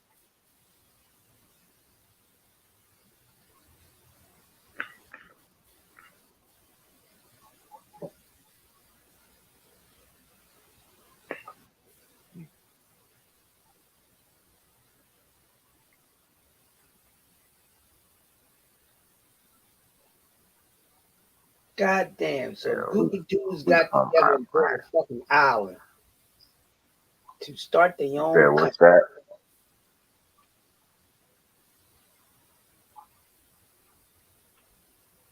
That somebody starting their own island? They bought an island and about to create their own country. Shit. Yeah.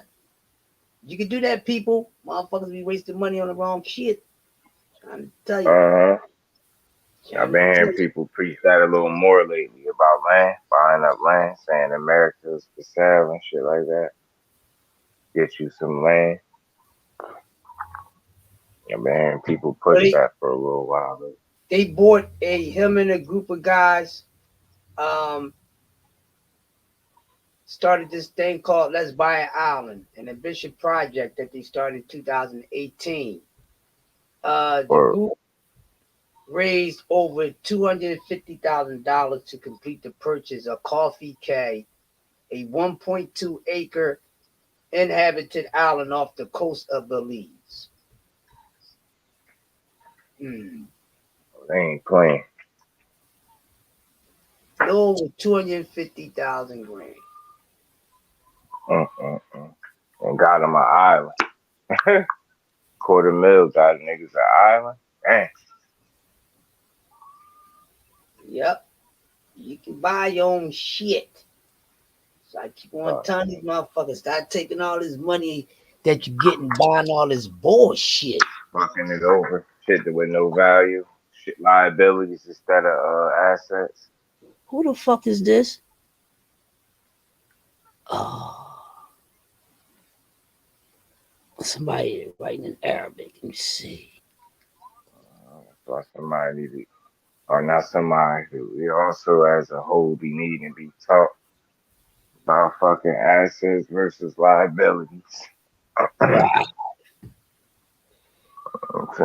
Under and truly understanding the difference. Yep.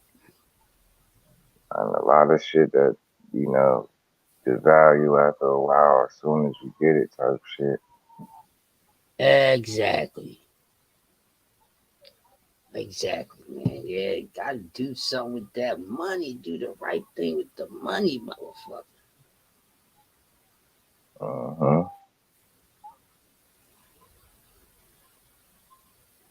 Possible. Especially when you get into it, man.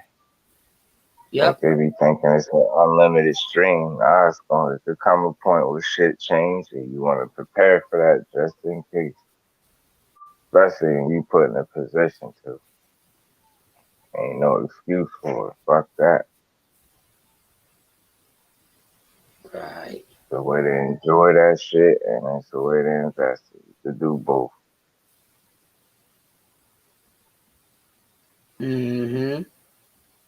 Crazy when you be doing like little research or us as people, we come across certain information and it be a certain motherfucking entertainer or artist that own mad, fast food restaurants or some shit like that. I think that should be dope. Niggas be having a hand and shit like that.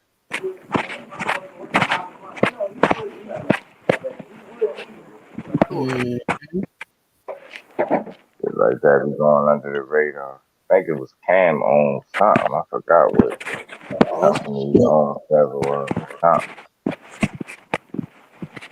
He was talking about how you attach your name and shit to the businesses because motherfuckers that hate just because they know it's, your shit. Talking about, how you got shit that motherfuckers wouldn't really necessarily know he owned and get money from. And basically explain the reasoning behind it. Like kind of being anonymous with this shit.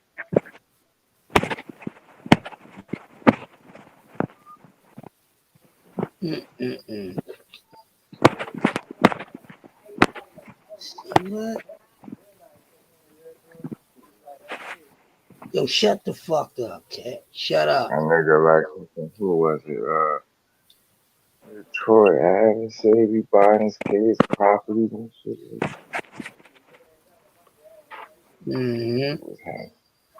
I just think shit like that be dope. Like a nigga like your head to be screwed on straight and you actually making moves and it's gonna benefit your fucking kids and their kids. Especially when you're in position to. I mean, I figure that's what it's about. Taking care of your people and the ones that fuck with you. I don't think you can ever go wrong. Fucking with the people that really fuck with you, not tolerate you or around for the wrong reasons. The ones that fuck with you, how you fuck with them. Stick to that, and I think you can eliminate a lot of bullshit out your life.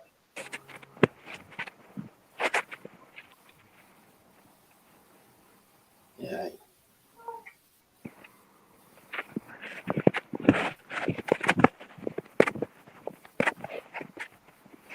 A little clip got me feeling nice and relaxed.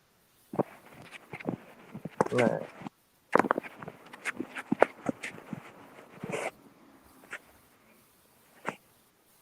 Hey, shit.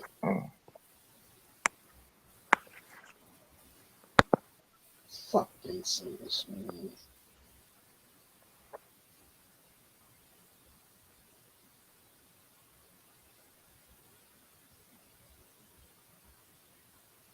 Motherfucking chair just came in the mail.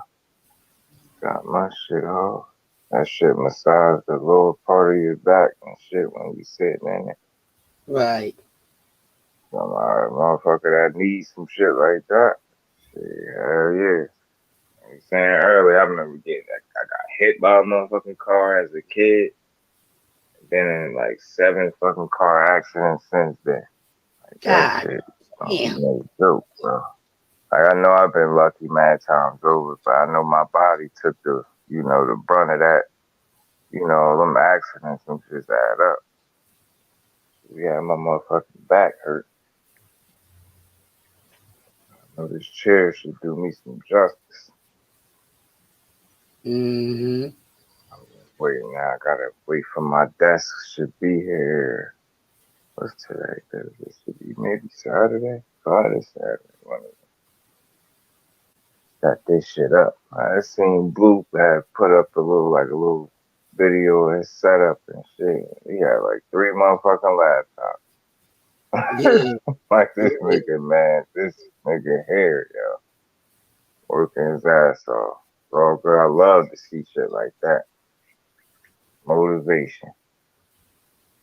Right. Trust and believe. If it's one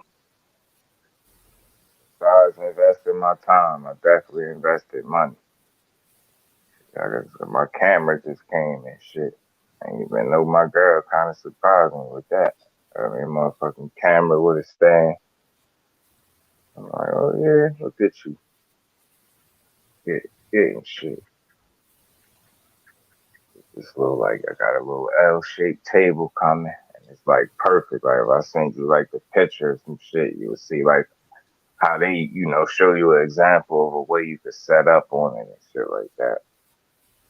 I got space for monitors and like laptop space type shit. Right what I need. And this mic I had got, this second mic, I could how motherfuckers be having an arm and shit with the mic screwed to it. I think I'm gonna try to get my shit like that. I gotta just figure out how to do it because I'm learning all this shit on the fly, how I want to set this shit up. Right. But I want this shit to look a certain way. Like I ain't bullshitting about this. This is what I'm gonna be doing. I'm talking about full time type shit. Yep. All that shit was like what was it? The 7th made 3 months for me. I hit that my 90-day mark. And I think I just gotta go ramp it up. Like about 150 videos up. I think I'm gonna just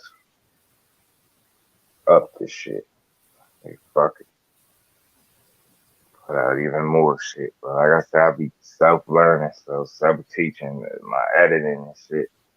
Right. Program I got. Like I want to learn that shit inside out. I want to be able to you ever like I don't know if I was talking to you. I was talking to somebody about it, but I think it's that multimedia or some shit, them niggas that be making them little short 10, 12 documentary type shit, Right. breaking down the fighters. I need to get my editing up to that level. Like that's what I'm aiming. Like I be setting little bars and some shit. Like I be trying need to get my editing skills to that level. Not saying I can't do it now, but I got work to do. So that's the thing about me. I don't mind putting in the work. You know what I'm saying? So fuckers be saying like I have a good 30, 35 videos. Shit, I tripled that. So I know I'm in a decent space. As far as in terms of consistency, I ain't really took no days off. I'm posting some shit every day. So this is short or fucking post on Instagram, Facebook. I still need to are we on there?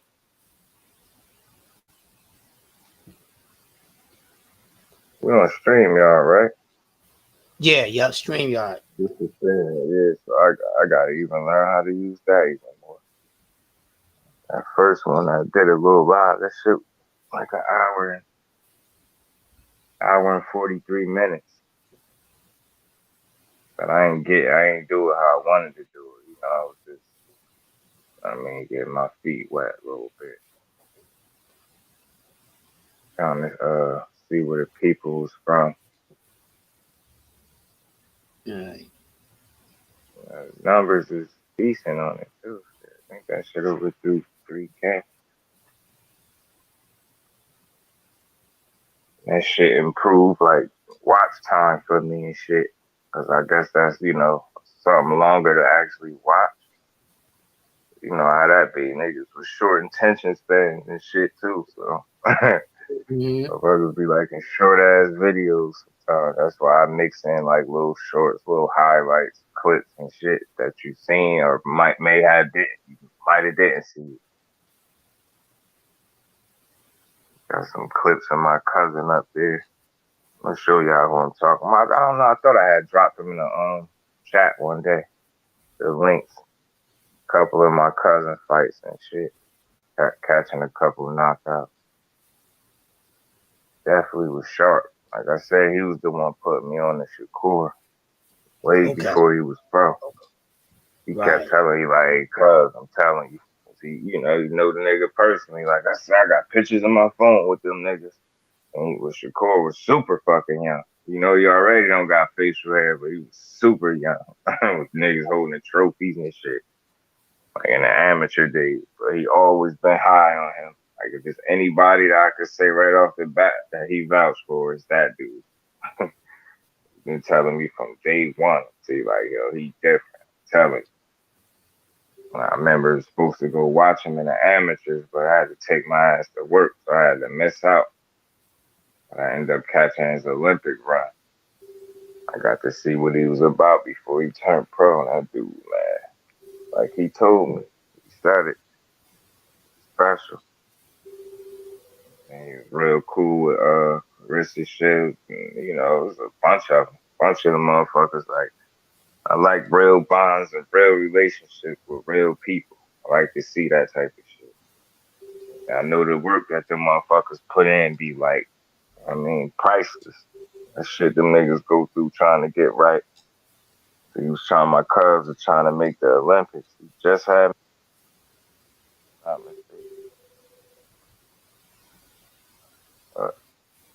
no doubt about it. He jumped in it a little later than a lot later than what most motherfuckers did. I told him you forever had major mark for Brunswick, nigga. You gotta know that. New Jersey, period. Was good, win, D-Ray? lose, or draw.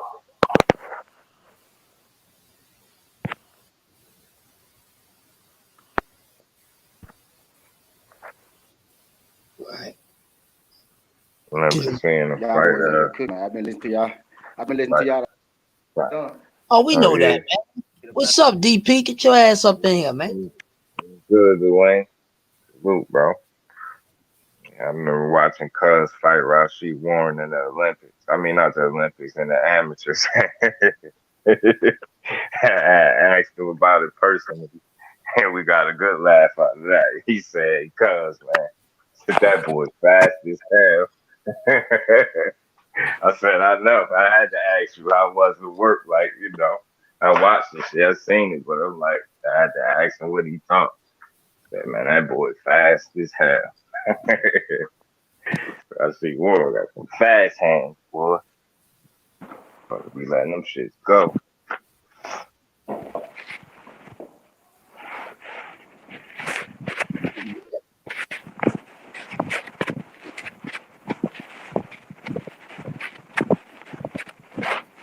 So Wayne said, drop the link. I don't know if you've seen it. Hold on. Let me get you right.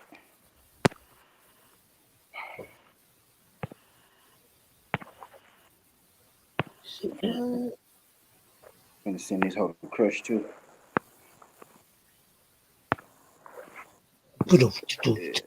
Go, boom.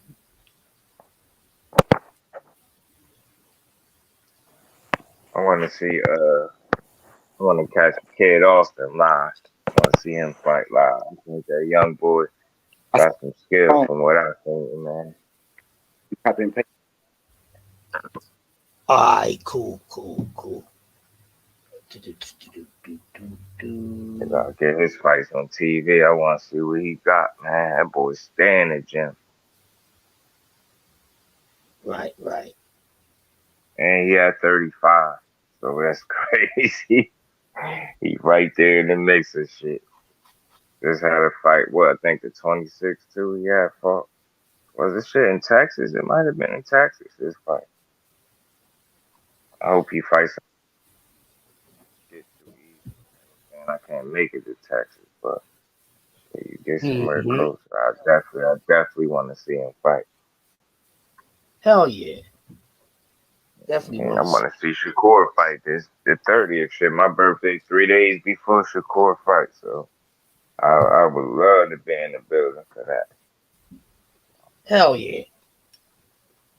Hey, let me that's what I need to get into. I ain't the biggest Shakur fan like that though, but I swear to God, bro, when he fought Jamel Herring, bro, I thoroughly, bro, enjoyed every second of that shit. It was, I don't know, but you felt dude, you know what I'm saying? You felt dude in the room type shit. You know, they had a real at that time. We didn't know if it was real or not, but they was putting it out to us as real beef. So that was a good. The aura around that fight was good. I know better boxing. Danny versus Earl, and Shakur versus Harry was the two best fights that I've been to. And that's another thing, man. I definitely got to catch my boy Earl fight. Just been rocking with that dude for years and on top of years. Since they asked the question who was gonna go the farthest out of that Olympic class. I heard everybody, other dudes that I heard about slice a little bit before Spence, say Spence. I've been watching that dude ever since, man. Like I said, it's a couple people that I don't even know that he had a couple of them fights at 54, and he had more than one or two. He had a few fights up there. And then drop down to 47. That's something I definitely got to catch. I caught my boy AB. I got to see AB fight. Seeing him beat on, Paulie Malignaggi. I got to see J-Rock fight that night, too, because he was on the undercard. That was cool. I enjoyed that, man. That's what I said, man. I don't force myself to talk about boxing or like it. It ain't that with me. It's like it's all enjoyment. Like I said, the last time I went was Christmas Day, and I enjoyed all the energy, all the fights. Two niggas fighting the first fight. I ain't know them dudes, but still enjoyed every bit of everything. That shit was cool, all good energy. The main dude we came to support put on, whooped some ass. Got to see Joey Spencer catch a knockout. Vito fought that night too. And that young boy Rajon Chance, he fought too. Forgot that nickname they called him. I can't remember. Yeah. There's a lot of all good. I enjoyed that shit. I wasn't aggravated for me. night laughing and shit at motherfuckers. Niggas watching a cousin fight in the first fight. Niggas from North, man, they did not shut up, but it was like funny shit. They talking, just making jokes, man. They drinking, them niggas drunk, so they talking hella shit while they cousin fighting. I'm in there laughing. Like, man, that shit is all good energy, man. Right. To me, it's better. Watching fights, to me, is better than even being at the games. The last game I went to was Dallas and the Eagles.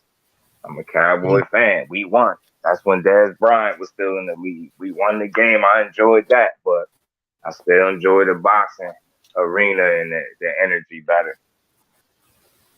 I guess I always say, because you can't play this shit. So it's something about that. It's serious in there. Like, ain't no playing. Like, you nigga trying to take you out. And I just think something about that's going to always keep my attention, man. I always, you know what I mean, rock with boxing.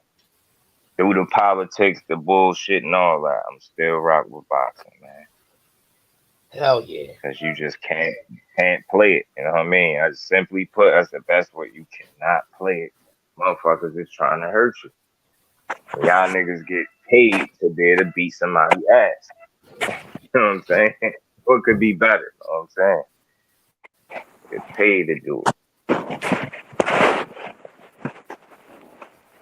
You got to worry about nobody pressing charges on you. You know what I'm saying? To beat a nigga and feel great about it. Beat somebody ass. Speaking on the female fighters real quick. Did y'all catch Daniel Dubois' sister a couple weeks ago? No, I missed it. I seen how she looked, but I ain't Well, she look decent, yo. She could box, yo.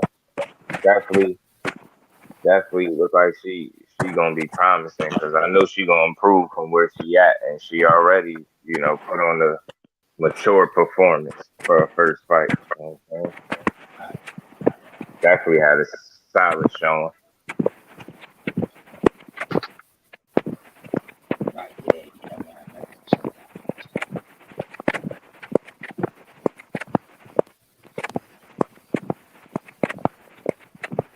I love to see fighters like the maturation process and the growth, and as they go through their little steps and get better from a fight to fight basis.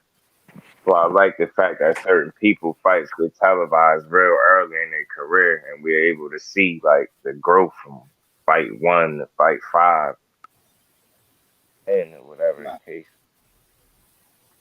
I said I ain't see all of Conor Ben's first 10 fights, but I seen him real early in his career because they had him on TV, and I seen how he was able to really get better. On God, bro, dude was trash, bro. The reason I fuck with Conor Ben is because I used to call him hype. You trash, you suck, you can't fight. I point to you. I done seen this little dude. You know what I'm saying, bro? This shit tight right now. You know what I'm saying? Fact. That's why I like him. Word up. I was able to see it. I'm like, yo, you see from him from fight right now, bro. Yeah. Like you see him from his first 10 fights to the last 10 fights, being that he got 20 exactly, you will see the growth, how much better he got, and the fact that like he made you take him serious. He let you know he was taking it serious. You see how much better he was able to get, and that's just some shit you could respect. Like, all right, you ain't just trying to fight because your father used to fight. You actually want to be a fighter, and that's what he was able to show you as he got his shit together. So it's like, I respect where he at right now, but I wish he could have got somebody else than Chris Van Heerden, man. But fuck it, it is what it is. From his fight with Granados, right? He did a lot of wild shit, right? There was 2 fights. Look how much Chris went from 2 fights ago against Algiers. Facts. Now imagine how good dude go look. I'm telling you, look. Y'all talking that shit. Give my boy about 2-3 more of these motherfuckers, and then I'm gonna be talking that shit too. Watch. Yeah. I'm gonna be talking that shit. Yeah, I love the progression, yo. Give about 2. I love it. I like what I'm saying. For sure. Little dude driven, bro. He got that drive. That's what I'm saying. He showed you. That's why I say he made us take him serious because he showed. Nah, I ain't just fighting because my father used to fight. Nah, I ain't trying to use the name. No, I'm trying to carve out my own shit. I want this shit. And I'm like, yo, you can see that. That's how he trained and that's how he fight. Yeah. And he showed me he was polished his last fight. And I know it's Algeria, but I don't care. That was a polished, well-controlled, well-disciplined fight from start to knockout. And you can say, and you can even do this. Let's break it down to a simplest form. Pure boxing ability. He showed better pure boxing ability than Chris Algieri did. Yes. Head movement, walking down, head so, down. Yes. Hold on, patience, control, take the shots. This wasn't wild. Man, you would have thought he was advanced. Come on. You know what I'm saying? It was textbook. He knocked him out with the ABC with a 1-2, bro. Mm-hmm. Knocked him out with a slip, 1-2. Bing. He had the power. But everybody, you know what I'm saying? Nice. I know it's Algieri. That shit still was good. I know it's Algieri, but he outboxed Algieri. He looked like the better. That day he looked like the better. I mean, pure boxer. He's not a pure boxer, but that day he looked like the better pure boxer. Yes, no doubt. But yeah, I do. I don't want to see him fight Chris Van Herden, but then again, I kind of do want to see him add to his knockout. You know, I do. I kind of do want to see because you know, I want my nigga had like to look good. Yeah. I do want to see.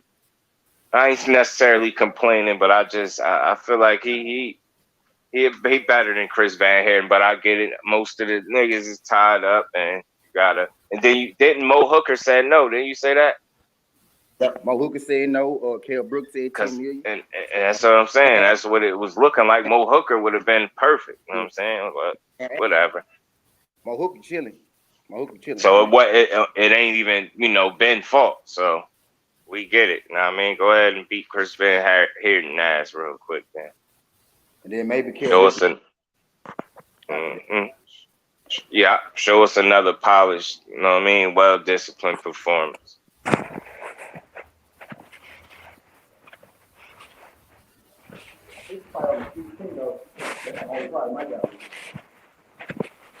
I want to see more Trayvon Marshall too. I like that young kid. I got to see him Christmas night too. I forgot to say that. I got to see him fight too. It's a big young boy too, yo. It's a big young boy. Yeah, 54, I believe too. I remember that tall black dude with the afro went viral for knocking out his phone from the pole. Tall black dude with the afro, his phone he was dodging the pump and he walked off the pit, knocked the phone from out. He went viral like a year and a half ago. That was Trayvon Marshall. He went viral. See it?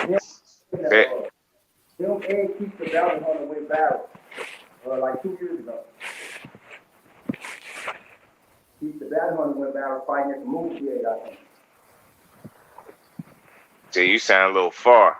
I can't hear you all the way. Yeah, I had y'all in my pocket, my bad. Oh, shit. I remember that tall black dude with the afro had went viral like 2 years ago. He knocked out his spawn partner. He had on some blue shorts. Was it Money Pal? Nah, that was Trayvon Marshall. Oh, it was Trayvon Marshall. Oh, yeah, I know what you're talking about. Bet. Yeah, hell yeah. Yeah, man. And Keith the Bounty Hunter went viral too at a movie theater. Yeah, I seen that. He said, bro, leave me alone, I'm gonna knock you out. I'm gonna embarrass you out here. And then dude kind of like flinched. He said, okay, well, fuck it. And he dropped his ass. Keith the Bounty Hunter called out Tank Davis. Yeah, he said Tank couldn't take his power. I made a little video on that. I definitely took that soundbite and made a video out of it. You said, you dared to say that Tank Davis couldn't take your power, and it was in front of Floyd. I played that little clip. I said, okay, interesting. Yeah, damn sure seen it say that. Word. I like Keith Hunter though. I follow him and Michael Hunter. He'll cold as counterpunch. Yeah. Man, he long too. Yeah. Oh, Counterpunch, bro. He slid a nigga. and got some power. Got some pop. Nigga shit. He slid a nigga shit with a counterpunch with gloves on, bro, and they stopped the fight. Yeah. Bro, he slid his shit beyond he could fight with one punch, bro. Facts. Definitely Man. got some shit with him. That's God given right there. That's God given. Yeah, facts. He got that one. I think he doing that tank shit because I think he getting to the point where he getting up in age. He in his prime. He 30. So now I think he tired of them baby. He tired of them baby. You know what I'm saying? Baby's feeding him. Facts. Like, I wasn't mad at it. Hearing it, like, I usually an interview would piss you off. I didn't walk away from that, feeling no type of way. I'm like, I like this. That's why I made a video out of it. Like, that's cool. I didn't think he was bogus for saying what he was saying.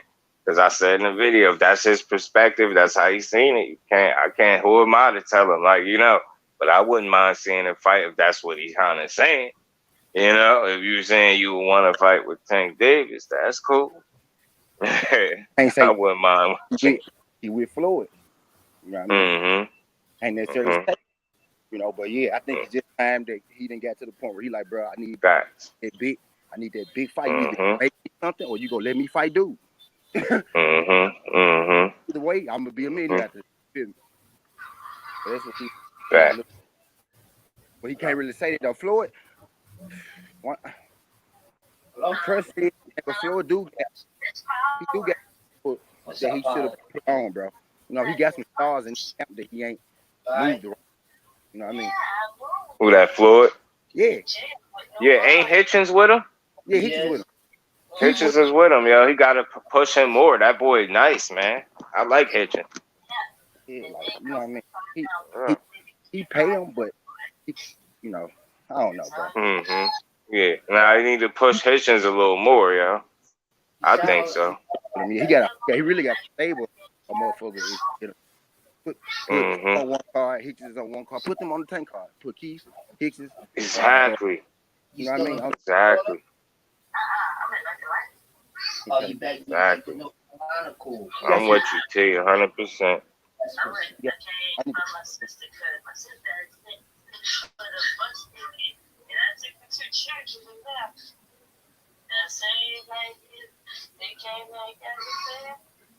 My ears was up there packing up my shit. Because normally I just gotta send the rest of my clothes and stuff too. Okay. So I won't come back to the house no more. Right. I'm glad you got away from that area, with all that going on. I'm glad you got away from that. I just gotta sweep that motherfucker up now. I'm back at the chop shop. Oh, yeah. Want some shit in the order?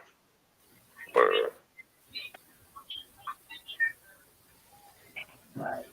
So how long you been out there?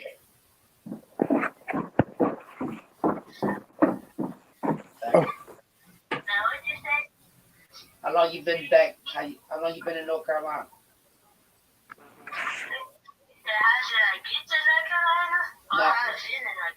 Yeah, how long you been there? Okay, I see you, my boy. Okay. With your 6-month-old little baby and my 10-year-old. Okay. And 14-year-old. Right. My boy on the move. How you feeling health-wise? Huh? How you feeling? I had one of these jumps now. Got no How you feeling as far as your health? Anyway, so they've been having me do that. And got contracted for these folks. So now I'm doing my thing they need. But they pay me now. Yeah. So this your new number, I'm gonna lock it in. That's what's good.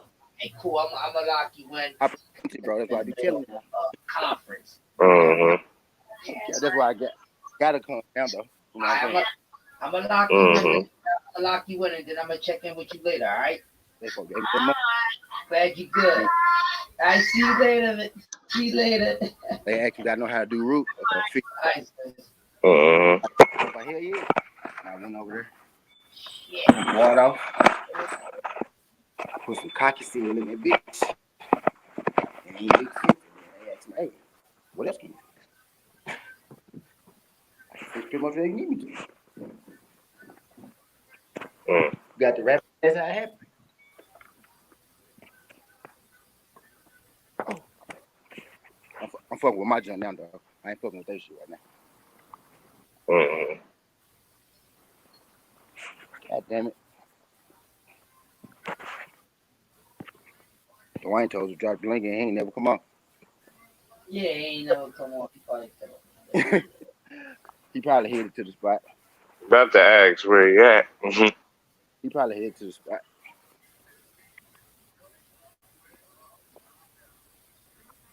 Nice little walk. You do this bitch. Okay.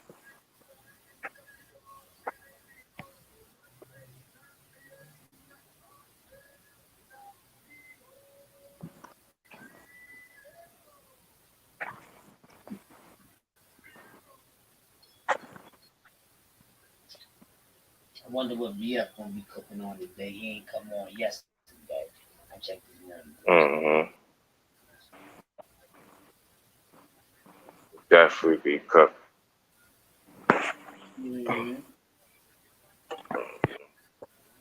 This marathon be cooking for real. A girl said the other day, she said, damn, did T go to sleep? Yeah. All the time.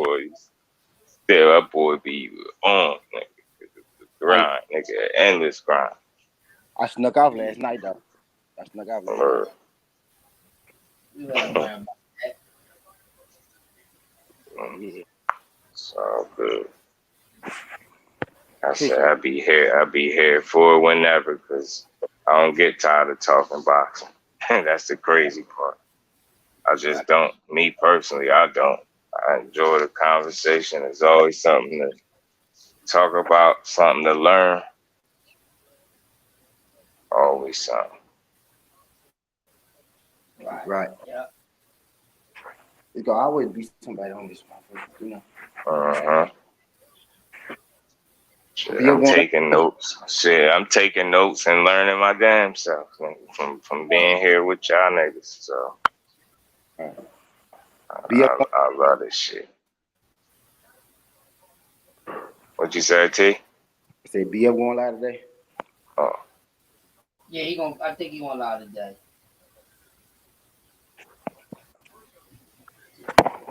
I'm winding down now. I can go home.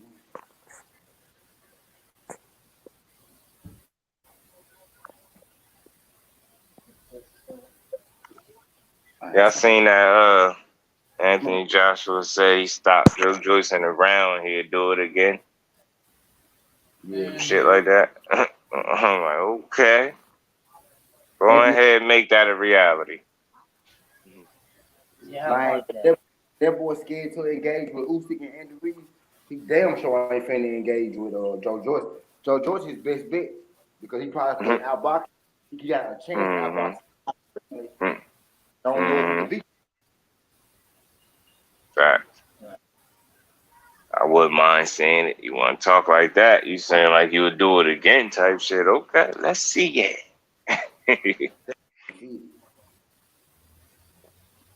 Let's see it. He looking for an opponent though. I know. Now the thing is, look, just dude. Now he's saying all this right. Now peep the opponent he fight.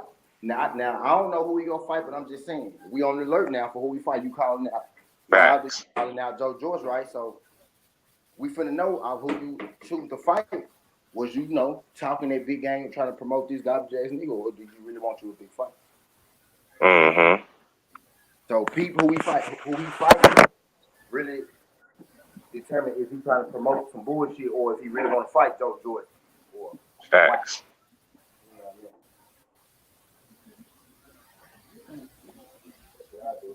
I think some of y'all favorite fighter was gearing up to fight Jose Lopez until they made it for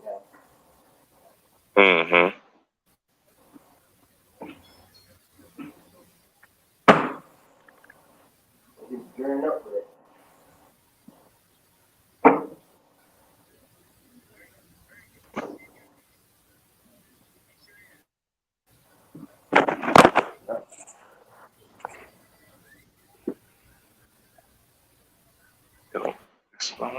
Shit.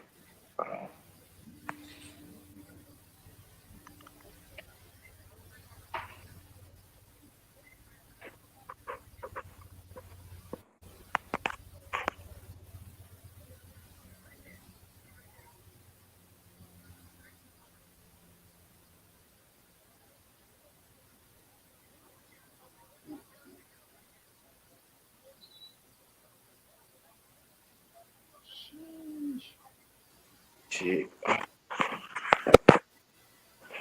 me check my bed. It's real quick. I was winning earlier. I 100 parlay.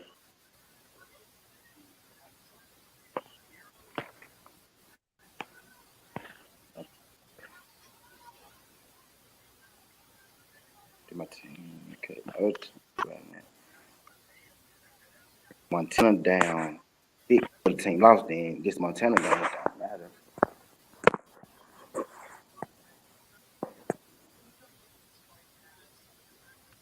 Yeah.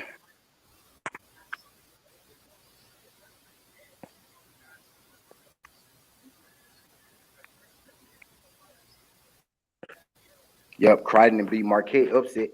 Upset alert. Crichton beat Marquette. Okay. And Montana down 6 right now. So I'm alive right now.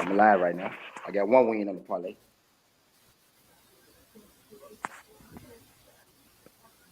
Montana just cut that out.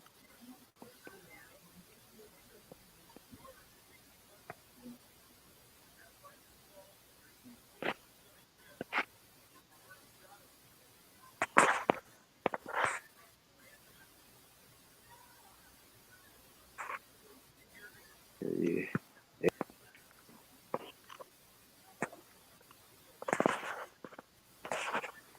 Hold on, I'm sticking in my pocket real quick.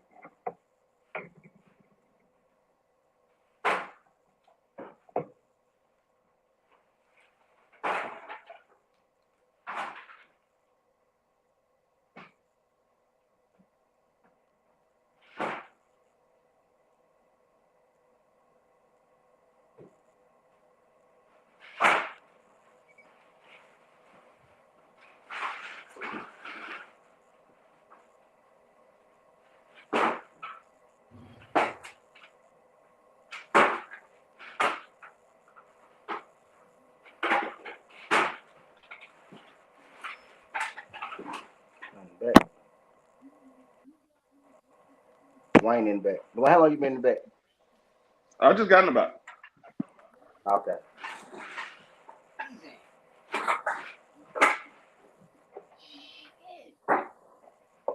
You heard the shit? See?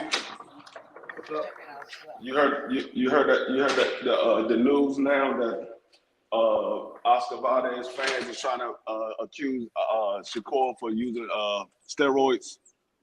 Of course they are. They was on Twitter talking about Oscar Valdez.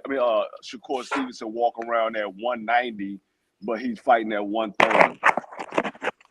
I'm like, you show me where daggone Shakur Stevenson walking around at 190. That nigga ain't never walking around at no damn 190. The difference is they can accuse Shakur. We know what's up with Valdez.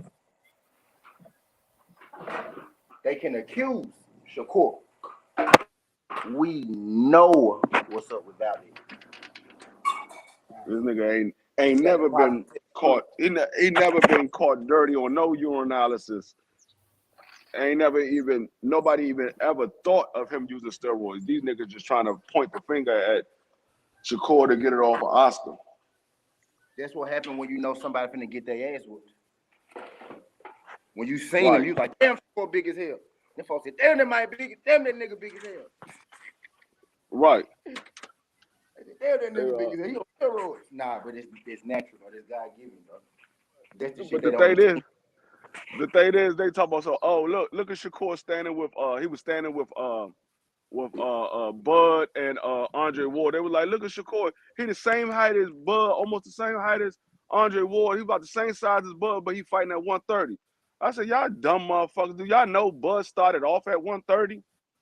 Right. Bingo. He moved up to 47. He moved up to 35, then he moved up to 40, then he moved up to 47. Y'all only know about 32. 32 in the amateurs or some shit like that. 35, 40, 47. He just moved up to 47. Right. They only know about 135 and 140 pounds because those are only weight classes that he won a title at and 147. But he started off fighting at 130. Yeah, Russell told y'all me and Bud was the same size. Yeah, Russell said me and Bud was the same size. We fought around the same weight class. He said that shit. He said, bro, we used to fight around the same weight class. I can get up to 47. Bud used to be at my weight class. Oh shit. Freddie Roach. All you gotta do is listen to these people when they talk. Shit. Freddie Roach said he got a spin spot knockout, baby. Then they try to say only way that Shakur Stevenson is going to if he beat Oscar Valdez is because he ran the whole fight. I was like, do y'all watch Shakur Stevenson fight? The nigga don't move around the ring. Nope. He stands right there in front of you and make you miss. Yep. Around the ring, he ain't Devin Haney. But he don't bounce around the ring. He stand right in front of you and make you miss. He quote unquote flat foot. How the hell he running anyway?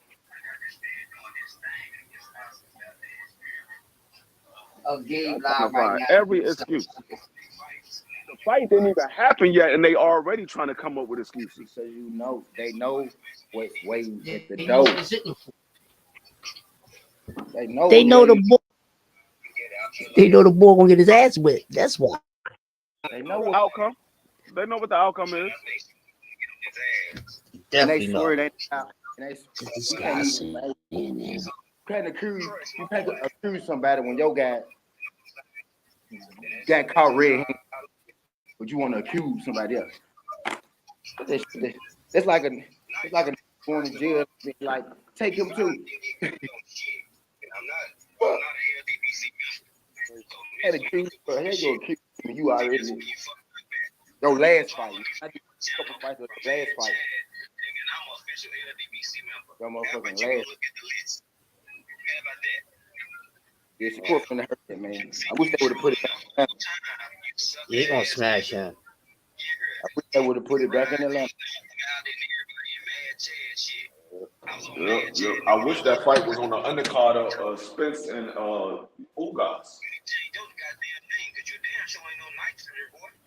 I heard somebody talking earlier. I'm sorry, my Shakur. But he's like, Kambosos fighting ain't dead me out. Shakur got a fight that we know gonna happen, so I need to stop it. They said what? They're saying Devin fight coming up too, and enough talking about it. Shakur fight coming up too. You know what I mean? And we ain't talking about it. No, they talking about it. It's just they got other fights in front of Shakur fight. So they talking about the fights that's coming before Shakur fight. Ruben them fight what? 30 days, 29 days now. That's a big fight for Ruben. That fight means something for 154. There's a whole bunch of fights that's coming up in April that we got to talk about. It's just like It's just the whole month of April is packed with fights. So can't focus on one fight because there's a bunch of fights coming up.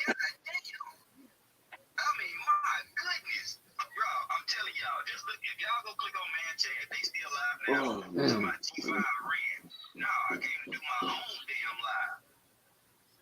Is G5? Yeah, because somebody saying he supposedly that got cooked on Mad Chad joint. Cooked? Yeah, that somebody cooked him on. He lied now? Yeah, G5 live on his channel now. Who's live? G5 live now, but he was over at Mad Chad's joint. But he's doing his own live right now. Who's that? G5 Gabe. Oh, okay.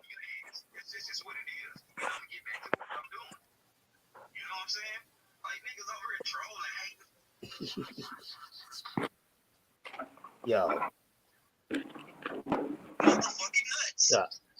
Hold on. Hold on, I'll be right back. Yeah, man, shit.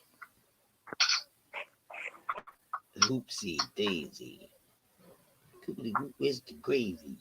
1, 2, unbuckle my shoe. Y'all know about that Dials Effect shit. That's that work right there. So Freddie Roach, someone asked Freddie Roach about Errol Spence. He said he don't feel as though Errol Spence health is going to be an issue. He predicts Errol to knock out Danis Ugas. This is what Freddie Roach has just recently came out and said when asked about Errol Spence and his state of conditioning with his health and what is his prediction on the outcome of the fight against him and Danis Ugas next month. And Freddie Roach said his health is not going to be an issue. He's pretty much intact. He gonna knock Ugas out. He says Errol is knocking Ugas out. So there we go.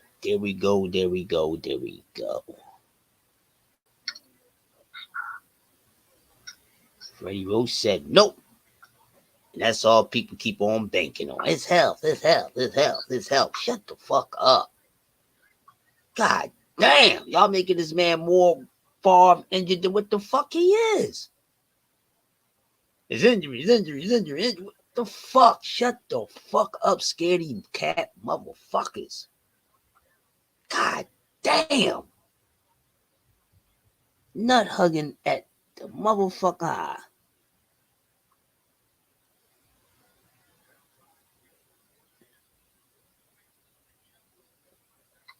Is it smart for Shakur to be saying that he can stop Oscar Valdez? I don't even think that should be a question. Is he smart for saying it? Why not? A lot of people come out and say they can stop some fucking body. That don't make it smart or dumb. He should have the confidence to feel as though they can stop Oscar Valdez, which I keep on telling people that fight would not make it to the final bell. Oscar Valdez is getting stopped by Shakur Stevenson. If it ain't by a chin check, it's going to be technical. If it's not a knockout, he going to fuck his shit up.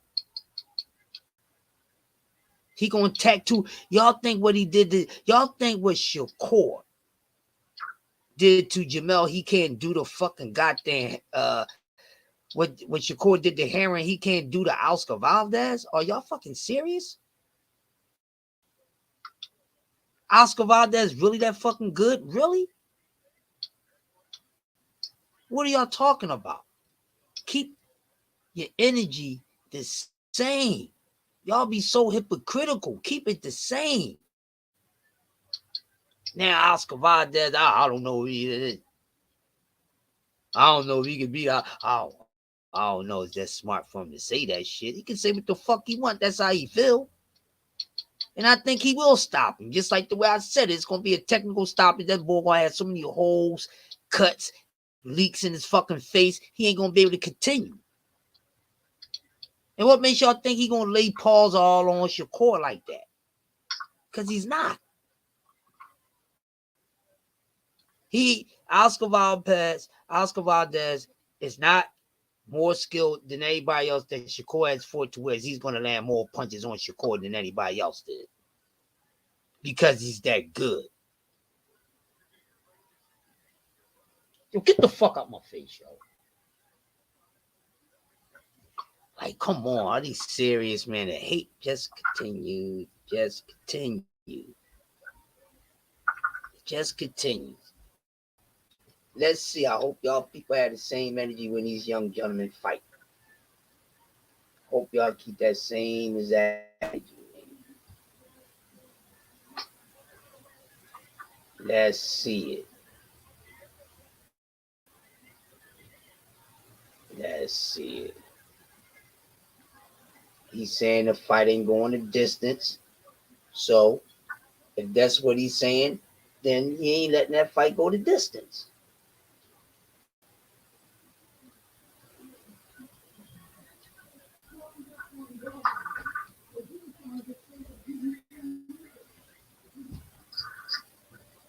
You know what I mean? Like, come on, man. They tripping with this.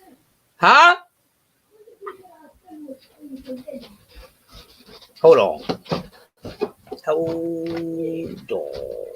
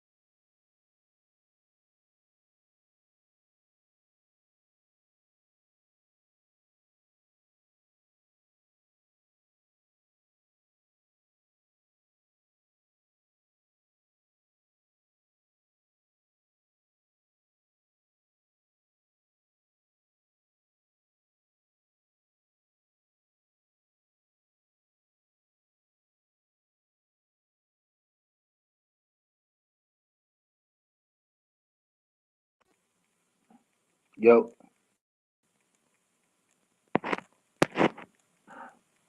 yo, can y'all hear me? Yo. Yeah, we can hear you, dog.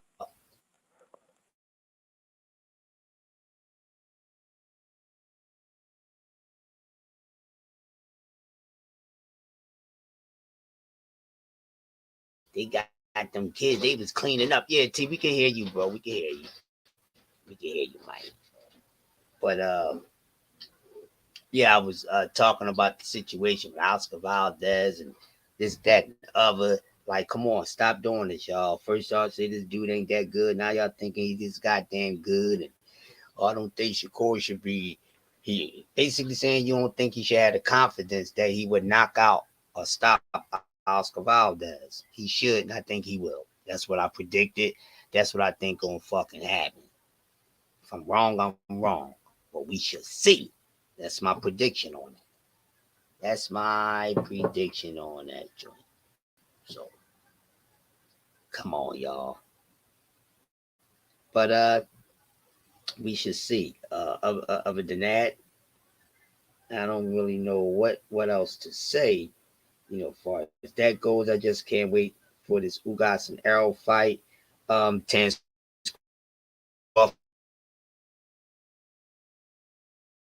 he's talking.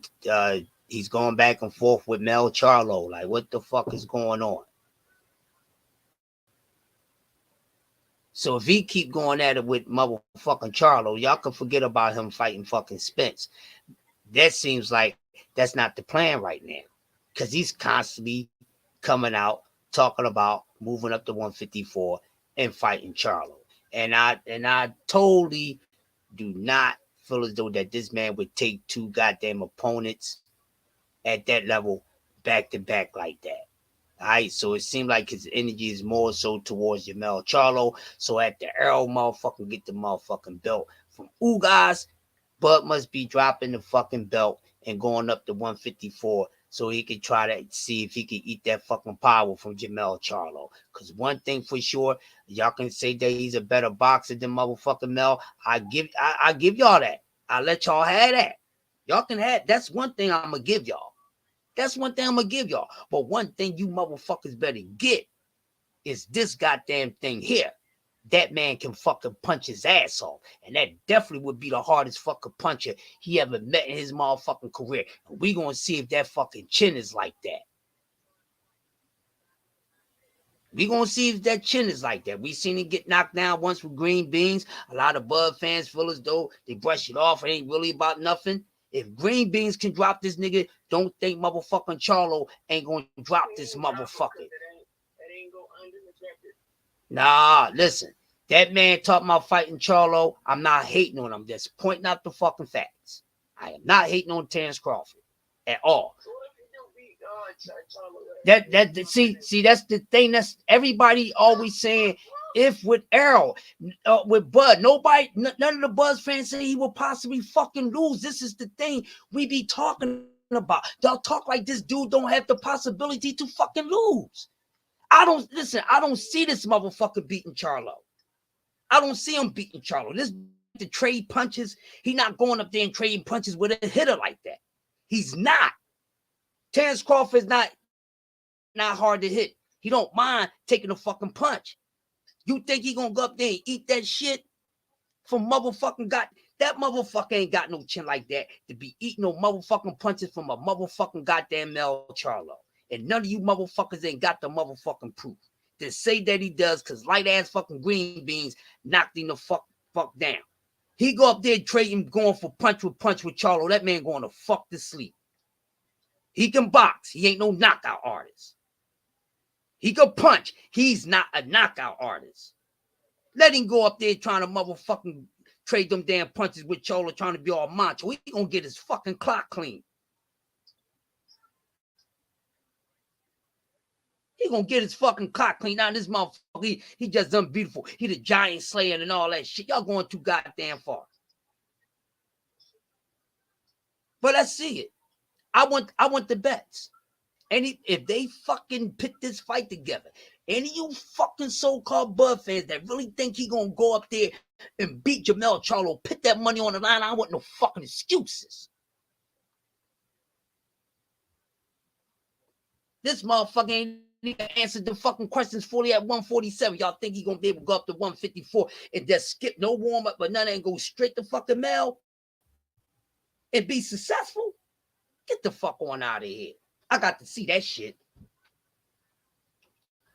That boy is nice. I don't think he that motherfucking nice. Now we gonna see if he really caught chasing not, because he talking heavy to Mel. We'll see what happens. Don't do that bullshit. Because you definitely one motherfucker that need to be fighting somebody. I don't give a fuck who you fight right now. I don't give a fuck if the Errol fight never happened. I've been said that shit because it might not. He's constantly talking about fighting Mel. He ain't say shit else about motherfucking goddamn Errol Spence. Last thing he spoke on Errol Spence, yeah, he wants to fight me. He wants to fight just as much as I do.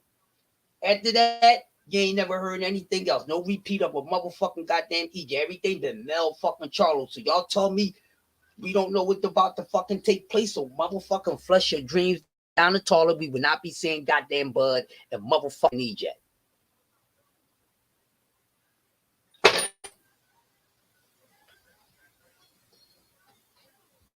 And this is coming from Bud. This is the way he moving. He already saying no to fucking goddamn EJ because he entertaining fucking Mel. Well, what happened, dude?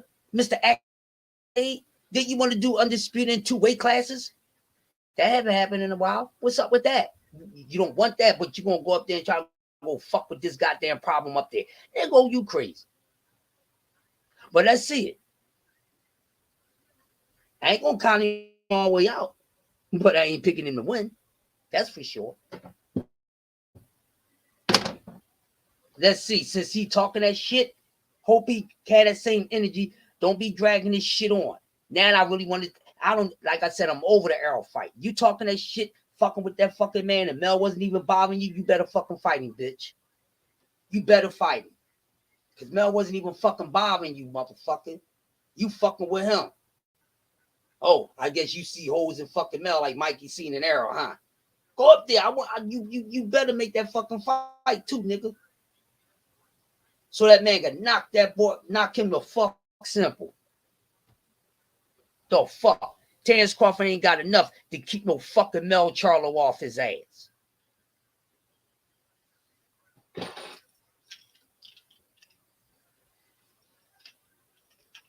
And that man is stronger than fucking Sean Porter and fucking Kell Brook.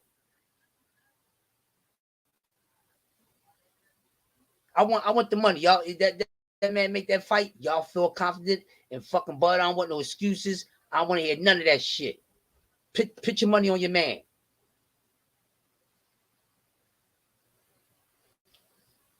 So anybody that's right here in the tea house, fuck Bud fighting Errol Spence. He up there starting trouble with Mel Charlo pussy fighting.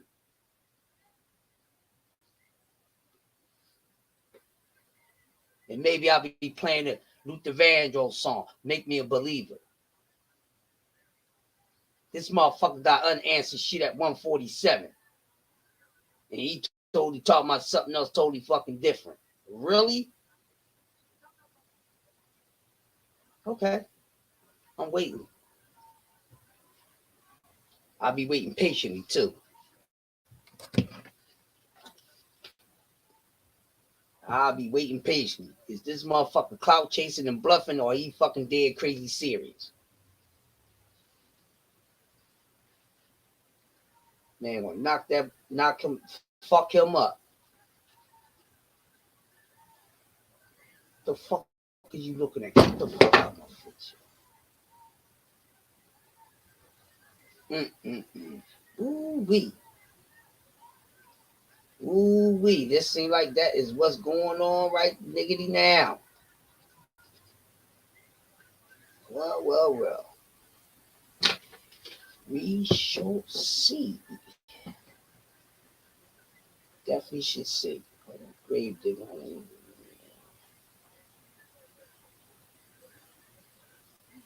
Easy. Let's see that shit.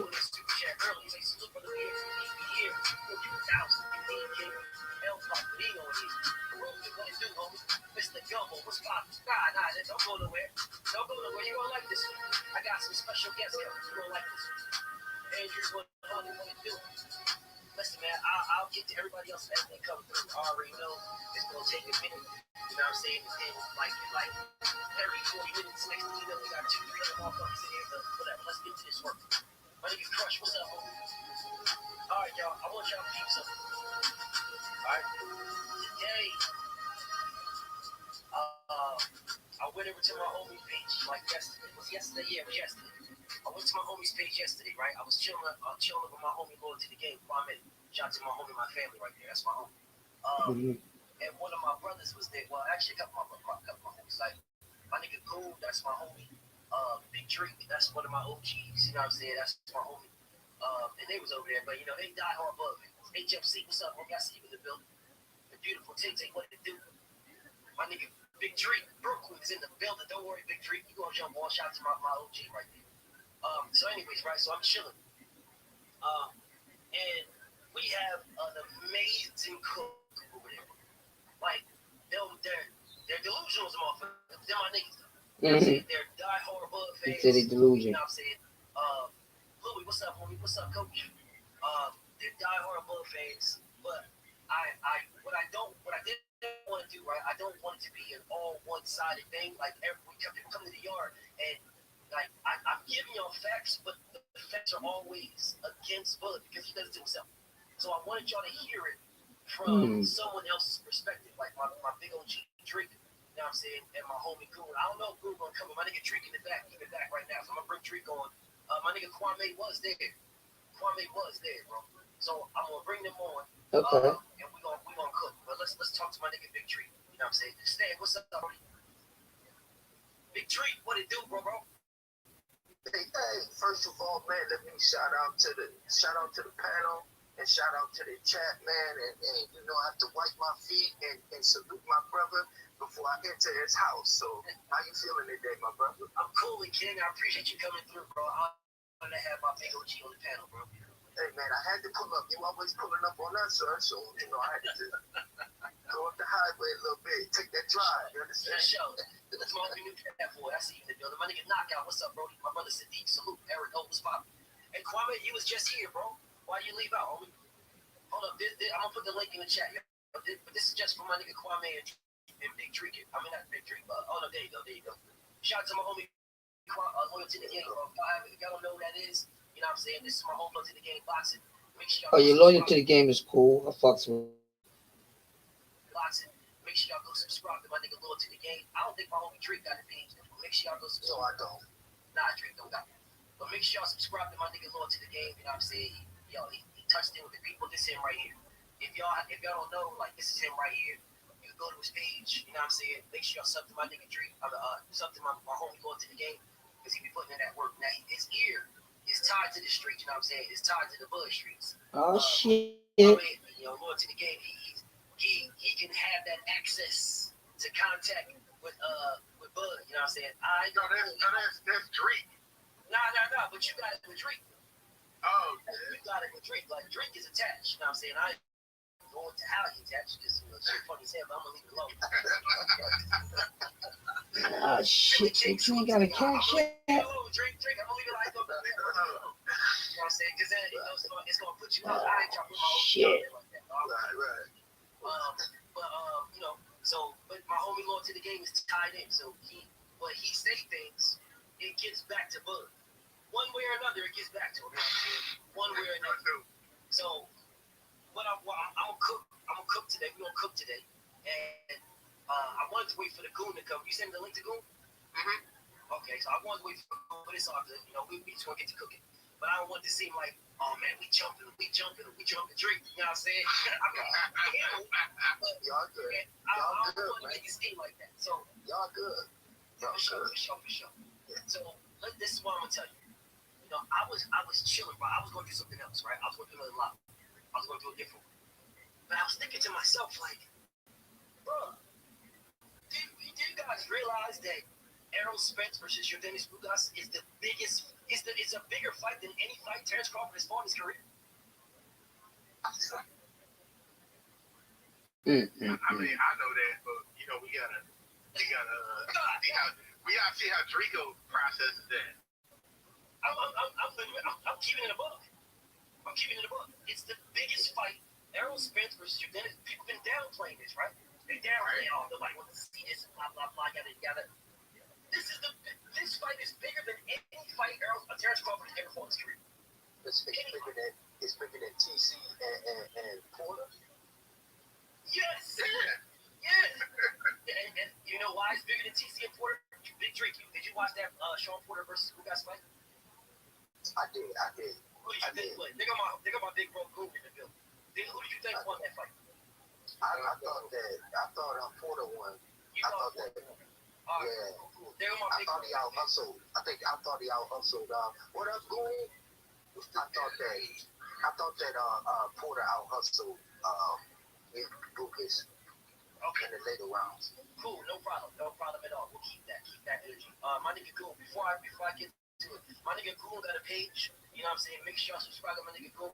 Goon, you didn't write it in the comments, so I can't tell everybody where to fucking see you at. Okay, I'm gonna have to go copy and paste it, but I sure appreciate you, BF, man. You know you my guy. For sure, man. Me and Drake be fucking burying y'all guys. I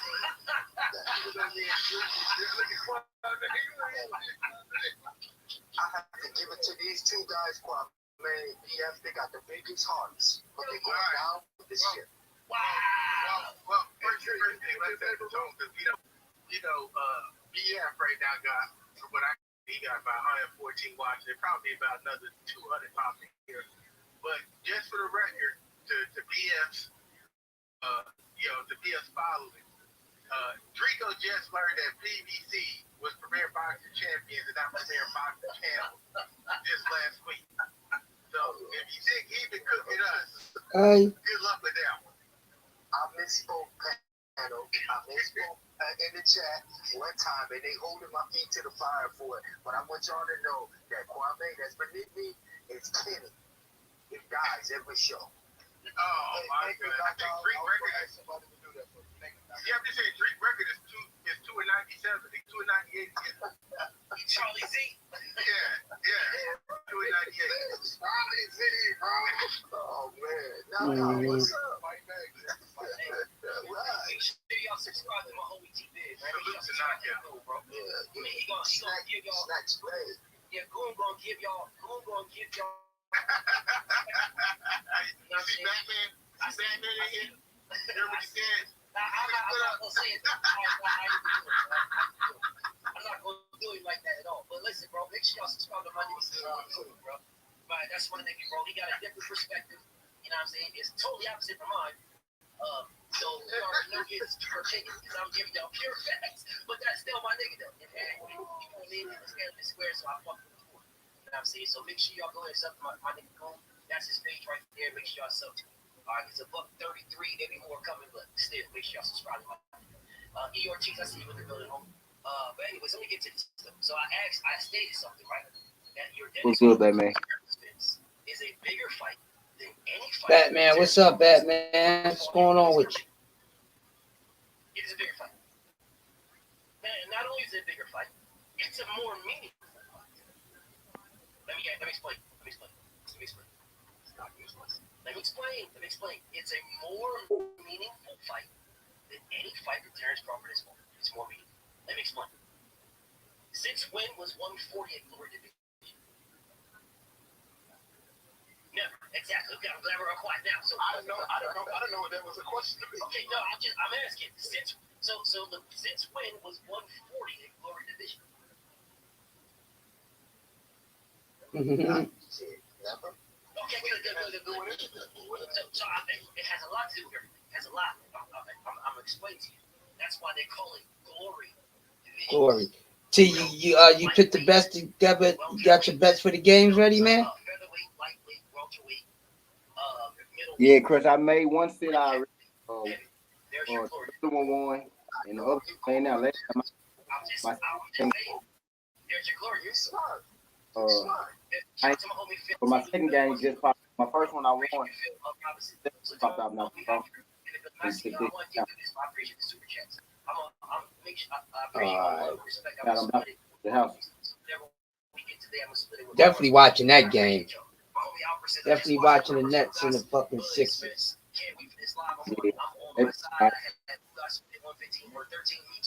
Spence 116, 111, and I had Bud down one before the TKO. I had him down two. Spence versus Ugas is a huge fight indeed. So let me get back to this. Because that, my nigga Trey, what's up, homie? Goon fell off, but he'll jump back. Errol Spence versus your Dennis Ugas is a bigger fight than anything Terrence Crawford has fought in. He talking that shit. I'll tell you. Right. See, hey, I like it. Nope. He only was undisputed once. Somebody in the green card that have my Burns. No, what you talking about? Dongo? Yeah. Burns and Dongo. That's two. What's up, bro? Dongo. You said who he beat to get undisputed, right? Say what's up, bro? It was Dongo. He beat Dongo. Say what's up, bro? So he beat. He being quiet right now. He ain't good, man. What's up, man? I feel you, kid. Say what's up, bro? He had to get away, so he Burns. Man, come back. Exactly. The Burns is at 130. No, come back. Ain't nobody in there. Don't give it to him, Carmen. Let him do his thing. Oh, shit. He repeated what Drake said. But let him do his thing. I'm just trying to think of who to do. I'll bring it up. I'll bring it up. But y'all go ahead and keep trying to figure out who he fought for us. Look, they can't even get all four undisputed guys. Y'all the four guys, he be that undisputed. Your boy Bud.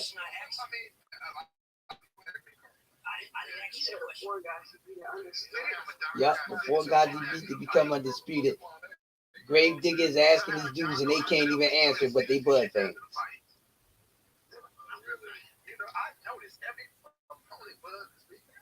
Where's the asterisk with you guys? There's no asterisk with me. When I say you guys, I'm just talking about you guys. No asterisk. There's always something. No asterisk. Okay. John Porter. He beat them. Kenny Porter. I'm cool with that. Motherfucker off the Beaver beat the shit out of dog, and they don't even stop the fight, but it's cool that they're. Which one is it? These guys is horrible. Which one is it? He said we should definitely don't get me started, Tree, because you know I had that call earlier, bro, and I'm ready. Go ahead. Go ahead. Bomb first. Bomb first, baby. Bombs over Baghdad. That's what BFTV stand for. Bombs over Baghdad. You gotta go on to YouTube and punch it into his on BFTP on his page and punch it in, because I'm not on his live and we just listening to it. Well, I know one of them was fucking Yeah, some of them don't even know who Ndongo was.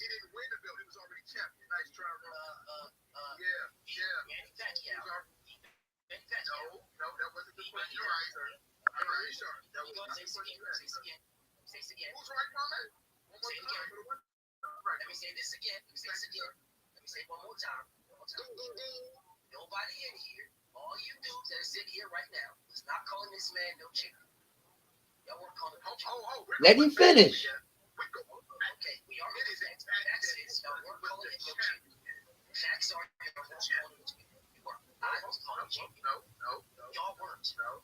The fact is, he was the champion. So we're doing it. So where are you calling him a champion? Stick to the facts. Where are you calling him a champion? You say what? You are, bro. You're lying, dog. Matter of fact, you're lying, bro. You're lying already, dog. So you But we don't. These.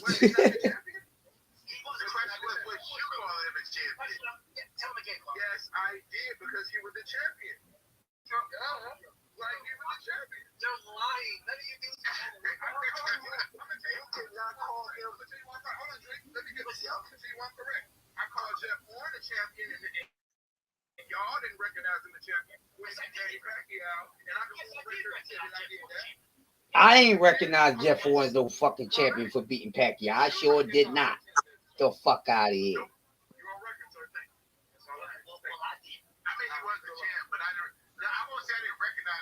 I can respect that. That was your opinion. But what does it have to do with y'all saying? I'm saying that he was the champion because they said that he was the champion. They took Pacquiao's belt, gave it to him. He was the champion. He was already the champion. I'm glad you said that. I'm glad you said what you just said. Yep. Draco, because they're not going to let you finish that. He was won by a fact. He was the champion. Right or wrong? So, right. If we're dealing with facts on this show. Right. Deal with facts? Right. Okay, now didn't you just say they took Manny Pacquiao's belt? They did. Yes, I did. Okay. You're right. I didn't say that. You I said I reckon because he has the champion. What I said Damn.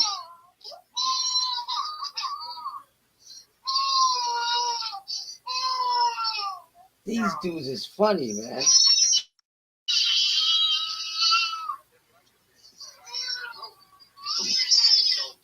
So, agreeing with you without agreeing with you. I agree. I'm with that. Yeah, but he's not though. Oh no, I know what you're saying. Yeah, but he said, "What did you think?" And now you just said Manny Pacquiao. They asked you, "Is it Manny Pacquiao?" I was like, "Yeah, he's a champion because they say champion." That's the fact. Wow. You see what he does? It's amazing. So you're beating I can see every point, but they never. I mean, you would have to address him as champion. You didn't recognize that man's a champion. That's your point. You didn't recognize. You said he was a champion. These dudes, you hear these motherfuckers' teeth? These dudes really don't be as sharp with their boxing knowledge as they think they are, man.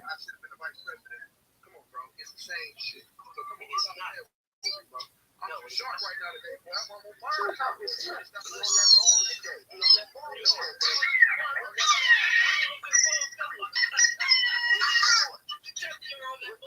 Regardless of what our opinion is of who gets it, he is still a champion, right? Why else is Spence fighting it? Why is this such a meaningful fight if he's not recognized as a champion? You just said it yourself. What I deal with on a daily basis. No, I don't know how you do it, Bobby. I swear, my homie, I don't know how you do it. I love you, brother. We have to address it. It is what it is. Who is the champ? Whether it was emailed, it, smoke signal, opinion. That's a fact. So these niggas don't know the four guys. No, they going on some other shit. They couldn't name the four guys. They on some other shit. Man.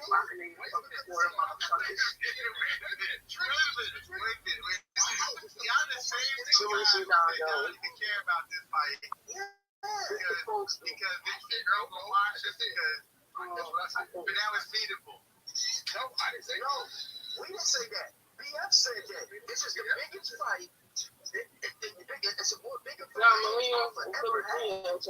Yeah. They still have a dress. It's okay. Go. I'll go with you. I agree with you. Damn, come here. I do a name out there. I do Porter out there. And I agree with that. You're right. It's just a bigger fight than TC ever had. Okay, so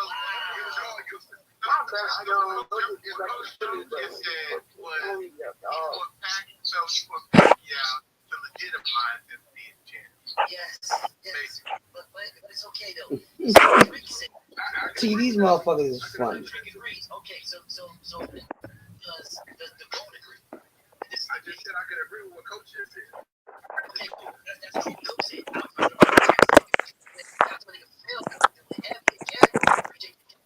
He said for all the homies on today, since we splitting, keep putting in that work. Love this channel, starting to love boxing again. I appreciate you, kid. Appreciate you. Be the guy, salute, bro. Well, there's 210 in here, bro. Make sure y'all check out my brother Drake. Well, he ain't got to pay. My nigga Goon and Kwame, bro. Check it. Pause right quick. We'll get back to this work. But yesterday, right, when I said to my nigga Kwame, when I said to my nigga going to the game, my nigga, what's up, Mr. Shaq? Matt, what's up, Because I see on the building. When I said, bro, please come to the yard. I'm like, about 200 to 300 motherfuckers watching, dog. When I said that, it was niggas in the comments like, cat. That's cat. Anyway, that's cat. Nigga, I have 200 to 300 without my brothers. No fuck. You niggas talk. Whatever. Let's get back to this work. So, yo, Drake, I'm not rich. You not rich, Drake? Rice up, Drake, so I can rent you up. Oh, my bad. I thought you had a rich kid. Rice, I got you. Now when I had a rich. All right, I'll take care of it. These dudes funny as shit. You're not rich, bro. Damn, you can't write. Oh, you got me. You're rich, bro. I did. All right, bet. All right, let's get back to this work. So what Goon said, what Drake said, right? I'm waiting for what's the name shit, Drake shit to come in so I can rent you. So Southern T, what's up, homie? So what Drake said is Drake agrees. He agrees with me. This is a bigger fight than anything Terrence Crawford has ever had. Right. Does my nigga Goon agree? I think he might be froze.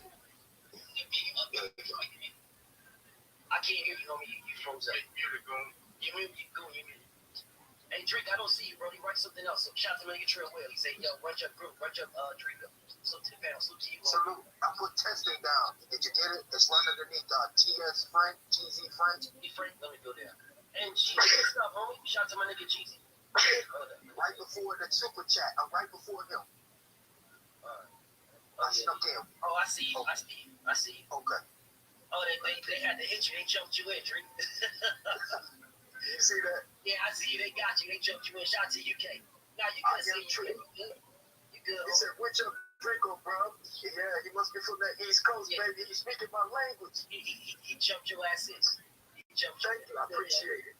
But Goon, what's up, though? I hear you. Yeah. You agree? What was the question? My bad.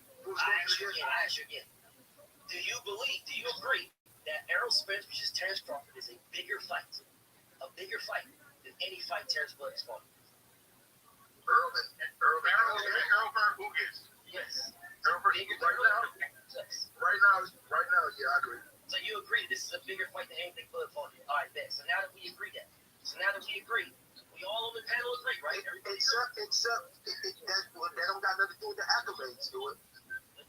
Here we go. Fuck them accolades. You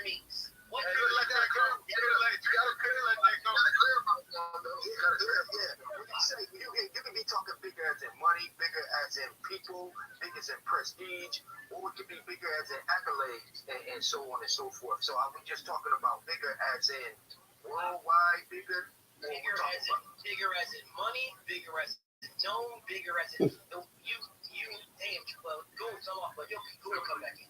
All right, so bigger as in money, bigger as in known, bigger. Bro, you gotta understand. What was the biggest fight in the history of boxing? Manny Pacquiao versus Floyd. Pacquiao and Floyd Mayweather. That was the biggest fight in the history of boxing. Right? Was undisputed on the line. No. Okay, good. So we can move that out. So now you know. Do you understand what I'm talking about when I say? Yeah. Okay, you're talking about bigger. Okay, now we rolling. Okay, so it's a bigger fight. So now you agree. Again, I agree. Okay, so Errol Spence versus Ugas is a bigger fight than any fight that Terrence Crawford has been in his career. I agree.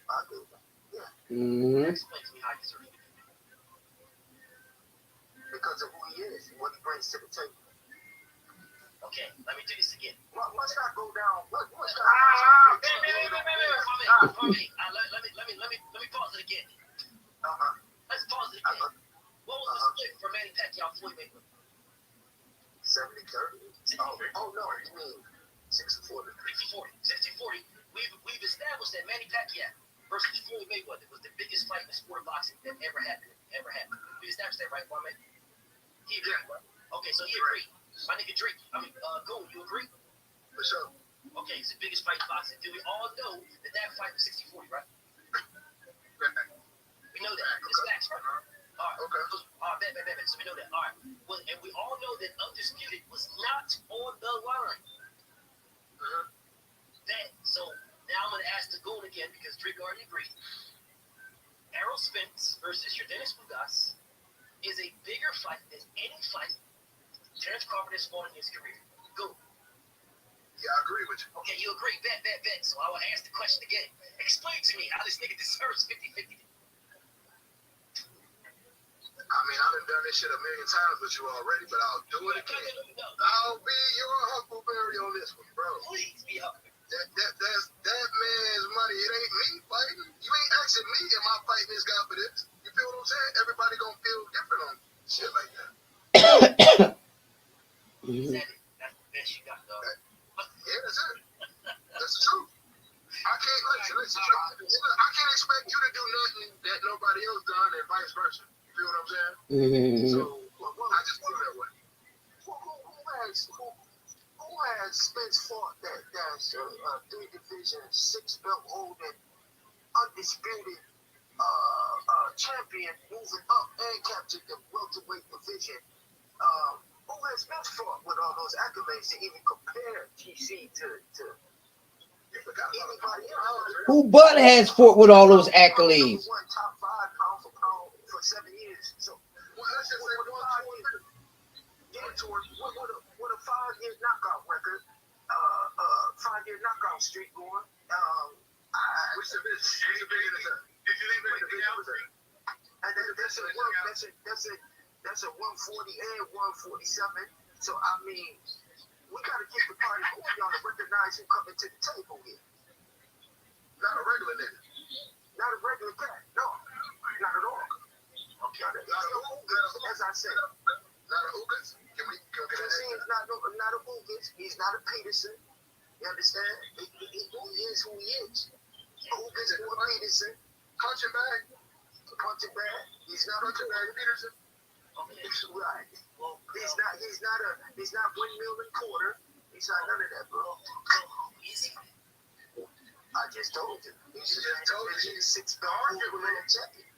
Arguably, he's a pound number 1. Fighter behind Canelo. It's only one person. Excluding Usyk.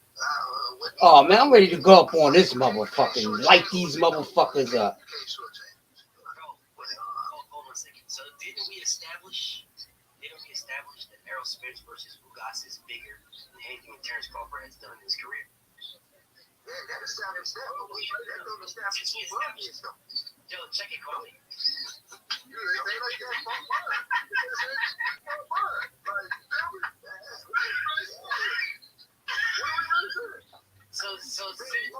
feel me? So since we established, Y'all will smoke all of them with one fucking fact. is bigger than anything Bud has done in his career. It's bigger than that. We've established that. Everybody agree. So how are you guys telling me things that he? Whoa. I'm calling the flag. I'm calling the flag. Slick. Oh, I'm slick. And I picked up on it. I just go ahead, Kwame. Go ahead. Time out. Yeah, I would have appreciated you not posting my super chat. Okay. Oh, my bad. Super chat.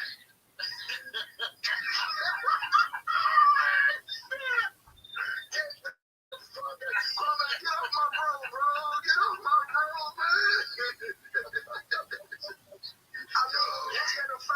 What's that effect when I said about TC? Well, that guy, the fuck I was going to say, I see that shit, bro. It just came out the blue. I was like, what's that about? I hear y'all. I understand everything y'all say. These dudes, boy. With more accolades and bring more to the table than TC. I wouldn't say, see, Drake, you didn't even let me ask you. Accolades don't mean shit.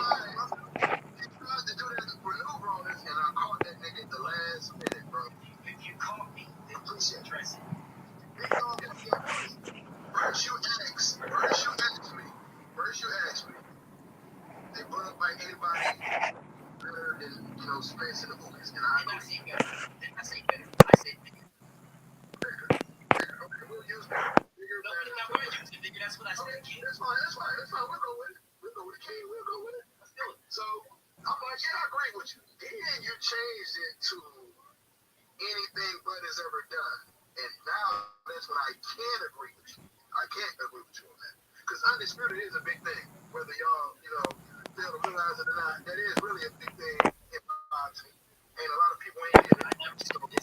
Man, that motherfucker never defended Undisputed. Get the fuck out of here, man. I'm gonna have to get back in. Second team getting my ass beat. Right. Get back in. Get the fuck out of here, man.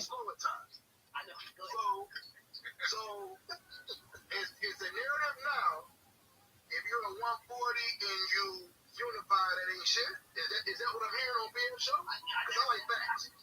No, I'm asking the question, sir. I'm asking the question. No, that's not. No. So, what are you saying right now? Because he did, in fact, unify at 140, and you're trying to dismiss that right now. So, what is that? Get the fuck out of here. Isn't he only the fourth person in boxing history that unified and held all four belts in a four-belt era? I believe.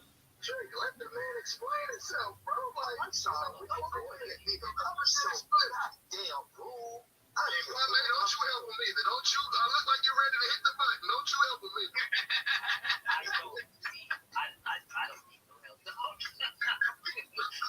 don't need no help. Because what BFTV said, what's up, coach? I see you, coach. Shot the rip. Listen, what BFTV said is Terrence Crawford has not fought no fight that is bigger than Errol Spence and Dennis Ugas. That's what I said from the beginning. That is the title of this live stream. I did not say anything that you just said. I never said that undisputed at 140 don't matter. That's right. He beat bums to become undisputed. It'll be just that it's not bigger than Errol Spence and Ugas. That's what it means. That's what it means. So if there was an undisputed fight at 118, would it be bigger than Errol Spence and Ugas? No, I'm going to say no. Okay. If there was an undisputed fight at 112, would it be bigger than Errol Spence and Ugas? I'm going to say no, but you know why? Keep going, but just help me out and keep on with every division. Okay, good. No, I need to help me out with every division. I just need to give you other divisions. Ask me heavyweight. Ask me heavyweight. Heavyweight is a mother. No, just ask me. Just ask me heavyweight. I say glory division. You asked me two other divisions, but you won't ask me the premier divisions. I got a question for Kwame. I got a question for Kwame and BF right quick. Kwame, go ahead. Didn't I name the glory divisions? Man, these motherfuckers. That's why I'm in the situation. You asking me to name a glory? Why not ask him for every division? Because okay, like this. Let me ask you this question then. So, is Bud versus Earl bigger than any fight that Earl's ever fought? I was just gonna say that. Since we speaking facts, I was just gonna say that. Yes. I didn't hear you, sir. What did you say? What did you say?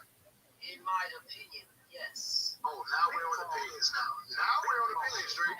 Now we're on the opinions. Okay. Now we're on the opinions. I'm sharp as a Kwame. I'm on that motherfucker today. Pause. Yeah. Now we're on the opinions. You shouldn't have been on it. You should have Listen, if we not include TC and what he brings to the table. He brings nothing to the table. A bigger fight than Lucas. Make it make sense. Baseball. No, he ain't the fucking table. He got one nut ass fucking belt. He ain't the fucking table.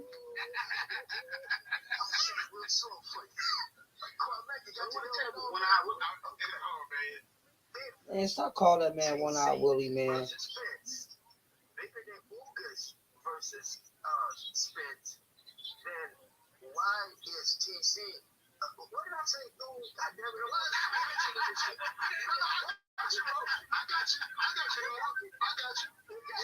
So if Bud ain't so shit and his resume trash and all this, why is it that he is a bigger fight than Lucas? What is it? Let's keep it a balance.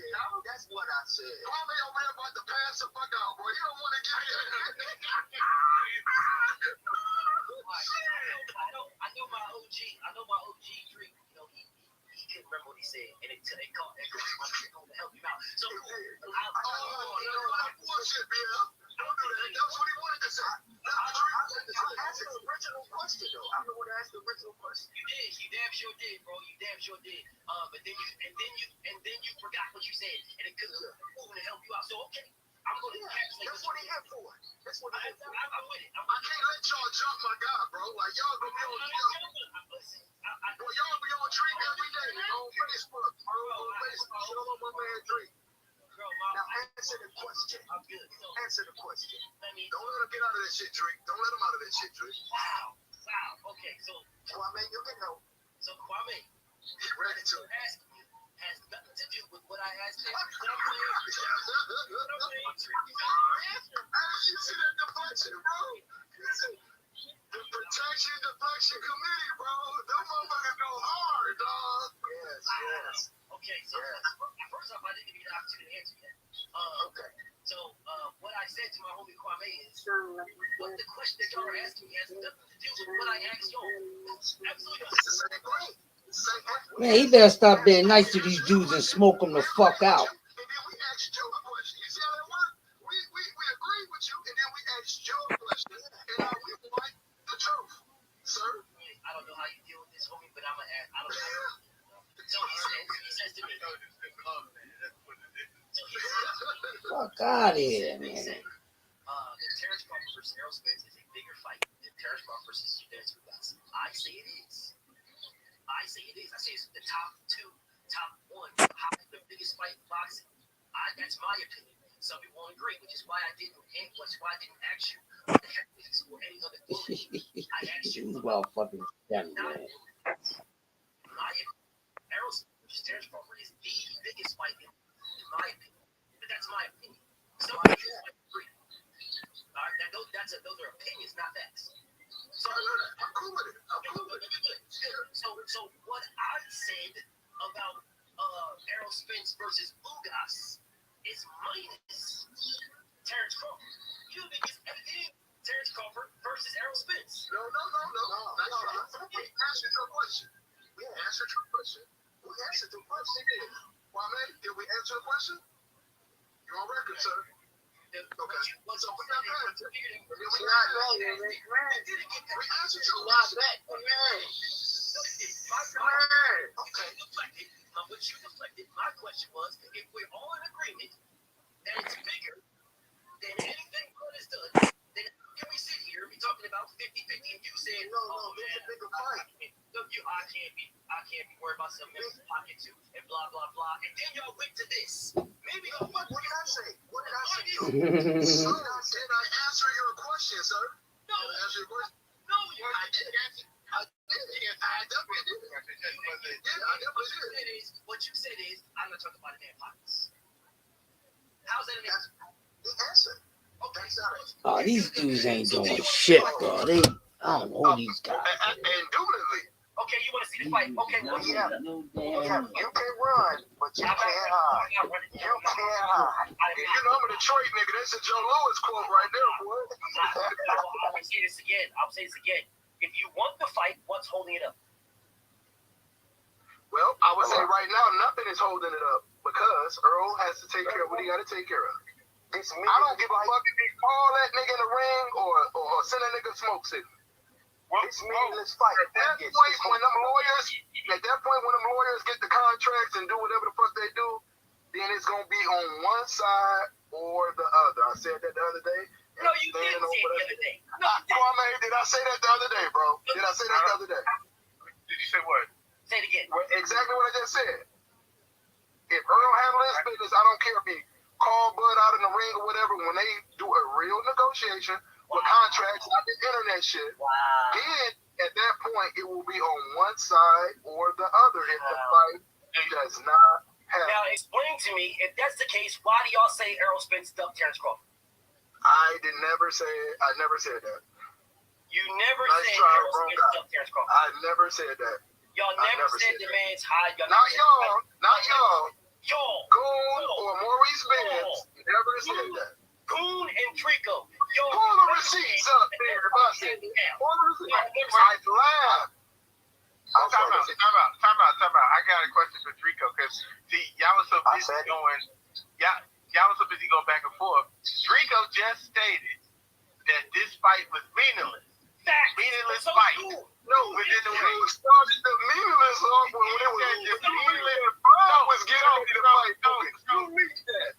So my question to Drake is, if it's a meaningless fight, why did you just admit it was bigger than any fight I've ever had? Kidding. We're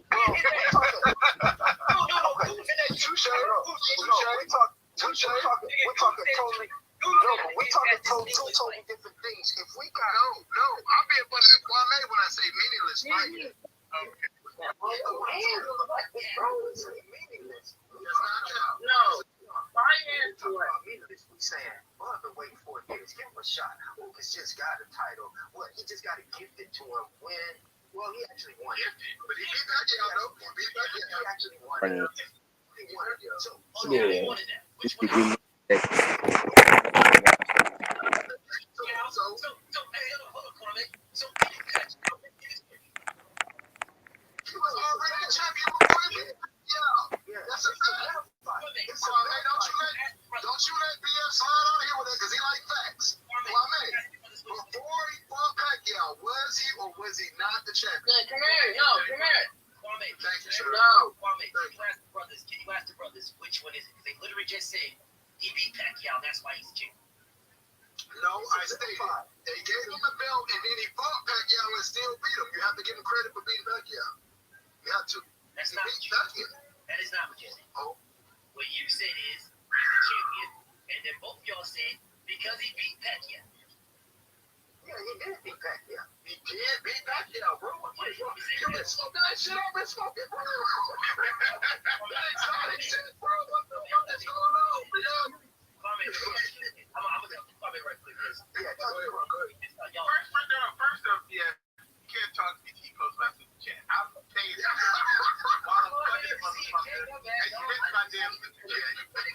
Hey, Drake, this how we break them apart, but this super chat shit, bro. And that's fucked up in emotional shit, bro.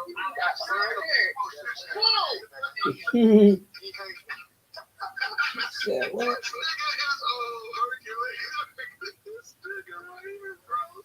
And then, you know what? When we address this, we're going to come back around to my question, which was, if TC is so meaningful, if everything that he done thus far is so meaningless, why would TC fight big bigger than Lucas? We're going to address that.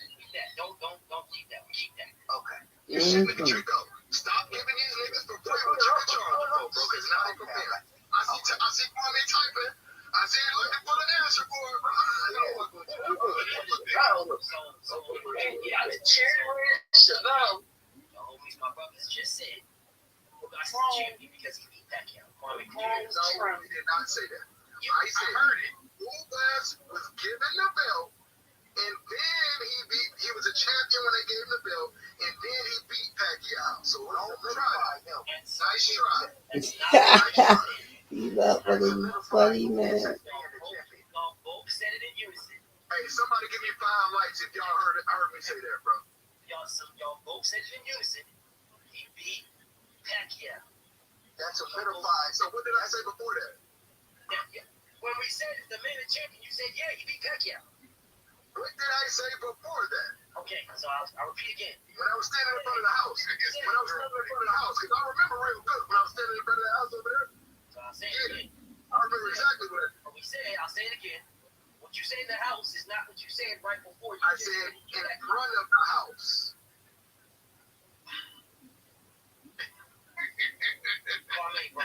Bro.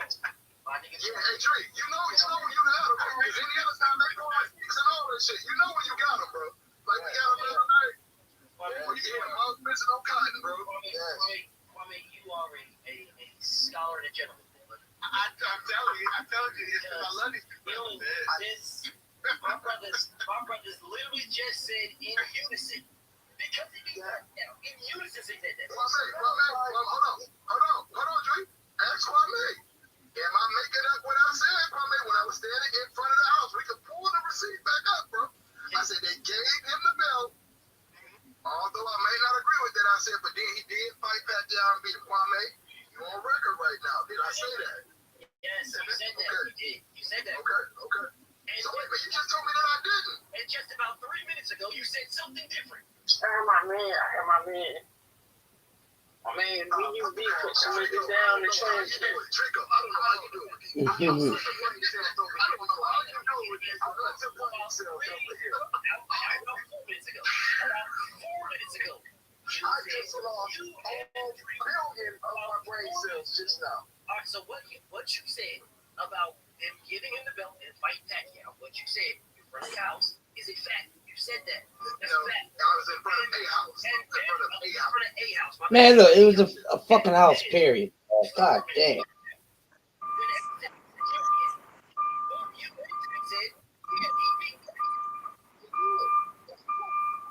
did I say? What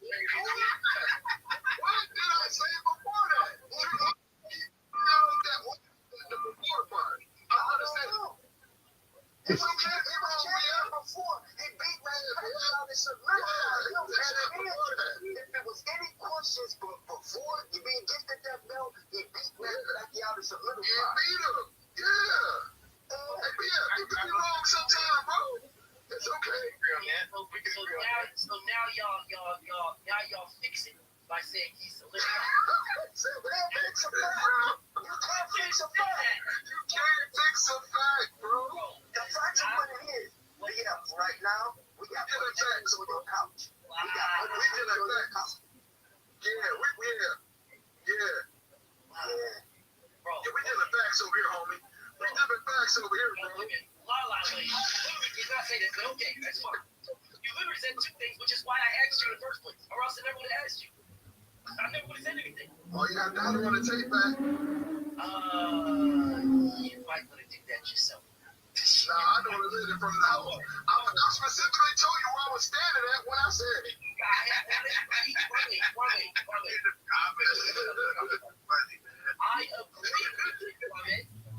I agree that he said that Ugas was the champion. He gave him the belt, or he was gifted, or whatever, and then he fought Manny Pacquiao. Right? I agree with that. Right? And then about now 6 minutes. When did you agree with that? When I stopped you? I agree with you. When did you agree with me with it, sir? When? At what point did you? When did I agree with you that that's what you said? Because we argued for a minute. So at what point did you agree with me? Is what I'm asking. I agree with you that that's what you said. That's what you said. I agree with you immediately. Yes, you said that. Do I agree with you that you're right? No. I agree with you that you said that. So what are we arguing? That you said something different 7 minutes ago now.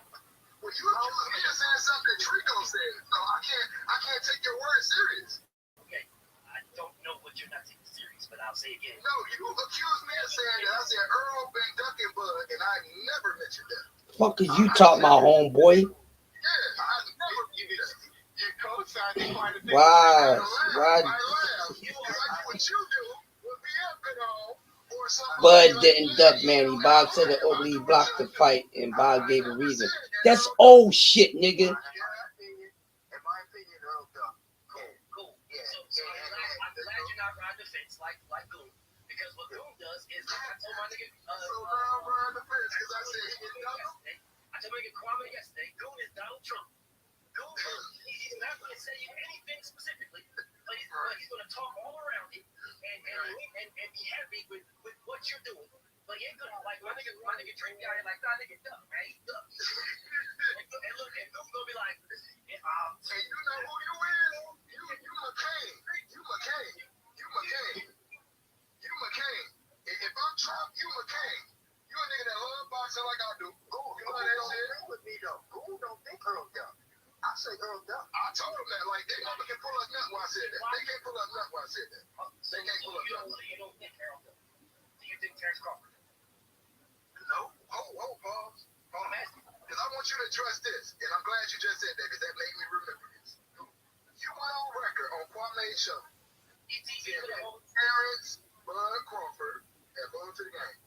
You said that Terrence Bud Crawford, this is when I first met you, the first time I met you. You said Terrence Bud Crawford ducked Earl. Yes. What the hell? You got wrong with this shit? Yes, he did. And I was like, and I listened to you. And what you said was opinionated, but I feel you. You know, you can make a case. You can make a case for somebody feeling that way. But in the same thing, when the rules get reversed, you don't feel the same. And I just like, I don't understand that, bro. What rule is reversed?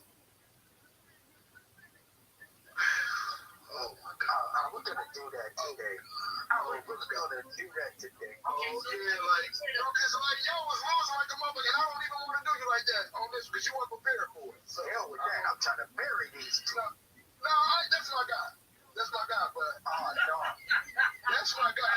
That's my guy. Hell, that's my guy. I ain't gonna do him like that today, bro. Because they never keep shit the same, bro. They never keep shit the same. Well, you know they do. So let me repeat what I said, and then you tell me where the role reversed. I said Terrence Crawford ducked Errol Spence. Terrence Crawford moved up as the undisputed champion. He got his pick in the litter. He picked Jeff Horn. He did not have to. That's what I said. That's a fact. He picked Jeff Horn. He could have fought. Danny Garcia for the vacant WBC title. He could have fought Errol Spence as a mandatory for the IBF. He could have done that.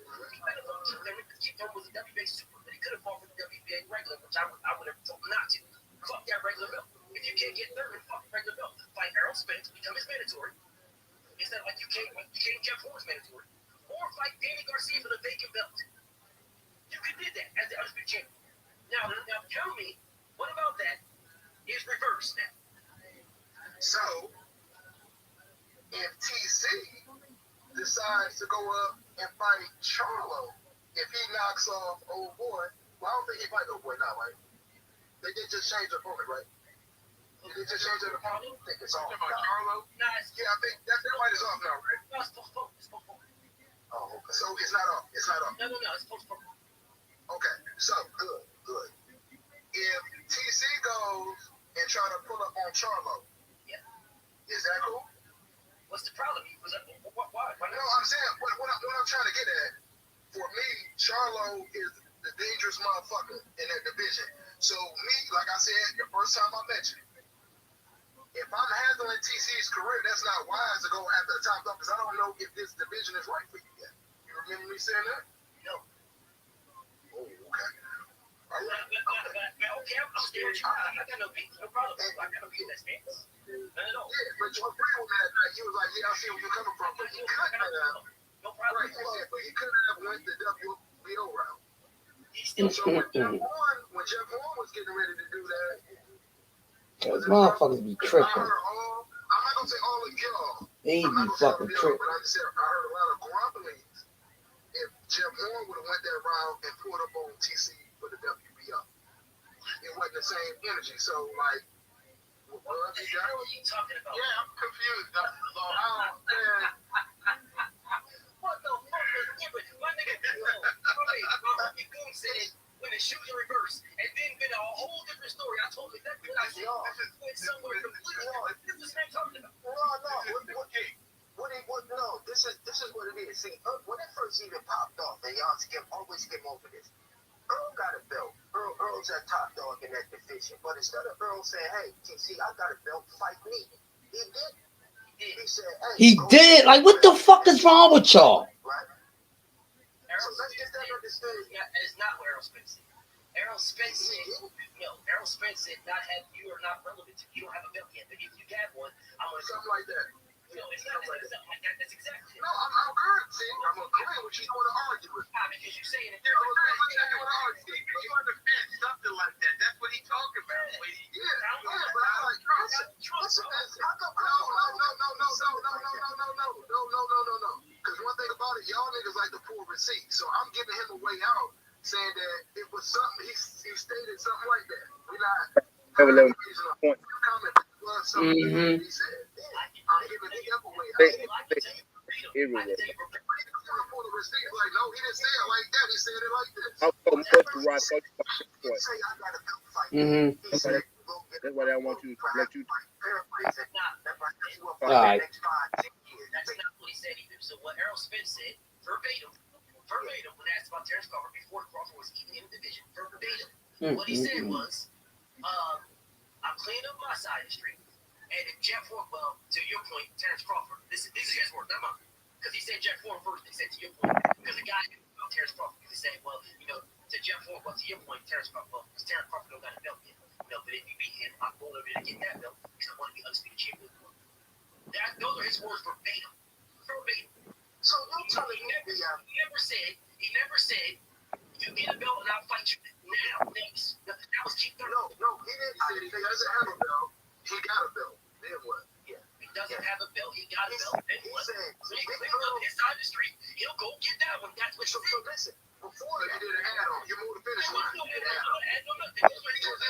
Yeah. You just told me that I added on and you just did an add-on. I literally said to you, Kwame, did I not repeat verbatim what the man said? I understand that part. God, do you fight Garcia? And then he added on the side of the street shit. See, we sharp, bro. Y'all niggas not that sharp. Y'all not these dudes up there on his live think they that sharp. They not that sharp like that, bro.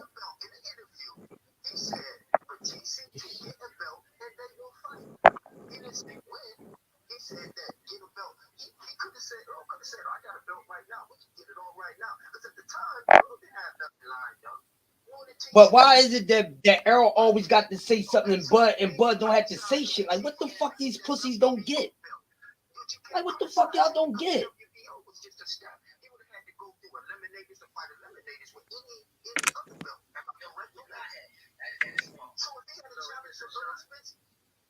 Challenge for Earl Spence's belt, he wouldn't have had to go through nothing. No, you fought him right away. Yeah, he done. Okay, so but he went to Earl. But why y'all criticize him for? Hey, it doesn't matter. He went and got a belt, bro. That's tomato. Because he went and got a belt, bro. The fact that y'all want to see his blood in Errol Spence, Terrence Crawford. That's what y'all saying. And I also said, and I also said my good buddy. And I also said my good buddy. My good buddy. I also said my good buddy. When Bud came to 147, I wouldn't have went straight for Spence. I wanted to see if we could. My man is right there again. You know, if I'm lying, because I know I'm not, because I said this shit. You ain't lying, you wrong. If somebody would just send him right in there in the Lions den and don't know if he's ready for that division. Cool. So I'm here. I agree with you on that, but then you can't agree with Drico because Drico's acting like Bud wanted him since he got in the division. He waited 5 years. So which one is it?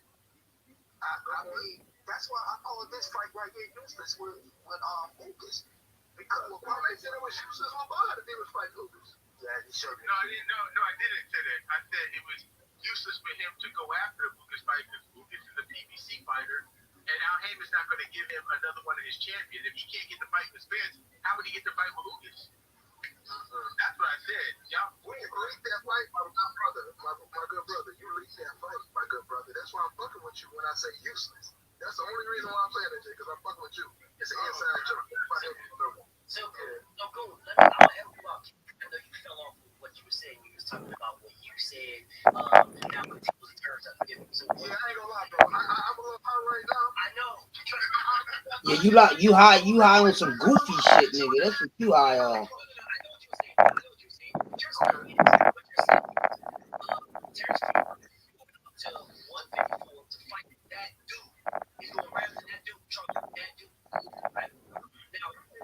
But you hurt yourself in the conversation. It's not, you're not going to say you hurt yourself. Because if he can move up to 154 and go after the damn dude.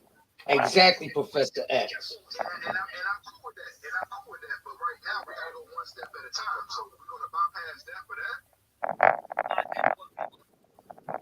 His own trainer said the man been taking the easy route. Get the fuck out of here. Let's be honest.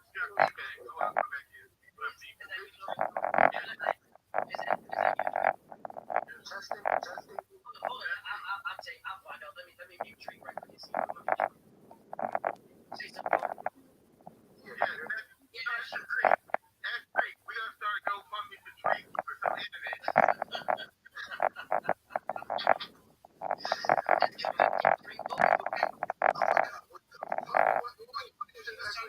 He's talking about the fact that he's moving up to 147, but I said he's moving to 54 and fight the man. So I said, like, well, when we were trying to start that earlier, when the first time I met you, that's my whole thing. This man, hey, why he be signed with a dude that ain't getting in the fights and all that shit? Get the fuck out of here. I'm sick of this shit. Because at the time, I didn't think he was strong enough to fight at 147. I'm keeping it a man. You know what I'm saying? I feel that he's grown in a way now and he can compete with those guys. But like you just said, and I gotta agree with what you just said right there, Charlo is a whole nother different motherfucker. You know what I'm saying? Now I feel that Blood could possibly outbeat him by boxing. No, he won't. Better than Tony Harris. But to move right away with that fight like that, I would agree with what you said. Like you did that for that one and then do it for that. So boom, the goon does keep it for real. Okay, then I'll ain't act up enough for the album with Charlo. Right. How he didn't dump Aerospace. Not at all. The 154 fight Charlo. Why couldn't he do it at 47? Act up How enough. was that a dump, man? Okay, if you're willing, okay, I'm gonna use your words. You're willing to go to 54 and fight the man. Yeah. Okay, he was asked by Max Kellerman. He said, "Oh, you want to fight Pacquiao?" But the general consensus is that the man, the guy that's special at 147 is Errol Spence. And Terrence Crawford said, "No, the eye test can move. You know, it's really is." I think that hurt a lot of feelings when he said that, bro. Okay, cool. It didn't hurt my feelings. I think it did. I think it did because That's I feel like I understood what he said. I feel like I understood. I knew what he was saying. Now you got it. Well, if the general consensus was that Errol Spence was the man, why didn't you?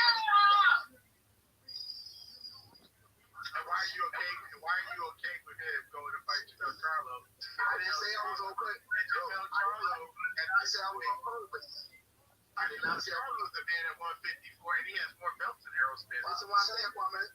When you come at me like that, tell me when I said that I was okay with it. I never said that. But what you said was that I said he goes there and fight him.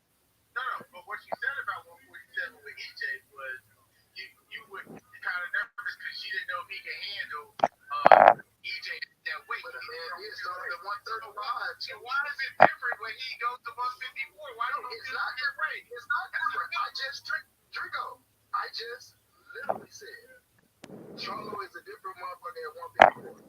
That's basically saying the same thing for EJ when Bud was coming from 135 to 140 to go there, bro. Like, come on, bro. Nice try, wrong guy, bro. We ain't gonna do that, bro. Like, that was nice. Y'all was slick with that shit. I'm just trying to understand. I didn't say that, bro. You just said it yourself. No, I said if he goes to 154 and fights 12, what you said was you said I'm gonna keep it a fan. I have reservations. You know, when he came to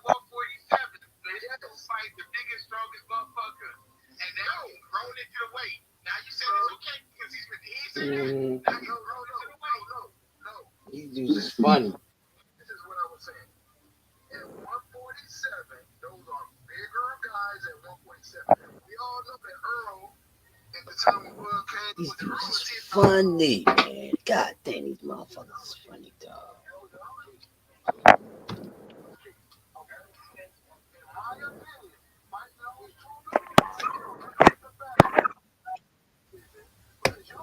They is funny, man. God damn. to go ahead right now. It's a for sure bet. And after the box is for sure. I.e. Buster, my cousin. So let me ask you a question. So, are you okay?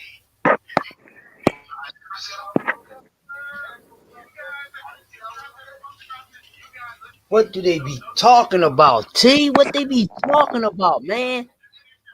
I'm telling you, nobody better never come over here and not shit with that bullshit. They get lit the fuck up. They don't know, bro. They getting lit the fuck up. Don't come over here with that boy. Y'all getting lit the fuck up. I ain't being nice or nothing. Fuck that. These motherfuckers killed me, man.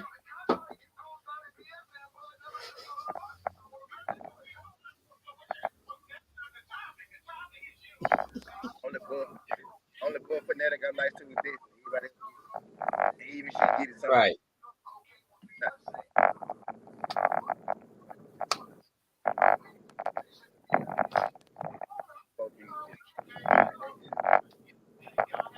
Get the fuck out my face, cat.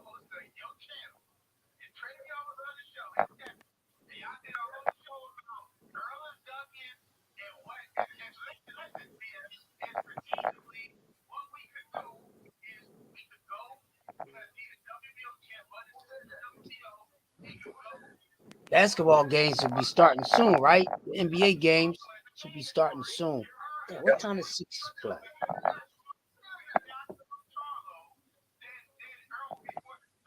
I'm about 8 minutes away. Okay.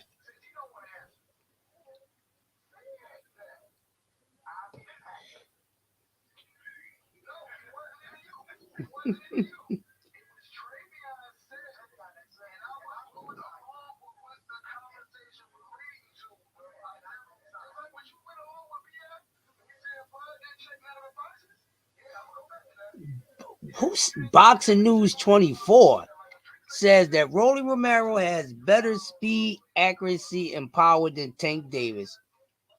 Yeah, whatever.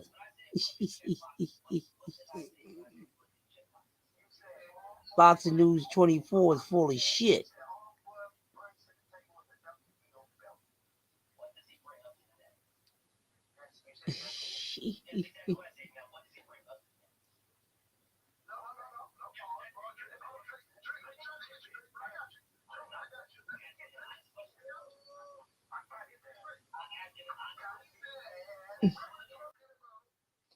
Oh man, listen, y'all. This is just something else, man.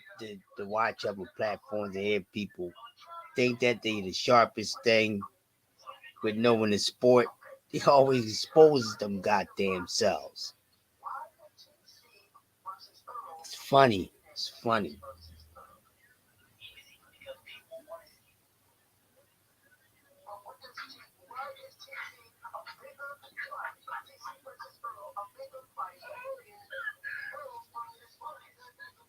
Mm-mm-mm.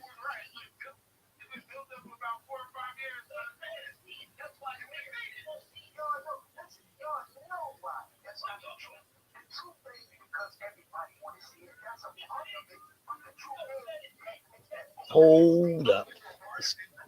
Well, my boys just said he had a phone call. Yeah.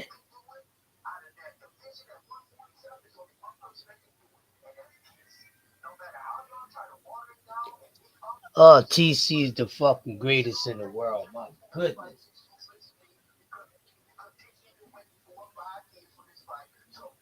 No, he has not.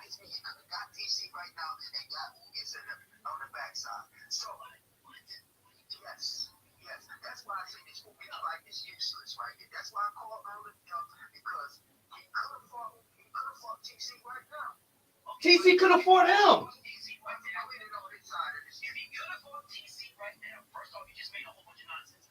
Telling you said, you asked me, I asked you what's his ring. You couldn't tell me nothing else. But okay, cool. What is it, ring? That's what I said. You said it. I was asking you. How you gonna ask me? And I'm asking you. I told you nothing but a belt. I gave you the answer. Then why is this the biggest fight? And I answered that too because people want to see it. And just because people want to see it, that makes it the biggest fight. So TC doesn't check none of the boxes, right? What box they check? He doesn't check skills, nothing that skills. He don't check. They don't need anything, bro. There's casual fans that don't know this nigga's not at all. They never even seen this thing. We're not talking about casual fans. We're talking about you. We're talking about you. We're talking about you. Are you a casual fan? Are you a casual fan? No. Okay, so why would you say that TC doesn't check any boxes? When it comes to skills or anything? Skills. Your dad's got skills. Your dad's got skills and arguably better because he beat that man. We're not talking about you. We're talking about TC. We're talking about TC right now. You said TC, when it goes to when he lines up against Earl Spence, that TC does not check any boxes. Earl Spence does everything then. Okay, all right, cool. So again now, I told you he does everything better. That's what I said. Who got speed? Terrence Crawford. Errol Spence is fighting a nigga that beat that nigga. But you're telling me, he beat him when he was 12? Wait, I beat him when he was 12. Victory. What? 3 years ago. And now it's now. Did you knock that nigga out 3 years ago? You answer the question, motherfucker. You knocked the nigga out 3 years ago. And then this big comes you down. And you know what I'm talking about. If you knocked the nigga out 3 years ago, and we come now, did you still knock the nigga out?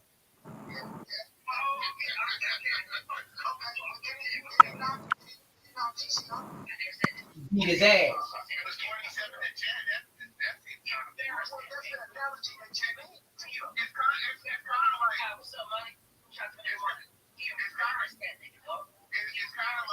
He beat Ugas twice, nigga.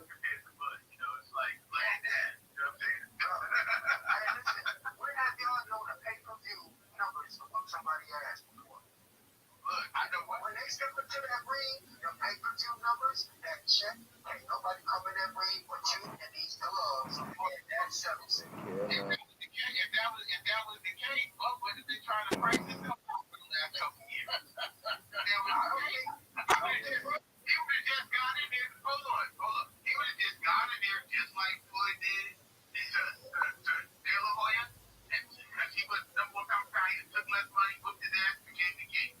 But Bud stayed out here acting like he sold 1 million pay-per-views because he was undisputed for beating Dongo, and Dongo needed the green card.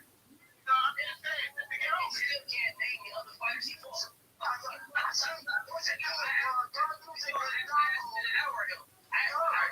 Yep. Y'all minimizing Dongo to Bob Spence. It don't make a difference who had Dongo.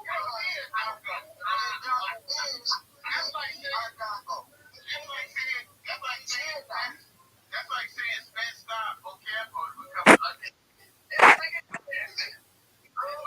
got a better record now than the TC is here now. So you gotta address he's here now. He's not getting to do it. You know, that's it to do it. That's what we are. We get on. We get on. 40 and Terrence Crawford said 50-50 and walk the fuck off. But that's how it feels. What are you talking about? You said you're going to answer the door. He answered it. Right. You said when you say you're not listening to King, when he can't get anyone there. The truth is, I think that Earl knew he would have to be 100% to fight TC. And I think that Earl knew back then that if you come in that ring half-ass like he was doing against all the rest of them, he was not going to be a fella like TC. And I think that Al Hagen knows that. I think that Earl Spence knows that. Bro, Errol Spence said, I don't want no tune-ups. I'm the big fish. I'm the man. I don't want no tune-ups. I want to fight my mandatory and Danny Garcia. I want Manny Pacquiao or I want Terrence Crawford. Yeah, You've been fighting tune-ups for 4 years. Okay, I say it again. Out of all of those fights, who would you pick to beat Earl Spence? Out of all of them fights, who the hell would you pick to beat Terrence Crawford? Remember, out of his 38 fights, who did you pick to beat Terrence Crawford? I picked Terrence Crawford. I picked Terrence Crawford to beat Earl Spence. I picked Terrence Crawford to beat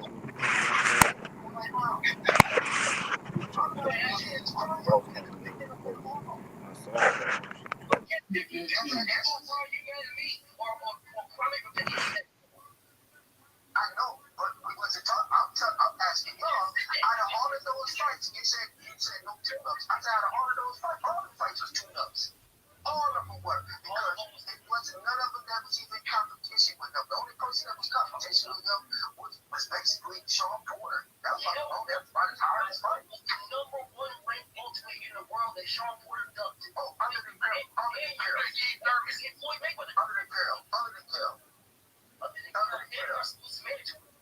Yeah, but out of all of those fights, who did y'all really pick to win? Out of all of those fights, who did you pick Earl against Cowboy? Did I know? You picked Earl, right? Yes, I did. Okay, then. So yeah, did you know what the split was? Did you know the split was when they talked about who's going to win? I didn't hear what the split was. I know you're asking me. I'm telling you, general consensus was a 50-50 split. It was a 50-50 fight. That's my general consensus. Stop making up shit. That was a general consensus 50-50. Name a fight that he was in where he wasn't the favorite. Overwhelming favorite. I got one. Bob Arrow. That's what I'm saying. That's what you can't, as I'm saying now, you can't name a fight like I'm going to the beginning. You can't name a fight that's going to beat Earl Spence. That's what makes this exciting. There's only one fighter that can beat Earl Spence. And thank you for solidifying my point. And that's Terrence Crawford. Because either both of them fellas, we pick. I think Terrence Crawford would win and beat all of his opponents. Earl is supposed to smoke and win all of his opponents. It's only two people that can cancel each other out. That's Earl Spence and Terrence Crawford when it comes down to. Okay, and so that's what makes this fight so tantalizing. Did your Dennis Lucas embarrass Terrence Crawford 2017? Well, it was kids, bro. It don't matter. It's still a fight. He's still beating. Embarrass this man 2017. Did take a roll and embarrass Earl Spence? Yes. Now, you know, easy that was? You see how easy? So, you see how easy that was? That was real easy. No, it's not embarrassed Earl Spence. You see how easy that was? Now, let me ask you this question again. Did your Dennis Lucas embarrass Terrence Crawford 2017? I didn't see that fight. I didn't ask you that.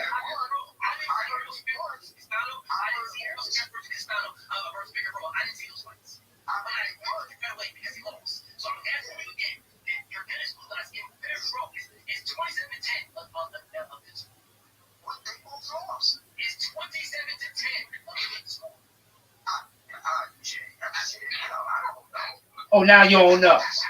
Now you don't know 27 is greater than 10.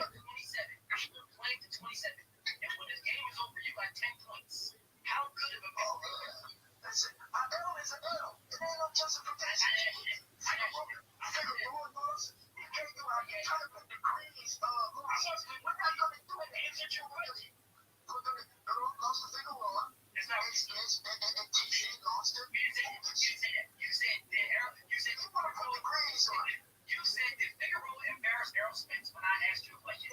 Yes. Why did I say embarrass? I used your words. You said who was embarrassed? I said correct. And you said it to it. My personal opinion is L is an L. Okay. Well, it was my question. It was my question, right? And you tried to counter my question using my words, and I answered. So I will ask you my question again. Did your Dennis Lucas embarrass this man? 27. I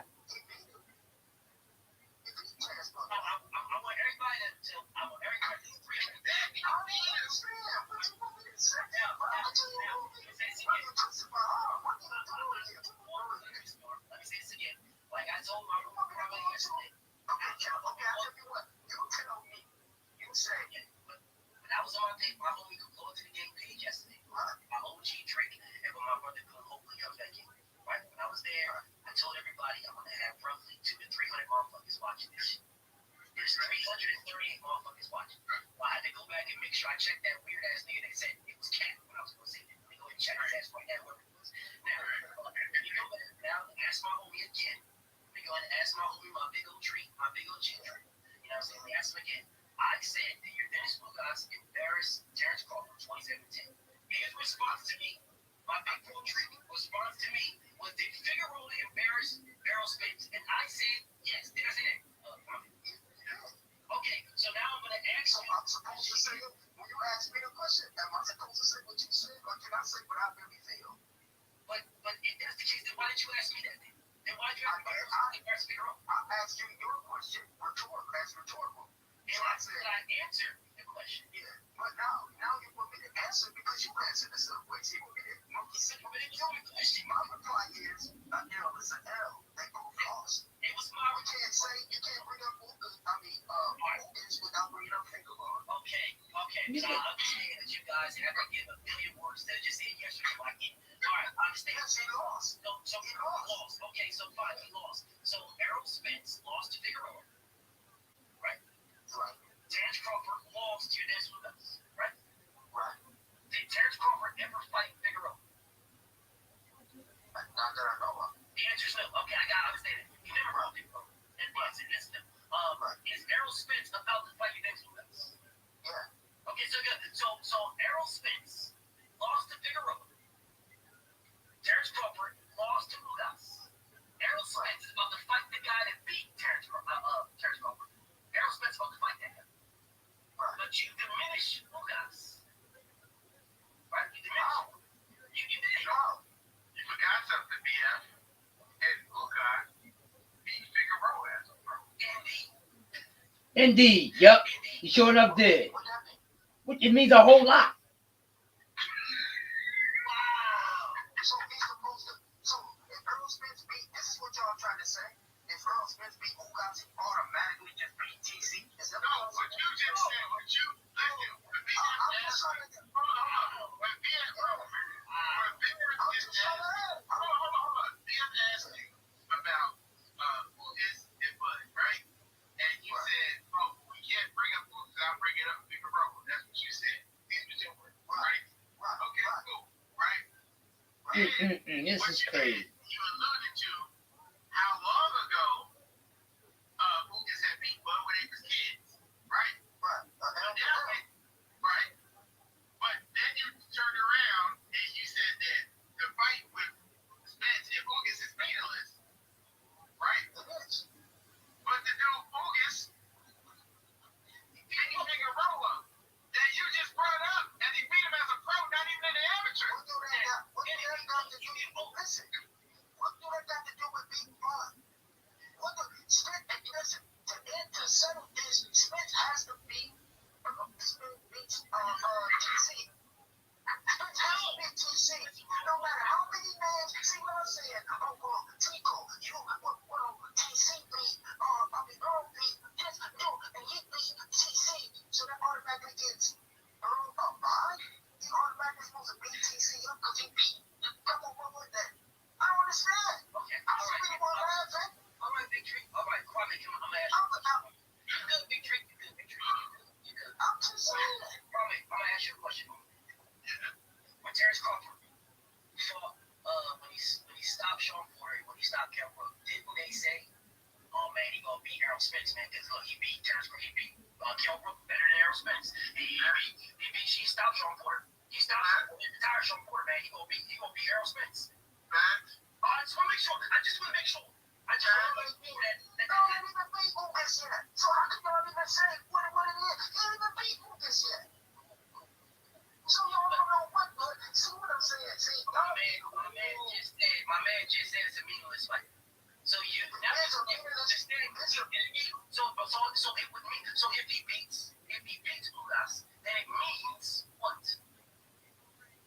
It's to put Spence in the same position that he's in right now. He's got to fight TC. He has to fight. Okay, so why did Terrence Crawford beating Kell Brook and Sean Porter put him somewhere else? What you mean? To me, that was a useless fight.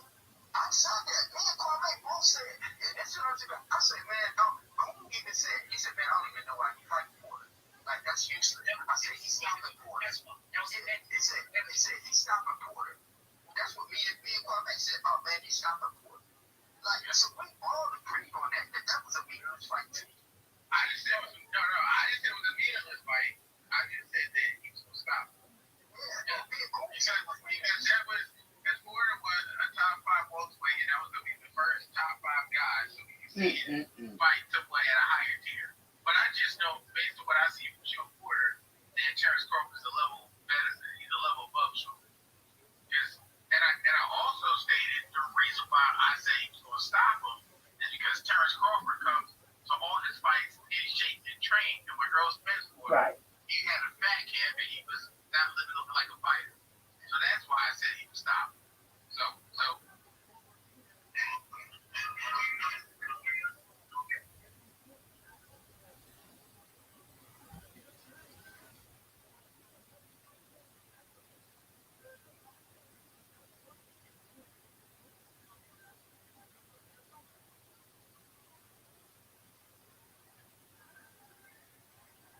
Y'all put y'all money on that guy over a guy who's standing in the gym, is sharp, is active, is in the gym sparring champions, along with himself as being a champion, he's sparring other champions. Y'all put y'all money on a Earl Spence. So sparring is that something, right? So it's that something right there. Cool. So sparring matters. You tell me sparring matters. Sparring gets you sharp. Okay, sparring gets you sharp. Sparring. Yeah.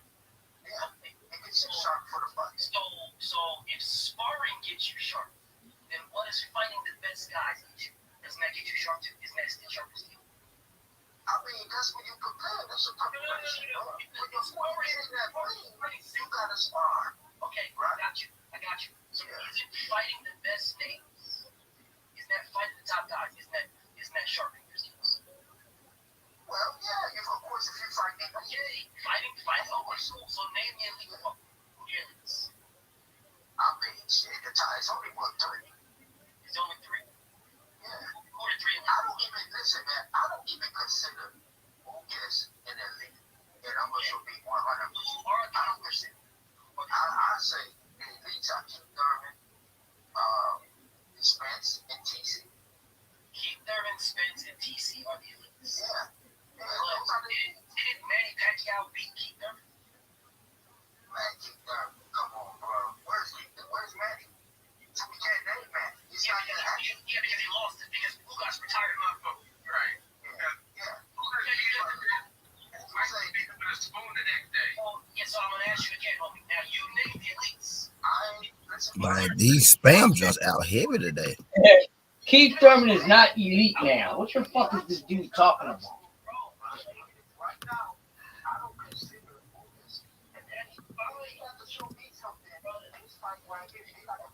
Man, I can't take it no more with these dudes he got on there going with. I can't take them no more.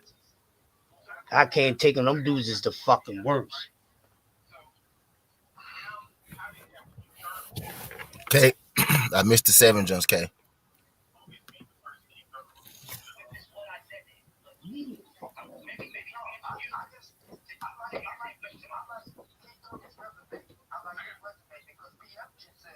It's all about who you fought, and that makes you sharp. And then I got one more question. How do you have Keith Thurman elite when Tank moved?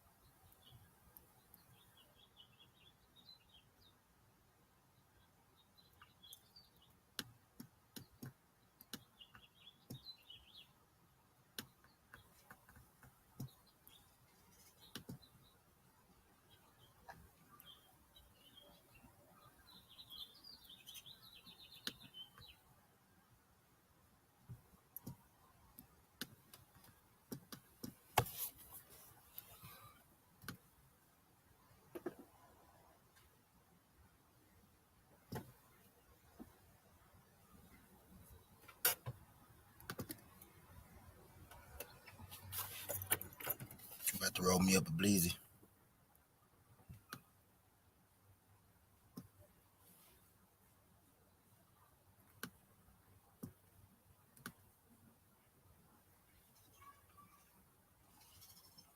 The good thing is a lot of my teams that I picked earlier still ain't played yet, so I can get back in. My second team messed me up. It's okay. Casavoy, you out there? 3 of your games started already, K. I missed 3 of your games. Already, K.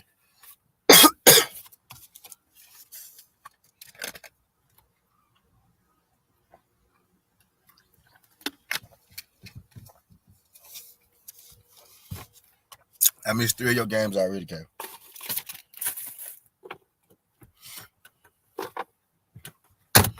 I got 5 of them though. I got 5 out of 8. But we only got 25 minutes left. If I'm finna call you because I don't see you in the chat.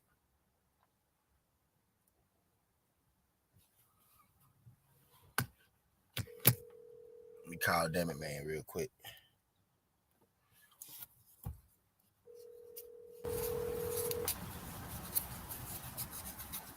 Yo, Damn It Man, I got 5 of yours right now. The other 3 already started. Yeah. And you know but we got 24 minutes. If you do you know any more you might want to add in there? I got 5. I got UCLA, North Carolina, USC, Texas Tech, and New Orleans. New Orleans, yeah. The other 3 started at 7. Yeah, too late. Yeah. You want to add the NBA games in it? Huh? It's a couple NBA games. Yeah, I mean, look at them. Let me see what they got. I don't even know who's playing. It's only 2, and we might have missed one of them already. Hold on. Oh shit. I'm on my show, so they can hear you. Yeah, I don't know who's playing. Brooklyn Nets and Philly at 7:30. Golden State and the Nuggets at 10:10. The Golden State and Nuggets game gonna be good. Golden State and the Nuggets, man. God damn it, boy. That's a tough And Brooklyn and 76ers. Brooklyn and the 76ers? Mm-hmm. Damn it, man. I'll take the 76ers. You want to look over some college jumps real quick? No. Just give me 76ers and Golden State. Add that to it. You can add that. That'll be 7.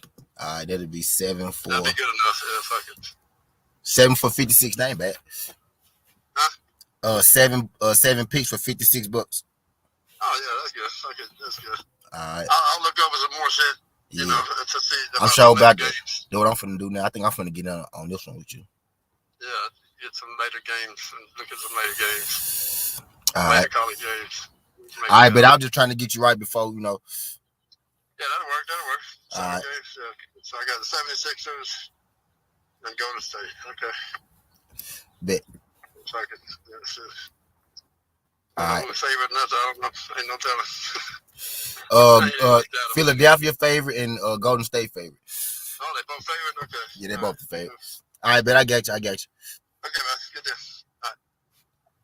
Damn it, man. I had to get Devin, man, right real quick. Get myself right now.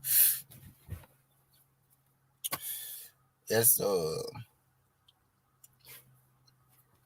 appreciate OG Crush holding me down, man. Crush did this damn. Matter of fact, man, let me go and get Crush where where he worked at. Appreciate the OG Crush holding your boy down, man.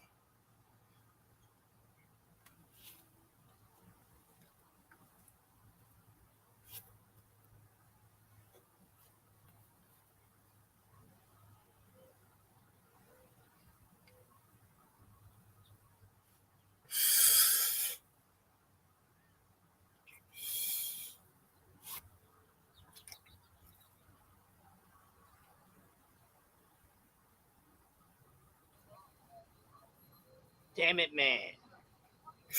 Damn it, man. Had to get Damn It Man in the game real quick, man. Right.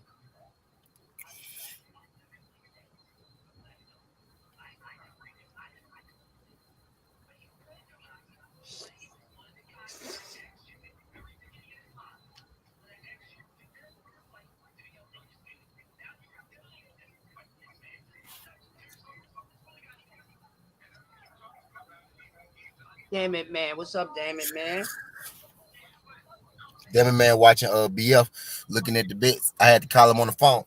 Yeah, I know you watching BF.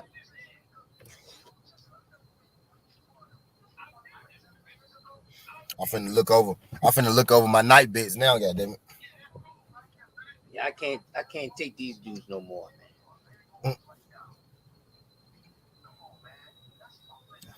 I'm finna get back in.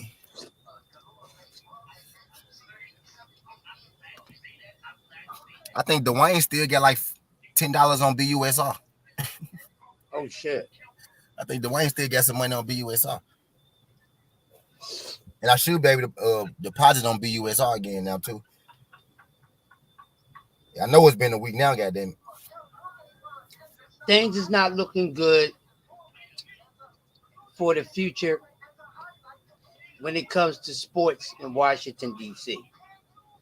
They just got hit with Carson Wentz, and it's going around that Bradley Beal wants to join the Philadelphia 76ers along with Harden and motherfucking Embiid. They make that shit happen off season. That's what the fuck I'm talking about. Bro, now let me tell y'all, Brett. Yeah, bro. I've been telling folks that Florida dude was like fucking Ray Allen when he was with the Gators, bro. Number zero for the Gators. I've been fucking with Bradley. A lot of these guys up, 20, like 7 and 33. Them my folks, them the folks that I knew, like the camps I went to and shit like that, bro.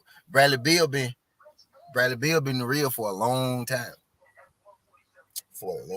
Bradley Beal, bad motherfucker. Dwayne ain't gonna like that shit though. Wait till I hit him with that. He ain't like the fact that he had to wake up and find out about Carson Wentz. He was banking on Russell Wilson. Wilson went to the Broncos.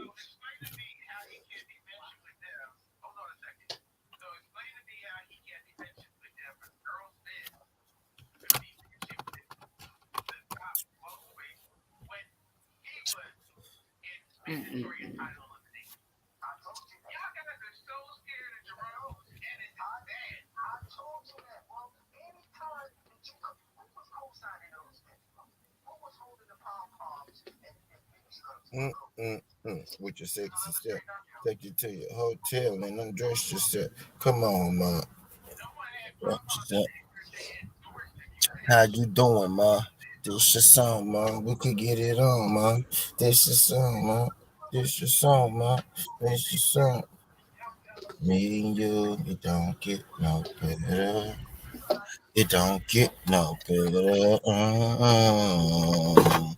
You remind me on my first time. I got a confession. I used to love Cassie when I was a young nigga.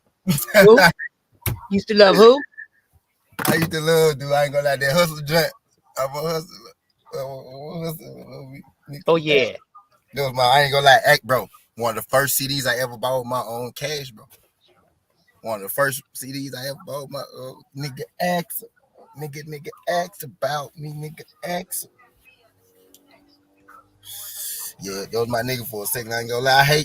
I wonder why. I used to wonder why a lot of these rappers be being on the scene, then off the scene, then. But once I got older, I understood. But back then, I ain't like the cast that went away. Like he went away, you know what I mean? I ain't understand it. A couple niggas, like the Jay Holiday nigga, I thought he was good. He just went away. Cassidy just went away. Who else I used to fucking? What's the nigga? Mims, the Mims nigga from New York.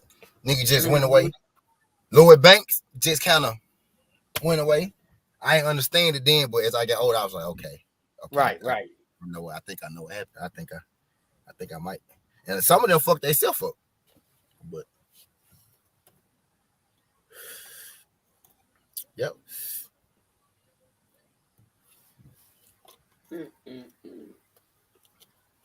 They tell you that's what I think. Every time I heard somebody say I think of that song. Which is still take you to they just stuck in my head. That's how you know you make. That's why I said music about a feel. You know what I mean? How music make you feel. For real. Cause you said that shit and I remember, and that took me back to they got crazy. Music powerful, bro. Boxing News 24 says that Raleigh has the better overall package than Tank Davis. Them motherfuckers high on drugs. That must be talking about AIDS. Yeah. I'm gonna be talking about AIDS. Let me look at these bits.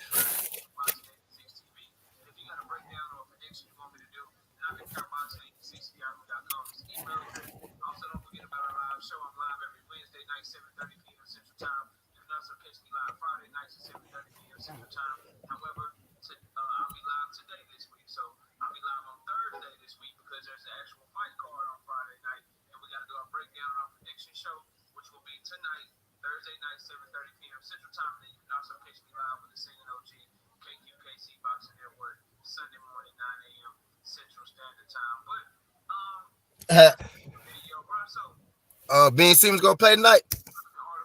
Huh? Ben Simmons gonna play tonight. I don't think he is.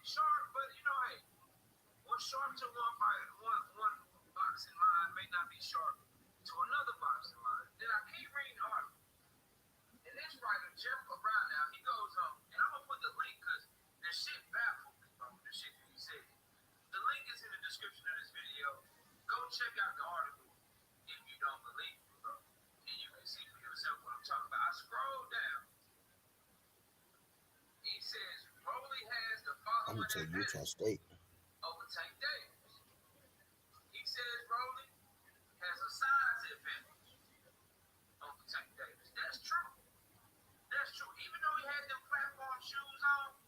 Mm-hmm.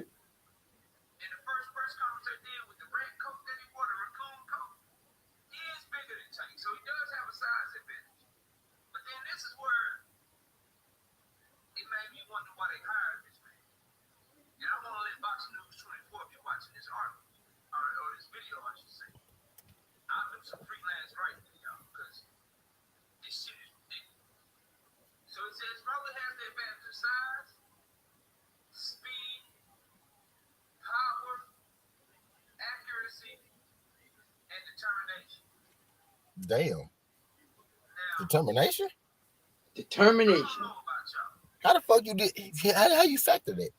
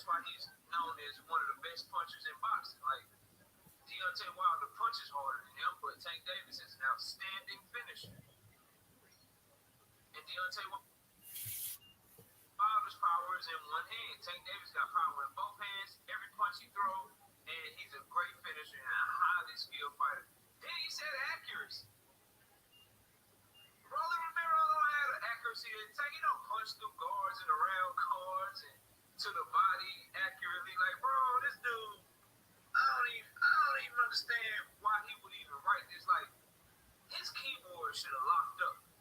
Real talk, his keyboard should have locked up when he started writing this. When he wrote size, then he put an SP and an E. His keyboard should have said, like, you should have a quick line CPU chip in your keyboard that don't allow you to lie so blatantly like that. Like, I don't mean if Aaron know as a man, but bro, if you gonna write on one of the most popular boxing sites and boxing publications that we have in boxing, bro, you gotta be better. Like, you gotta understand the pulse of the people. Like, every diehard boxing fan that I know, every content creator that I know favors Tank because of the opposite of all of those reasons that you know. Hello.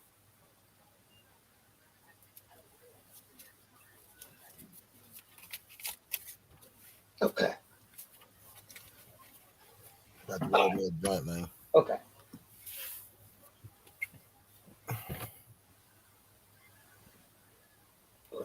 Let me see what's popping. Even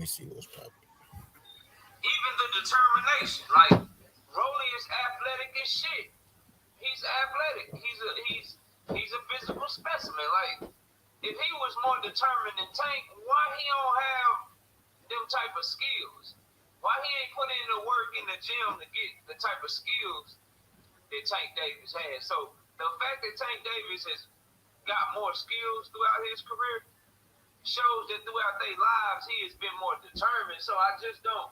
But determination, that's, you know, that's within you and shit. And so one can never just fully gauge like who's more determined. Maybe Rolly may be more determined. That's the first thing I said. I don't know, but determination, like, two guys are athletic as shit. Two guys got natural God-given power, except one was able to hone his skills and become way more skillful, and the other one is still considered just a power puncher with minimal boxing skills at best. I mean, you tell me who's more determined. Right. Well, knock out Rolly, man. Tank, he had Calvin Ford. What if Rolly had Calvin Ford? I mean, at some point, aren't you responsible for your own career and who you work with? I'm just asking. Like, Rolly signed to the same promoter that Tank signed to. He got access to the same resource. So I don't really get the whole determination thing, but the key thing is speed, power, and accuracy. But then he contradicts himself and says Tank has the experience and the boxing skills in his favor. Like, I would like to tell the writer that speed, power, and accuracy, those are major things with boxing skills. Matter of fact, those are the most important things when it comes to offensive fighting, bro. Like, when it comes to being offensive as a boxer, your speed in your hands, your power in your hands, and the accuracy of your punches are some of the most important things when it comes to being an offensive fighter. So how can Tank Davis be more skilled in one breath, but in another breath you say that Rolly has all these offensive advantages? I don't understand that shit, bro. I don't. Knockout ripping this nigga apart. So please, to all the writers out there, understand that you have analysts, content creators, and people that really study this sport. Reading your articles. And you can't just be saying shit if you don't know what you're talking about. Yeah, my point is exactly. You need to be talking from a place of malice. And hey, I don't know Jeff Aronoff. I don't know him, but writing shit like this, telling blatant lies like this that we can all see with our eyes ain't true, that ain't gonna get you no fans. That ain't gonna blow you up, bro. It's gonna make people look at you like you don't know what the hell you talking about. And if you don't know what the hell you talking about, that's cool. I ain't gonna get mad at you for maybe not being, you know, intelligent on the topic. Just study a little bit more. Because two main things to an astute boxing eye, what you saw Rolly doing on the pads and shit, that shit didn't look sharp. His feet was wide as hell apart. His punches were slow, and he brought his hands back down to the improper position. Every time he threw his left hand, it went right back down to his kneecap. Rolly ain't fast enough to be throwing punches with his left hand and bringing his hand back down to his kneecap. That leave all of this open. All of it. So saying that he looking sharp doing stuff like that with a wide ass stance where he looked like he almost doing the splits, and throwing jabs that come back down to his kneecap, that is the opposite of sharp. My brother Jeff Aronow, that's the opposite of sharp. But y'all let me know what y'all think, man. This guy seems to think that Brother Romero, he got all these advantages, so maybe we shouldn't be so mad at the fight. If Broly is bigger, faster, more powerful, and more accurate, then shit, Tank Davis is in trouble. He's in trouble, according to this article. But y'all let me know what y'all think. Comment down below, smash the like, subscribe to the channel, share the video, turn on your notifications. Go follow me on Twitter at KOBoxing86TV. If you got a breakdown or a prediction you want me to do, email me knockoutboxing86@yahoo.com. Also, live shows on Wednesday night, 7:30 p.m. Central Time. Live shows on Friday nights at 7:30 p.m. Central Time. But we're going to be live tonight, Thursday night, instead of tomorrow, Friday night, because there's a card on Friday night. So we got to do our breakdown and prediction show tonight so that you can know who's going to win the fights tomorrow and you can know who's going to win the fights on Saturday. And then I'll be live Sunday morning with the Singing OG KQKC Boxing Network. I appreciate y'all watching the video. Enjoy the rest of your day. And with that, we out of here. Peace, y'all. Good shit. I'm getting you right now, Kay. I'm getting you right now, Kay. You got that somewhere. Kay just put me to work again.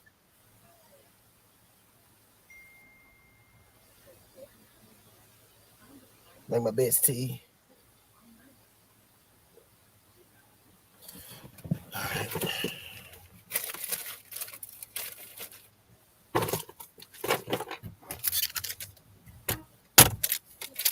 Gotta make my best too, man. Damn. Montana. Got their ass stopped.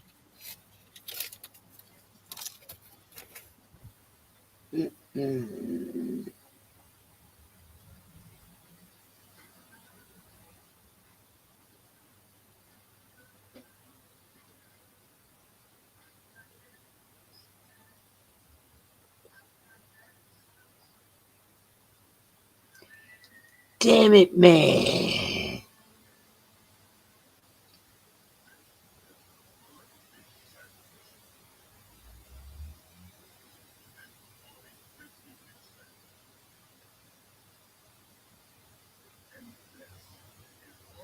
Yeah, this one.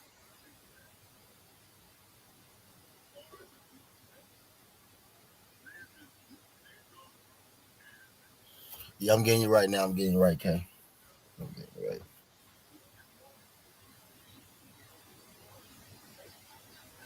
I be making my best. Then Kay send me some more shit. Right.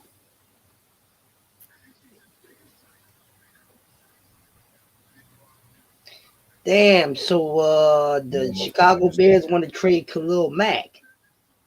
For real? Yeah. I wonder why. I don't know. Let me see. Played a division with Russell Wilson, so it makes sense. Want to trade him to the Chargers. Damn, that's not good for me. I'm a Titan fan. It's my side. It's my side of the street. Damn. It's my side of the street. I don't like that.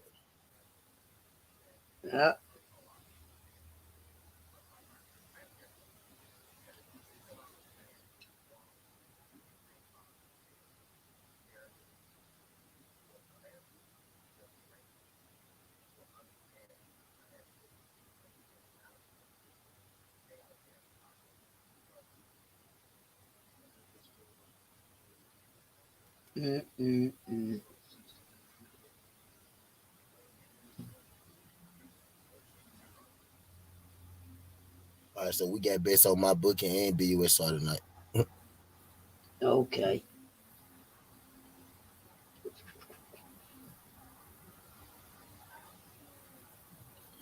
Kate.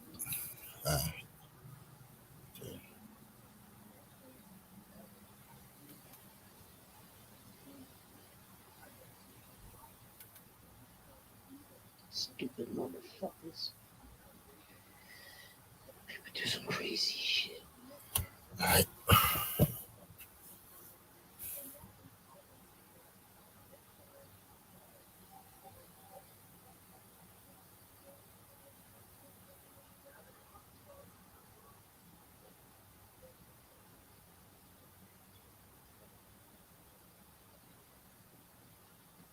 shit.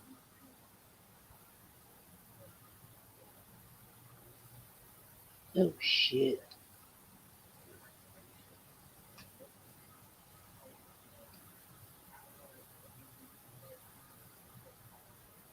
Oh shit. Oh man.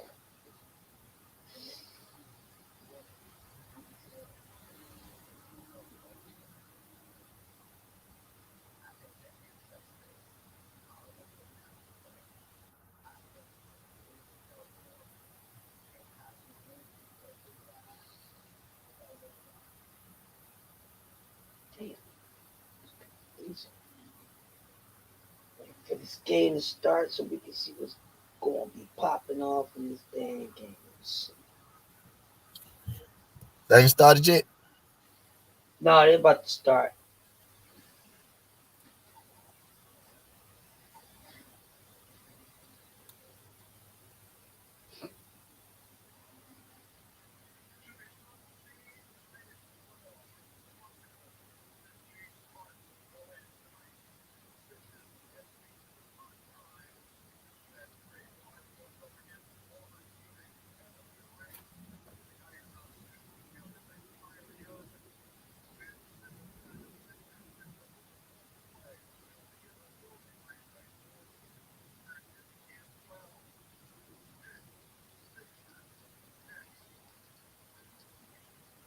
This bitch ass ain't playing with his bitch ass.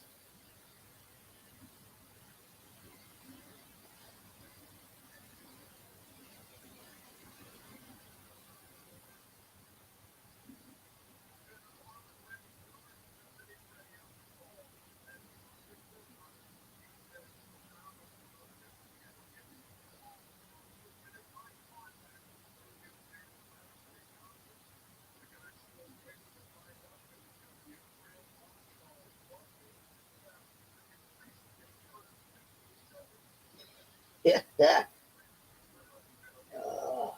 Bring me one of them things.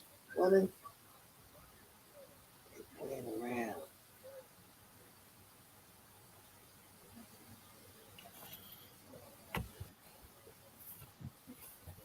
I'm betting on Lil Scotty Pippen Jr. tonight. I always bet I'm gonna be real. Let me go on that picture. I'm gonna sign in up and keep.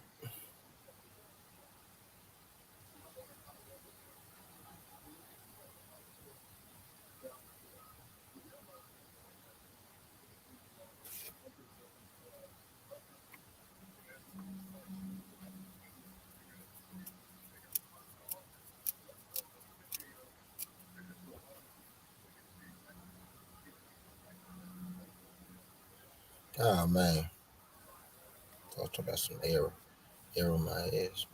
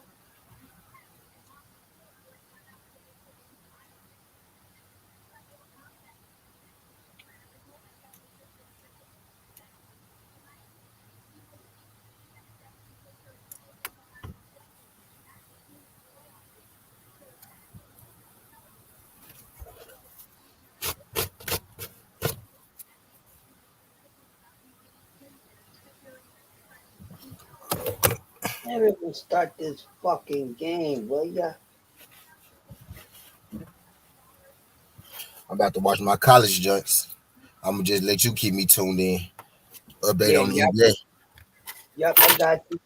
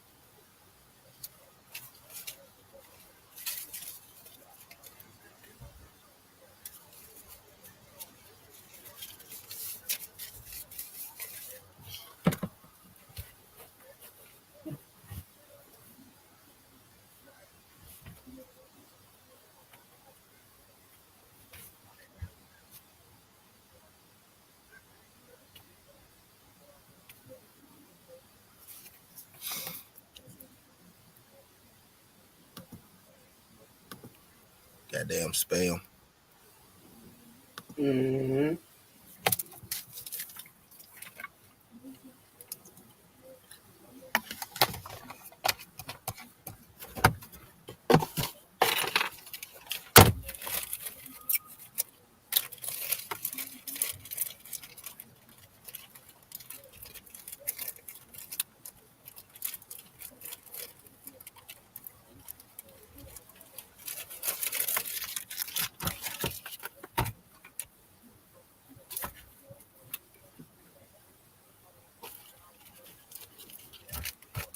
Let's see what that shit. Tell me what it told me. Let me sign in from the laptop.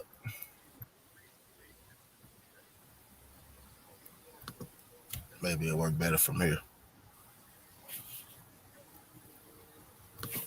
That motherfucker just told me error on the cell phone. Oh wow. It let me make case of voice first jump when I tried to put mine in. It just said contact customer service. Nah, put my shit in before it get too late. And I be pissed off around here. Put my shit in there.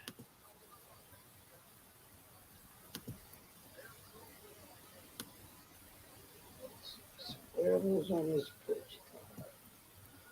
I'm scared of this Middle Tennessee State UTEP game, but I'm gonna put it in there anyway. Right. Cause I'm really scared of all these jumps. Cause it's so tight. No, it's tournament time. But you get like the payouts good though, because you know the game's closer. Now you finna really know what you know. You finna really know what you know now. Tournament time. You finna really see what's going on now. Oh yeah, it's finna get good. Already good. I'm looking at these bits, boy. This shit tight all the way through.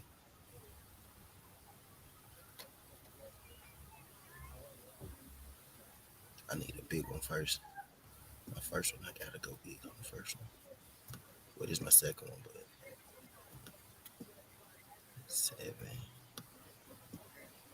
Oh, Richmond, Rhode Island, man. New Orleans. I got a 6:30, 8:30. So I got an hour. I'm finna look at that. I'm finna look over them real quick.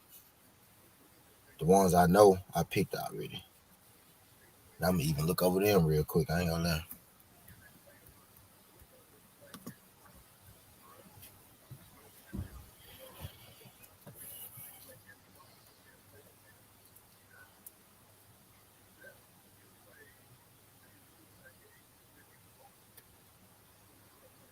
They start that junk shit? Nope. Motherfuckers didn't start till about 7:45, man.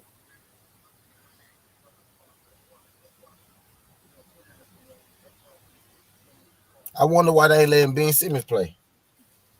Cause this nut ass keep on saying he ain't ready to play yet. That's bullshit. Ready to play yet?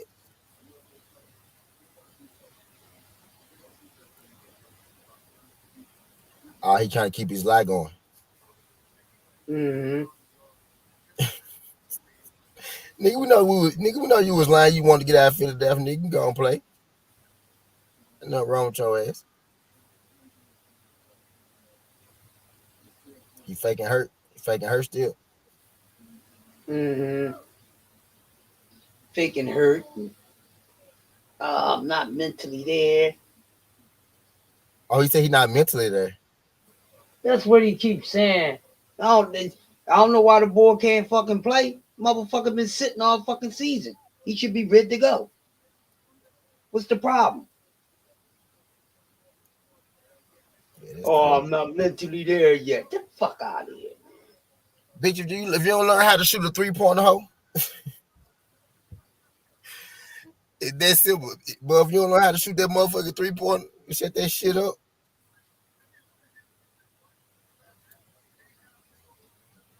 I feel you, man. I ain't mentally there, bitch. If you don't shoot that fucking 3-pointer, that's the mental block. You don't want to let that be. No, just go to the rack. Pussy, you ain't even got to shoot the jump shot. Go to the rack. This nigga was passing up layups and dunks. Up the 3-pointer. Go to the rack. When we tell the truth, we go. I said, his wife like, this nigga passed up layups and dunks, bro. That was so passing terrible. up layups and dunks. That was terrible right there. Just do. Yeah. That was terrible. That boy passed that layup on Trae Young, my height. Now Trae Young might be taller than me, but like an inch or two. How tall Trae Young? Like 6'3". He's 6'1". He like 6'3", ain't he? Like 6'3", I think. Yeah. So he got me by like 2 inches. That man passed the ball on Trae Young, bro. That man supposed to cram that hoe. He was so scared of the moment, he didn't realize it was a nigga 6'3" on him. Right. He was so scared of the moment, he didn't realize it was a nigga 6'3" on him.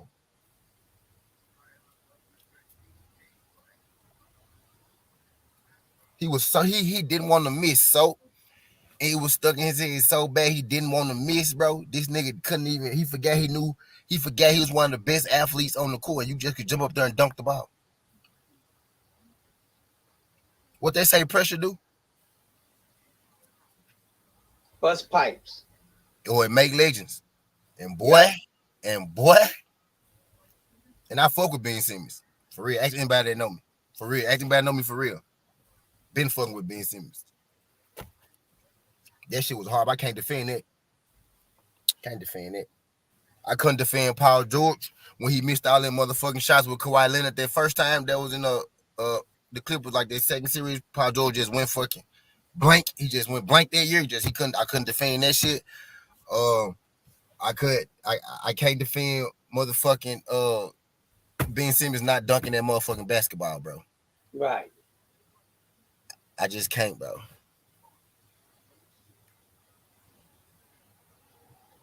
He's always getting weird. You know, it's a little, the M, I just go outside. I could walk to the store. I could drive to the store. I could, you know what I mean? It's just so easy. It's just so easy. But here I gotta take a look. So, I got right today. I got lucky today. I got right too. I got myself right though. So we back to action. You feel me? Just do. Got myself right. We back outside, just do. We back outside. Back outside. Yeah.